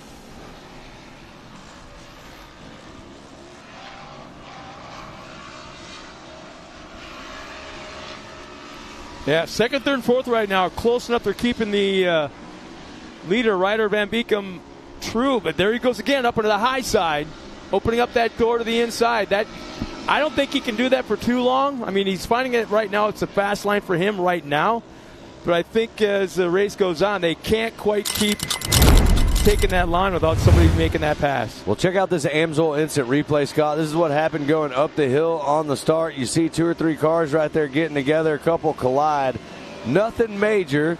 It looks like they got everybody just kind of bumped there, pushed off the track, but no big major wrecks. Everybody's back on. But that was 6 cars that made contact right there. Yeah, a total of 6 cars involved. But it looked like everybody but one was able to go on. In fact, do we have a battle for the lead right now, side by side? Inside line, that's Sievers. Sievers finally has it. Got around the 64 of Van Beekem right there. He's been leaving that door open and giving him a spot to make a move, and he finally did right there. Now we're going to watch Sievers absolutely check out. But Van Beekem had a pretty good roll last race, so there might be something going on with the car. It might not be completely dialed, and that may be the reason why. Oh, look at look at Sievers pull away. RJ Tremblay diving down to the inside right here. He's going to try to find some traction and speed down that hill.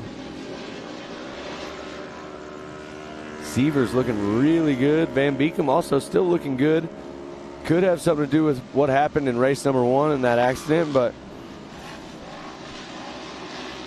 knowing Ryder Van Beekem, he wants to get back around Sievers, and he's going to try to do it right here. But he's got RJ Tremblay coming in fast, and it looks like in that 4th spot, Miyakato is catching up to the group too. So we got a battle right here, 1 through 4. It's anybody's race. Yeah, I'd like to think that Ryder would love to finish on the podium and go home with some hardware, because between him and his dad, they're in I think 6 total races, and to go home empty-handed all the way to Phoenix would make for a long ride. As we'll see Robert Van Beekem up here later on this afternoon.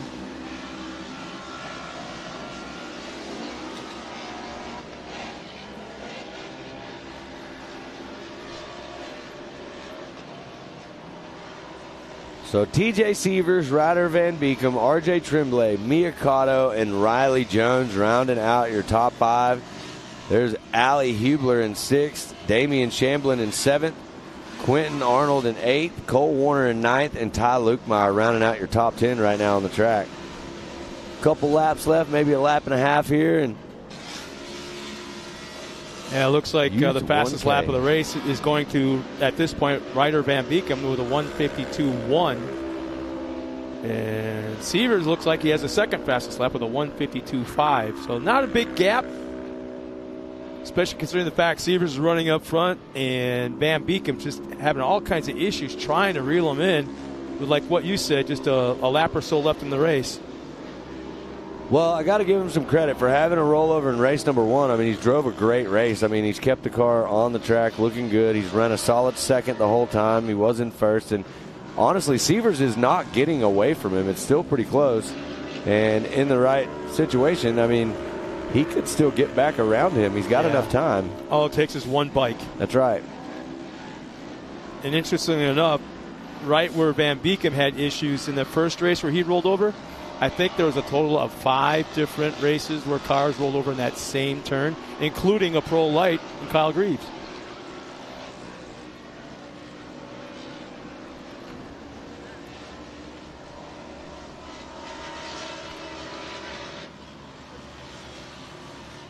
White flag coming up one more time around. There's RJ Tremblay coming across. Looks like Mia Cotto right here. So your top 4, all about evenly gapped out right there, but they're staying within distance of each other. They're in striking distance if anybody makes a mistake.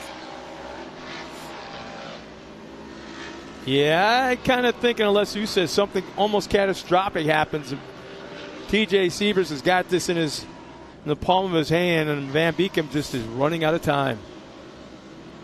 Sievers has looked real smooth all day. He's ran multiple classes and been extremely fast out there on the track. The 101 is showing us how to get some work done today here at round number 5.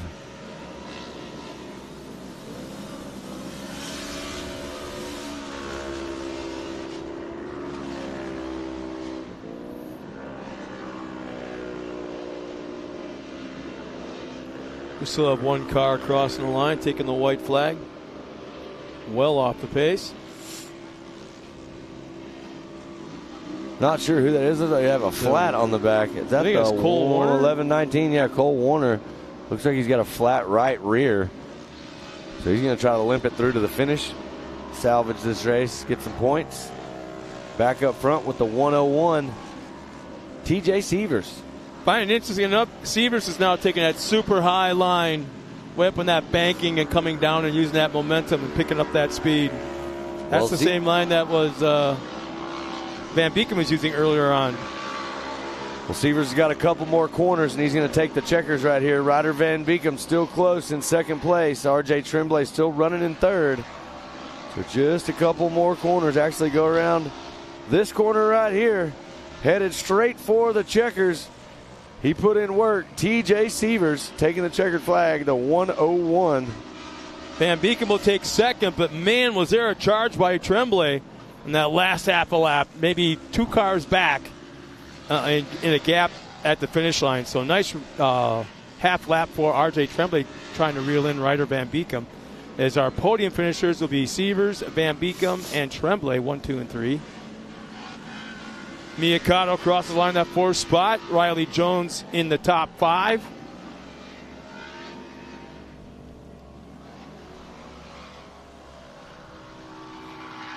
So it'll be Allie Hubler finishing 6th. Quentin Arnold should be coming up next, a little bit further back. Yeah, it looks like Quentin right here coming across the finish line. Yep, 106.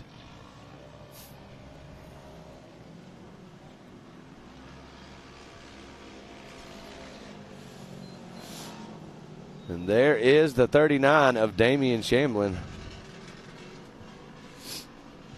Yeah, there's some tired cars crossing the line. To expect. You know, the one thing about, we talk about this, but these youth drivers, they drive multiple classes. So you say tired cars, I see tired drivers also. I mean, a lot of them are running multiple classes, but Here you are right here, the handy unofficial results of Youth 1K. TJ Seavers top spot, Ryder Van Beekem second, RJ Tremblay in third. There's Mia Cotto in fourth, Riley Jones in fifth, Allie Hubler in sixth, Quentin Arnold seventh, Damian Shamlin eighth, Cole Warner ninth, Ty Lukemeyer in 10th. And there's Dylan Jacobson in 11th, Chance Budin in 12th, Zoe Easton 13th, and rounding out the field is Caden Everhart in the 14th position. So great racing right there for Youth 1K. And we're going to keep all this action going. Scott, what do you think is going to happen later in Pro Turbo? I am very, very hopeful that my man Kanan Baker can be back up front again and dice it out with him. That was impressive. That was beyond impressive. Well, wow. You know what? We're going to stop talking about that real fast, and we're going to send it to Erica. She's got an interview with our winner. Take it away, Erica. TJ Seavers taking the unofficial overall in both amateur NA and Youth 1K. TJ, what an incredible day for you. You have 3 wins on the day and 1 second-place finish. Try and sum up your successful day of racing. So I have to give all thanks to my dad, Bobby, Arnar Steele. Without them, I wouldn't be at this weekend, and I'm just having a blast out here. Well, it definitely shows in your riding. TJ, congratulations on such an incredible weekend. Thank you.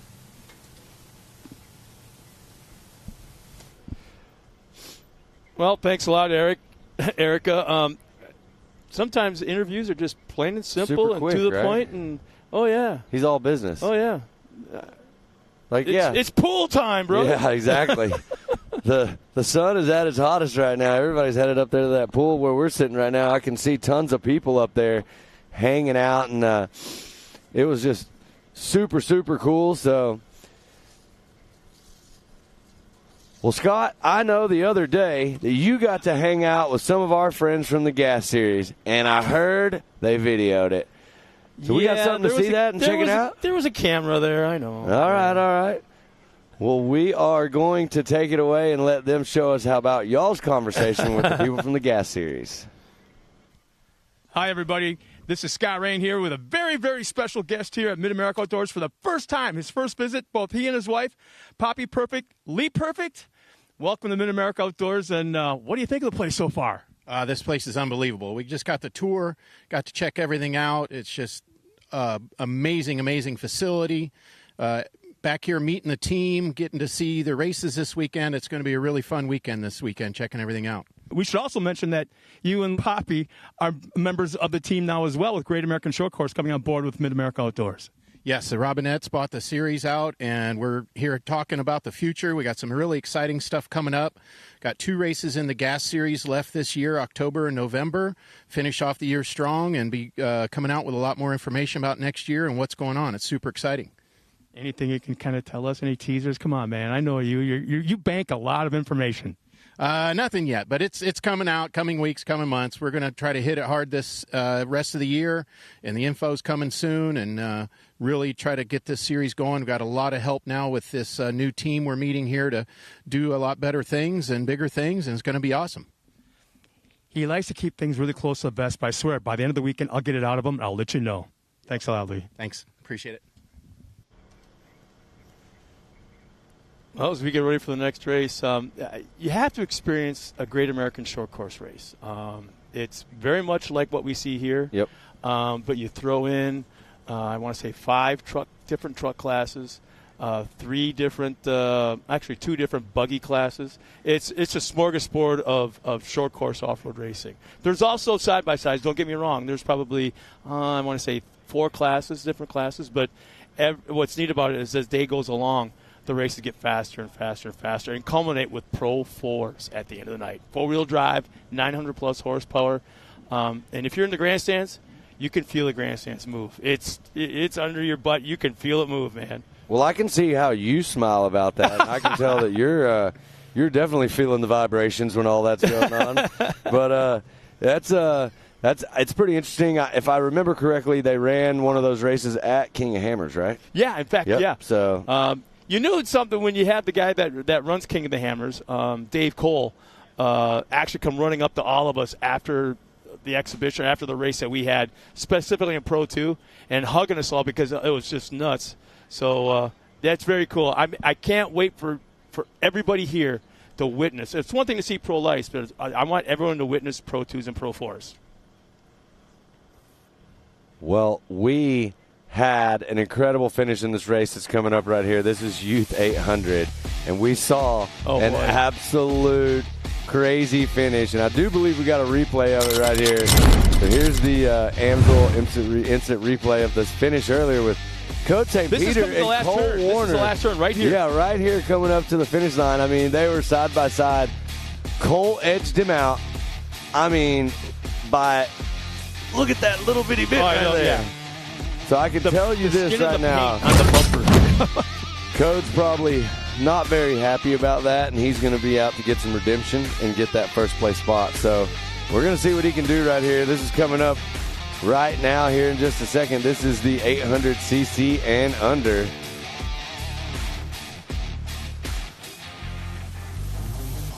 So there is the 800cc and under starting grid. Cole Warner, Coach St. Peter, Kennedy Singleton, Case Beeman, Michael Green, Sam Hubler, Allison Furnell, Tillman Ewing. Happy birthday, Briley Lutz, Kaylee Hill. And there's Tucker Burza rounding out the 800cc and under field.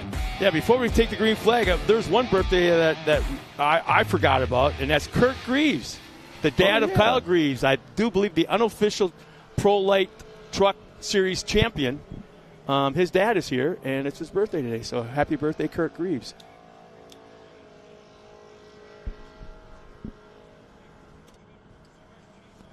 Well, there we see the cars lined up on the line, getting ready to go. And there they go. Headed this way, 800cc and under. Let's see who's going to get the jump. It looks like a Singleton jumping out to the front with the whole shot right there. Holy smokes, and again. I do believe that's Coach St. Peter. I think it is in that second spot. Yeah.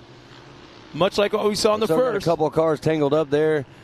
But check it out. Kennedy Singleton with the whole shot and on the gas right now. So there we are again. We got a battle on our hands. So look, we're going to have Coach St. Peter, and there's Cole Warner in third. So let's see what can happen right here. I guarantee you they went back. Rhett and the team over at St. Peter Racing are trying to make sure that doesn't happen again where they get edged out right there at the end. What needs to happen here is Code needs to get around Kennedy Singleton as quickly as he can and keep Kennedy Singleton between the two of them if that's the plan he's going to run with. But right now, both these guys, Coach St. Peter and Cole Warner, they got to fight to get around Kennedy. Kennedy right now is leading the charge, looking smooth. She's got that MidAmerica Outdoors Team 360 car flying and out front. So there goes Cody. He's going to go around the outside. This may be the spot. He's now set up for the inside of the next turn. See if he can get the drive, but he's going to be set up. Kennedy holds him off. How about that? Nice. I thought for sure he'd have speed built up coming down that hill. She's just got to keep it tight. Keep it tight to the inside and protect her lines. Yeah, exactly. If you're going to pass me, you're going to pass me on the outside. If you can pass me outside, then you've earned it. That's right. Well, 1, 2, 3, and 4 right now. Kennedy Singleton, Code St. Peter, Cole Warner, and Michael Green battling right here. But I do believe that Kennedy and Code's pushing Kennedy pretty hard right there, and that's allowing them to kind of separate themselves a little bit. Code's going to go the inside right here. This may be the spot. Nope.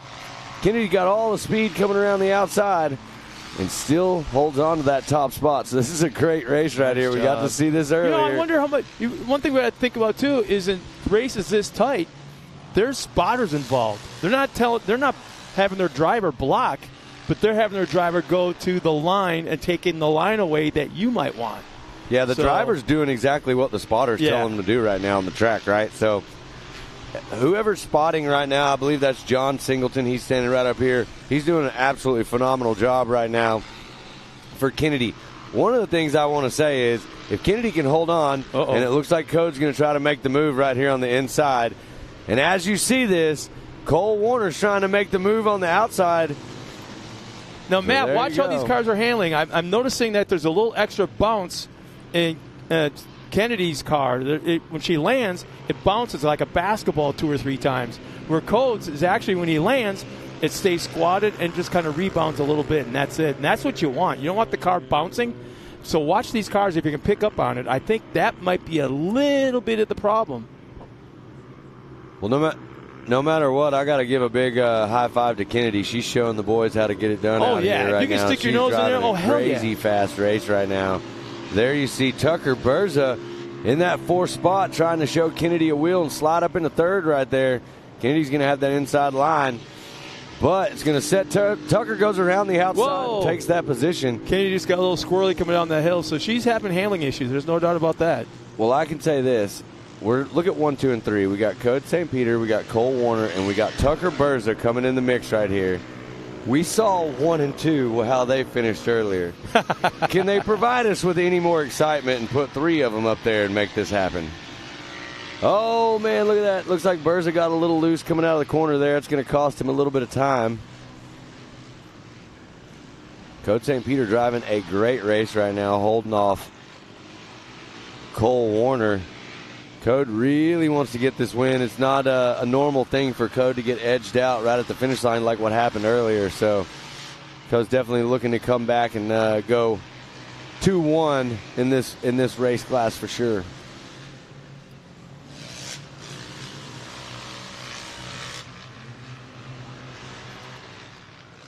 Keep in mind, these are just little kids, if you want to call it that. They're muscling these cars around. This is a workout. These kids are moving these cars left to right, up and down through these jumps, through the rhythm sections. Right now, we're looking at lap times. Code St. Peter, fastest lap a 2:01.8. Fastest lap for Cole Warner is a 2:02.8. So Code a little bit faster, but as you can see, Cole has tightened up the gap. Oh, Code's going to go outside right there, kind of open the door, but he's got a lot of speed going up the step up. I just wonder if that part of the track, if the spotter can see that area, so all of a sudden you find yourself not getting help from your spotter. You try that outside line on your own without the spotter's help, and all of a sudden you might have had a little bit of an issue, or you lost a little bit of ground to the person in 2nd place. Well, watching this right here, what it looks like to me is that Cole's car is able to gain some ground on Code in the straightaways, but when Code's car hits the corners, it's handling so much better. He's able to kind of pull away a little bit right there. Getting a little loose coming out of that corner, that's going to cost him just a little bit of time. There you see it allows Cole to tighten that gap up. So I feel like this one's going to come down to the wire. Again, if you're at home watching, these 800cc and under drivers, Code St. Peter, Cole Warner, putting on the show of the day right now as far as I'm concerned. So this is a battle. And we saw it so close in race number 1. I think we're getting ready to see something similar again. Whoa, here we go. Leaving the door open on the inside. Oh. There he goes. Gets a good charge down the hill. Yeah, be just like Jimmy Johnson, man.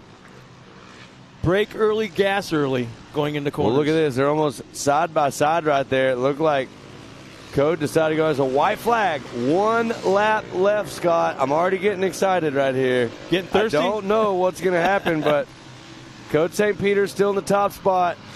There's Cole Warner in 2nd. He is definitely within striking distance. If Code makes any mistakes whatsoever, Cole is going to the front. That is for sure. Well, I'm telling you right now, if Cole pulls up the alongside Code, if they pull up alongside each other, you think St. Peter will kind of slide and kind of push from the outside? Both these guys have so much sportsmanship right there. They want to win straight up. And look at this rhythm section.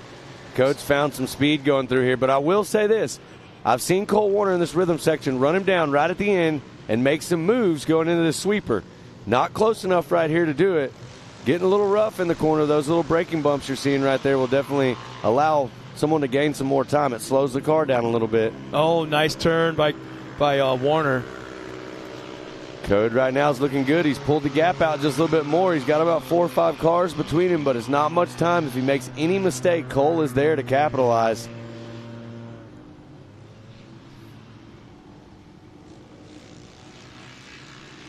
That gap has shrunk again.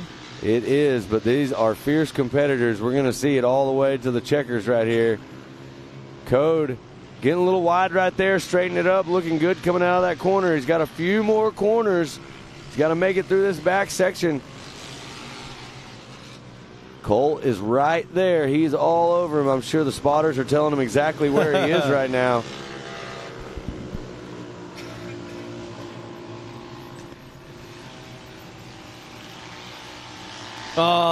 Cole goes wide. Cole goes out wide, gets in that fluff. Slowed him down a little bit right there. Allows Code St. Peter to get some breathing room. Yeah, one more turn for St. Peter. Checkered flags at hand. Well, check that out. What a race. We saw Cole Warner get the best of Code in race number 1, but not race number 2. Checkered flag. Code St. Peter takes the win right there. That was incredible racing. So Code St. Peter top spot. Cole Warner in second. And it looks like Tucker Berza is going to be in the 3rd position. Kennedy Singleton in the 4th position. And if it stays the same, it looks like Allison Furnell will be in 5th. But this is 5th, 6th, and 7th you're seeing on the screen right now. So this is Allison Furnell, Briley Lutz, and Michael Green. They got a couple more corners. Everybody's really close. Looks like Michael Green looking to make a move from the back. He had to check up. He had no place to go, so he had to check up. Tough break for that, but he was on it. You're right. He was looking for that spot. So it looks like Allison Vernell is going to come across the finish line. There's Briley Lutz and Michael Green, 5th, 6th, and 7th right there.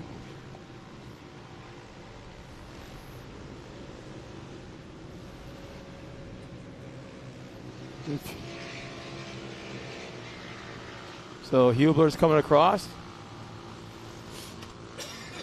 What a great race. I actually just got a text message from someone that said this race right here has been my favorite race of the day. Such a good race. And it absolutely was. I mean, that was incredible racing between some of these young drivers right there. Awesome to see Code hold on to that and get the win here in race number 2. But Cole Warner extremely fast.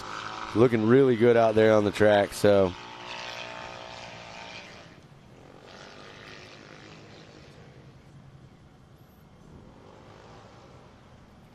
just a few more cars yet to cross the line. The Kaylee Hill and Tillman Ewing.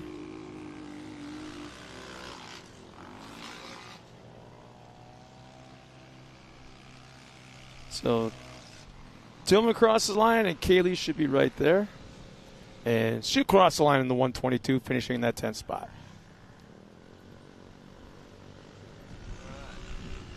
look at there, Scott.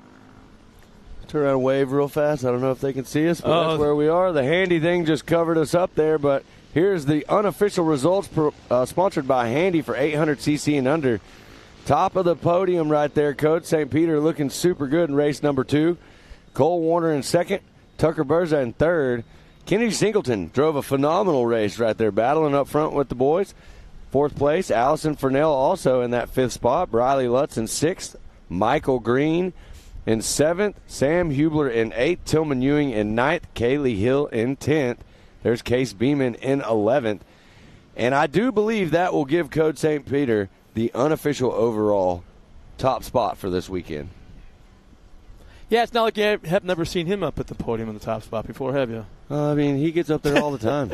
I think it's like calisthenics workouts for him. Yeah, all those steps. So we watch the highlights of the last race. Nice start. As you can see, Kennedy Singleton got out front, led the way, and was charging right there. And then we made some different things happen there, and by the end of the race, Code St. Peter was able to hold on and finish strong. We're going to step away real fast and take a break. When we come back, we got all the racing action for you.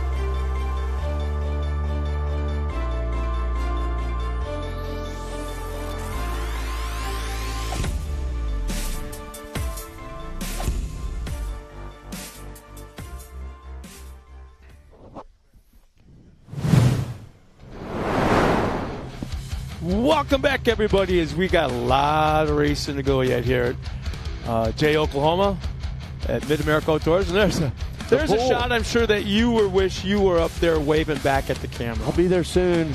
I see you guys. I miss you. I'll see y'all soon. The mascot's coming. So there's probably the best vantage point in the entire facility, right there, sitting by the pool, watching racing. Yeah, one of the coolest amenities you have out here when you come to MidAmerica Outdoors is the fact that you can go hang out at the pool. You can sit up there underneath the shade. There's 2 coconuts up there.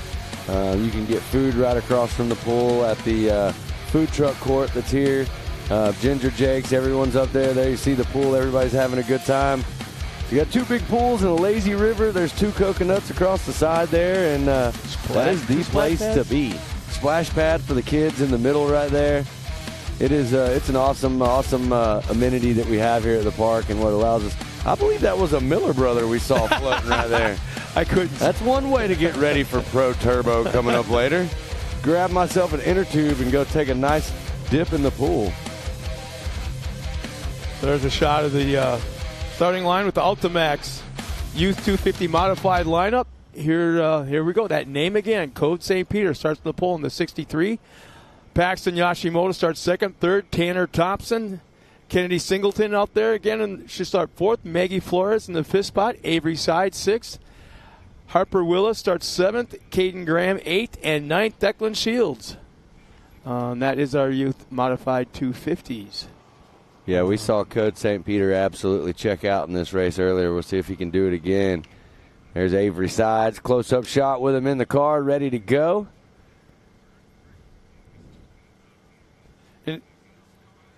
Yeah, Sides had a little bit of an issue in the last race, but we're going to see if he's got it all fixed. We talked about this earlier. A lot of these drivers had some adversity in race number 1.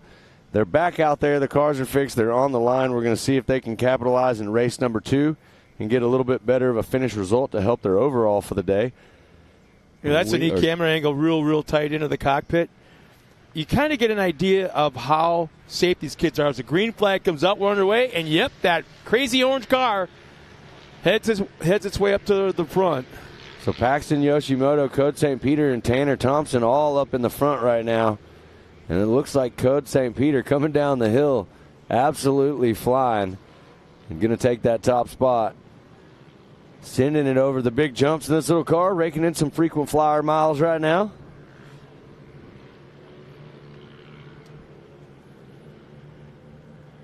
Code St. Peter just got out of his other car for 800cc and under. That's what we were waiting on to get everybody down here. Is we got to let some of these drivers swap into their other cars and get ready. Kennedy Singleton, another one that was out there running another car. And now they are back out there in this race. So you got to think about that. You mentioned it earlier. Being fit, hydration, all that's going on. I mean, these young kids, they're out there racing multiple classes back to back. We talked about it with Kanan Baker. He raced 3 classes back-to-back, Pro NA, Pro Turbo, and Pro Light. Yeah.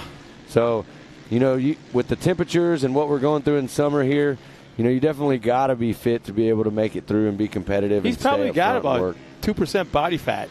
I believe that's probably because he wears a fire suit and races 3 races back-to-back on a Saturday. So, right now, Code St. Peter showing us what he's got out there, and he looks pretty good. Oh!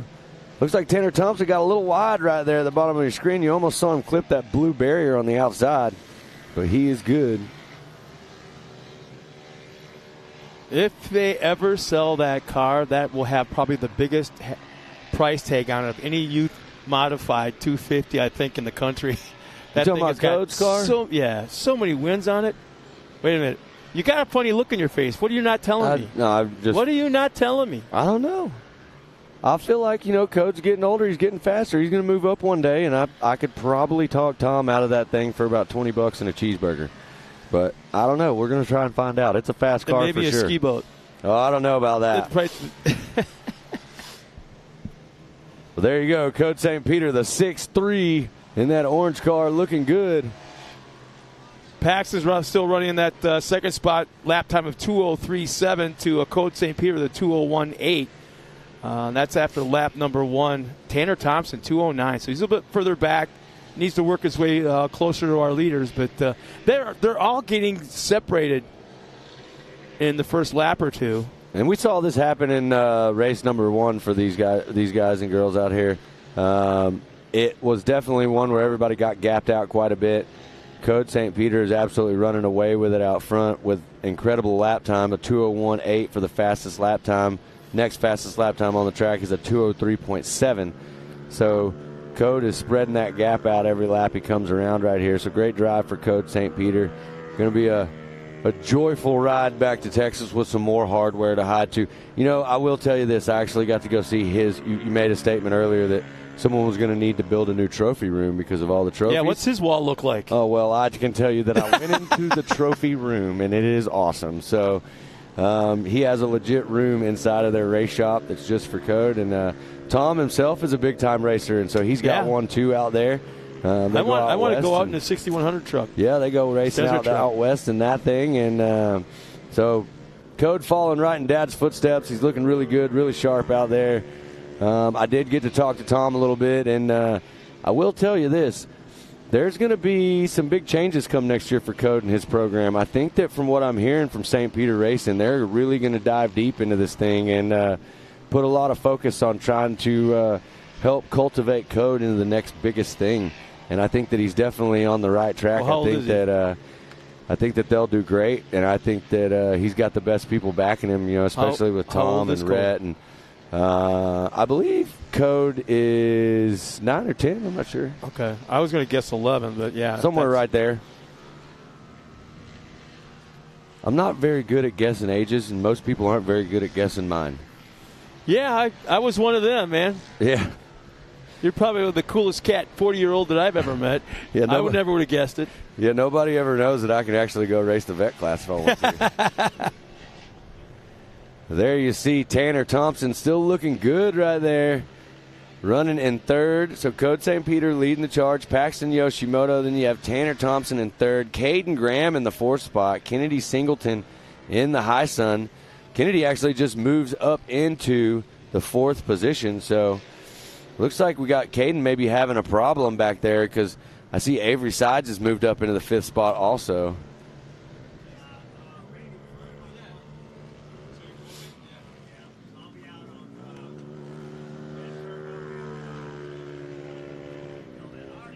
Well, Code St. Peter coming around. Not a lot of work left to do for Code. He's so far out there in front, I believe the gap for him is about 26 seconds back to Paxton Yoshimoto. So Code, pretty dominating win right here in this U250 modified race for sure. And that's not unusual. No, it's definitely not. No. You know, what's more unusual is to see things happen like him getting edged out by Cole Warner earlier in that deal. And that was super impressive. There you see the 71 of Kennedy Singleton running in fourth place in the Heisen right there. Driving a great race.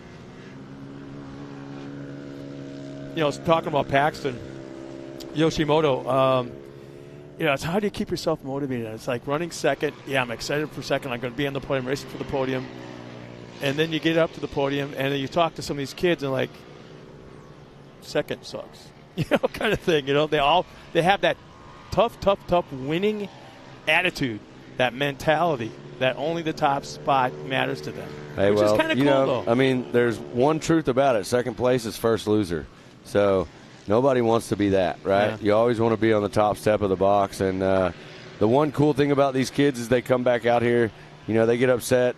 They're bummed out. They get second, third, whatever. They want that top spot. You can almost guarantee that they're going to come back out in the next race we see them here, and they're going to be battling, pushing even harder because they want that position. There's that motivation. Yep, that exactly. You didn't know you had, but it just gets under your skin, and you want more. Well, there you see the 56 aside still cruising around the track. There's Tanner Thompson as he comes across right there in that green MidAmerica car. The 86, that's Harper Willis. Harper Willis putting in a great drive, running in sixth place right now in the 86 machine. And there we go, back out to your leader. Code St. Peter coming around the sweeper out by the pond. It looks like it's getting a little rough back there right in that corner. I can see that car dancing around a little bit. Kennedy Singleton taking the white flag.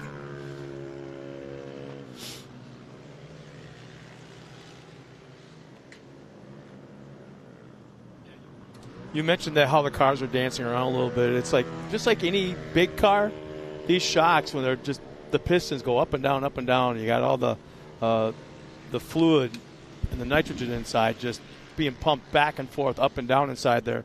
The shocks overheat too. They can get hot, and they lose their compression. They lose their rebound, consistently, where you start seeing that basketball bouncing that we talked about. As Code, let's see. Well, let me say, he's getting a little squirrely right there coming around the corner. You got a couple more corners. 11 seconds. He's even slowed down quite a bit based on that from what we're seeing here, because he has definitely got a big gap right here. But Code is absolutely flying. He's going to be pumped on this one for sure. I know the team is. I can see Dad right here behind me right now with his headset on. And here he comes. One more corner for the Orange Machine, the 6'3" of Coach St. Peter. Going to take this Youth 250 modified checkers right there. Big win, way out in front of everybody, all by himself. Yeah, there's no doubt that he's taking the overall this weekend. Oh, yeah, absolutely. This race for sure, he's going to have that overall. Went 1-1. And what a great race right here for Code. Code did awesome. Paxton Yoshimoto, Tanner Thompson, Kennedy Singleton, all of them putting in one heck of a race for sure. Still a few cars out on course as we're watching. See who's just coming out of the final turn here. That's Tanner Thompson right there, the 21, MidAmerica Outdoors. Tanner actually finishing in third position, so great drive for Tanner Thompson. And look at that view right there. One thing, in case if you're at home and you're looking up there and you're going, what is that in the back right there? Well, ladies and gentlemen at home, that is the largest airbag landing ramp in the world. I heard that suffered some damage. It definitely might have. But I can tell you that we tried. J.O. Archer was here. I just saw earlier that J.O. Archer just medaled at X Games. So big congrats to J.O. Archer and getting that medal. He did an absolutely insane no-hander double backflip over a huge gap and best trick for X Games. So credible feat for him, and congratulations on the success there. And right now we got Code St. Peter, Paxton Yoshimoto, and Tanner Thompson celebrating their success in this U250 modified race number 2. Yeah, Kennedy Singleton, Avery Sides, Harper Willis is about to cross the line, but Kennedy will finish 4th. Avery 5th. Harper Willis, as we look on course, should be coming across the line, and does in that 6th spot. And I think that is just about everybody out on course, yeah. So there is the U250 modified unofficial results brought to you by Handy. Top spot, Code St. Peter. 2nd position, Paxton Yoshimoto. And on the 3rd step of the box, Tanner Thompson. Kennedy Singleton in 4th. Avery Sides in 5th. Harper Willis 6th. Maggie Flores 7th. Caden Graham in 8th. Declan Shields in 9th.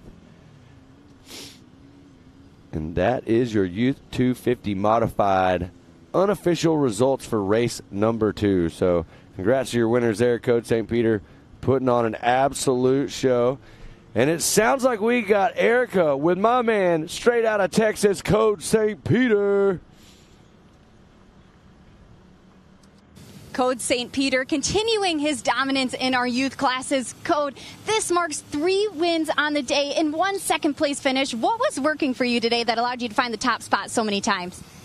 So it was all my parents. They were helping me get these cars all freaking prepped, and they're doing good on these cars, and it was fun. This track is really fun. I was saving the car the last couple laps because I had such a big gap, but it was fun. I really like it.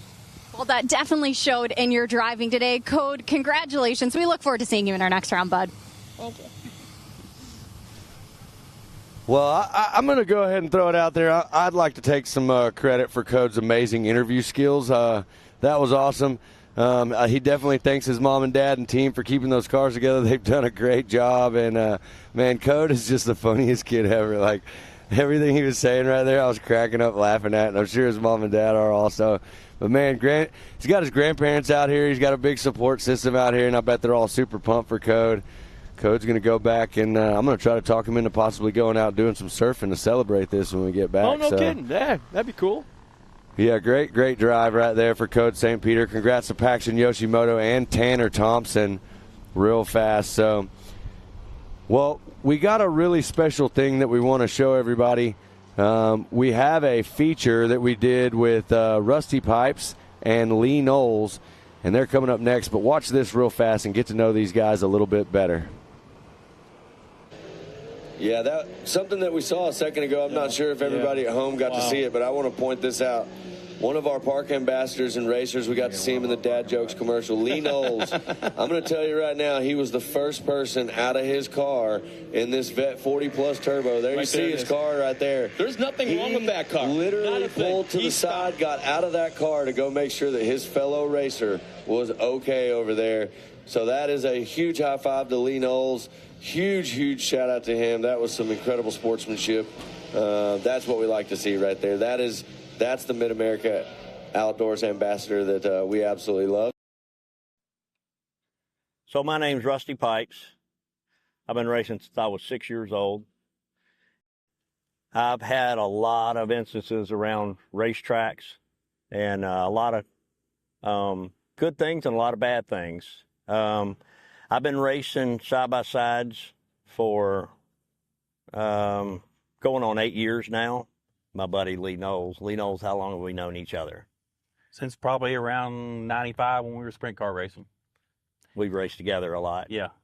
Many laps under our belt. And we've done our fair share of trading paint with each other. Yeah. Yeah. More paint off of mine, I think, than yours. But have you ever seen so much love and appreciation and camaraderie as you get here at MAO? Not any other track but this one. Yeah. This one. It's a different feel here. We end up having a lot of family get-togethers, and people are always coming to camps and bringing stuff and whatnot. But when we put our helmets on, there's a statement that we always say is once we put our helmets on, friendship's over. Friendship's over. Well, I disagree with you. Yeah. Because Memorial Day weekend, when I was over here, and we had made a couple laps, and I think I'd moved into first place in this race, and Vet 40. Yeah, the Vet 40 Turbo, and I had moved into first place, and you were hot on my heels, right? And we're running for points. I flipped the car 3 or 4 times, end over end, landed in the water, and of course I couldn't see, but I could hear. And a long time went by. A lot of things happened in my mind. But from what I understand, you were the first guy over there. Yeah, when I saw you go into your barrel roll and flipping, and each lick got higher and higher and higher, and then when I saw the splash of water, I didn't know if you were right side up or upside down or where you were. And when I rounded the corner and saw you with nothing but wheels up, it was just, there was no decision to make. You had to jump in and help the person because you knew, and I would think the same thing if I was upside down. That's a panic situation that you could possibly be in. And there was no second guessing at all. You know, points, leading, podiums, check, trophy, doesn't matter for a human life. And I would think I did what any other racer would have done out here. I would hope they would do the same for anybody else because we're a big family here. I've never felt the family love at a track like I felt here. Yeah. Well, I don't believe that. I think you went over and above, and I really appreciate it. I don't consider myself a hero. I would have done what everybody else would have done. Well, I thank you because I'm one of your biggest supporters now, and that's why I'm your biggest fan right here, buddy. I got you. I love you. I got you right there. How about a hug? Mine? I love you, buddy. Love you too. Thank you for everything, guys. Thank you for being there for me. Anytime. I'll be there for you, too. Absolutely. Love you, buddy. Love you too. Appreciate you. Now, tomorrow's a different day. Tomorrow's a different day. Good luck tomorrow, for sure. Good luck. You too. AMSOIL runs on freedom and has since 1972. We punish our products firsthand in our world-class laboratories and beyond, because some things can't be learned from a test tube. Run with us.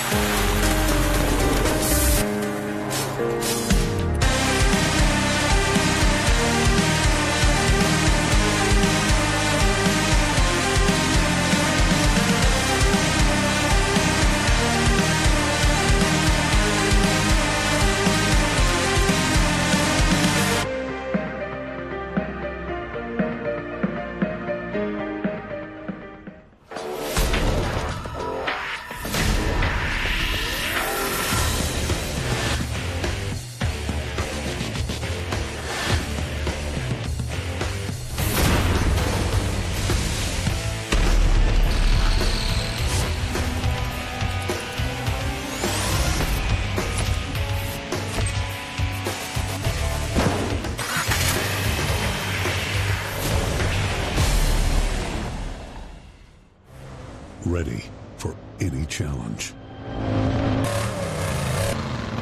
Maxxis tires can handle even the most punishing off-road conditions.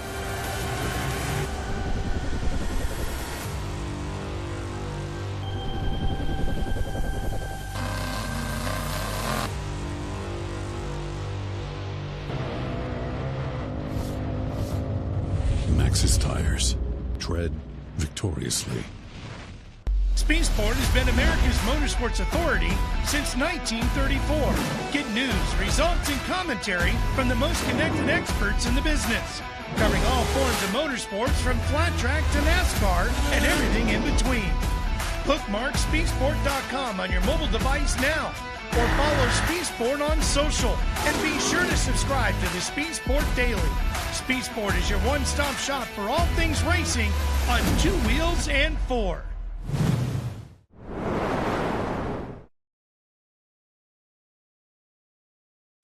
AMSOIL runs on freedom and has since 1972. We punish our products firsthand in our world-class laboratories and beyond, because some things can't be learned from a test tube. Run with us.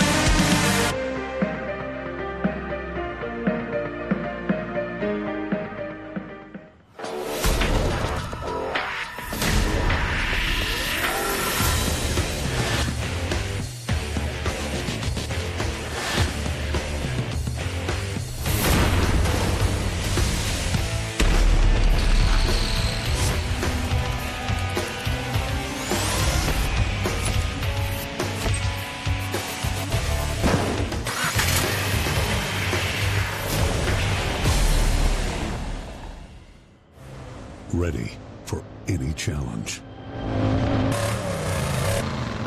Maxxis tires can handle even the most punishing off-road conditions.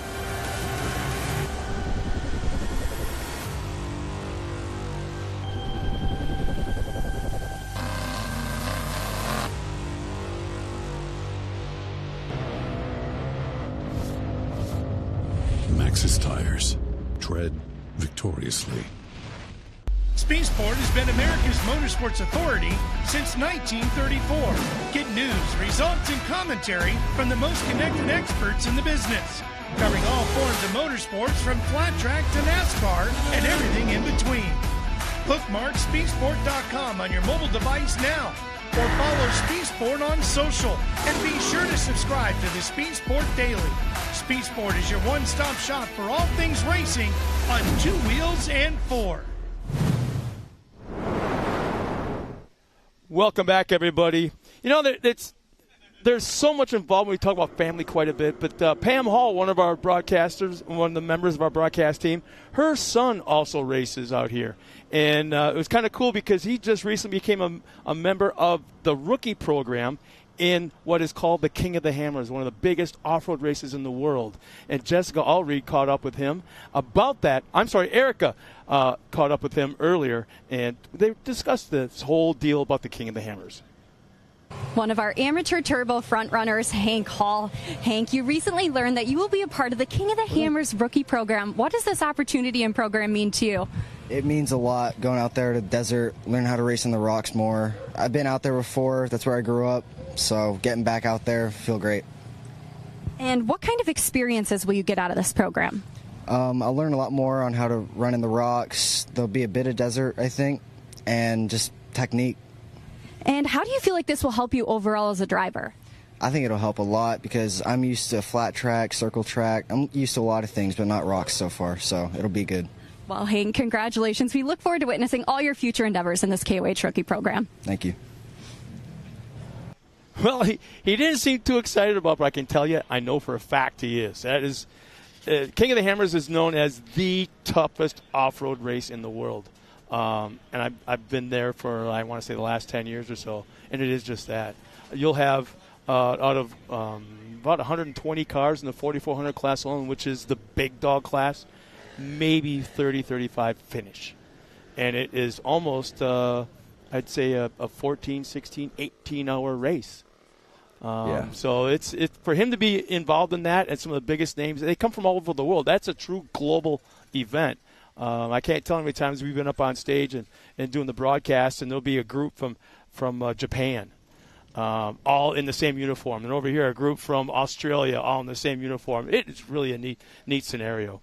Yeah, if you haven't had the chance to go out and check out the King of Hammers race, it's incredible.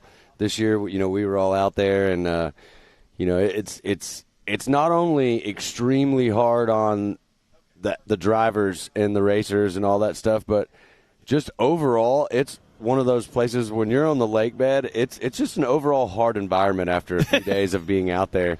I left I remember when I got to Palm Springs to the airport, I was sitting at the airport and people were looking at me like I'd just come out of a dogfight somewhere.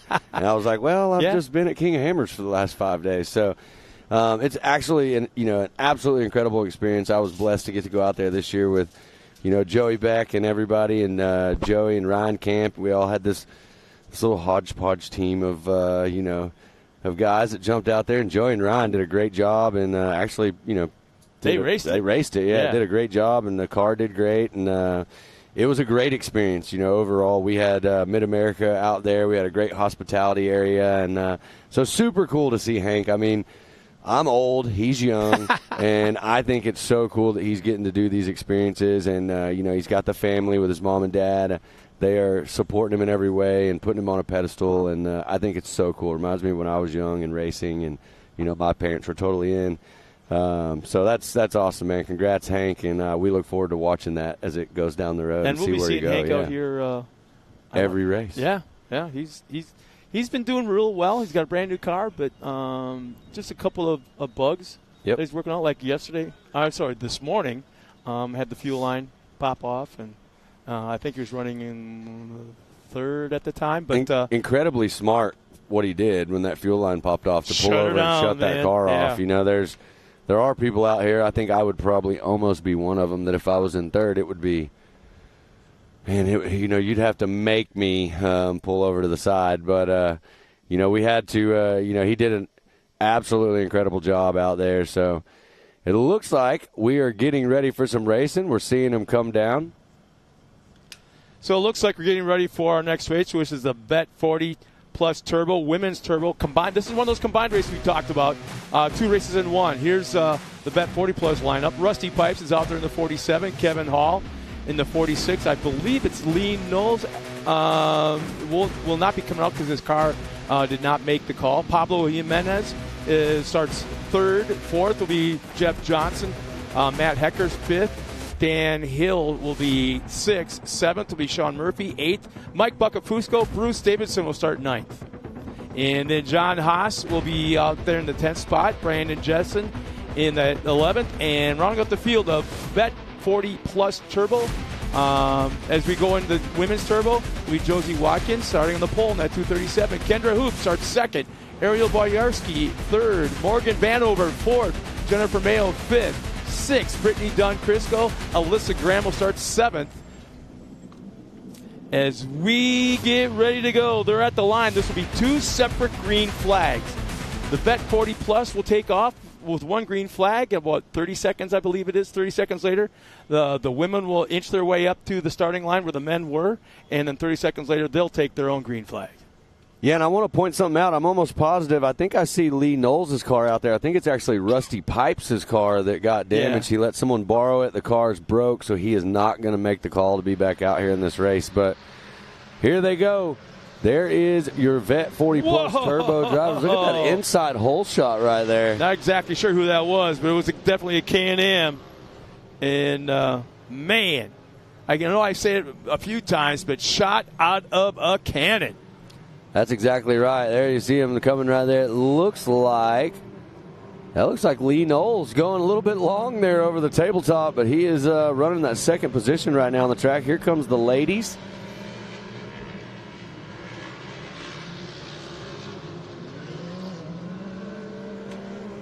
So Vet 40 Plus Turbo, Women's Turbo on the track right now. We double gated them. So we're at Vet 40 Plus Turbo. This is the front of the pack right there. You see Lee Knowles and your leader battling.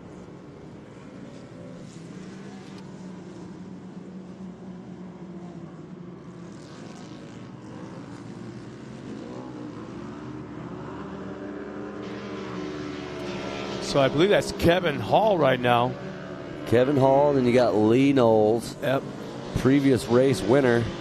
Definitely bummed out, not even out here on the track right now. Look at the ladies, Kendra Hoop right there, and it looks like Watkins is running in that second position. That's a fresh car not fresh car, but Kendra Hoop had a big wreck at Visions. The car got loaded on a trailer. Yeah, look at this battle. Lee Knowles getting pushed out. Whoa, look at Lee. Knowles is off the track. Lee, whoa. You know what? There's nothing he could have done. Yeah. That is a very, very steep portion of the track. It was everything to do to get back on the track. It just so happened it was straight across. So right. I don't think there should be any call made. That's just me being, in my opinion, which is very unofficial. I've got nothing to say in it, but there was nothing Lee could do. There was nothing, that spot. Yeah, we'll see how that shakes out in the end right there. But right now, Lee Knowles is taking over the top spot over Kevin Hall right there. Kevin looked like having a problem. The car is literally all over the place. He might honestly have lost something in the drive line there. Looks like Kevin is dropping spots like crazy. I wouldn't be surprised if something in the steering, the way they were making contact and kind of bouncing off each other, him and Lee Knowles, something may have bent or something in the steering. So I highly believe what you're saying. Well, here is the Amsoil instant replay. We'll see exactly what happened. So coming around right here, it looks like just kept pushing, and pushed him right off on the inside of the track, and Lee did what he thought was best in that situation, found the safest way to get back on the track. We'll see if they make him give up that spot or anything based on where he definitely made a pass off the track. So it was a shortcut. Yeah, so we'll see. But right now, it looks like we got another incident here on the track right now. Track crew's out there getting this car flipped over, making sure everything's good. We'll see if we can see Gus who out that there is kind here of in just a minute. ramrodding the whole effort. Yep. Gus and his boys.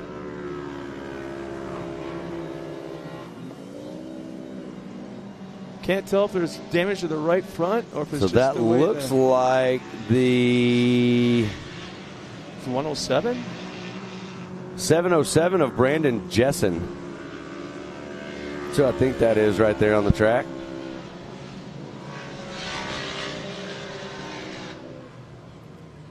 So, yeah, I think they are confirming that as Brandon Jessen. He is okay. They got the car turned back over for him. And here we are back out front. So now we've got a whole is that a whole nother battle with Lee Knowles right there? Is someone caught up to him? I can't tell. Coming into this local caution, they're going to slow down, make their way through. Cannot advance a position like you're seeing happen right there. I'm not sure what that is. That may be a lapper. I'd like to think that driver didn't see, who is that?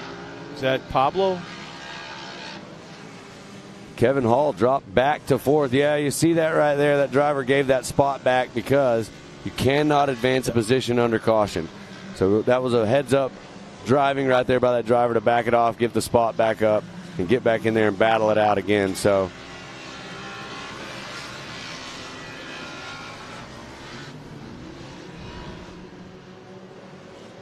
Josie Watkins still leading the ladies over Kendra Hoop. Brittany Dunn-Crisco looks like she's running in third. Great drive, Alyssa Graham. And then we will see, it looks like, what I see out here, like Lee Knowles is leading your Vet 40 Plus Turbo. But we'll get an official ruling on that. Yeah, where did Matt Hecker come from? We're going off of timing and scoring right here on our laptop, and so I think we are electronically. There you see Pablo Jimenez in the Cybertizing car getting a little wide in the soft stuff there.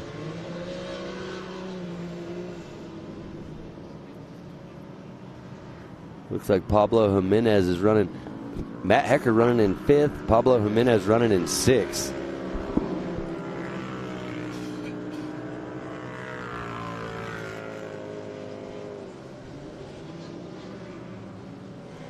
Evidently, there we go, just updated, so we'll see if it's got anything changed over.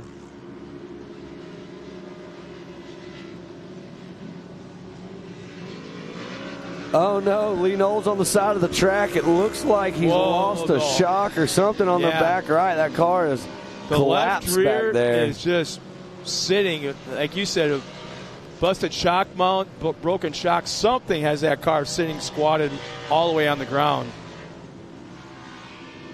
So that is going to allow some people in the field to move up right here. So I think that's going to put Kevin Hall back into the top spot, I do believe.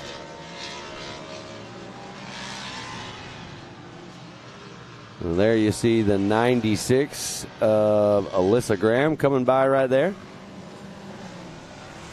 Following along. There you see the number 6. That's Morgan Vanover in the yellow car right here.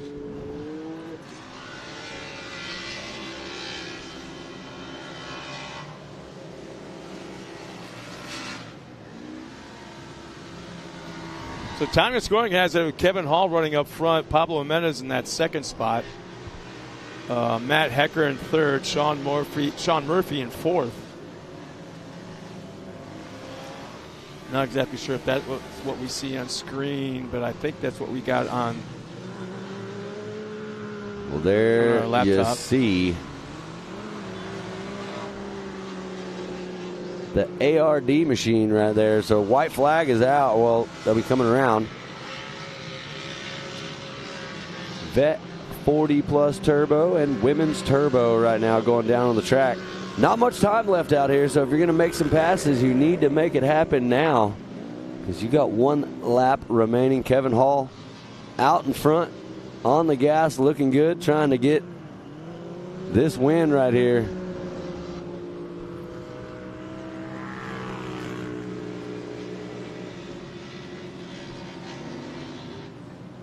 I believe that is the 96 of Alyssa Graham we've seen come around a couple times right there.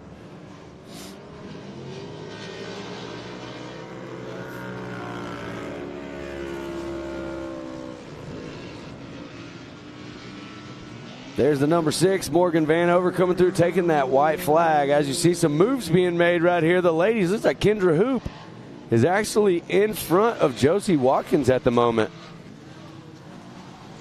We'll see as they come around right here. There's checkered flag right there. Yeah, Pablo Jimenez, well, he just crossed the line for that 2nd spot. Yeah, so Kevin Hall and Pablo Jimenez, 1 and 2 right now. Here comes the rest of the field battling it out. And if you look up there, Watkins and Kendra Hoop have made it all the way up into the mix with the guys right here. So we'll see what we got. Kendra Hoop taking the top spot. Josie Watkins in the 2nd spot for the ladies. And it looks like Kevin Hall, Pablo Jimenez, and Matt Hecker, 1, 2, and 3 in your Vet 40 Plus Turbo.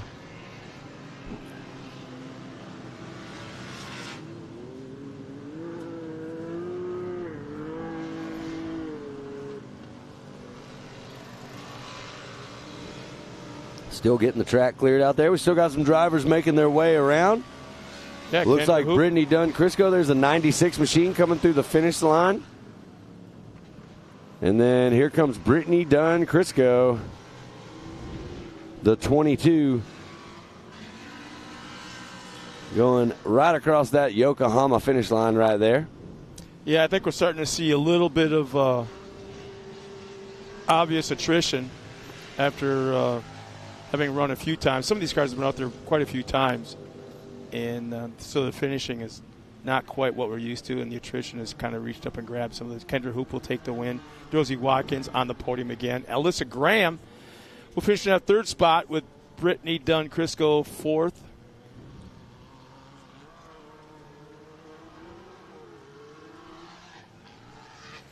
Still got a couple cars on the track we got to get clear. There's the 6 still coming around.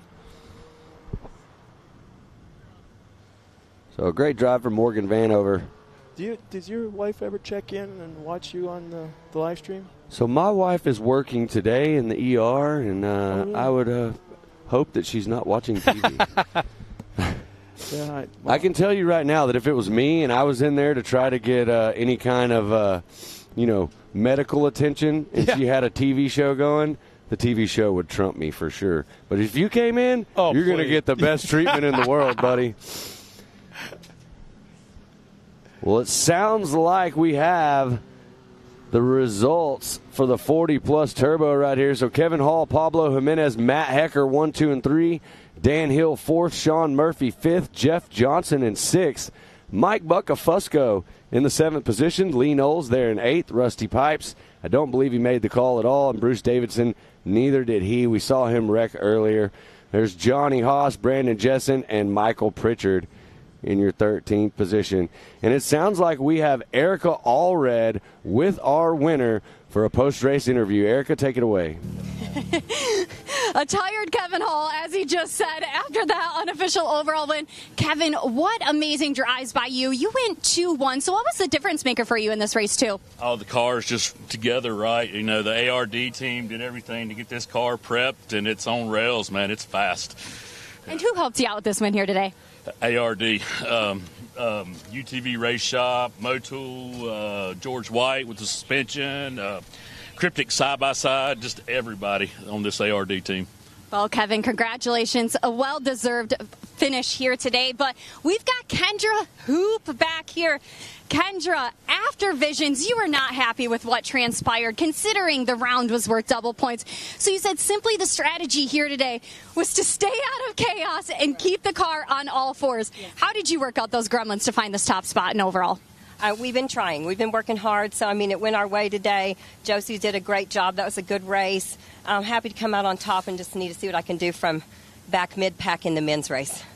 Well, if anybody can do it, it is definitely you. You've worked your way through the pack before, so we look forward to seeing you back in your second race. But congratulations on this one. All right. Thank you.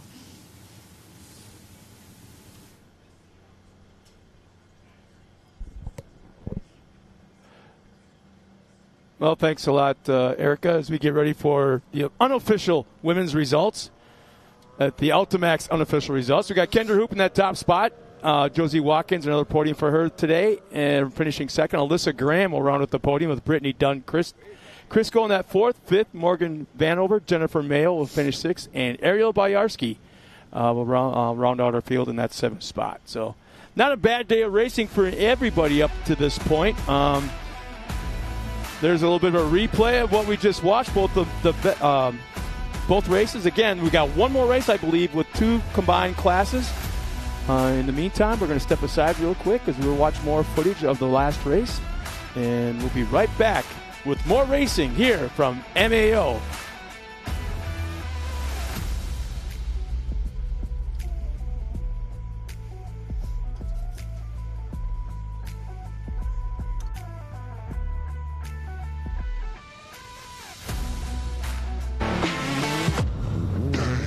Lightweight, agile, and strong, the Pitbull is perfect for the job. The Pitbull is the first and only lift that can be used in the pits and in your garage. Elevate your racing with a Handy.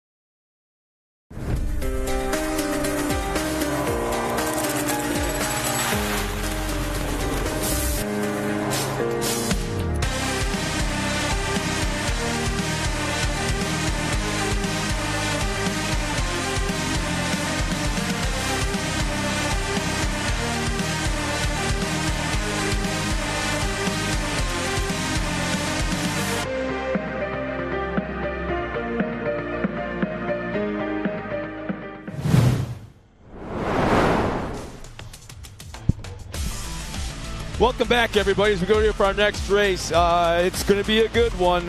We've got, again, it's going to be 2 combined races into one. Cars are at the line getting ready to go. One final check from each driver to our flagger.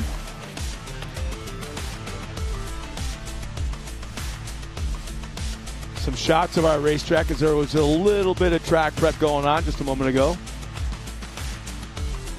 So we got the Vet 40 Plus Women's NA. Again, it's a combined race, 2 races into one.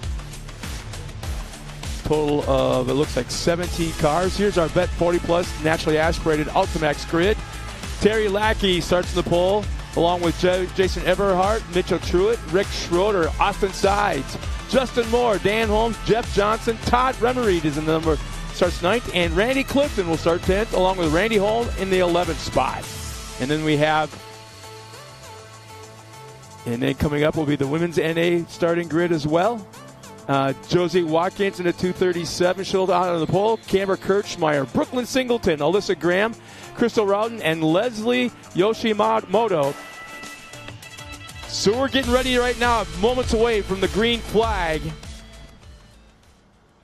The Vet 40 will take the green flag first, and then about 30 seconds later, you'll start to see the women an inch up to the line, and then 30 seconds later, the Women's NA will take the green flag. So we'll get ready in just a moment. Looks like the track is clear, getting ready to go for another race here this afternoon as we got a lot more racing to go.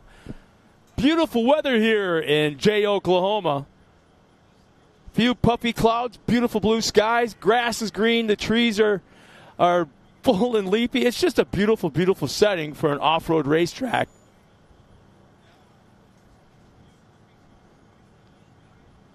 Looks like timing and scoring is set. Our drone pilots are set. And green is out. We're underway. Vet 40.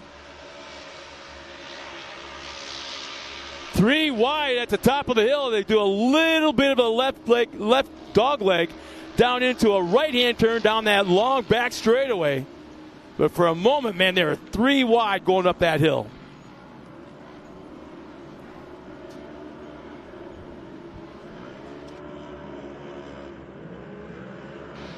And the women's are off.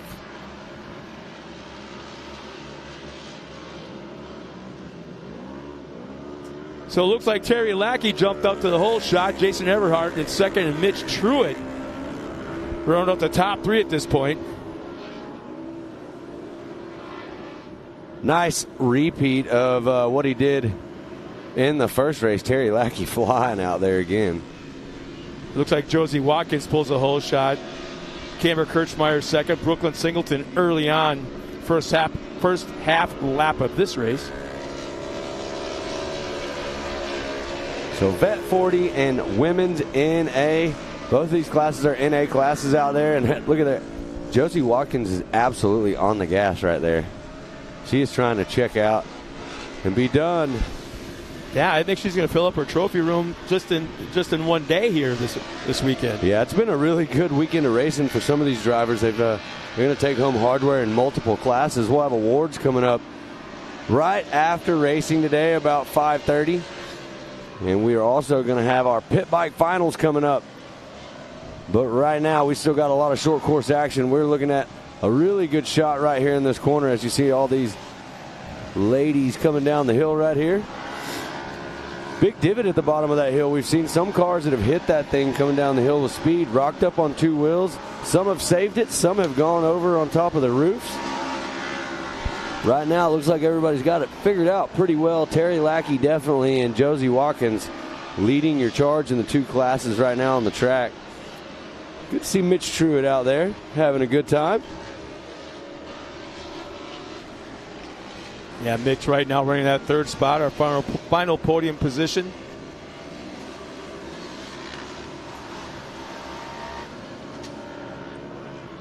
Even in this bright sun, in this heat, track is holding together pretty darn good, I'd have to say. There's some blue groove spots, but nothing that can't be managed. Yeah, it just shows you with that little bit of moisture we got. We've had to do minimal watering today. We have watered. I'm sure they'll probably water again here in a little bit before we get down to our pro classes. But right now the track does look primo. It's awesome to see this track and this drone view and see how big it is. We've said this 2 or 3 times, over 2 miles on this course out here. A little bit shorter of a deuce track. You'll see that coming up here in just a minute as we go back down to our youth racers shortly after this one.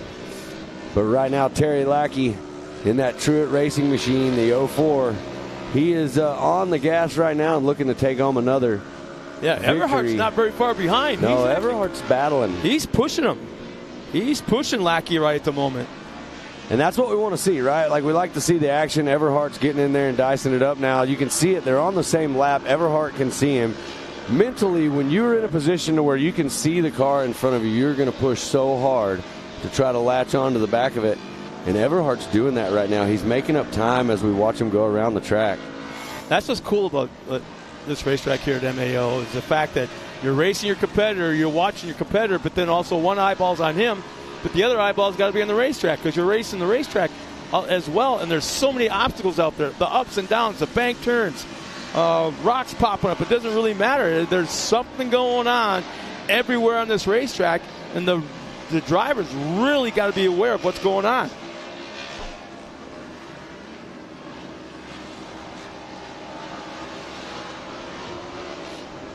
There's that dust area we talk about when you come down that hill, making visibility hard right there for Everhart, but he is so close. If Lackey makes any mistake, Everhart is going to capitalize on it. Lackey drove a flawless race number 1. If he can get through this like this, I think he's still the man to beat on the track right now.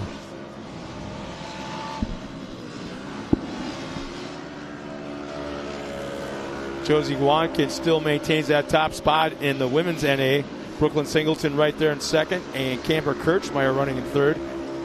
Alyssa Graham in the top 4, so they're all right there as well. Very close lap times, in fact, between Singleton and Kirchmeyer, 206.6 and 206.8. So they're almost right on top of each other. There you see the 88 of Rowden. Crystal Rowden out there looking good. Driving fast, that TQR machine. And there we are back out in front with our leaders in your Vet 40 Plus NA. So Everhart still closing the gap. Oh, yeah, he's right on top of it. Yeah, super, super close right here. We'll see if he can do anything to get around. And there's the 82 of Justin Moore right there. We just saw, but now back out front. Look at this battle. It's tightening up. Terry Lackey is about to have to put in some work to save that number 1 spot, because Everhart is all over the back end of that red Truett Racing 04. You talked earlier about that line, that final turn before the start-finish line, that some of the cars are using that inside line a little bit on the front tires, but the back tires are on the downside. That's exactly what just happened right there. And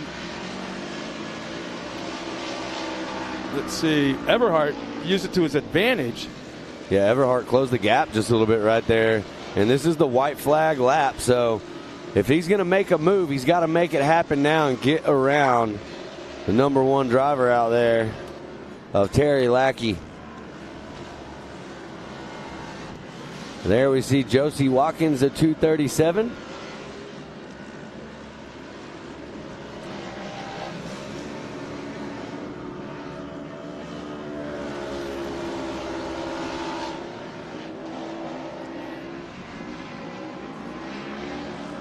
So I'm not sure, but it looks like, yeah, there we are, back at the battle right here. It looks like that super tight. Not a lot of time left. If Everhart's going to do it, he's got to find his spot now and make this pass happen.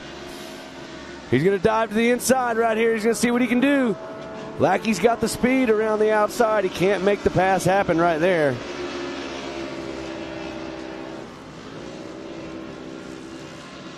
Tightening it up right here coming into this section. Everybody's going to slow down there. You see Everhart go to the inside, trying to be smooth through these corners right here. We've seen a lot of drivers that have pushed super hard in these corners and have ended up on the roof, trying to show them a wheel on the inside, not able to do it yet. We got one driver spinning out back to the front right here. Everhart's going to try to dive down low. They're almost bumper to bumper as they come around. Couple corners left. Everhart's all over him. He's got the speed. He's just got to find the spot. So this is what we were talking about. Let's see who goes inside and outside. Everhart going to go to the inside. We're going to get one, another close one right here. Whoa! Almost side by side again. And it looks like Terry Lackey might have edged him out right there, but we'll get an official result says right Everhart, here. but it looked like from our vantage point, Lackey had it. Man. It all depends on where that stripe is. Yeah, we don't know we're, exactly where that stripe is that goes across the track. We are going to find out here shortly. That was an incredible race right there. Everhart pushing super hard. We saw that happen earlier, and we saw that looked like Josie Watkins just come across the finish line right there for the ladies also.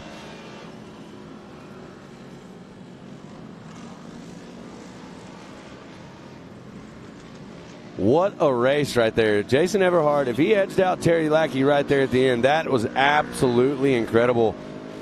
And I'm going to go ahead and say that one of the things that I really like a lot about this racetrack is that last corner right there with that inside-outside line. That has been a differentiator today for several classes. We saw Cole Warner and Coach St. Peter have a really close one right there. Now we just saw another one between Everhart and Terry Lackey. That corner is shaping up to be a lot of fun. The best that I can figure is 3/100ths of a second at the line. Incredibly close race right there. That was great driving by Everhart. He pushed super hard in the last half of that lap, found the spot. That inside-outside section, 2 lines right there. You make your choice when you go into that corner. And it wasn't that successful of a part of the racetrack when they built it, but after, 2 rounds? Yep. 2 weekends of racing, is really come in. And, like you keep saying, it's provided some great finishes. Yeah, I mean, there's been some close stuff coming right there all day today. And that corner right there, having a 2 lines, an option coming in there, has really provided some people with the ability to make a pass. So, well, it sounds like we have a replay where we're going to get to see this finish again. What a race. So check it out right here. Everhart goes inside, Lackey on the outside. And as we come up the hill right here, you can see, it looks to me, I don't know where that line is. I got to say, and I'm not a scoring official, but for me, looking at that, that looks like Terry Lackey won that race. I'm with you on that. And we'll have to see what they actually put out in official scoring on that. But that was incredibly close. That's the kind of excitement we like to see. I'm absolutely surprised that my eardrum didn't get blown out by the producer right then. 46-44, 46-43. That's what I'm seeing on that last loop. So, so it's showing that Lackey would have had the faster lap right there. But there is the handy unofficial results, and it looks like it's showing that Jason Everhart gets the unofficial win. Terry Lackey in second, Rick Schroeder in third, Mitch Truitt fourth, Justin Moore in fifth, Austin Sides in sixth, Dan Holm in seventh, Jeff Johnson eighth, Todd Rimmery ninth, Randy Clifton in 10th, and there is Randy Holm in the 11th position. And that is your Vet 40-plus NA results. Here's your women's NA results. No stranger to the front, Josie Watkins. Big second-place finish right there for Brooklyn Singleton. Camber Kirchmeyer in third, Alyssa Graham in fourth, Leslie Yoshimoto in fifth, and that is Crystal Rowden in that sixth spot.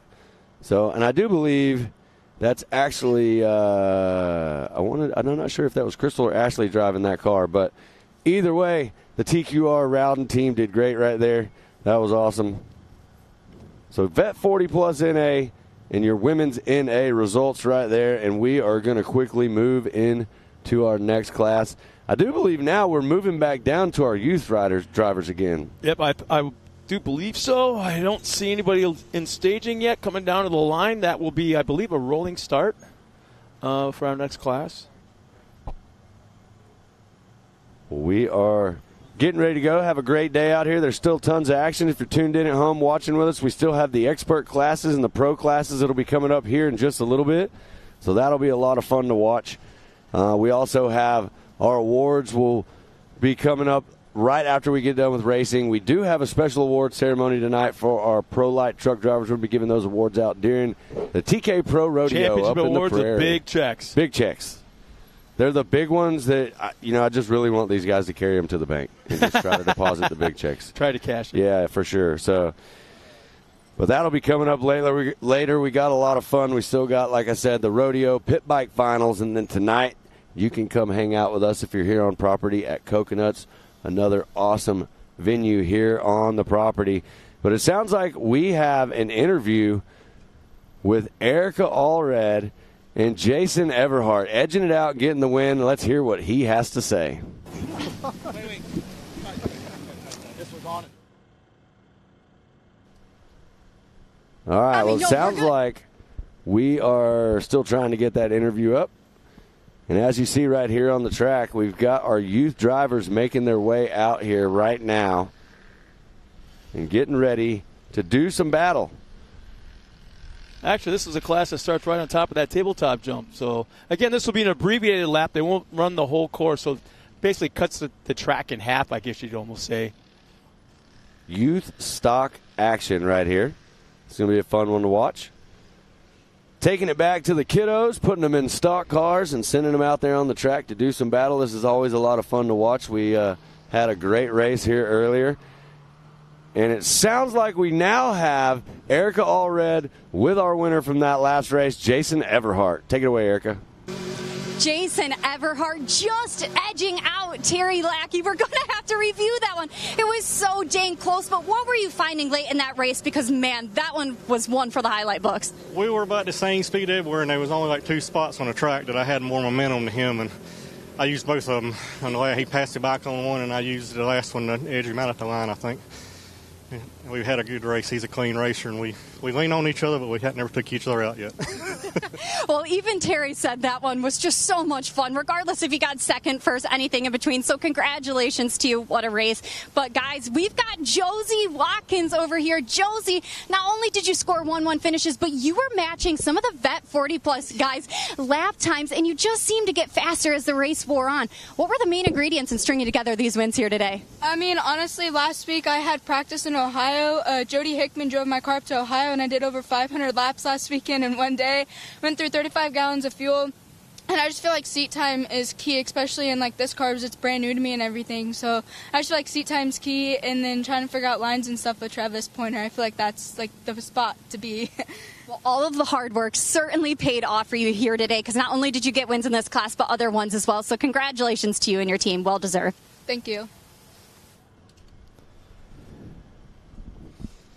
Well, thanks a lot, Erica. And it's always probably one of the most exciting moments is when the driver first pulls off after a win like that. And she captures that moment pretty darn good down there. Yeah, she did a great job.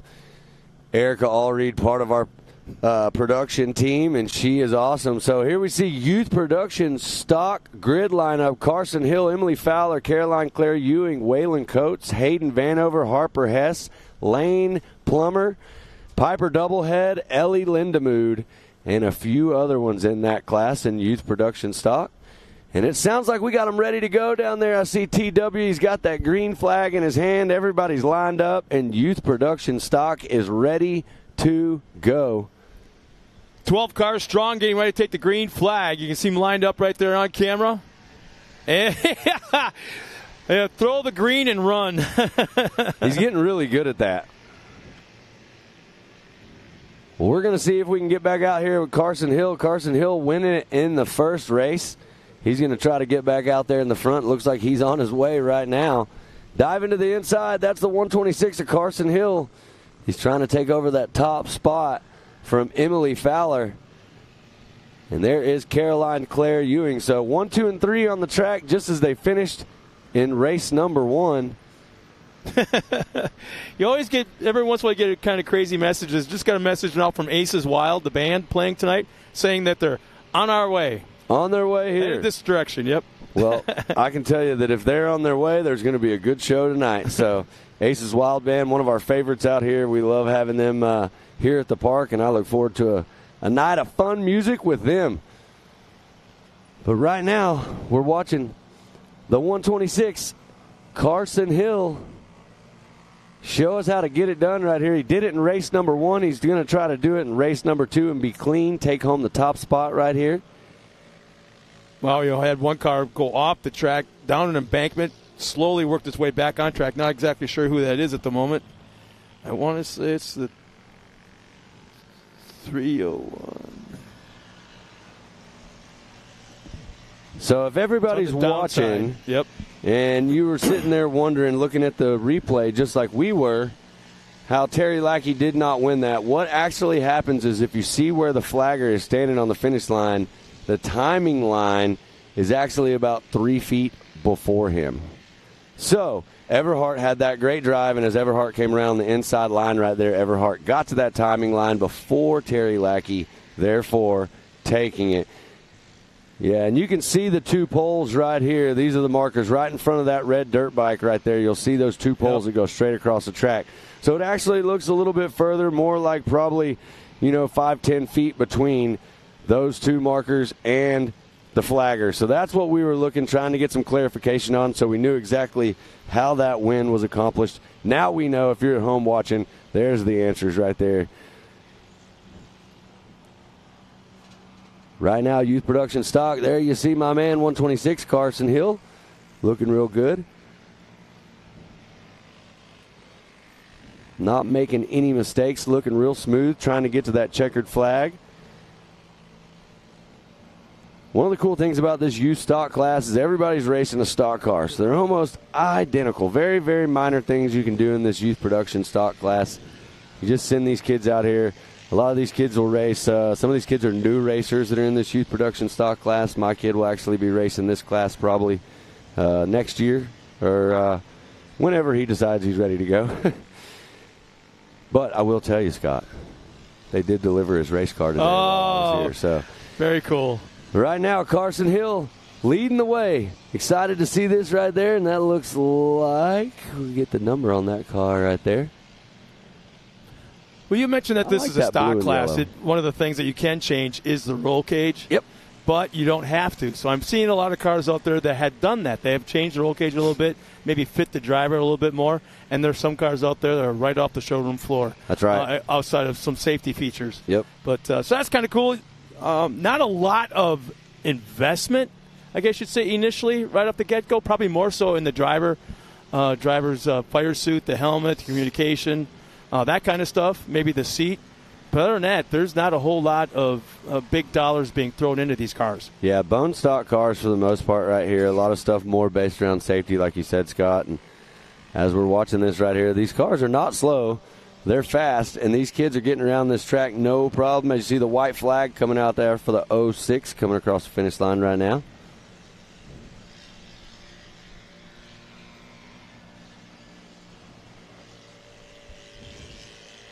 White flag is in the air.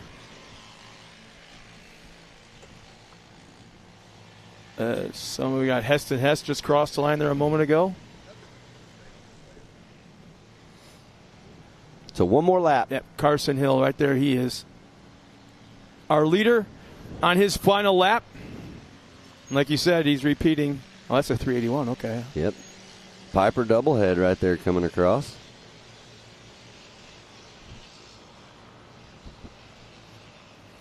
There's the number 4 of Lane Plummer. There's the number 3 right there. That is Waylon Coates. And the 21X. Man, that's a good-looking car right there. That 21X of Kane Brazino.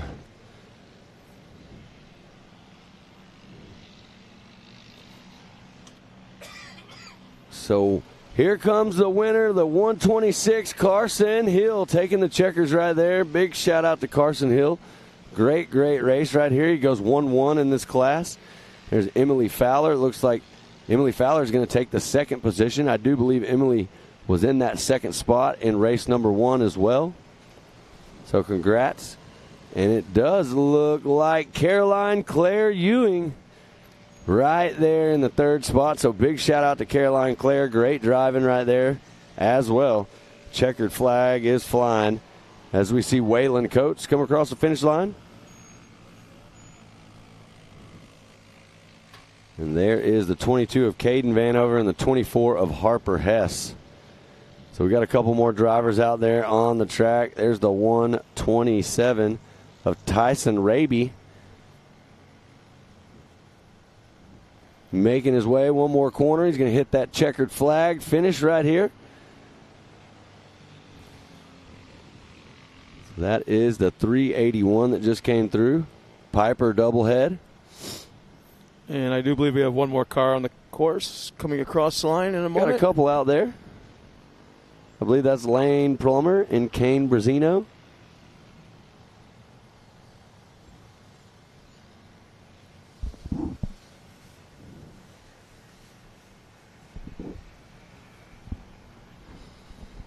Coming out of the final corner, coming up the hill.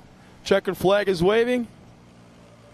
That's a pretty nice looking car. Yeah, I was thinking the same thing the whole time. Kane Brazino will cross the line, rounding out the. Oh no, we have one more car coming around. I believe that is Tyson Raby.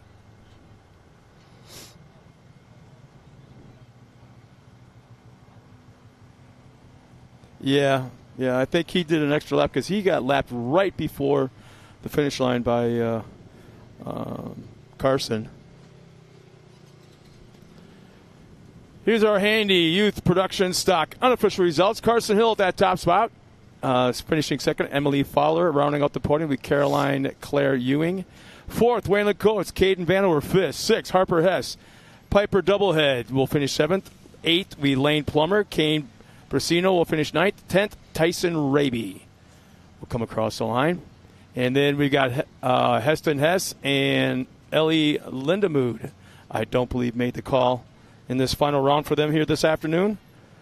Now take care of youth production stock, their second race. Well, we will jump in to youth limited 6 and 8 and 9 to 12-year-olds when we come back from this quick break and word from our sponsors. AMSOIL runs on freedom and has since 1972. We punish our products firsthand in our world-class laboratories and beyond because some things can't be learned from a test tube. Run with us.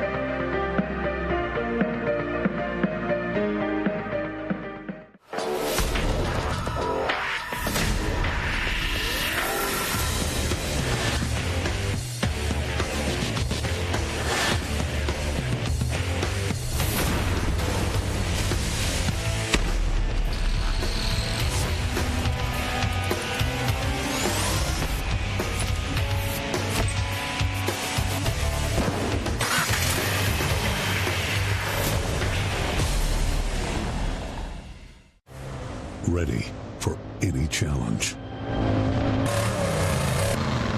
Maxxis tires can handle even the most punishing off-road conditions.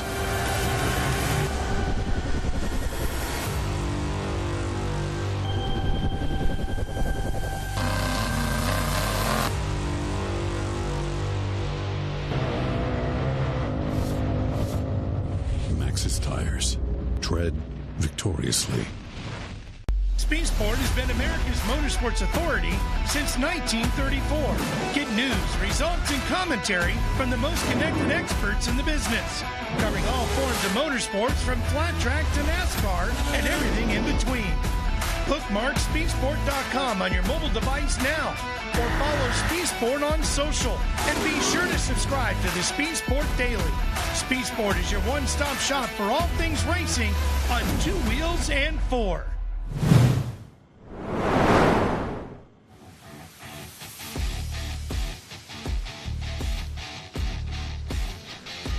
Well, once again, welcome back, everybody. Getting ready for the next race, and this is always kind of a fun one. I got to admit, the youth limited 9 to 12-year-old race number 2 for the day. Yeah, and this is actually going to be a double gate right here. So we've got the 9 to 12s, and we've got the 6 to 8-year-olds in youth limited right now, about to go. So we're getting them all lined up. You see there, and they will run a little bit of that reduced course. So we're getting them ready to go. Don't forget, we still got a lot of good racing today coming up. If you're at home, don't go anywhere yet. We're going to get through this youth limited class, and then right after this, we'll dive into our expert divisions. We got our pro division, and then we got our last race of the day, a pro light truck. So it's going to be awesome. There's our Ultimax grid lineup for Youth Limited 9-12. Slade Dowden, Declan Shields, Tucker Berza, Carson Hill, Avery Sides, Triton Lawrence, Alexandra Easton, and Stefano Calagru. So that would be your Youth Limited 9-12. And then I do believe we'll get a Youth Limited 6-8. There it is. Easton Helms, Harper Willis, Lariat Lawrence, Alexander Walwaven, Patrick Paxton Shamblin, Blaine Singleton, Atlee Yoshimoto, Damian Nava, and there he is, Luke Anderson, rounding out the field. Round one for Luke as he had mechanical issues, had to drop out early. Yeah. So we're not far away from getting into this Youth Limited race. We're going to start out with the 9 to 12-year-olds, and then we are going to dive into those 6 to 8-year-olds right behind them on the line there. We saw some good racing in this class earlier. We're going to get to see some again, I'm sure. I'm excited for this one. It's always fun to call the youth racing out here. There you see all the team dads out there on their pit bikes and side-by-sides making sure they're in the right place to help them out. You know what race it is when you see the parents or the spotters or the moms and dads come out on their pit bikes first and get their special spot on the track to be able to watch from. One thing I want to point out that's actually really nice is that a lot of these spotters are riding around in these high-end, limited Defenders and stuff with AC and everything. Oh, yeah. You know, I think about the moto days when everybody was running across the track and out there. I've seen moto moms and dads in flip-flops chasing kids around a Stasic race, and I'm like, why would you even sign up for any fitness when you got this? There's the green flag, so there's the first green wave. Green flag and a run by the flag man. So, yeah, Youth Limited 9 to 12 on the way right here. Yeah, I'm not even going to argue with you on that one. That was a really good race right there. TW almost lost to a 170. Getting ready with our next class to go off. So here comes the 6 to 8-year-olds. TW's going to make sure they're all lined up correct. He's got a quick window. So let's see if we can get them going. Wants to get a good gap between the two classes. Yep. He'll get a final thumbs up from each driver. They'll give him a thumbs up in return, letting them know that they're ready to go. All right, TW is getting ready. He's got a spot on the track where he wants to look and see where everybody is. They might have made it far enough around where they don't want to send him yet. They're going to wait, but it looks like he's ready to go. He's walking down the line for your 6 to 8-year-olds. TW, send him. We might need to put our hat together and throw some money in it for TW and some Nike running shoes. Yeah, I was going to say those boots look a little heavy. So right now on the track, Youth Limited 9 to 12 and Youth Limited 6 to 8.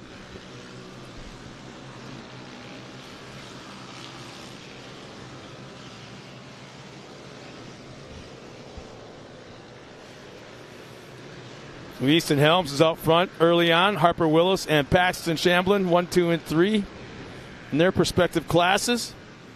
And Slade Dowden, Declan Shields, and Tucker Berza. Yeah, same exact as we saw it earlier. I mean, Declan Shields is a very big contender out here. He comes all the way from out west. Slade Dowden looking great right there. And Tucker Berza absolutely killing it. Oh, we got a car on its side right here, it looks like. Can't see who that is right there. We'll see if we can get a number. It looks like the 190 of Alexandra Easton, I believe that is, on the side right there.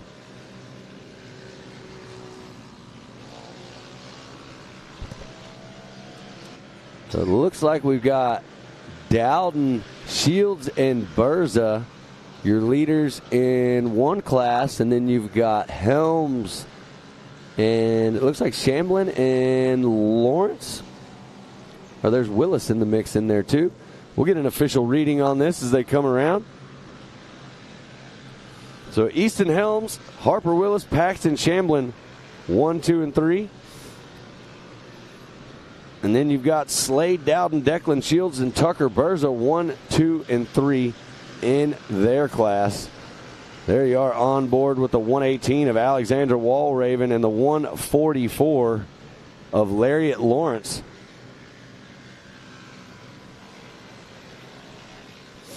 Three-way battle right here.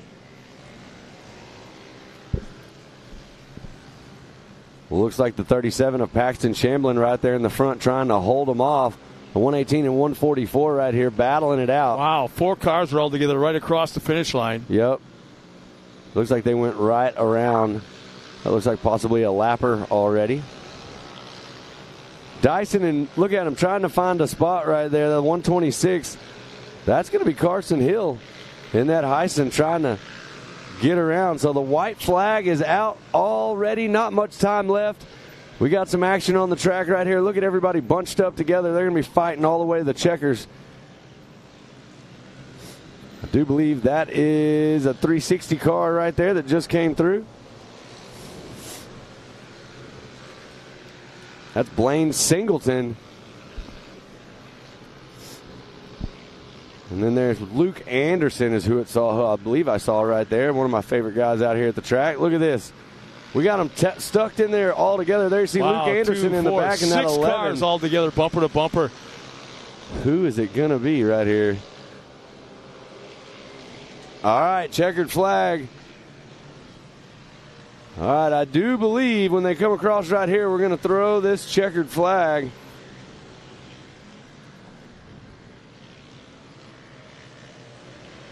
Well, the white flag is out still. Yep, flight what?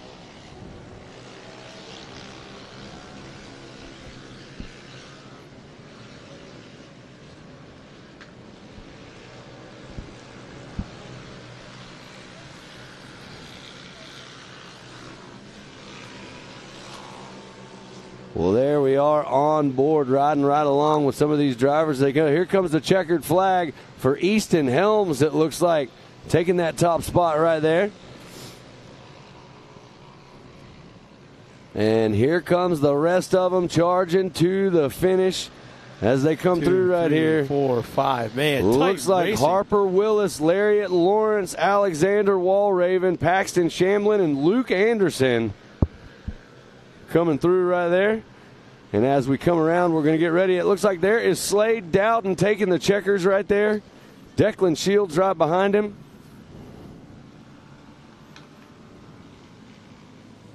And there is Tucker Berza coming through the finish line. There's still battling going on. There is still coming battling up to the flag. So there is the 110, the 126 of Carson Hill, and that's the 56 of Sides coming through right there. So what a race. Couple more people out here on the track, couple more racers. We got one coming around right here. And I believe that will wrap up everybody on the track in this Youth Limited 9 to 12 and our Youth Limited 6 to 8.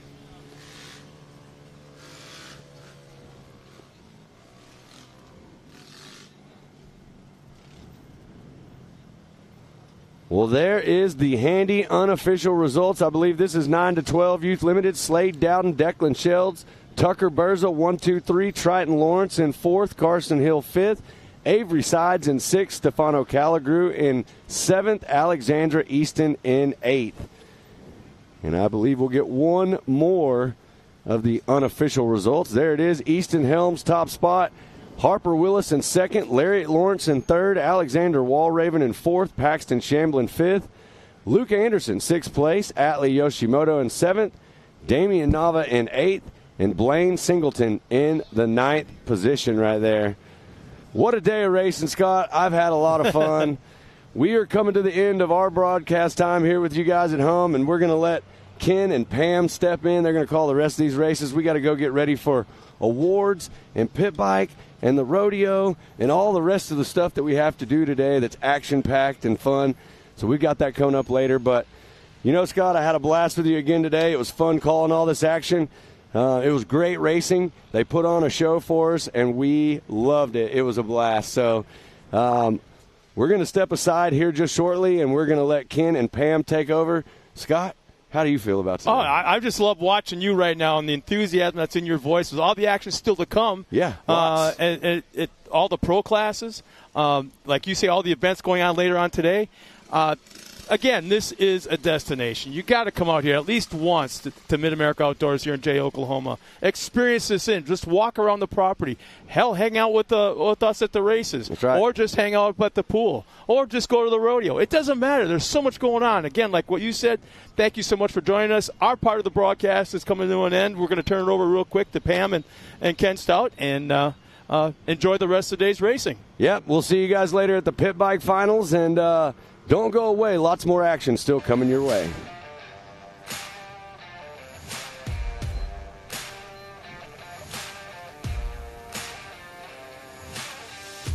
AMSOIL runs on freedom and has since 1972. The rest of the market has been trying to follow our lead ever since. But a head start is a head start. Run with us.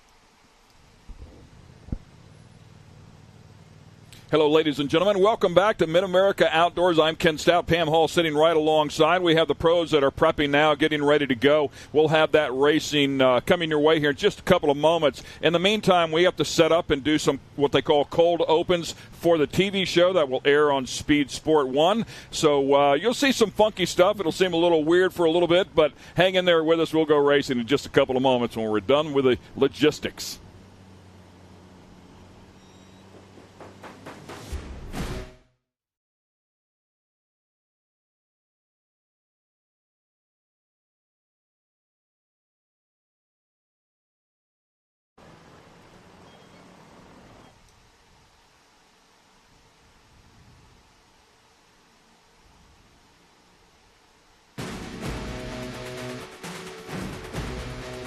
One day ago, it was a nasty rainy day, and unfortunately, there was no track activity. That meant no qualifying whatsoever. So everybody will have to line up based on points here today. One day later, the sun is out, and we are ready to rip.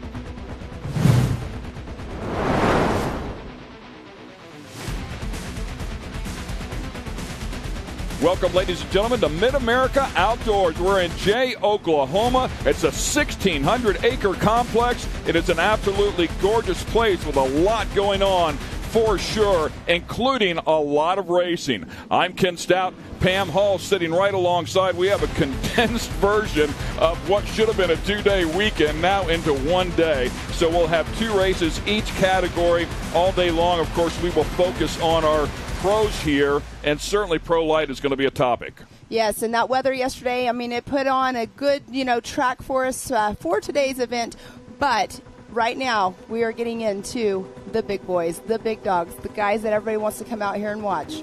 Yeah, for sure. And, of course, this will be the fourth and final round for the MAO Truck Championship. That means big money is going to be handed out. Over $100,000 paid out over the course of the entire 4-weekend session, and a bonus $25,000 to the champion here today. So we're looking forward to that as well. If you recall, if you were watching round 3, things got a little tense here for sure.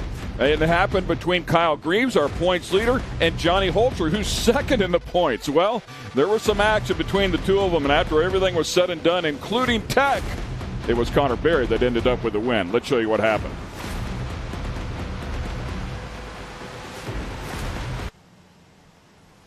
So we'll walk you through here. It was a really slick track. Kyle Greaves was trying to hang on to the truck. Johnny Holter got into the back of him there. It turned him around, and after race control took a look at it, they dinged Johnny Holter.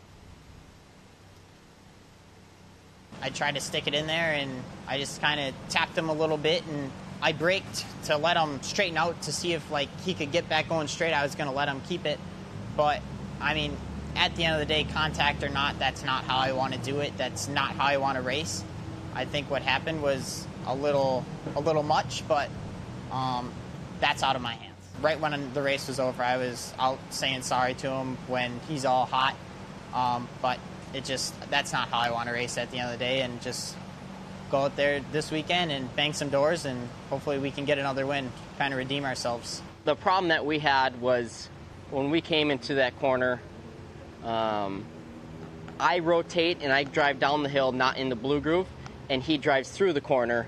And from what we see, he drove into me enough just to get me spun out so he could take the lead.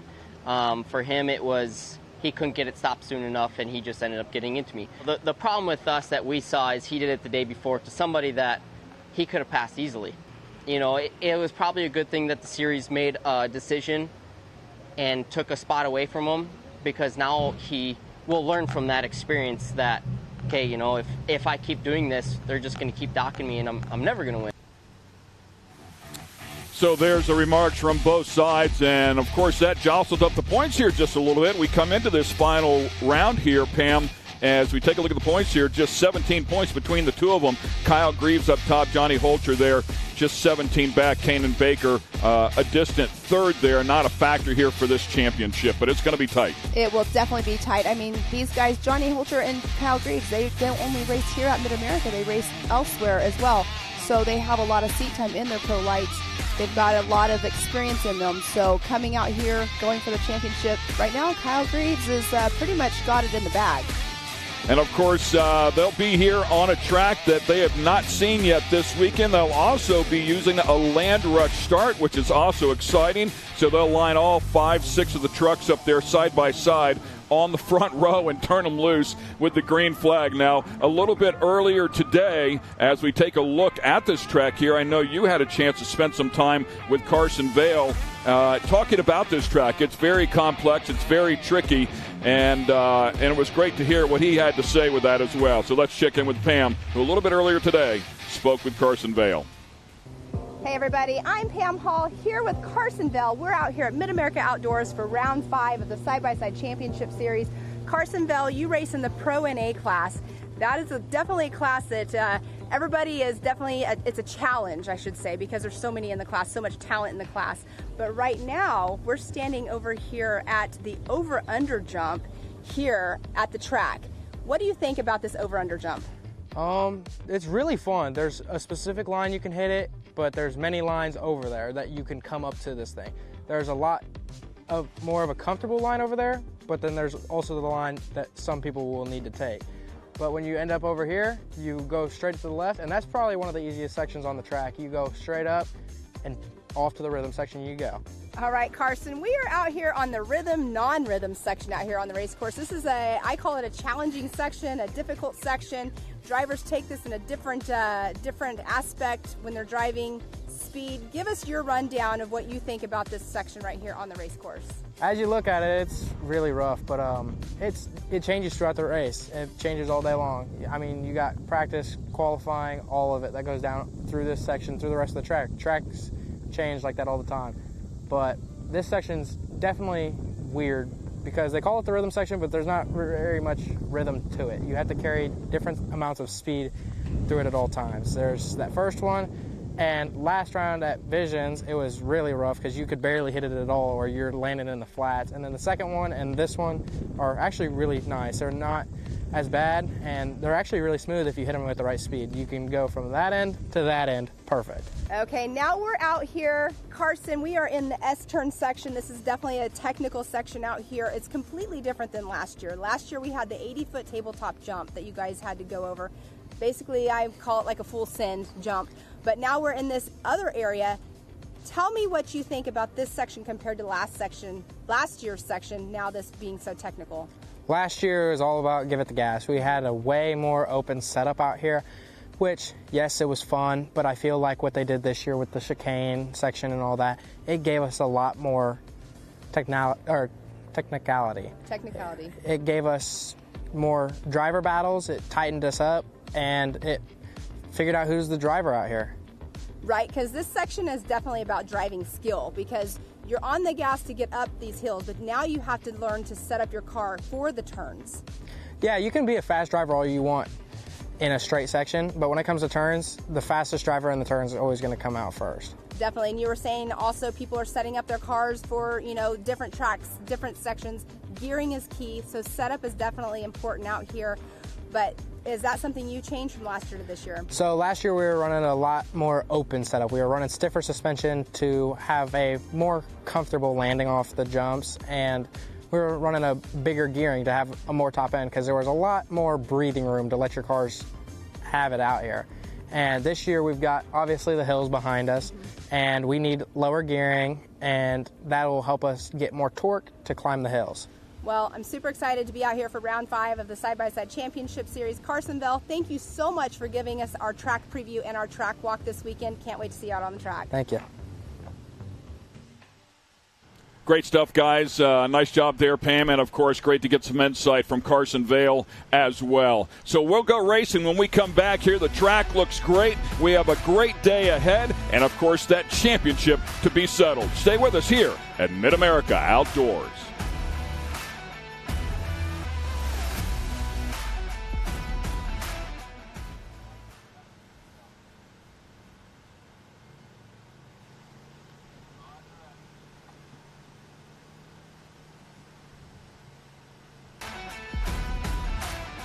And there's a look at the cars lined up for that land rush start here in our Expert NA category. Time to go racing here once again. We appreciate Race Control and all the racers working with us as well as we get things set up there for the TV show. That first segment in the can as we prep and work around everybody's schedules here today. And a lot going on after we get done here racing as well. There's rodeo going on, as you well know, Pam. So we needed to get that done now because our producers and a lot of our production team will go over there and take care of that. So just some of the stuff that goes on as it's a busy day with this condensed schedule, and we're putting together TV shows, obviously the live stream, a couple of different streams here today, and also the rodeo as well. So it's busy, and we like it that way. Yes, we do. We love it to be busy, but we do have our Expert NA Ultimax grid lineup up on the screen. We do have Luke Seyfried and Landon Seyfried, the twins, in 1 and 2. Blake Helms in that 3rd position.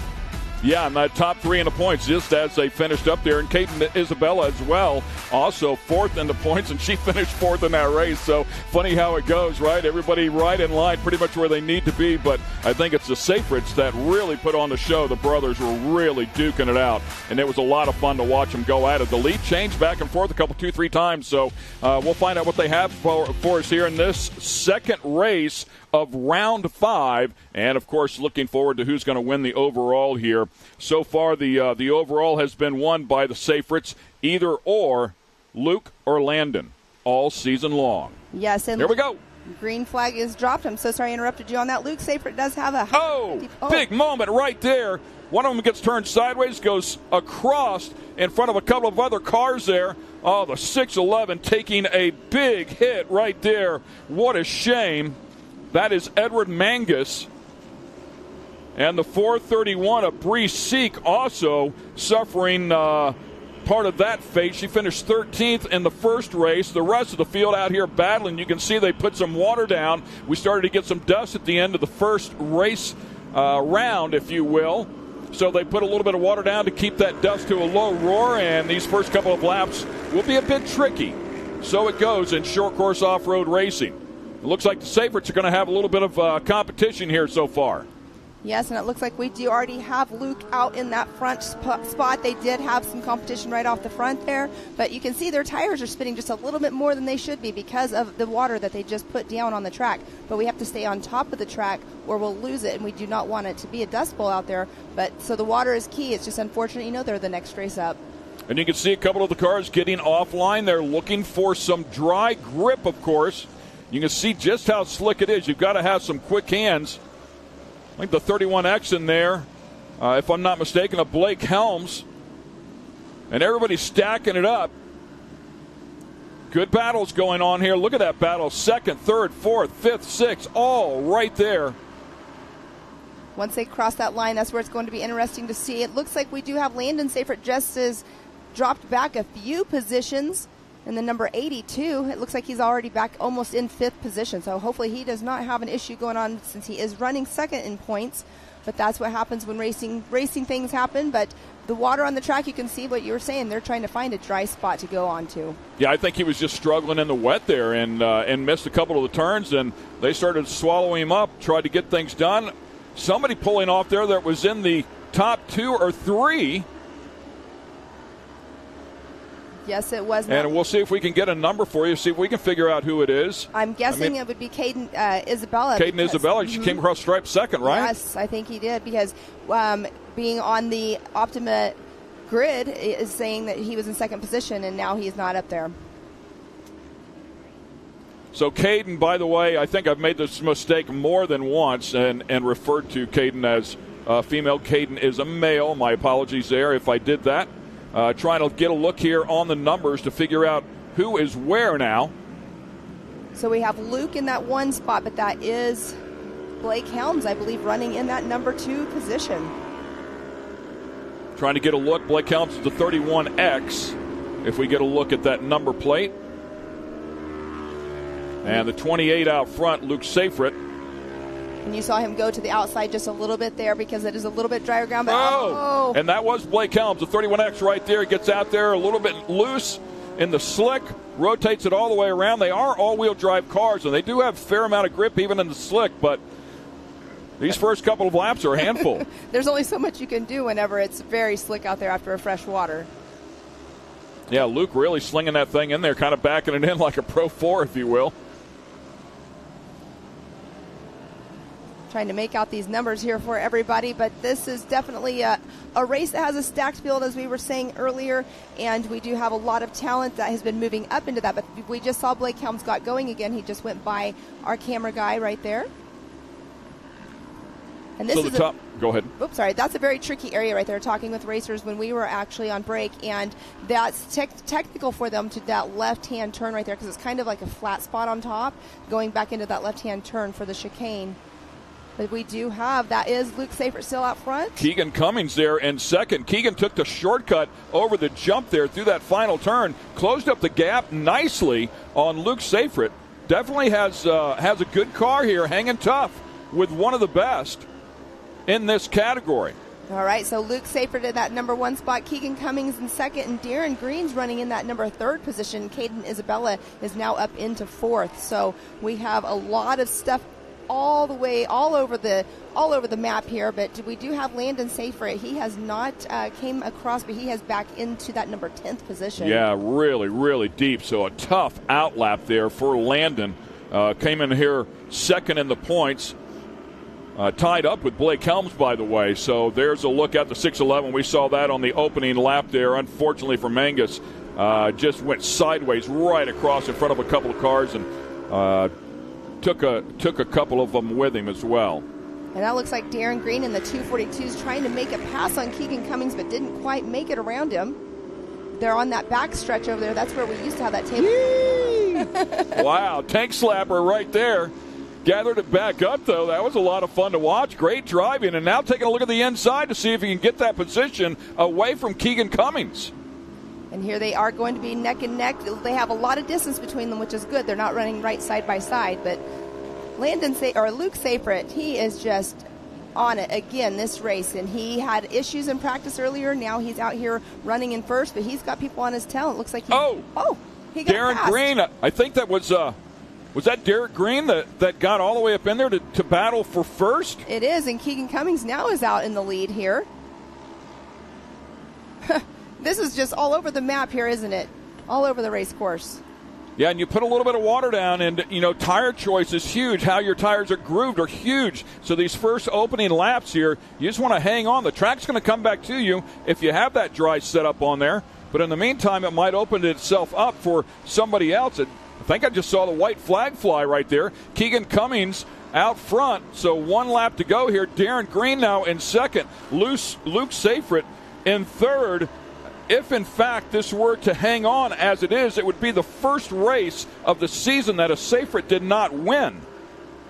Well, Keegan Cummings has to be feeling good right now. He is sitting fifth in the points, which is awesome to be a position, but out here now running in the lead. I mean, it might bump him up just a little bit, but we do have Luke Seyfried with that 150 points right now. Here comes Darren Green. Darren Green doing a great job right here. Side by side he goes with Keegan Cummings and now has the advantage. Once again, another lead change here.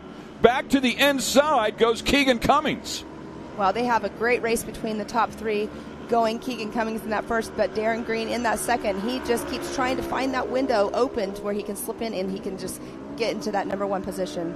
Luke Seyfried hanging right there. Luke Seyfried coming up now, taking a look at the outside. They go three wide. One of them breaks right in the middle of everything. That's Keegan Cummings. Oh, my goodness. Our leader goes down here on the last lap. We saw that in race number one as well. Unfortunately, it happened to Colin Truitt in the last lap. Car broke, didn't make it to the finish line. Ends up deep in the field. Luke Seyfried's going to still have a shot at this thing. And he's back. How about that? Wow, it's amazing. This race has been a very exciting race for everybody watching at home. I can only imagine what our people in our stands are doing watching this race as well. Yeah, it's ever-changing. That's what we love about it for sure. An action-packed race is what we love to see. The drivers will come back. They won't be happy with the slick conditions. And, if you know you're going to get this, and like I say, if you have an option, if you brought another set of tires, you could make that tire choice change. Mm-hmm. But a lot of times you don't know till you get up there to the starting line. It's just a tough call. Through the final turn, though, looking for the checkered flag. And Seyfried trying to keep this streak alive for the family is going to get it done. Congratulations to Luke. Luke won earlier and will win here, so no doubt gets the overall. Congratulations to him. Darren Green and Caden Isabella. Caden Isabella works his way back up to third place. What a great effort there. Definitely, and Blake Helms came through in that fourth position, which he is sitting third in points. So what a great race. I love that. So much action, so much back and forth. Definitely Luke had his work cut out for him to get back up in front and get that number one box. Yeah, exciting stuff. Really surprised at how things, shook out there. Well, and here we got to look at our point standings. So we have Luke with 150 points before today's races. Landon Seyfried and Blake Helms were tied for points. And you do have to drop a race at the end of the season, so it'll play out. I mean, obviously Blake just finished better than Landon, so it's just all going to play out in a points battle at the end of the day. Yeah, and I think in terms of the overall for this round, if my gorilla math is correct, Caden Isabella will actually finish one spot ahead of Blake. We'll see how that shakes out here, because they would have been in a tie based on the points from the two rounds, but the tiebreaker goes to whoever crossed the stripe first in the second race, and that is Caden Isabella. So congratulations there, but that's how tight it is here in Expert NA. We love racing like this. Luke Seyfried stretching out that lead, came in here with a near 25, I think a 22-point lead, so we'll stretch that out here as he continues to chase that championship. And there we do have our Expert NA unofficial handy result board. We do have Luke Seyfried in that number one spot, Darren Green in second, Caden Isabella in third, Blake Helms fourth, Sean Philbin in that 5th position. Blake Rakenmeyer, he ended up in that number 6 position. Rick Schroeder in that 7th. Landon Seifert down there in that number 10 position. That is a bummer for him. Keegan Cummings, he was running a great race as well, but he ended up in that number 11 spot. We did see Bree Seek, Edward Mangus, Braxton Moore all get into an issue. But it sounds like we will have Miss Erica Allreed. She is going to be down with Keegan Cummings. So it's super exciting for her to interview. I'm sorry. I think she's with Luke Seifert. Luke Seifert. Yep. My bad. Okay, Erica. Erica's with our winner.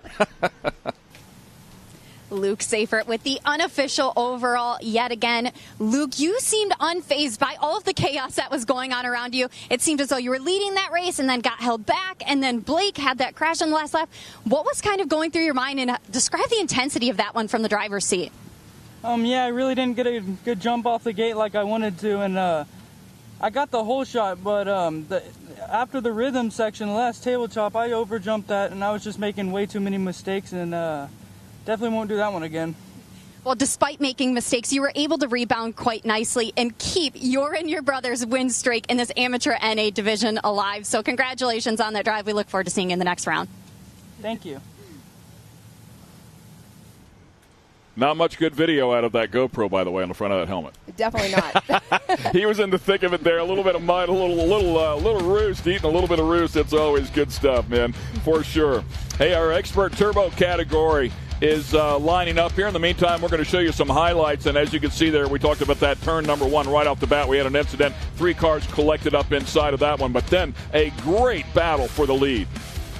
And yes, right there we did see Keegan Cummings in that number 1 spot. Luke Seifert right there was in that 3rd spot. It was such a great battle going on that back stretch through that non-rhythm section. But the battle throughout the whole entire race between these 3 was an amazing race to watch. Yeah, tough go of it there for Keegan Cummings. Unfortunately, right there breaks, and Luke Seifert would eventually take the win. Stay with us. We're going to take a quick break here, and we'll be right back in the Expert Turbo class.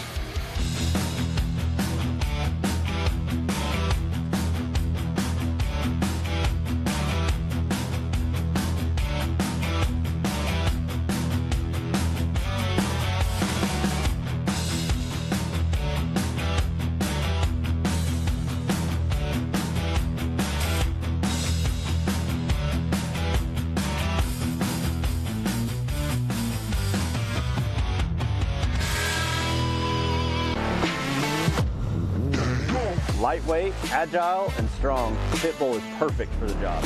The Pitbull is the first and only lift that can be used in the pits and in your garage. Elevate your racing with a Handy.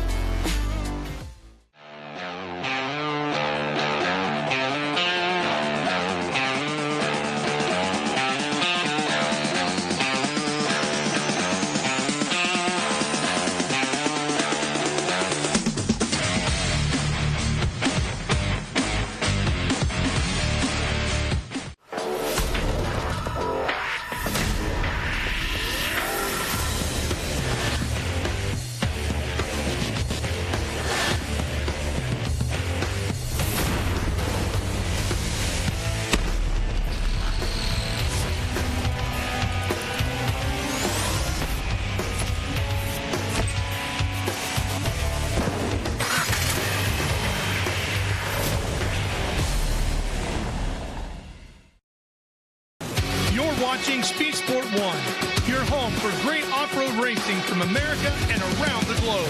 Woo-hoo-hoo! From Ultra 4 to rally, these guys are fighting for the lead. It seems very aggressive. Short course to desert race. Great move there. He is so fast. Whether on 2 wheels or 4, Speed Sport 1 has the off-road action you crave.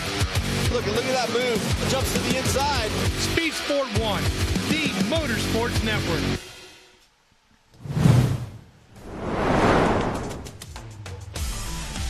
Jay, Oklahoma is where it's all happening, right here at MidAmerica Outdoors. There's a look at our Expert Turbo category, one of the largest classes in the field here today. Always exciting to watch them go at it. Austin Dinger's been hot as of late, came here out of round number 4, won that round, and then, of course, stuck with it, picked up the win here earlier today, and I mean in dominating fashion.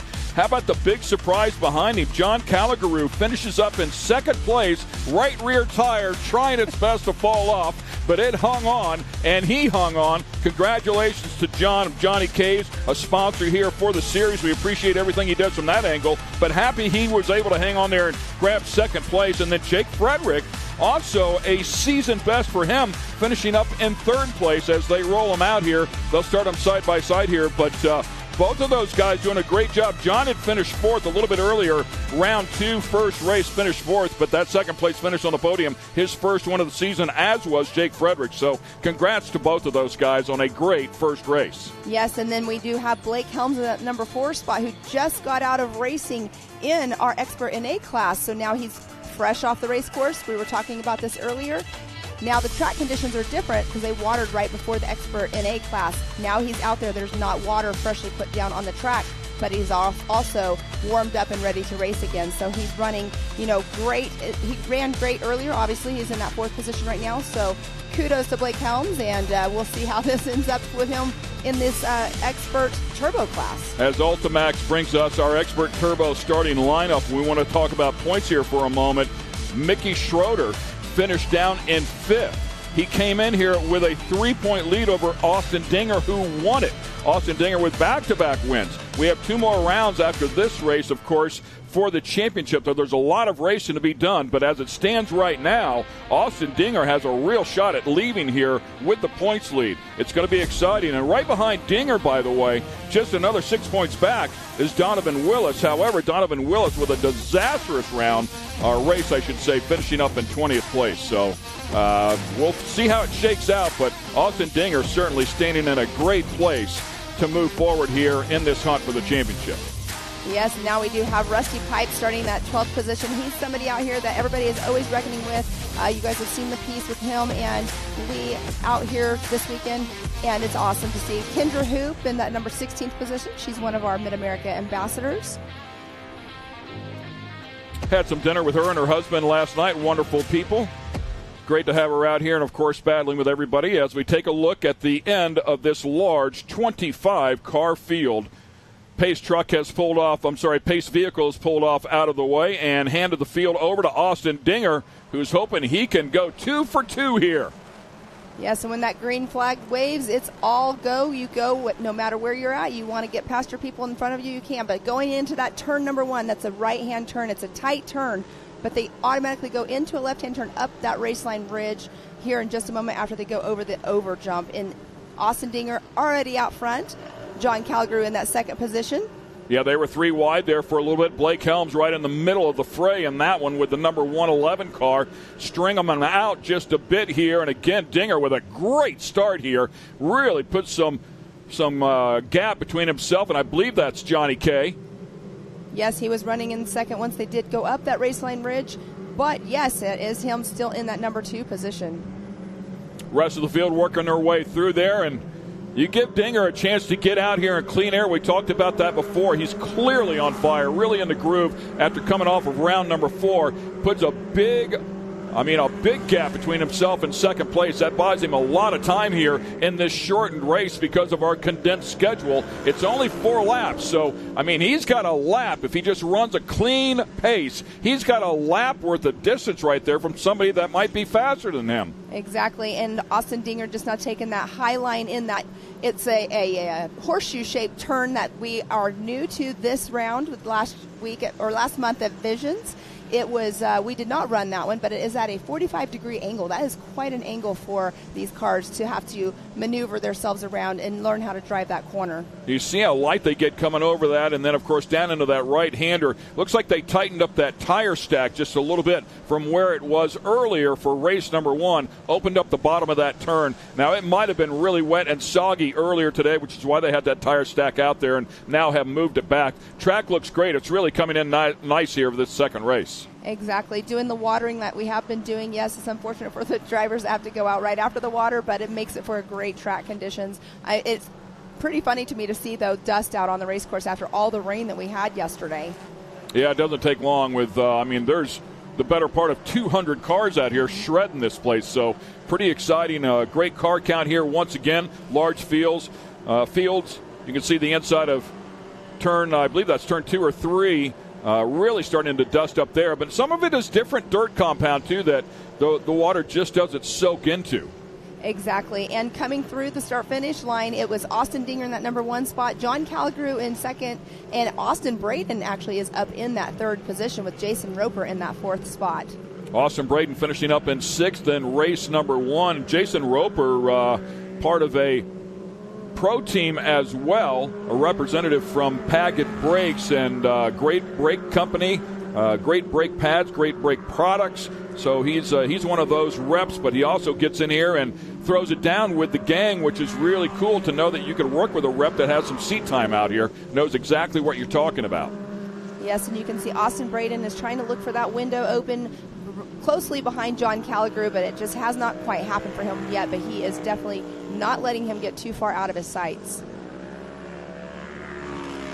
Again, taking a look, you can see how light the cars get up over that left-hander, and they have to settle. It'll sling them way to the outside, but then you have that right-hander. You can make a mistake like that and have to redirect. You enter that turn too shallow, and then it becomes a real problem. You go out wide and get into somebody else. It's a technical track, and there's a nice big rut right down in there, too, just to add to the fun. Exactly, and on that track walk that I did with Carson Bell. Oh, speaking of that. Wow.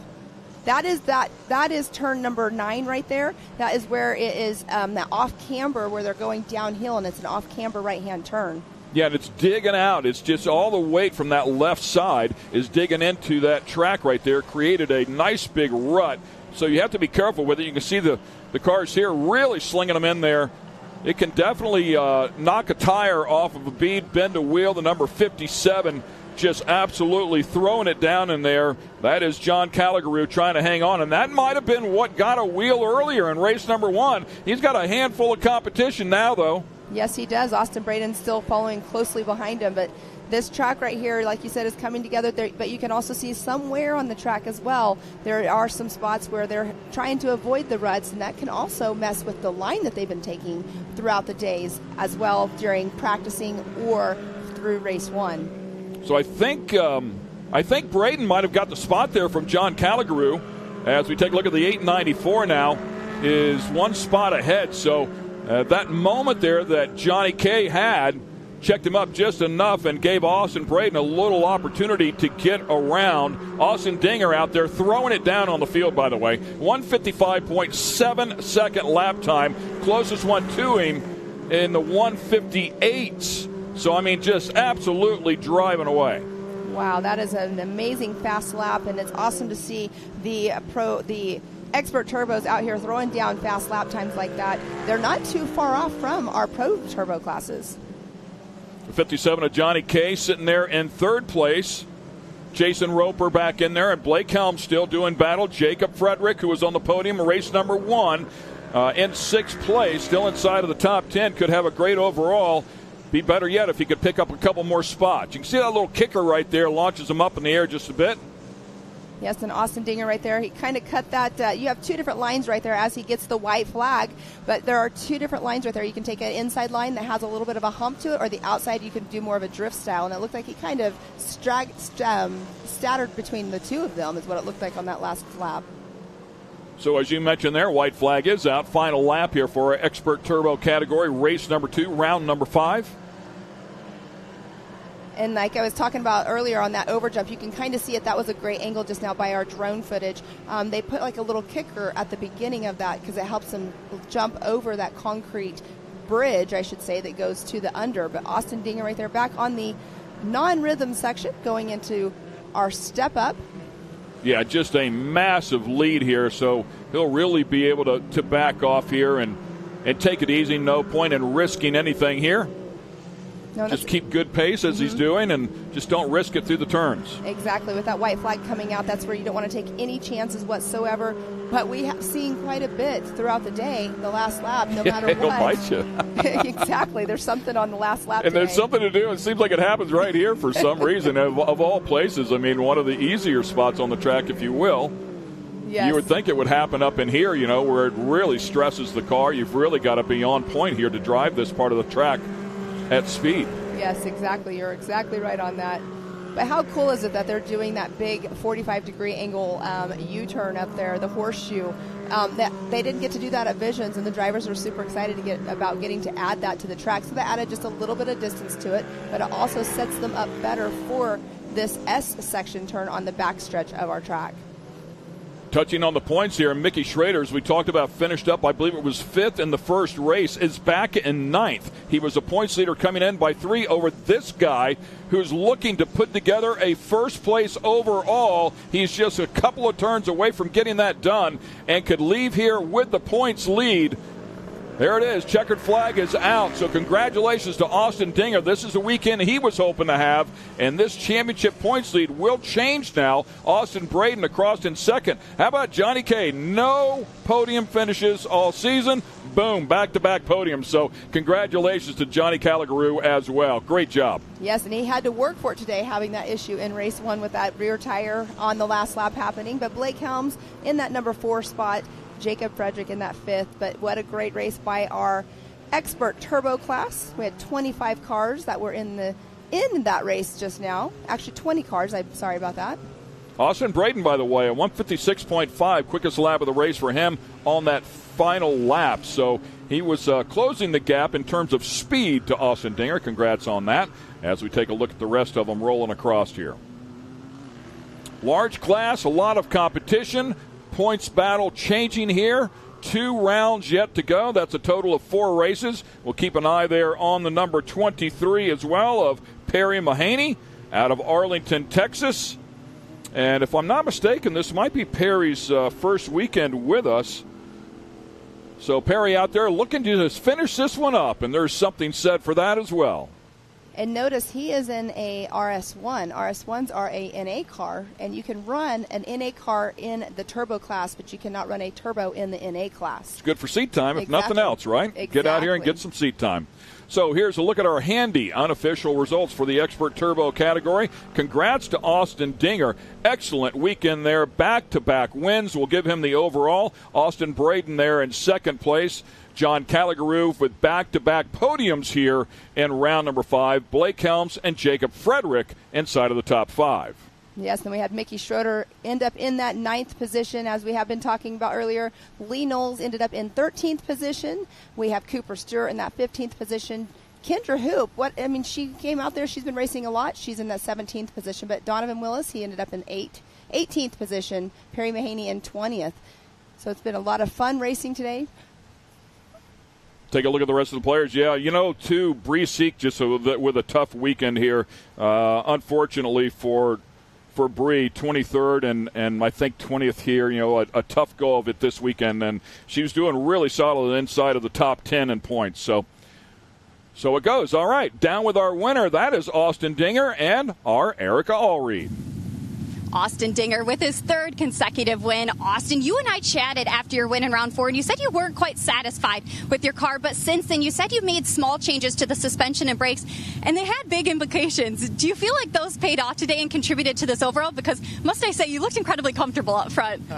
Well, thank you. Yeah, absolutely. Those small changes we made allow us to be able to drive the car how I want to drive it for the entire time, so allows us to be smooth, settle in, run a good pace. Today was really all about making sure we try to get finished first, take the points lead back over. So we were drive a smart race, just settle in, don't push it too hard, and make sure we had a job to do today and we got it done. So I would say you did, to say the least. Well, congratulations on retaking over that points lead, and we look forward to seeing you in those final 2 rounds and see what you can do. Absolutely. Thank you so much. And once again, we welcome you back here to the booth. We have a lot of racing yet to go here. Some great racing as it's now time for our pro classes, Pro NA, Pro Turbo, and Pro Light, where we will crown a champion here today. Hand out a bonus check of $25,000 to that champion as well. So good stuff coming your way there as we take a look at just some of the grounds here at MidAmerica Outdoors. We will take a look at our starting grid here for the Pro NA category. Coming away with the win in the first race earlier today, Kanan Baker was absolutely on fire, just driving around the outside of people, then doubled up inside of the Pro Turbo category. I don't know what happened over there in that pit, but he is switched on. Definitely 100% on that. And we do have Owen Van Eperen. He is in that number 2 spot. He was out there running a great race as well. Cross Kirchmeier. I mean, come on, Cross Kirchmeier. A great race almost every single time he's out here. Carson Bell, 4th position. His car is on fire this weekend. He's doing amazing in this Pro and A class.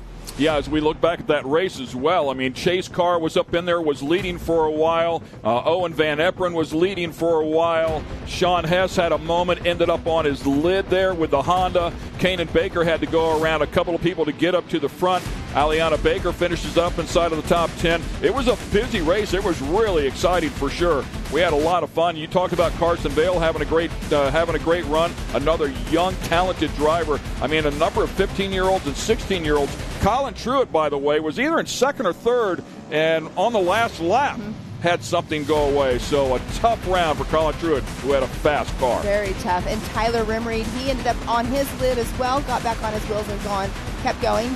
Aaron Cuevas, he finished up in that 11th position in race 1, so here he is starting. But we do have them doing the rolling starts. I love the rolling starts. I know we always talk about this, like rolling starts or land rush. What's your favorite? But I love watching these rolling starts. It's really great for the show and great for me being my favorite. I love watching it.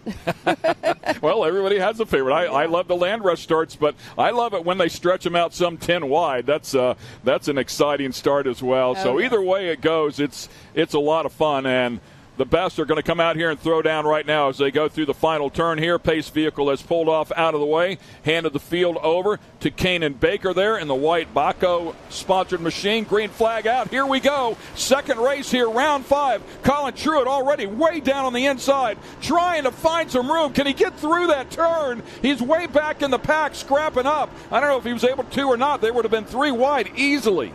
Yes, I'm not sure. I actually just saw him, but yeah, that was definitely a bottleneck right there. Going into that right-hand turn, it's a definitely tight right. That's Chad Mayo right there with a 401 on top of his car.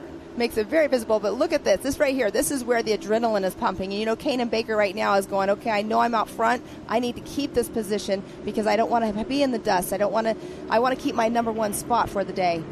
Yeah, a lot of this track in really good shape. That one spot really dries out. You can see the level of dust there. Pretty scary. I mean, you just can't see anything. And great opportunity for a wreck. It looked like somebody might have just hooked a rut right there, right when they made the camera switch. I don't know if somebody went for a ride there or not. We'll try to figure that out. It looked like the one of our recovery vehicles was heading that way, so you might be correct on that. But right on that backstretch net, they were going straight into our S turns. Yeah. That's number 64. And that's a scary situation right there. You can see the water coming out of the radiator, as you might imagine, extremely hot as well. Certainly capable of burning people. So we hope everything is okay there, as safety was over there immediately. Great to see them there so quickly. It'll be a local caution for now. Left rear going down there. I don't know who that was. It might have been Kirchmeier. See if we can get another look here, but left rear going down on that car is 3rd or 4th place. We'll get another view there. Kanan Baker out there driving away right now. And you can see Allianz in her bright hot pink cage. She's out there running an amazing race as well. Good first and second, safe. 3rd, 4th, 5th, it is on. Exactly. As they come across the stripe here, lap number 1. They did have a mandatory caution here. It's going to be really quick here. Second and third separated there by just a 1/10 of a second. And, yeah, that was a big moment. That was a big ride right there. Looks like that might have been Colin. Is that Colin Truitt over there to the left-hand side? Dodging it, trying to stay out of the way. But the way that car tumbled, it for sure got into the mounts for the radiator. And I think, consequently, we saw that fluid coming out. So really hope the driver is okay there first and foremost. Yes, and it was the number 64 of Robert Van Beekem. So he's had a very tough weekend. He's had a really tough weekend. Very, very tough. And 16 right there. We do have Aaron Cuevas running an amazing race as well. You can see the car still like that. They get the driver out safely, and then what they do is they end up flipping the car back on the wheels, getting it off the track. But we do have, like you said, local caution. No advancements can be made on the track during a local caution, and they are supposed to bring their speed down to a 25-mile-per-hour speed limit through the local cautions. Our points leader coming in here was Owen Van Eperen and Chase Carr. They were tied up. Owen Van Eperen ending up in second place there in that first race. I'm not going to, hopefully this is not going on, but it almost looks like Kanan Baker has a right rear going down. And we'll take a look at that. He might have side-loaded that thing really hard. Good look at it right there. Maybe not. It looked like it was. Maybe it was just the way he was on the track. Well, you know, they get in a rut. And depending on the camera angle, if they're in a rut, it can look like it's completely flat. Yes. Sean Hess making it through. This is turn number 7. Here's the left rear. That was the car that I saw a little bit earlier that's struggling with the left rear. It looks like there might be damage to the suspension, actually. Okay. And that turn that camera is in, that is turn number 7, and that's when the Carson Bell was talking about during our track walk of how that is definitely a technical turn. For him personally, he's learned to drive it now at this point, but it's been a technical turn for a lot of the racers out here at MidAmerica. So as I was talking about the points there between Owen Van Eperen and Chase Carr, they were tied up at 128 apiece. Owen Van Eperen finishing second in that first race. We'll have a better shot at it here. Good battle going on between these two as they start their next lap and carefully making that right-hander. Chase Carr finished 5th, so the points bat lead would go to Van Eperen. He's not necessarily worried about Kanan Baker, who's really not a threat in terms of points, coming in here 8th in the points. So just drive a smart race here. If you don't have a race car for him here this weekend, go back, get better at it, but don't risk it. Exactly. And speaking of Chase Carr, he is right there. He is behind Carson Bell. Carson Bell is running in 3rd place right now. He has got to be feeling really good that he is in that number 3 position. He's really stepped up his racing game this year. He's also one that a lot of the younger drivers look up to because Carson himself is only a 15-year-old teenager that's out here racing in our Pro and A class. It's pretty cool to see. Kanan Baker, he's making a little bit more distance between him and Owen Van Eperen. And there's Carson Bell with Chase Carr behind him. Great battle going on. Chase Carr, he's also been racing for years as well over on the West Coast with his dad as his car builder, Car One. Yeah, both. You say racing for years, you would think that he would be older. He's 15 years old, so they're both 15 years old. So the competition caution coming out here for Kanan Baker. He will check up a little bit. The rest of the field will charge to the finish line and try to catch back up. Sean Hess, I saw sneak across there as well. We had great diversity in the manufacturers as well. Kanan Baker with the Polaris. Then a Yamaha right behind him with Owen Van Eperen. Carson Vale, as you talked about before, also doing a great job. He's in a Polaris. And same with Chase Carr. He's also in a Polaris. Then Sean Hess was coming through. He is sitting in that number 5 position. He's running in that Honda. We have Chad Mayo. His car is very bright. It shows up on race course very brightly out there. He was going through that turn. There's Aliana Baker. Looks like she might have a little damage to the front end of her car. Looks like her hood was flapping up. Not sure if she got into somebody or something happened. Yeah, and I've yet to get a number on the car that has that struggling left rear, but I feel like it might be Tyler Rimmery. Think it was Kirchmeier? So everybody back across the stripe there. If so, Cross Kirchmeier still hanging inside of the top 10 in that 7th position across the stripe. Speaking of Rimmery, it is not him because he goes across right there. A little bit deeper in the field, so not off to a good start here in the front half of this race. We'll have another shot at it. They will take the shortcut here and bring them back around to get the back half of this race going. 3 laps to go here in this 5-lap event. The mandatory caution will bunch everybody back up and give us an exciting restart. Kanan Baker on fire here today. Yes, 2 wins so far, looking to make it 3. I say 2 wins, 1 in Pro NA, Pro Turbo, another win. Looking for another win here to get a clean sweep. I'm sure we'll want to do the same in Turbo. He's coming off of a 3rd place overall finish and a win in the 2nd race of round 4. So really has 2 wins working with the Turbo 3 working. Could make it 4. That's pretty good turnaround. Those are pretty good numbers for the resume for sure. You know he's got to be feeling really good about his day so far. He still has 2 more races to go as well, so he still has that Pro Turbo and the Pro Light race later on. Owen Van Eperen, as tough as they come, that Yamaha supported machine. He and his father Rodney a champion in this style of racing as well. They both compete in the Champ Series. Very high level drivers for sure, but whatever the the Bakers have done to that car, they have certainly found some speed. You don't just go out there and drive around Owen Van Eperen. You've got to do your homework.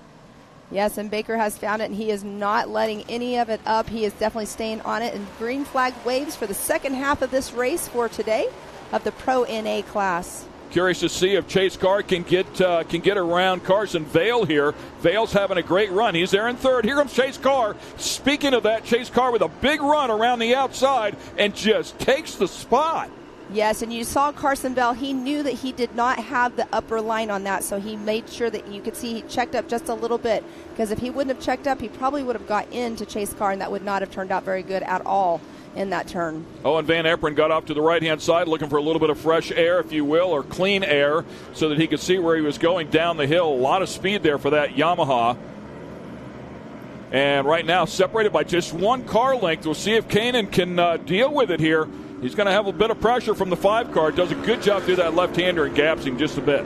And this is what's so exciting about having the competition yellow. But look at that. That is Kyler Holcomb. He just took the outside line. I believe that is Carson Bell that he just passed up on the inside. But having that competition start like they just did, it's awesome because it brings the field back together and it makes for a good competition race.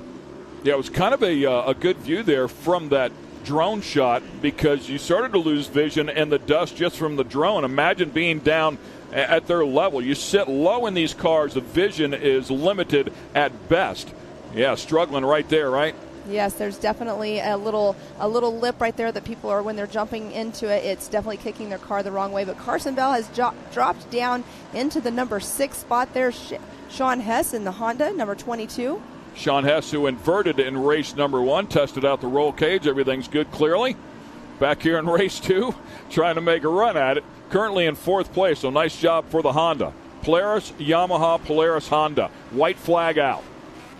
Kanan Baker's just got to hold on to it for one more lap. I know inside he's probably super pumped up. He's an amazing young kid with a lot of energy and a lot of experience. He has a lot of laps on this track here, not the new track, but out here at MidAmerica. He's also one of our MidAmerica ambassadors as well. Well, the hole in that left-hander pretty violent there. You can see him kind of straighten it out so that they don't have a whole lot of side load in the car when they go through it. Owen Van Eperen's not going away here. I'll tell you, any small mistake here out of Kanan Baker, and Van Eperen will make him pay. Exactly. He's just waiting for that to happen, and you know that Kanan's spotter's telling him, and Owen's just, like you just said, looking for that open window. The Yamaha seems to have good straight-line speed, and there it is right now. He gets a run on him.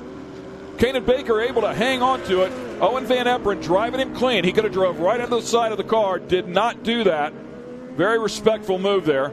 And that's where racing experience comes in handy, because you know what's going to happen to you if you do that on especially a final lap of a race.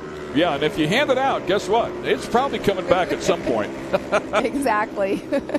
So smart move there out of him. Great job for Owen. And again, why risk it? Why risk damaging the car? You're the points leader here. The guy in front of you is not a threat in terms of the championship as it stands right now. So there's nothing wrong with second place and hanging on, stretching out the points lead, because the guy he's battling with is now right behind him. Exactly. We do have a battle going on behind them as well. We do have Sean Hess and Chase Carr. They were going back and forth, playing leapfrog, I should say, with each other. But it looked like Chase Carr took back over the lead. But Owen Van Eperen's just waiting, like you were saying. He's just waiting for that mistake by Kanan Baker, and Kanan Baker knows. You can see the holes there. Oh, look at that battle. Oh, and they get together. I think that was Chase Carr there, if I'm not mistaken. Was that Sean Hess as well? So Chase Carr, I think, got completely redirected here towards the end of this final lap. Checkered flag is out. So we have Kanan Baker and Owen Van Eperen, Chase Carr, Sean Hess coming in our top 4. How about that? Yes, Kyler Holcomb is in that 5th position. And you touched on it before. Kanan Baker will have, this track, we got one over right there. This track, I was just going to say, this track is developing some big holes, some big ruts in the bottom of these turns. You have to drive around them, maybe put the inside tires to the outside of those holes, find some way to not load that car up and do that. And I think Kanan Baker will come in here in the Pro Turbo category with that knowledge. Yes, and exactly. It looks like it was a 9-11 there of Dominic Benitez, and I believe Dominic Benitez also making his debut with us here at MAO this weekend, and we'll have that story to tell on the way home. Well, such a bummer. That's how come we see this all the time, stuff happening on the last lap, and this just happened in the last turn. So a 14th position for Dominic, but out here debuting, finishing a race sometimes is a win in itself, especially when you're new to the race course, you don't know anything about the race course or have never even been on the track. But here we do have our Pro NA handy unofficial results with Kanan Baker in that number 1 spot. Oh, and Van Eperen there with a good effort right to the very end, keeping Kanan honest. Chase Carr and Sean Hess, those guys really duking it out there on that last lap. Somebody fighting for that podium spot. So Chase Carr will keep it relatively close to the points. Sean Hess also a threat in the points there in 4th. Kyler Holcomb to round out your top 5. Yes, and Cohen Crawford in that number 6 spot. Aliana Baker, she is up there in that number 7 spot. So great run by Aliana. We do have Chad Mayo in the 8th spot. Cross Kirchmeier was having that issue with the tire. And then we did see Colin Truitt involved in the incident with Robert Van Beekum. So, or not involved with him, but avoiding it, I should say. Carson Bell, he fell all the way back to the 11th position. He was running in that 3rd position for just a little bit out here. Aaron Cuevas in 12th. Tyler Rimreed did not take a tumble this race, so you know that's feeling good for him right now because last race was definitely a hiccup for him. He's running in that number 13 position. Dominic Benitez, as we just saw on his lid there on that last lap. And then we have Eddie Ensign that was in that number 15 spot. He only got 1 lap in, and we did see Robert Van Beeken have that issue. Hopefully all is good. Obviously he is all good and out, but the car did take a bad tumble. But we are getting a little bit of a highlight video here of this race. It was an amazing race. There's a lot of action in that race, taking the green flag there. Yeah, both races here, a lot of fun to watch here throughout the course of the day here in our Pro NA category. Kanan Baker coming out here, getting the clean sweep here and looking to get it all done. Yeah, that was a big moment right there as we saw before. And I think you said that was Robert Van Beekum, if I'm not mistaken. Big moment for him. Left rear gone completely there for one of the cars, but scrapping out in the front was the 21 Baco-backed machine, Kanan Baker, who will win the overall here in round number 5. Congratulations to him, his first overall for the season. Congrats. Good stuff for sure. We will take a quick break here, and when we come back, it is time for Pro Turbo.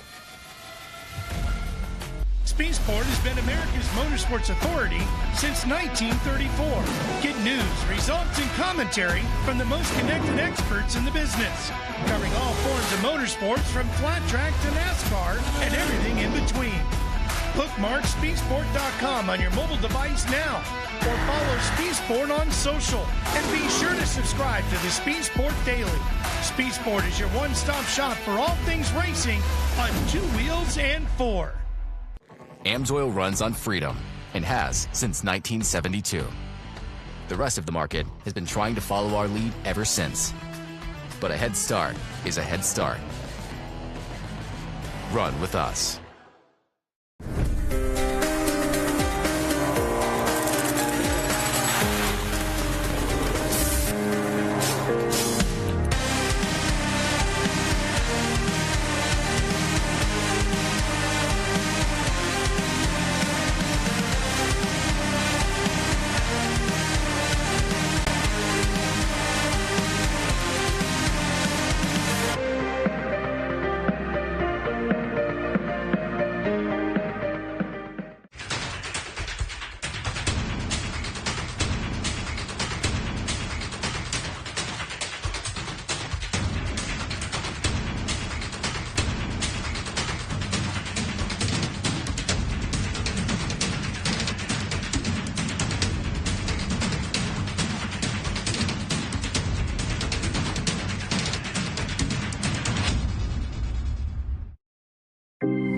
At 360 Wraps, we've been working hard to transform the vehicle wrap industry. Wherever you are, we're standing by to show you the professionalism you deserve.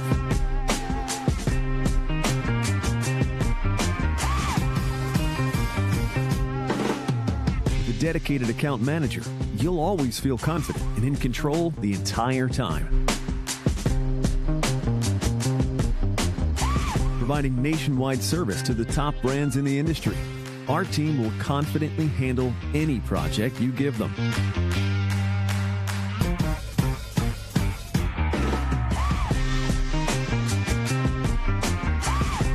One contact, one company, nationwide service. Come by to experience the 360 difference for yourself.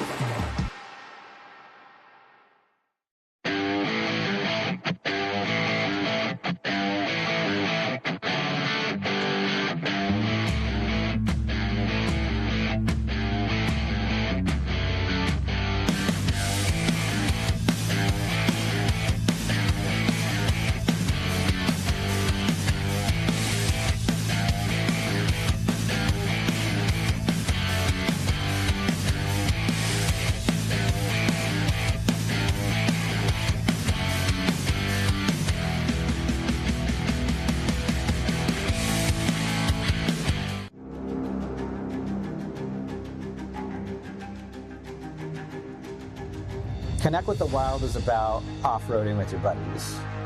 Connect with the Wild is about going to Moab and conquering new challenges that you didn't think were possible. Ultimately, Connect with the Wild is about enjoying the outdoors in your vehicle as best you can.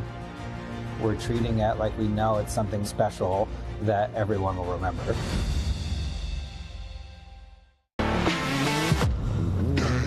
Lightweight, agile, and strong, the Pitbull is perfect for the job. The Pitbull is the first and only lift that can be used in the pits and in your garage. Elevate your racing with a Handy.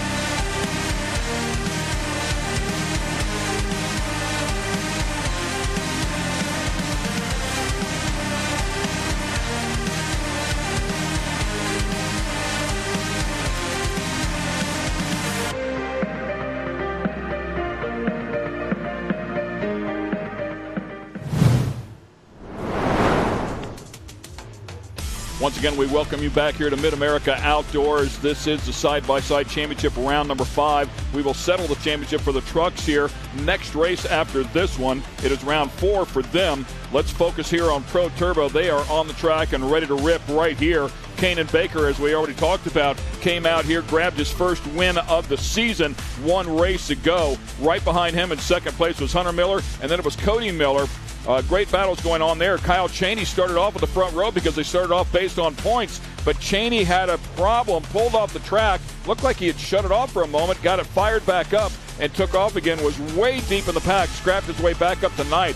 So he'll be starting here a little bit deeper. We'll find out how he does. Corey Willis finishing up in 4th place there. Cody Taylor, Zach Beavers having a tough go of it back in 17th place. However, Cody Martin having a good run there in 6th place.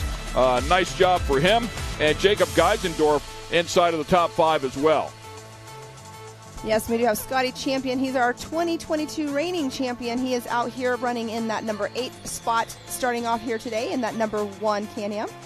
But here we are getting ready to start our Pro Turbo Race 2 of Round 5. I'm super excited to see this race. It's always one that has a lot of excitement in it, a stacked field of drivers that race all the time, and that's what they do. So they do this all the time at other race courses as well, so it's exciting to see. We do have Corey Willis. He's also right there. He's starting in that number 4 position in the PPEI car. He had a great race last race too. He bicycled a few times. but this is where my adrenaline's going. I'm sure it is for you too, Ken. But yeah, there was a lot of contact there between him and Kanan Baker, a couple of the cars. This is a recon lap, so they get a look at all those ruts, all those holes that have developed out there over the course of the 200 cars racing on this thing all day long. Coming here for the green flag. Here we go. It is on. Kanan Baker stabs the throttle. Here we go with the Pro Turbos. Everybody lights them up. See if we can get through the right-hander clean. Looks like everybody's going to make it through. That's good news. Yes, and Kanan Baker out front already with that pole position start. Here he is, dust-free, clean-free. Everybody right here. There was a little bit of a hiccup of a corner right there as well, a little rut creating. But here we have Kanan still in that number 1 spot with Hunter Miller in second. Yeah, Kanan with a nice job sailing down the hill there. You can see the big speed that these cars will carry. These cars upwards of 300-plus horsepower, so they weigh in at 1,750 pounds. They are absolute rocket ships. A ton of speed here. Kanan Baker showing everybody how to get it done. The 15-year-old running with world-class competitors there, and the Millers and Cheney, Corey Willis. I mean, these guys, Scotty Champions, you talked about the reigning champion. I mean, we are talking about world-class drivers. The young 15-year-old proving he's got what it takes to hang with them. Bit of a dusty section right there. That is Kyle Cheney with a 91 back there, going around the outside of people, picking his way forward. I think he's already up to 7th. He definitely had issues like we were talking about earlier, but it'll be interesting to see. And it looks like Kanan had a little bit of checkup right there. There was a rut creating there earlier as well, but he checked up a little harder than I would expect to see him because he is using all of the tires that he can use out here. And that was Cheney, went outside in, now trying to get underneath a couple more drivers there, right up beside him, now using the outside of it. That yellow and black Can-Am, the number 91, so picking his way forward. And I do believe up there in the 6th, I think that's Corey Willis. He's right behind. Corey Willis finishing up 4th, 1 round to go. Came in here 4th in the points. Willis is no joke. Definitely not in there. Kanan Baker making his first complete lap at a 1:49.571. He has the fastest lap out there right now on race course with a 1:49.571. That's an amazing lap time for the young Kanan Baker. Yeah, and in comparison, these are the same cars that we saw in Expert Turbo, and their lap times, a good lap time there was a 1:55. So some 5-6 seconds faster. That's what the pros will get you here. The setup and their driving ability, their experience with that set. He's 15 years old, and he's leading this group, but so good. All of these drivers are very, very good at this level. This is where we like the mandatory caution as well. Cheney has to start deep. He's going to scrap, get past a handful of cars, and then, of course, that mandatory caution will bring these two guys right back to him. Yes, and I do see that Austin Vanover. Oh, and there is Austin Vanover right there. No, that's not Austin Vanover. Yeah, it is out of Claremont, Oklahoma. I think that's Austin. Number 2. He's certainly the number 2 car. Well, we have Austin Vanover, Cashley Croy. He has not completed the lap, so I don't think he took the green flag out here. And then we saw Robert Van Beekem in just the race right before now. He did have a pretty gnarly crash, so he's not out here in this race, but I believe he had an issue round 1 of this today as well. So. Yeah, he did for sure, so we don't know if it was from the crash or from the first race. Look how deep that rut is in that right-hander. You can see one of the Millers there going outside in, kind of cross-hatching that rut. That's how you get around them once you take a look at them on that recon lap, if you can redirect a little bit. And Cheney, I talked about Corey Willis being tough, so there you go. Cheney still not able to get by Corey Willis or Jacob Geisendorf, and that's where I say the inversion. If we had an inversion and you put a couple of these guys that are fast but not fast enough to get around the Millers and the Cheneys, you give them a start out front, and you'll find out they're pretty tough to get around. They're just they're fast enough to be a nuisance. So, and it makes for great entertainment, right? I mean, at the end of the day, that's what we're doing. Exactly. We're racing and we're using it as entertainment. Yeah. So hats off to Corey Willis and Jacob Geisendorf for holding off one of the best in Kyle Cheney. Right, exactly. We do have Hunter Miller running in 2nd position and Cody Miller running in 3rd. The car we did see off the course is actually Tim Farr, the number 4 of Tim Farr. The yellow car? The yellow car was a number 4? Well, it had number 2. Oh, it had number 2. Yeah. So, I don't know. That wasn't Tim Farr's car unless they really completely reskinned it. So, he struggled there in race number 1, though. Tim Farr did. And not sure what had happened with that car. And don't see his name up there towards the middle of the pack yet. Currently in 11th place for Tim Farr. So, started way deep here in this race. He's picking his way forward, much like a Kyle Cheney, but started a lot deeper. Definitely, and you can see Hunter Miller, he's trying to chase down Kanan Baker, but Kanan Baker, he's just on the rails this weekend. He is doing an amazing job, and he is showing these boys that he is out here to race with them. Geisendorf and Willis and Cheney all nose to tail, side by side, duking it out. Good battle right there. You can see the 53 car. That is, the 93 of Jacob Geisendorf, and Willis trying his best to get around him. Looks like he might have the spot right here. Now Cheney wants to follow him through. This is a big moment here for Willis because the mandatory caution is coming up. Now keep in mind, you see PPEI on both of them. Those are teammates right there. So they wanted to pass him with kid gloves, if you will, but needed to get around him without damaging him. And if he can keep him between him and Cheney, if Geisendorf stays between him and Cheney, he'll have a chance to run away on this restart. Well, and right here you can see Corey Willis. He took the left line just now, and Geisendorf, we have somebody on their side, and I cannot see that number. Not sure exactly who that is, but that is not fun to see whenever we have this race going on. Getting ready to go into the mandatory caution as well. So we'll make sure this driver's all okay, and we do have the mandatory caution out. So Kanan Baker, Hunter, and Cody Miller, then Corey Willis, Geisendorf, and Kyle Cheney. Safety there immediately as we try to That's Zach Beavers. get a look at the car here. And Zach Beavers, who unfortunately had a tough race number 1 as well, finishing up in 17th place. It's a little weird-looking line right there. It looks like he maybe hit and spun around. That could be some tire marks that we're seeing there, but unfortunate weekend for Mr. Zach Beavers.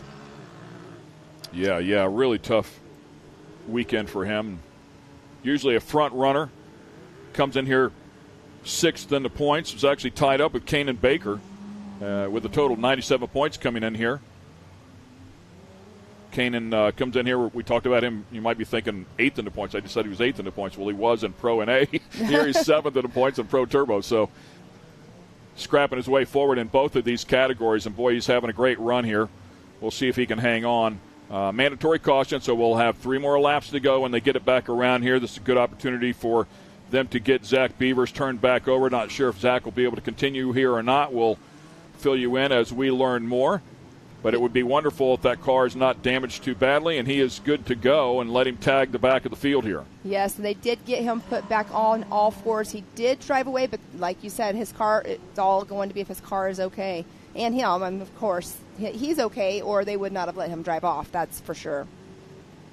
But this right here, this is where the competition yellow, when it comes out, this is where everybody stacks back up. Hunter Miller, you know he's going to try not to let Kanan Baker get too far away from him because he wants to hunt him down and get out front. Yeah, we'll find out how Cheney does as well. He needs to make quick work of Geisendorf if he can do that. Geisendorf certainly showing some speed out here today. And then see if he can get around him and then make a run towards the front. Our current leader, Kanan Baker, in that white and gold, and the gold on their cars is like a chrome gold, so it's very shiny and they're beautiful cars. Yes, yeah. All of their cars are beautiful. Aliana, I love how she has her paint scheme with hers. Kanan has his, and all of his multiple race vehicles that he has. It's all the same color scheme. So a good race in our hands here. I love the fact that we have somebody else up in the front of this field. The fact that Corey Willis is hanging in there once again. Kanan Baker certainly showing that he has the capability and the car to compete with these world-class guys that are up in the front of this field. Jacob Geisendorf doing a great job. Willis and Geisendorf teammates there, so a lot of speed in both of those PPEI cars. Cheney scrapping his way back up in there. Thought I just saw the 5 car. Did I just see the 5 car of Owen Van Eperen in this race? I'll have to go back and take another look. I thought I saw a blue number 5. Maybe I'm just seeing things here late in the day. I don't know. Cody Miller there as we take a good look at him. We have had a busy day. It's been a great day. Yesterday, of course, with the rain out and then shoving everything into one day, it makes it for a tight racing day. You probably saw it's Cody Martin. He's number 15. Oh, it's Cody Martin, yep. Yes. That's what it was, yep, that blue car back in there. And we have the 124 with a flat tire, Huddleston. That's such a bummer for Mitchell Huddleston. Yeah, I'm not sure if he didn't have crew over there to run into the hot pits and get that thing changed here. This lap would have been the perfect time to do that. It looks like Zach Beavers is back up in. Yes, he is. He is right How about that? there. Awesome. Good job for 38 Zach car Beavers. back in here, ready to rock and roll. And that As is Mitchell we, Huddleston behind him with the flat tire. So he's just making his lap around, and he'll pull off because, well, I don't know. We have had Kyle Cheney complete a whole entire race with a flat tire. That one, that tire's gone. Yes, it is. Yes. That's on the wheel, all but on the wheel. So Kanan Baker picks up the green flag here. 3 laps to go, and we will have an overall winner here in our Pro Turbo category. Nice restart there for Kanan. Followed up by Hunter Miller, then Cody Miller, the brothers. And back there, Geisendorf in the white car. That is Cheney behind Geisendorf, trying to find some way around Geisendorf without just running through him. And this right here, when they're going downhill, that race line, as you can see, that dust, that's where it's questionable. You want to make sure, hopefully, that somebody in front of you is not checking up because you do not have any vision, especially with the way the sun is out there right now. But everybody got through clean as normal. That's why they're pro drivers. They've been here before. They've done this. Kaney gets a good run through the back. He was really good through that left-hander there in the NA class, so carries that speed through there and stays in front of a very tough Hunter Miller. Hunter Miller is out there hunting for that position is what he's doing. Yeah, I mean, a real player. He and his brother both, 2021 and 2022 side-by-side 12-hour champions, Texplex champions. I mean, there's not much they haven't accomplished inside of those cars. Really solid out at King of the Hammers. Cheney, a 3-time king out there at the Hammers. And here comes Hunter Miller right up on the back bumper. It gets so technical here, though. Take a look at that track. I mean, it's brutal. You've got to go an untraditional line to get through it to keep from tearing up the car. Oh. And I believe that was Cheney, right? Was that Cheney? Yes, it's Cheney. So was Cheney, Cheney was able to get past Geisendorf and Willis at this point. Finds himself right back up here in 4th place behind Cody Miller. Wow, that's pretty awesome for Kyle Cheney. You know, he's been hunting it down this whole time. Oh, Hunter Miller goes way wide on that last turn before our Can-Am finish line. The white flag is out. And we do have Kyle Cheney's now up in that 4th position, but Hunter and Cody Miller, 2nd and 3rd. Kanan Baker. Bit of a moment there for Cody Miller. You can see him. I wonder if he got up on the bike and then went off the track just a little bit. Cost him a lot of distance there to his brother. That'll allow the 91 of Cheney to close up on him a little bit. Kanan Baker, the race between Kanan Baker and Hunter Miller at this point. Kanan Baker, like we keep saying, he's just on fire in these 2 cars this weekend. It's but again, we are on the white flag, the last lap. This is where we've seen a lot of the people that have been up front runners this weekend have had some issues. Yeah, proud Papa up there, I'm sure, spotting for him as it stands right now. I mean, to beat these guys, it's legit, right? I mean, back-to-back races here. He didn't beat these guys because somebody crashed or they broke or whatever. Look at the battle back there for 3rd place. Here comes Cheney. Cheney trying to get around Cody Miller. Good battle going on back there. Oh, and he got it. Cheney is now in that 3rd position. He took it over from Cody Miller. Important move there in terms of the points as well, because Cheney was 2nd of the points. Cody was 1st. Of course, Cheney with that tough first race here won't be close to him in terms of the overall, but he wants to stay close here with 2 more rounds to go. Kanan Baker trying to get through the final few turns here, see if he can make a clean sweep of the pro categories. And you know he's looking for it. He's waiting to just get that checkered flag here in the end. He's also running 3rd in points in the Pro Light Series. So he's got a great weekend going on for him right now, going into the last round of our Pro Light race next up. Yeah, and I liked his presence of mind. A couple of turns ago, you could see him square up one of those turns that has a big hole in the middle of it instead of just pitching the car in there and hoping for the best. And does it. How about that? A clean sweep for young 15-year-old Kanan Baker. Wins both races in Pro NA, both races in Pro Turbo. A spectacular turnaround for that team that had its highs and lows here so far this season, but now back on track, no question about it. Hunter Miller with a beautiful job here as well. Finishes up this one in 2nd, much like he did earlier. He'll have the 2nd overall finish as well for the round, and then Kyle Cheney scrapping up from 9th onto the podium in 3rd place, getting around Cody Miller here in the final couple of turns. What an amazing race by the young Kanan Baker. I'm super excited for him and his whole entire team. Like you said, they've been having kind of a tough season here and there, but for him to be out here on front for both of those. And there we do see Mitchell Huddleston stayed on race course. He is still out there with that flat tire. Yeah, I mean, what a shame that he was not able to come through there and maybe just doesn't have the team, might be, a couple of people there or didn't have the resources to get in there and take advantage of that pace lap and change that right rear tire, get back out there and make a run at it. It's a shame. Not to mention the damage that it's causing to the car. So. Exactly. And you definitely don't want to touch that as soon as you come in anyways. It's going to be But you love the heart, hot. right? Yes. And our production team, out of respect for somebody that's going to scrap this hard, will let him finish on camera here. We'll keep our eyes on him. Everybody put your hands together for him. Hanging in there tough, man. I love everything about it. Mitchell Huddleston coming through with just a few pieces of rubber left on that tire.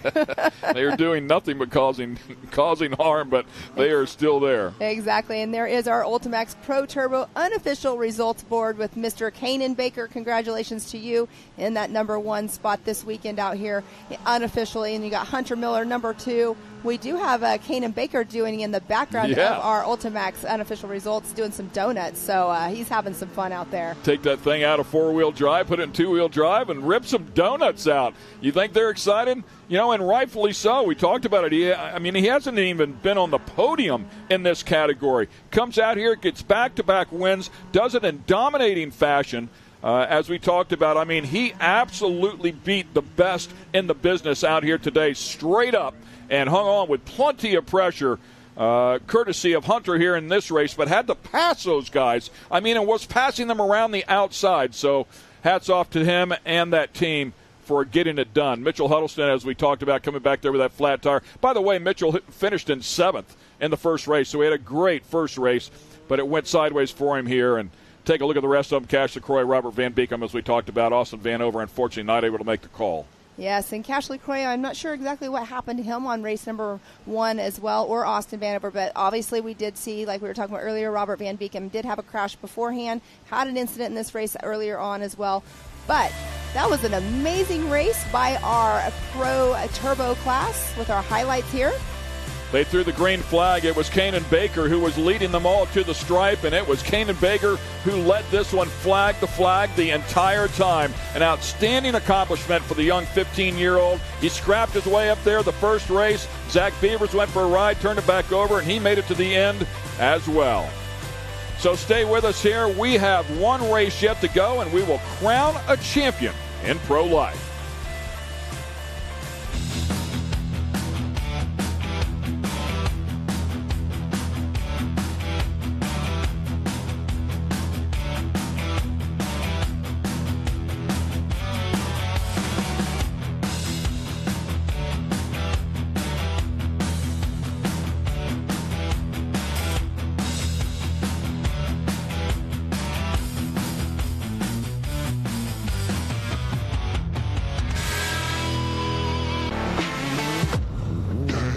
Lightweight, agile, and strong, the Pit Bull is perfect for the job. The Pit Bull is the first and only lift that can be used in the pits and in your garage. Elevate your racing with a Handy.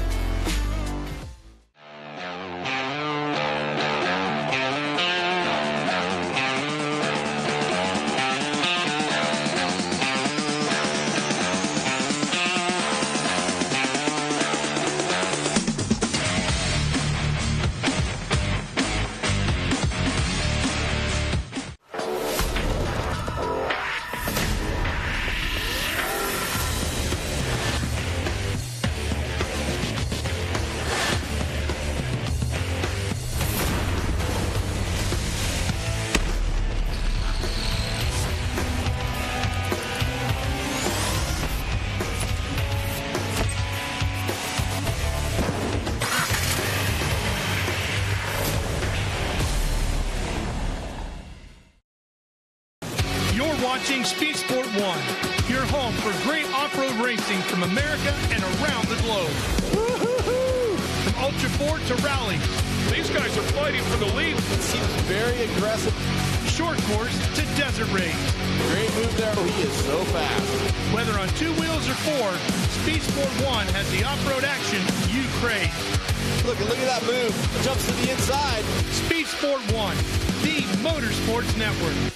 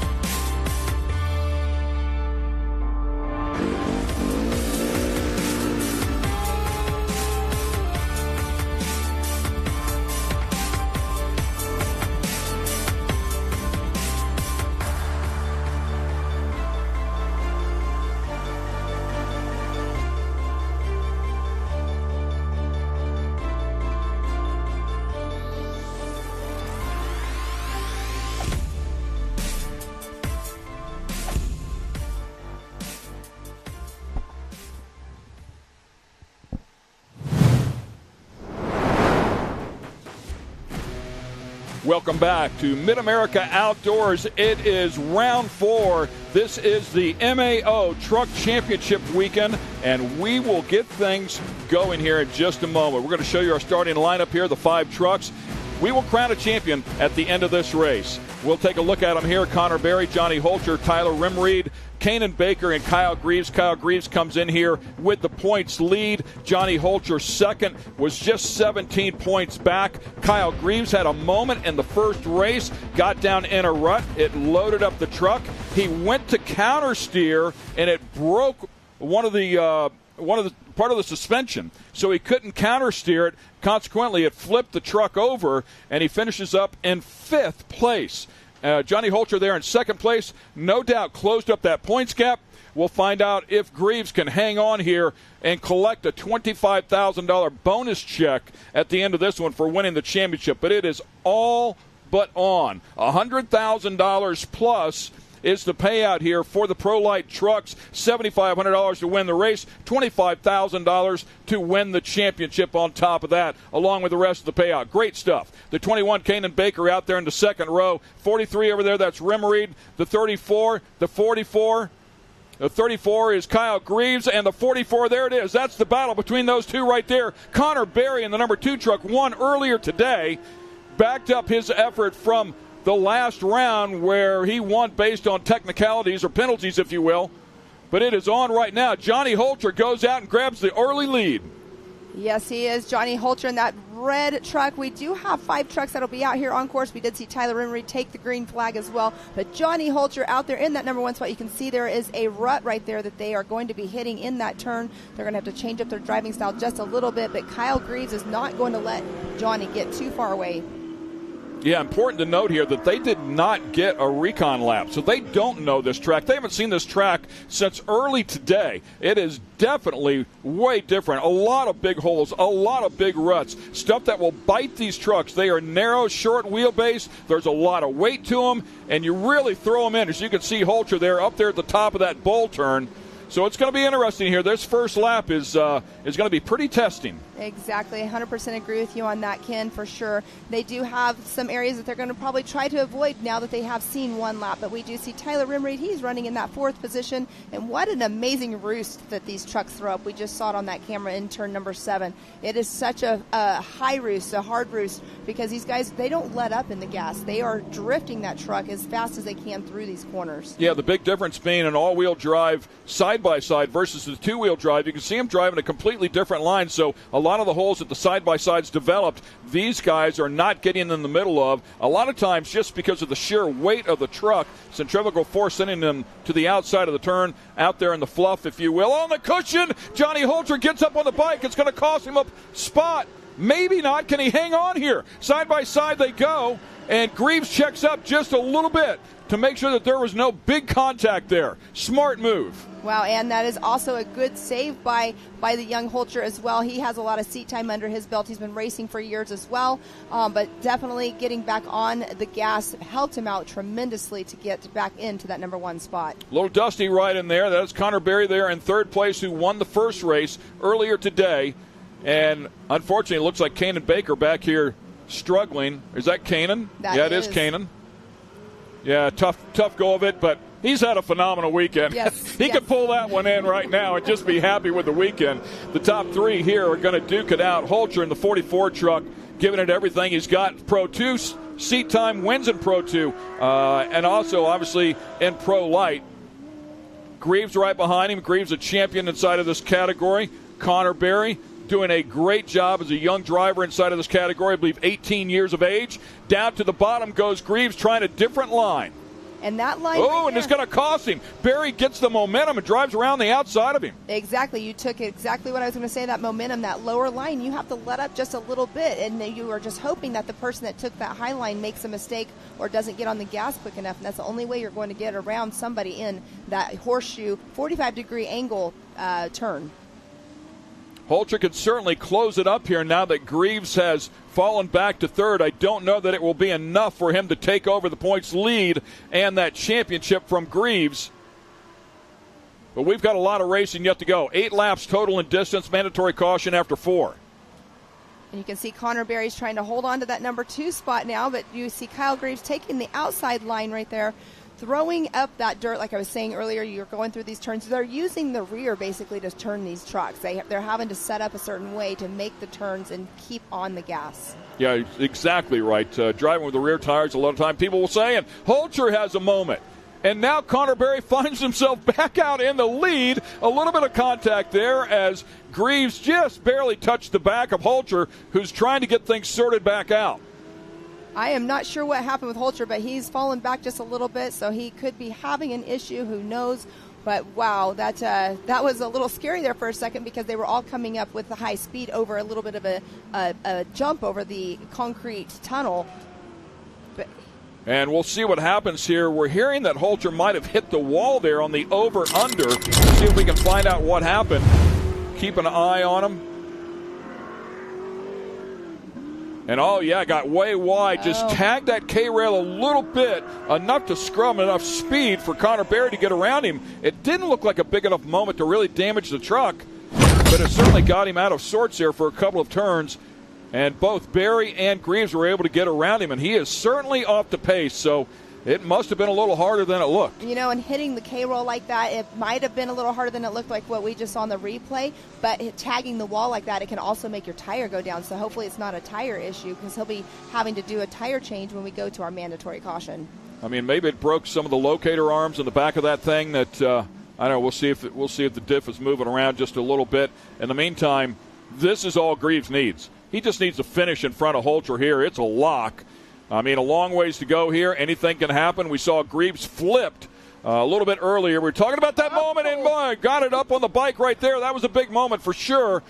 But he got down into one of those ruts, really loaded up the truck, and it started to get up on the bike. He wanted to counter steer it, but it broke the steering components underneath the left front. So he flipped that thing all the way over, and it was damaged. He had to hang on, and he cruised across dead last.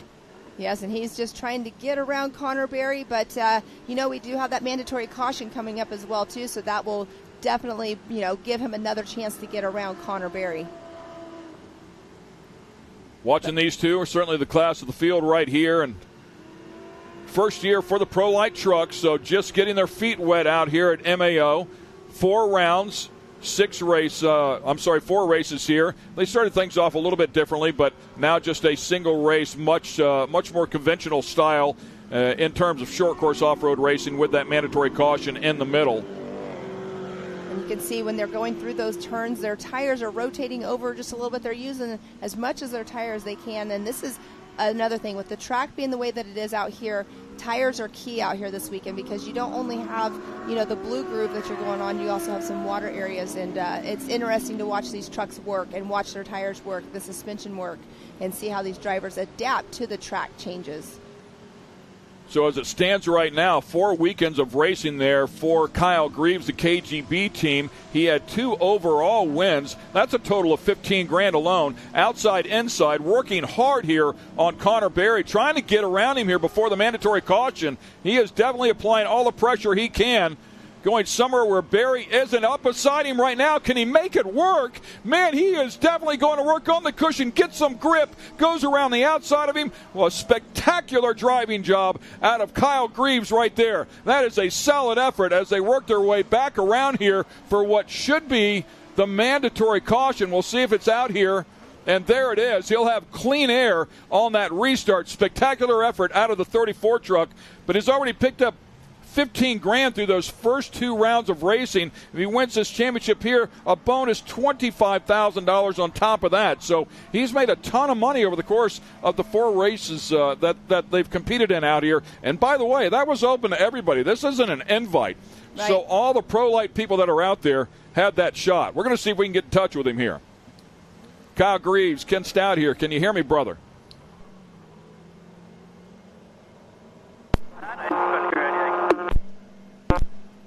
Hey, man, Kyle Greaves, Ken Stout in the booth here. Can you hear me?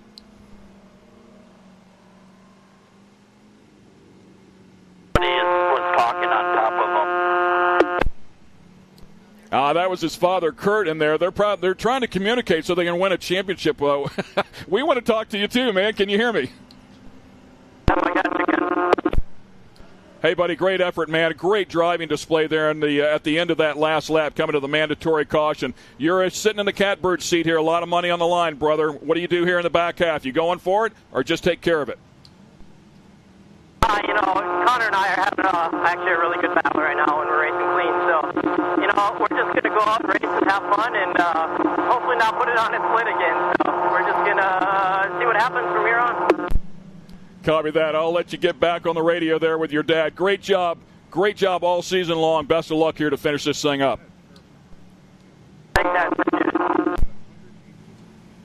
How cool is that to get to talk to the driver while they're out there getting ready to go back green on the competition yellow? Yeah, Kyle's a great, talented young man.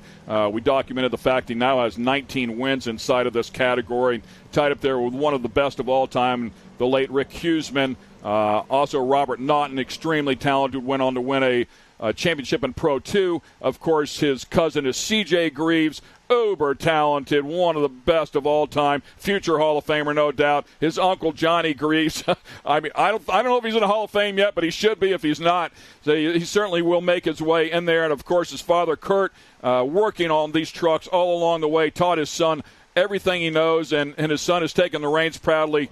Chip off the old block, very, very talented, building these trucks, cut, grind, weld. I mean, he's good. And if I remember correctly, today is Kurt's birthday, I believe. It is, so happy birthday to Dad. Good job, Pam. I should have said that to Kurt when I had, or to Kyle when I had him on the radio. Right, bring Dad home a birthday present. Exactly, 100% on that. That's a good birthday present right there. A $25,000 bonus check. Connor Berry taking a look at the inside has driven him really clean every time they've gotten together as well. Yes, and Connor Berry, there's a little bit of distance, but we did see Johnny Holcher out there. He looked like he had a little bit of an issue going on, so he's definitely not running at the pace that he was earlier on. But we do have right now the 2 men of the hour, the 3 men of the hour. We have Kyle Greaves, Connor Berry, and Tyler Rimreed. All three still running their paces out here for round 4 in the final. This is an amazing truck series that we have going on here. Just the grassroots of it right here. This is the first year, like you said earlier, MAO having trucks out here. It's pretty cool.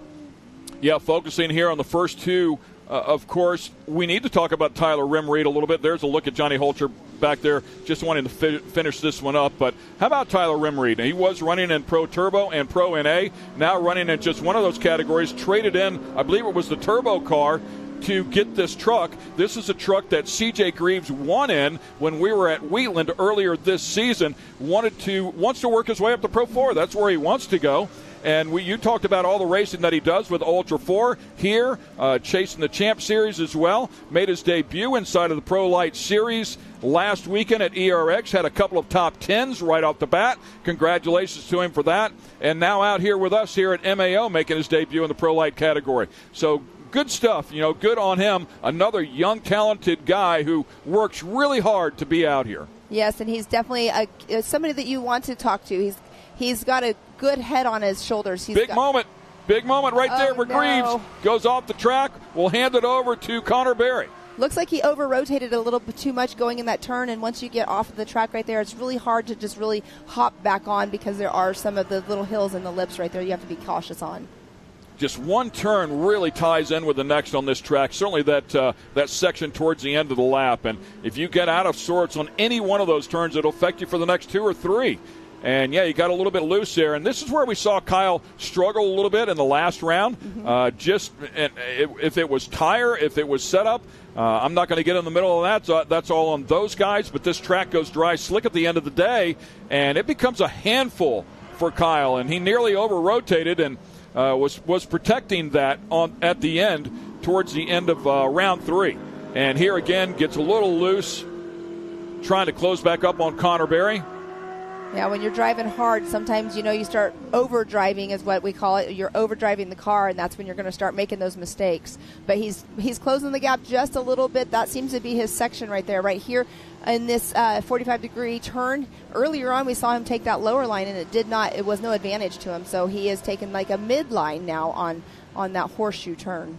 Yeah, I wanted to stay out of that roost and that dust to have some good, clear vision. Going somewhere where Connor Berry isn't. He did this before. Outside in on him every single turn. Oh. See if he can get a drive up. Over rotates. Wow. Oh. I thought he was going to dive down into the ditch there for a moment. Couldn't make it work, but he's got nothing to lose here. With Johnny Holcher having troubles being in the back now, all he could do is finish one position behind Holcher. That's not going to be enough. I mean, he's going to lock up this championship as it stands right now.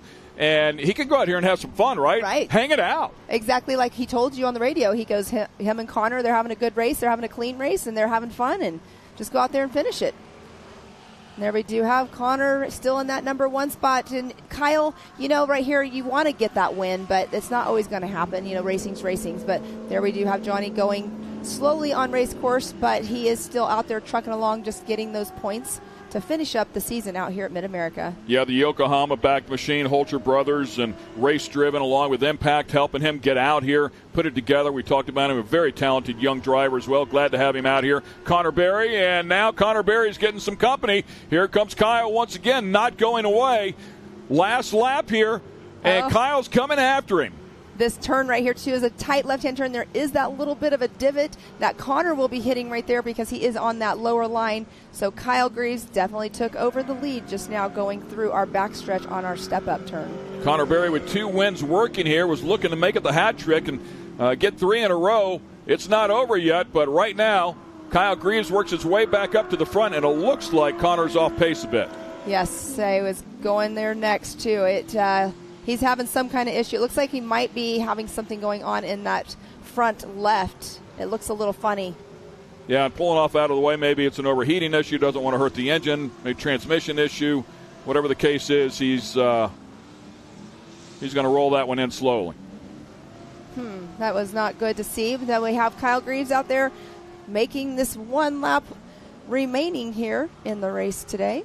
So, yeah, back to what I was saying initially. I mean, this thing's wide open to anybody with a Pro Light truck and come out here and chase this money. It's legit payout here and was open to everybody. These guys came out, took a stab at it. Kyle Greaves will turn out to be the best of the group here as he finishes up this final lap here, round number 4 in a 4-round race in the MAO Truck Championships.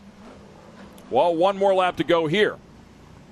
Throwing the white flag now. Timing and scoring had that as previous lap as the last lap. So we do have 1 lap remaining here, like you just said, Ken.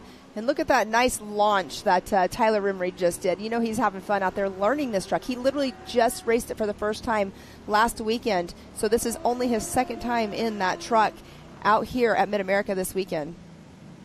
Yeah, and this track, I mean, is so different from any other short course facility in the country.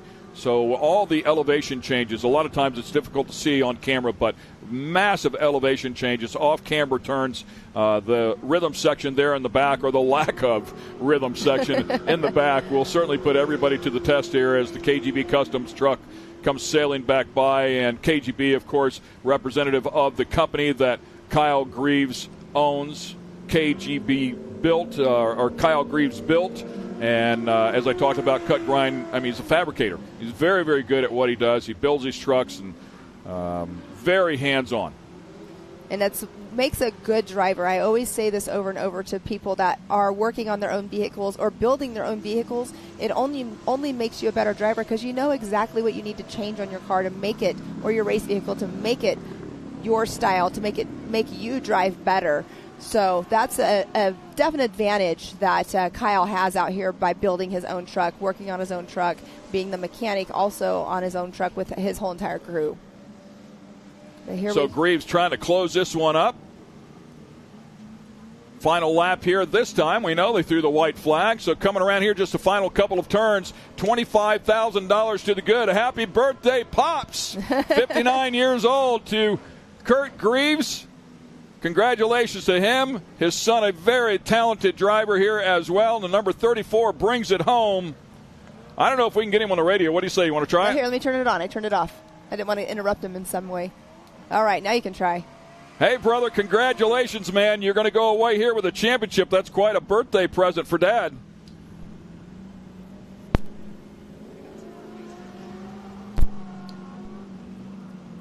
And it looks like we might have lost contact with him going over there on the other side of the bridge. A little bit tough, but a great effort there as Connor Berry is going to work his way back around there. Unfortunately for Johnny Holter, struggling after he tagged that wall in the over-under. Connor Berry with a great effort. Congratulations to him. A couple of wins out here. That'll certainly give him some confidence inside of that truck as well as everybody makes their way back across the stripe for the checkered flag. And there's Johnny Holter getting the checkered flag. Connor Berry having something going on towards the end. We don't know what it was, but he was running a great race out there. And, you know, it's awesome to see these drivers out here racing against each other, racing so hard, and the young Connor Berry getting this experience, following Kyle Greaves, you know, learning his lines. It only makes you a better driver as well. Same with Johnny Holter. We had this discussion last race. You know, he's learning everybody's lines, and they don't only race here together. They race other at Champ Series together as well. So Connor Berry with his third-place finish as he rolls across the stripe there, and his win in the first race will win the overall here. So back-to-back overall wins for Connor Berry. Congratulations for him. Pretty nice payday there. That's $15,000 as well. So yes. That's not a bad consolation prize, right? Exactly. Great prize, I would have to say for sure. Great highlights right here. I love that new turn that they added into the track this weekend. Hopefully by next time, whenever we are racing out here with the trucks, we'll be able to do that under the over-under. But right there is a great shot from our drone footage. Yeah, they were throwing it down here early on in this race. It was a lot of fun to watch, and we certainly look forward to next year. That's when Johnny tagged the wall right there just a little bit, opened up the door, and then unfortunately the two truck had a little bit of issues a little later on in the race. Kyle Greaves provided a moment there for Connor to get back out in the front. Good racing action. Stay with us when we come back. We'll talk to our winner.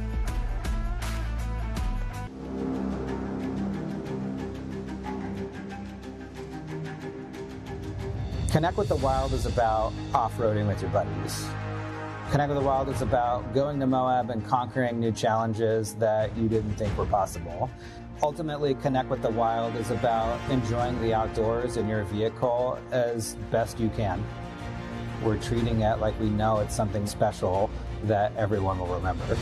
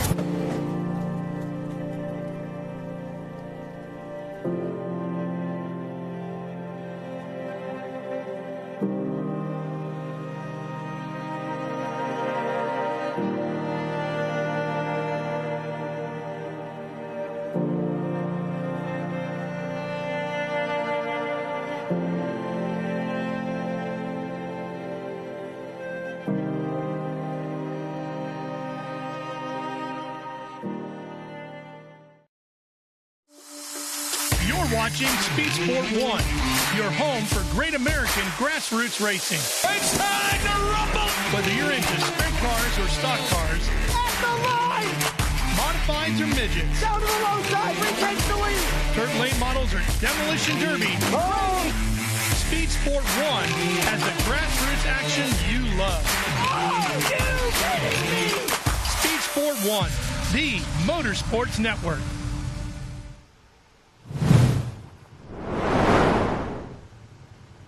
Once again, welcome back to MidAmerica Outdoors. This is the Truck Championship completion here. Congratulations to Kyle Greaves. He gets the race win here after finishing fifth earlier today, putting that thing up on its lid, and he will be our champion as well. We also want to congratulate Connor Berry. Back-to-back overalls here. Really solid effort for him, even though he had something go wrong here towards the end of this race. He still secured a first place and a third place for a total of 4 points, and that will be enough for the overall for him here today. Keep in mind, to win that overall, $7,500. So he won it last time here. He'll win it again here today. And Kyle Greaves with a couple of overalls as well. So to pad that $25,000 championship check that he's going to get. So great stuff here as we take a look at the results. Yes, and Tyler Rimreed, brand new out here in his new truck this weekend, debuting it here at MidAmerica Outdoors for our racetrack. It's in that number 2 position. Connor Berry in that 3rd spot, having the issue at the end. And we also saw Johnny Holcher tag the wall, made him go back into the 4th position after leading the race the whole entire time on our race number 2. So we are going to go down to Miss Erica Allreed. She is with Connor Berry. So Connor Berry is going to get his interview with Erica. Trying to get close to Connor over there. So Connor probably excited as well. Did a great job earlier today. So once again, we'll get it down there to Erica Allreed with our winner. Connor Berry, our unofficial overall winner here in Pro Light. Connor, what a standout day for you and your team. It seemed like everything really clicked for you, despite some very dramatic racing and back and forth exchanges between you and Kyle. So just how gratifying is this one, as you really had to work for it? Yeah, it was good. Our goal was here to win because we are 4th in points and we missed the first one. So we knew that, we basically just came here and get first, and that's what we did. We got first inside the first one, and then we were in first inside the second one, and then we started to lose the engine. So it was tough, but I'm glad that we still got third, I think. So we went 1-3, which went first. So, yeah, I want to give a big thanks to my mom, my dad, CBR, General Tire, AIM, Optima, Motul, and, yeah. Well, congratulations. Despite losing an engine, you were able to hang on to this one, and you made for a really exciting race. But now we've got our MidAmerica Outdoors Truck Champion Series champion, Kyle Greaves. Kyle, you and I were chatting, and you said a championship is a championship. It doesn't get much better. But to be the inaugural champion of a new series makes it that much sweeter. So how does this rank amongst all your other accomplishments, and what does this moment mean for you and your KGB Customs team? This is huge for our team because, the series we raced last year, we ended up winning the championship, and that was our first ever. And then this MidAmerica Outdoors put this series on for the Pro Lights, and we're like, we got to go out there and do it and be a part of it and help grow this sport. And, I got to thank them a bunch because it wouldn't be possible to have this happen without them. But, this is that was an unreal day, We knew all we had to do was really race and finish races, and we'll have the championship. And then I made a stupid mistake and made my team work super hard to get this back out here. But nothing stops this old girl. She gets her done every time. But, hats off to Connor. I had a super fun battle with him, and I was just throwing all these lines at him and seeing what stuck. And unfortunately, he had an engine go. But, that's part of racing. You roll over, you blow stuff up. But, big happy birthday to my father, Kurt. None of this would be possible without him for sure. So happy birthday, buddy. We're going to go back. We got a championship down here. Now we're going to go to our other series and get that championship hopefully done. So big thank you to Kenda Tires. They did tires for us this year, and, it gets tight for them too, but they made it happen. These RTs were working hard, and this track is brutal on tires. But Kenda Tires, Ultra Race Wheel, KGP Customs, Monster Energy, super stoked to have them on board, and just everybody. Hoffman Motorsports has the Fox Ox just working. So we'll come back hopefully next year and take one again. Absolutely. You definitely made today very exciting, a very chaotic day for you to say the least. But like you said, you really only had to finish this one. You set yourself up great. So congratulations on this championship, Kyle. It was a well-deserved one. Thank you very much. Thanks a lot, Erica. Congratulations to Kyle Greaves. Solid effort there. He won the first 2 overalls, finished up 2nd overall in round number 3, and then he will finish up 2nd in the overall here in round number 4 as well. Solid effort there. Congratulations to Kyle. Johnny Holcher with a solid season here as well. Finished up 2nd overall in round number 2, 3rd overall in round number 3. Unfortunately struggled here a little bit today. So great racing action. Congrats once again to Connor Berry. Back-to-back overall wins for the young driver coming back out here and getting his feet wet at MAO in this very tough course. It's been an amazing 4 rounds for our Truck Championship Series. I'm having a blast out here. Ken, it's been amazing calling these races with you. And it's been a great week, a great weekend, and a great year. Awesome stuff for Pam Hall. I'm Ken Stout. Hope you enjoyed all the great racing action here from MidAmerica Outdoors.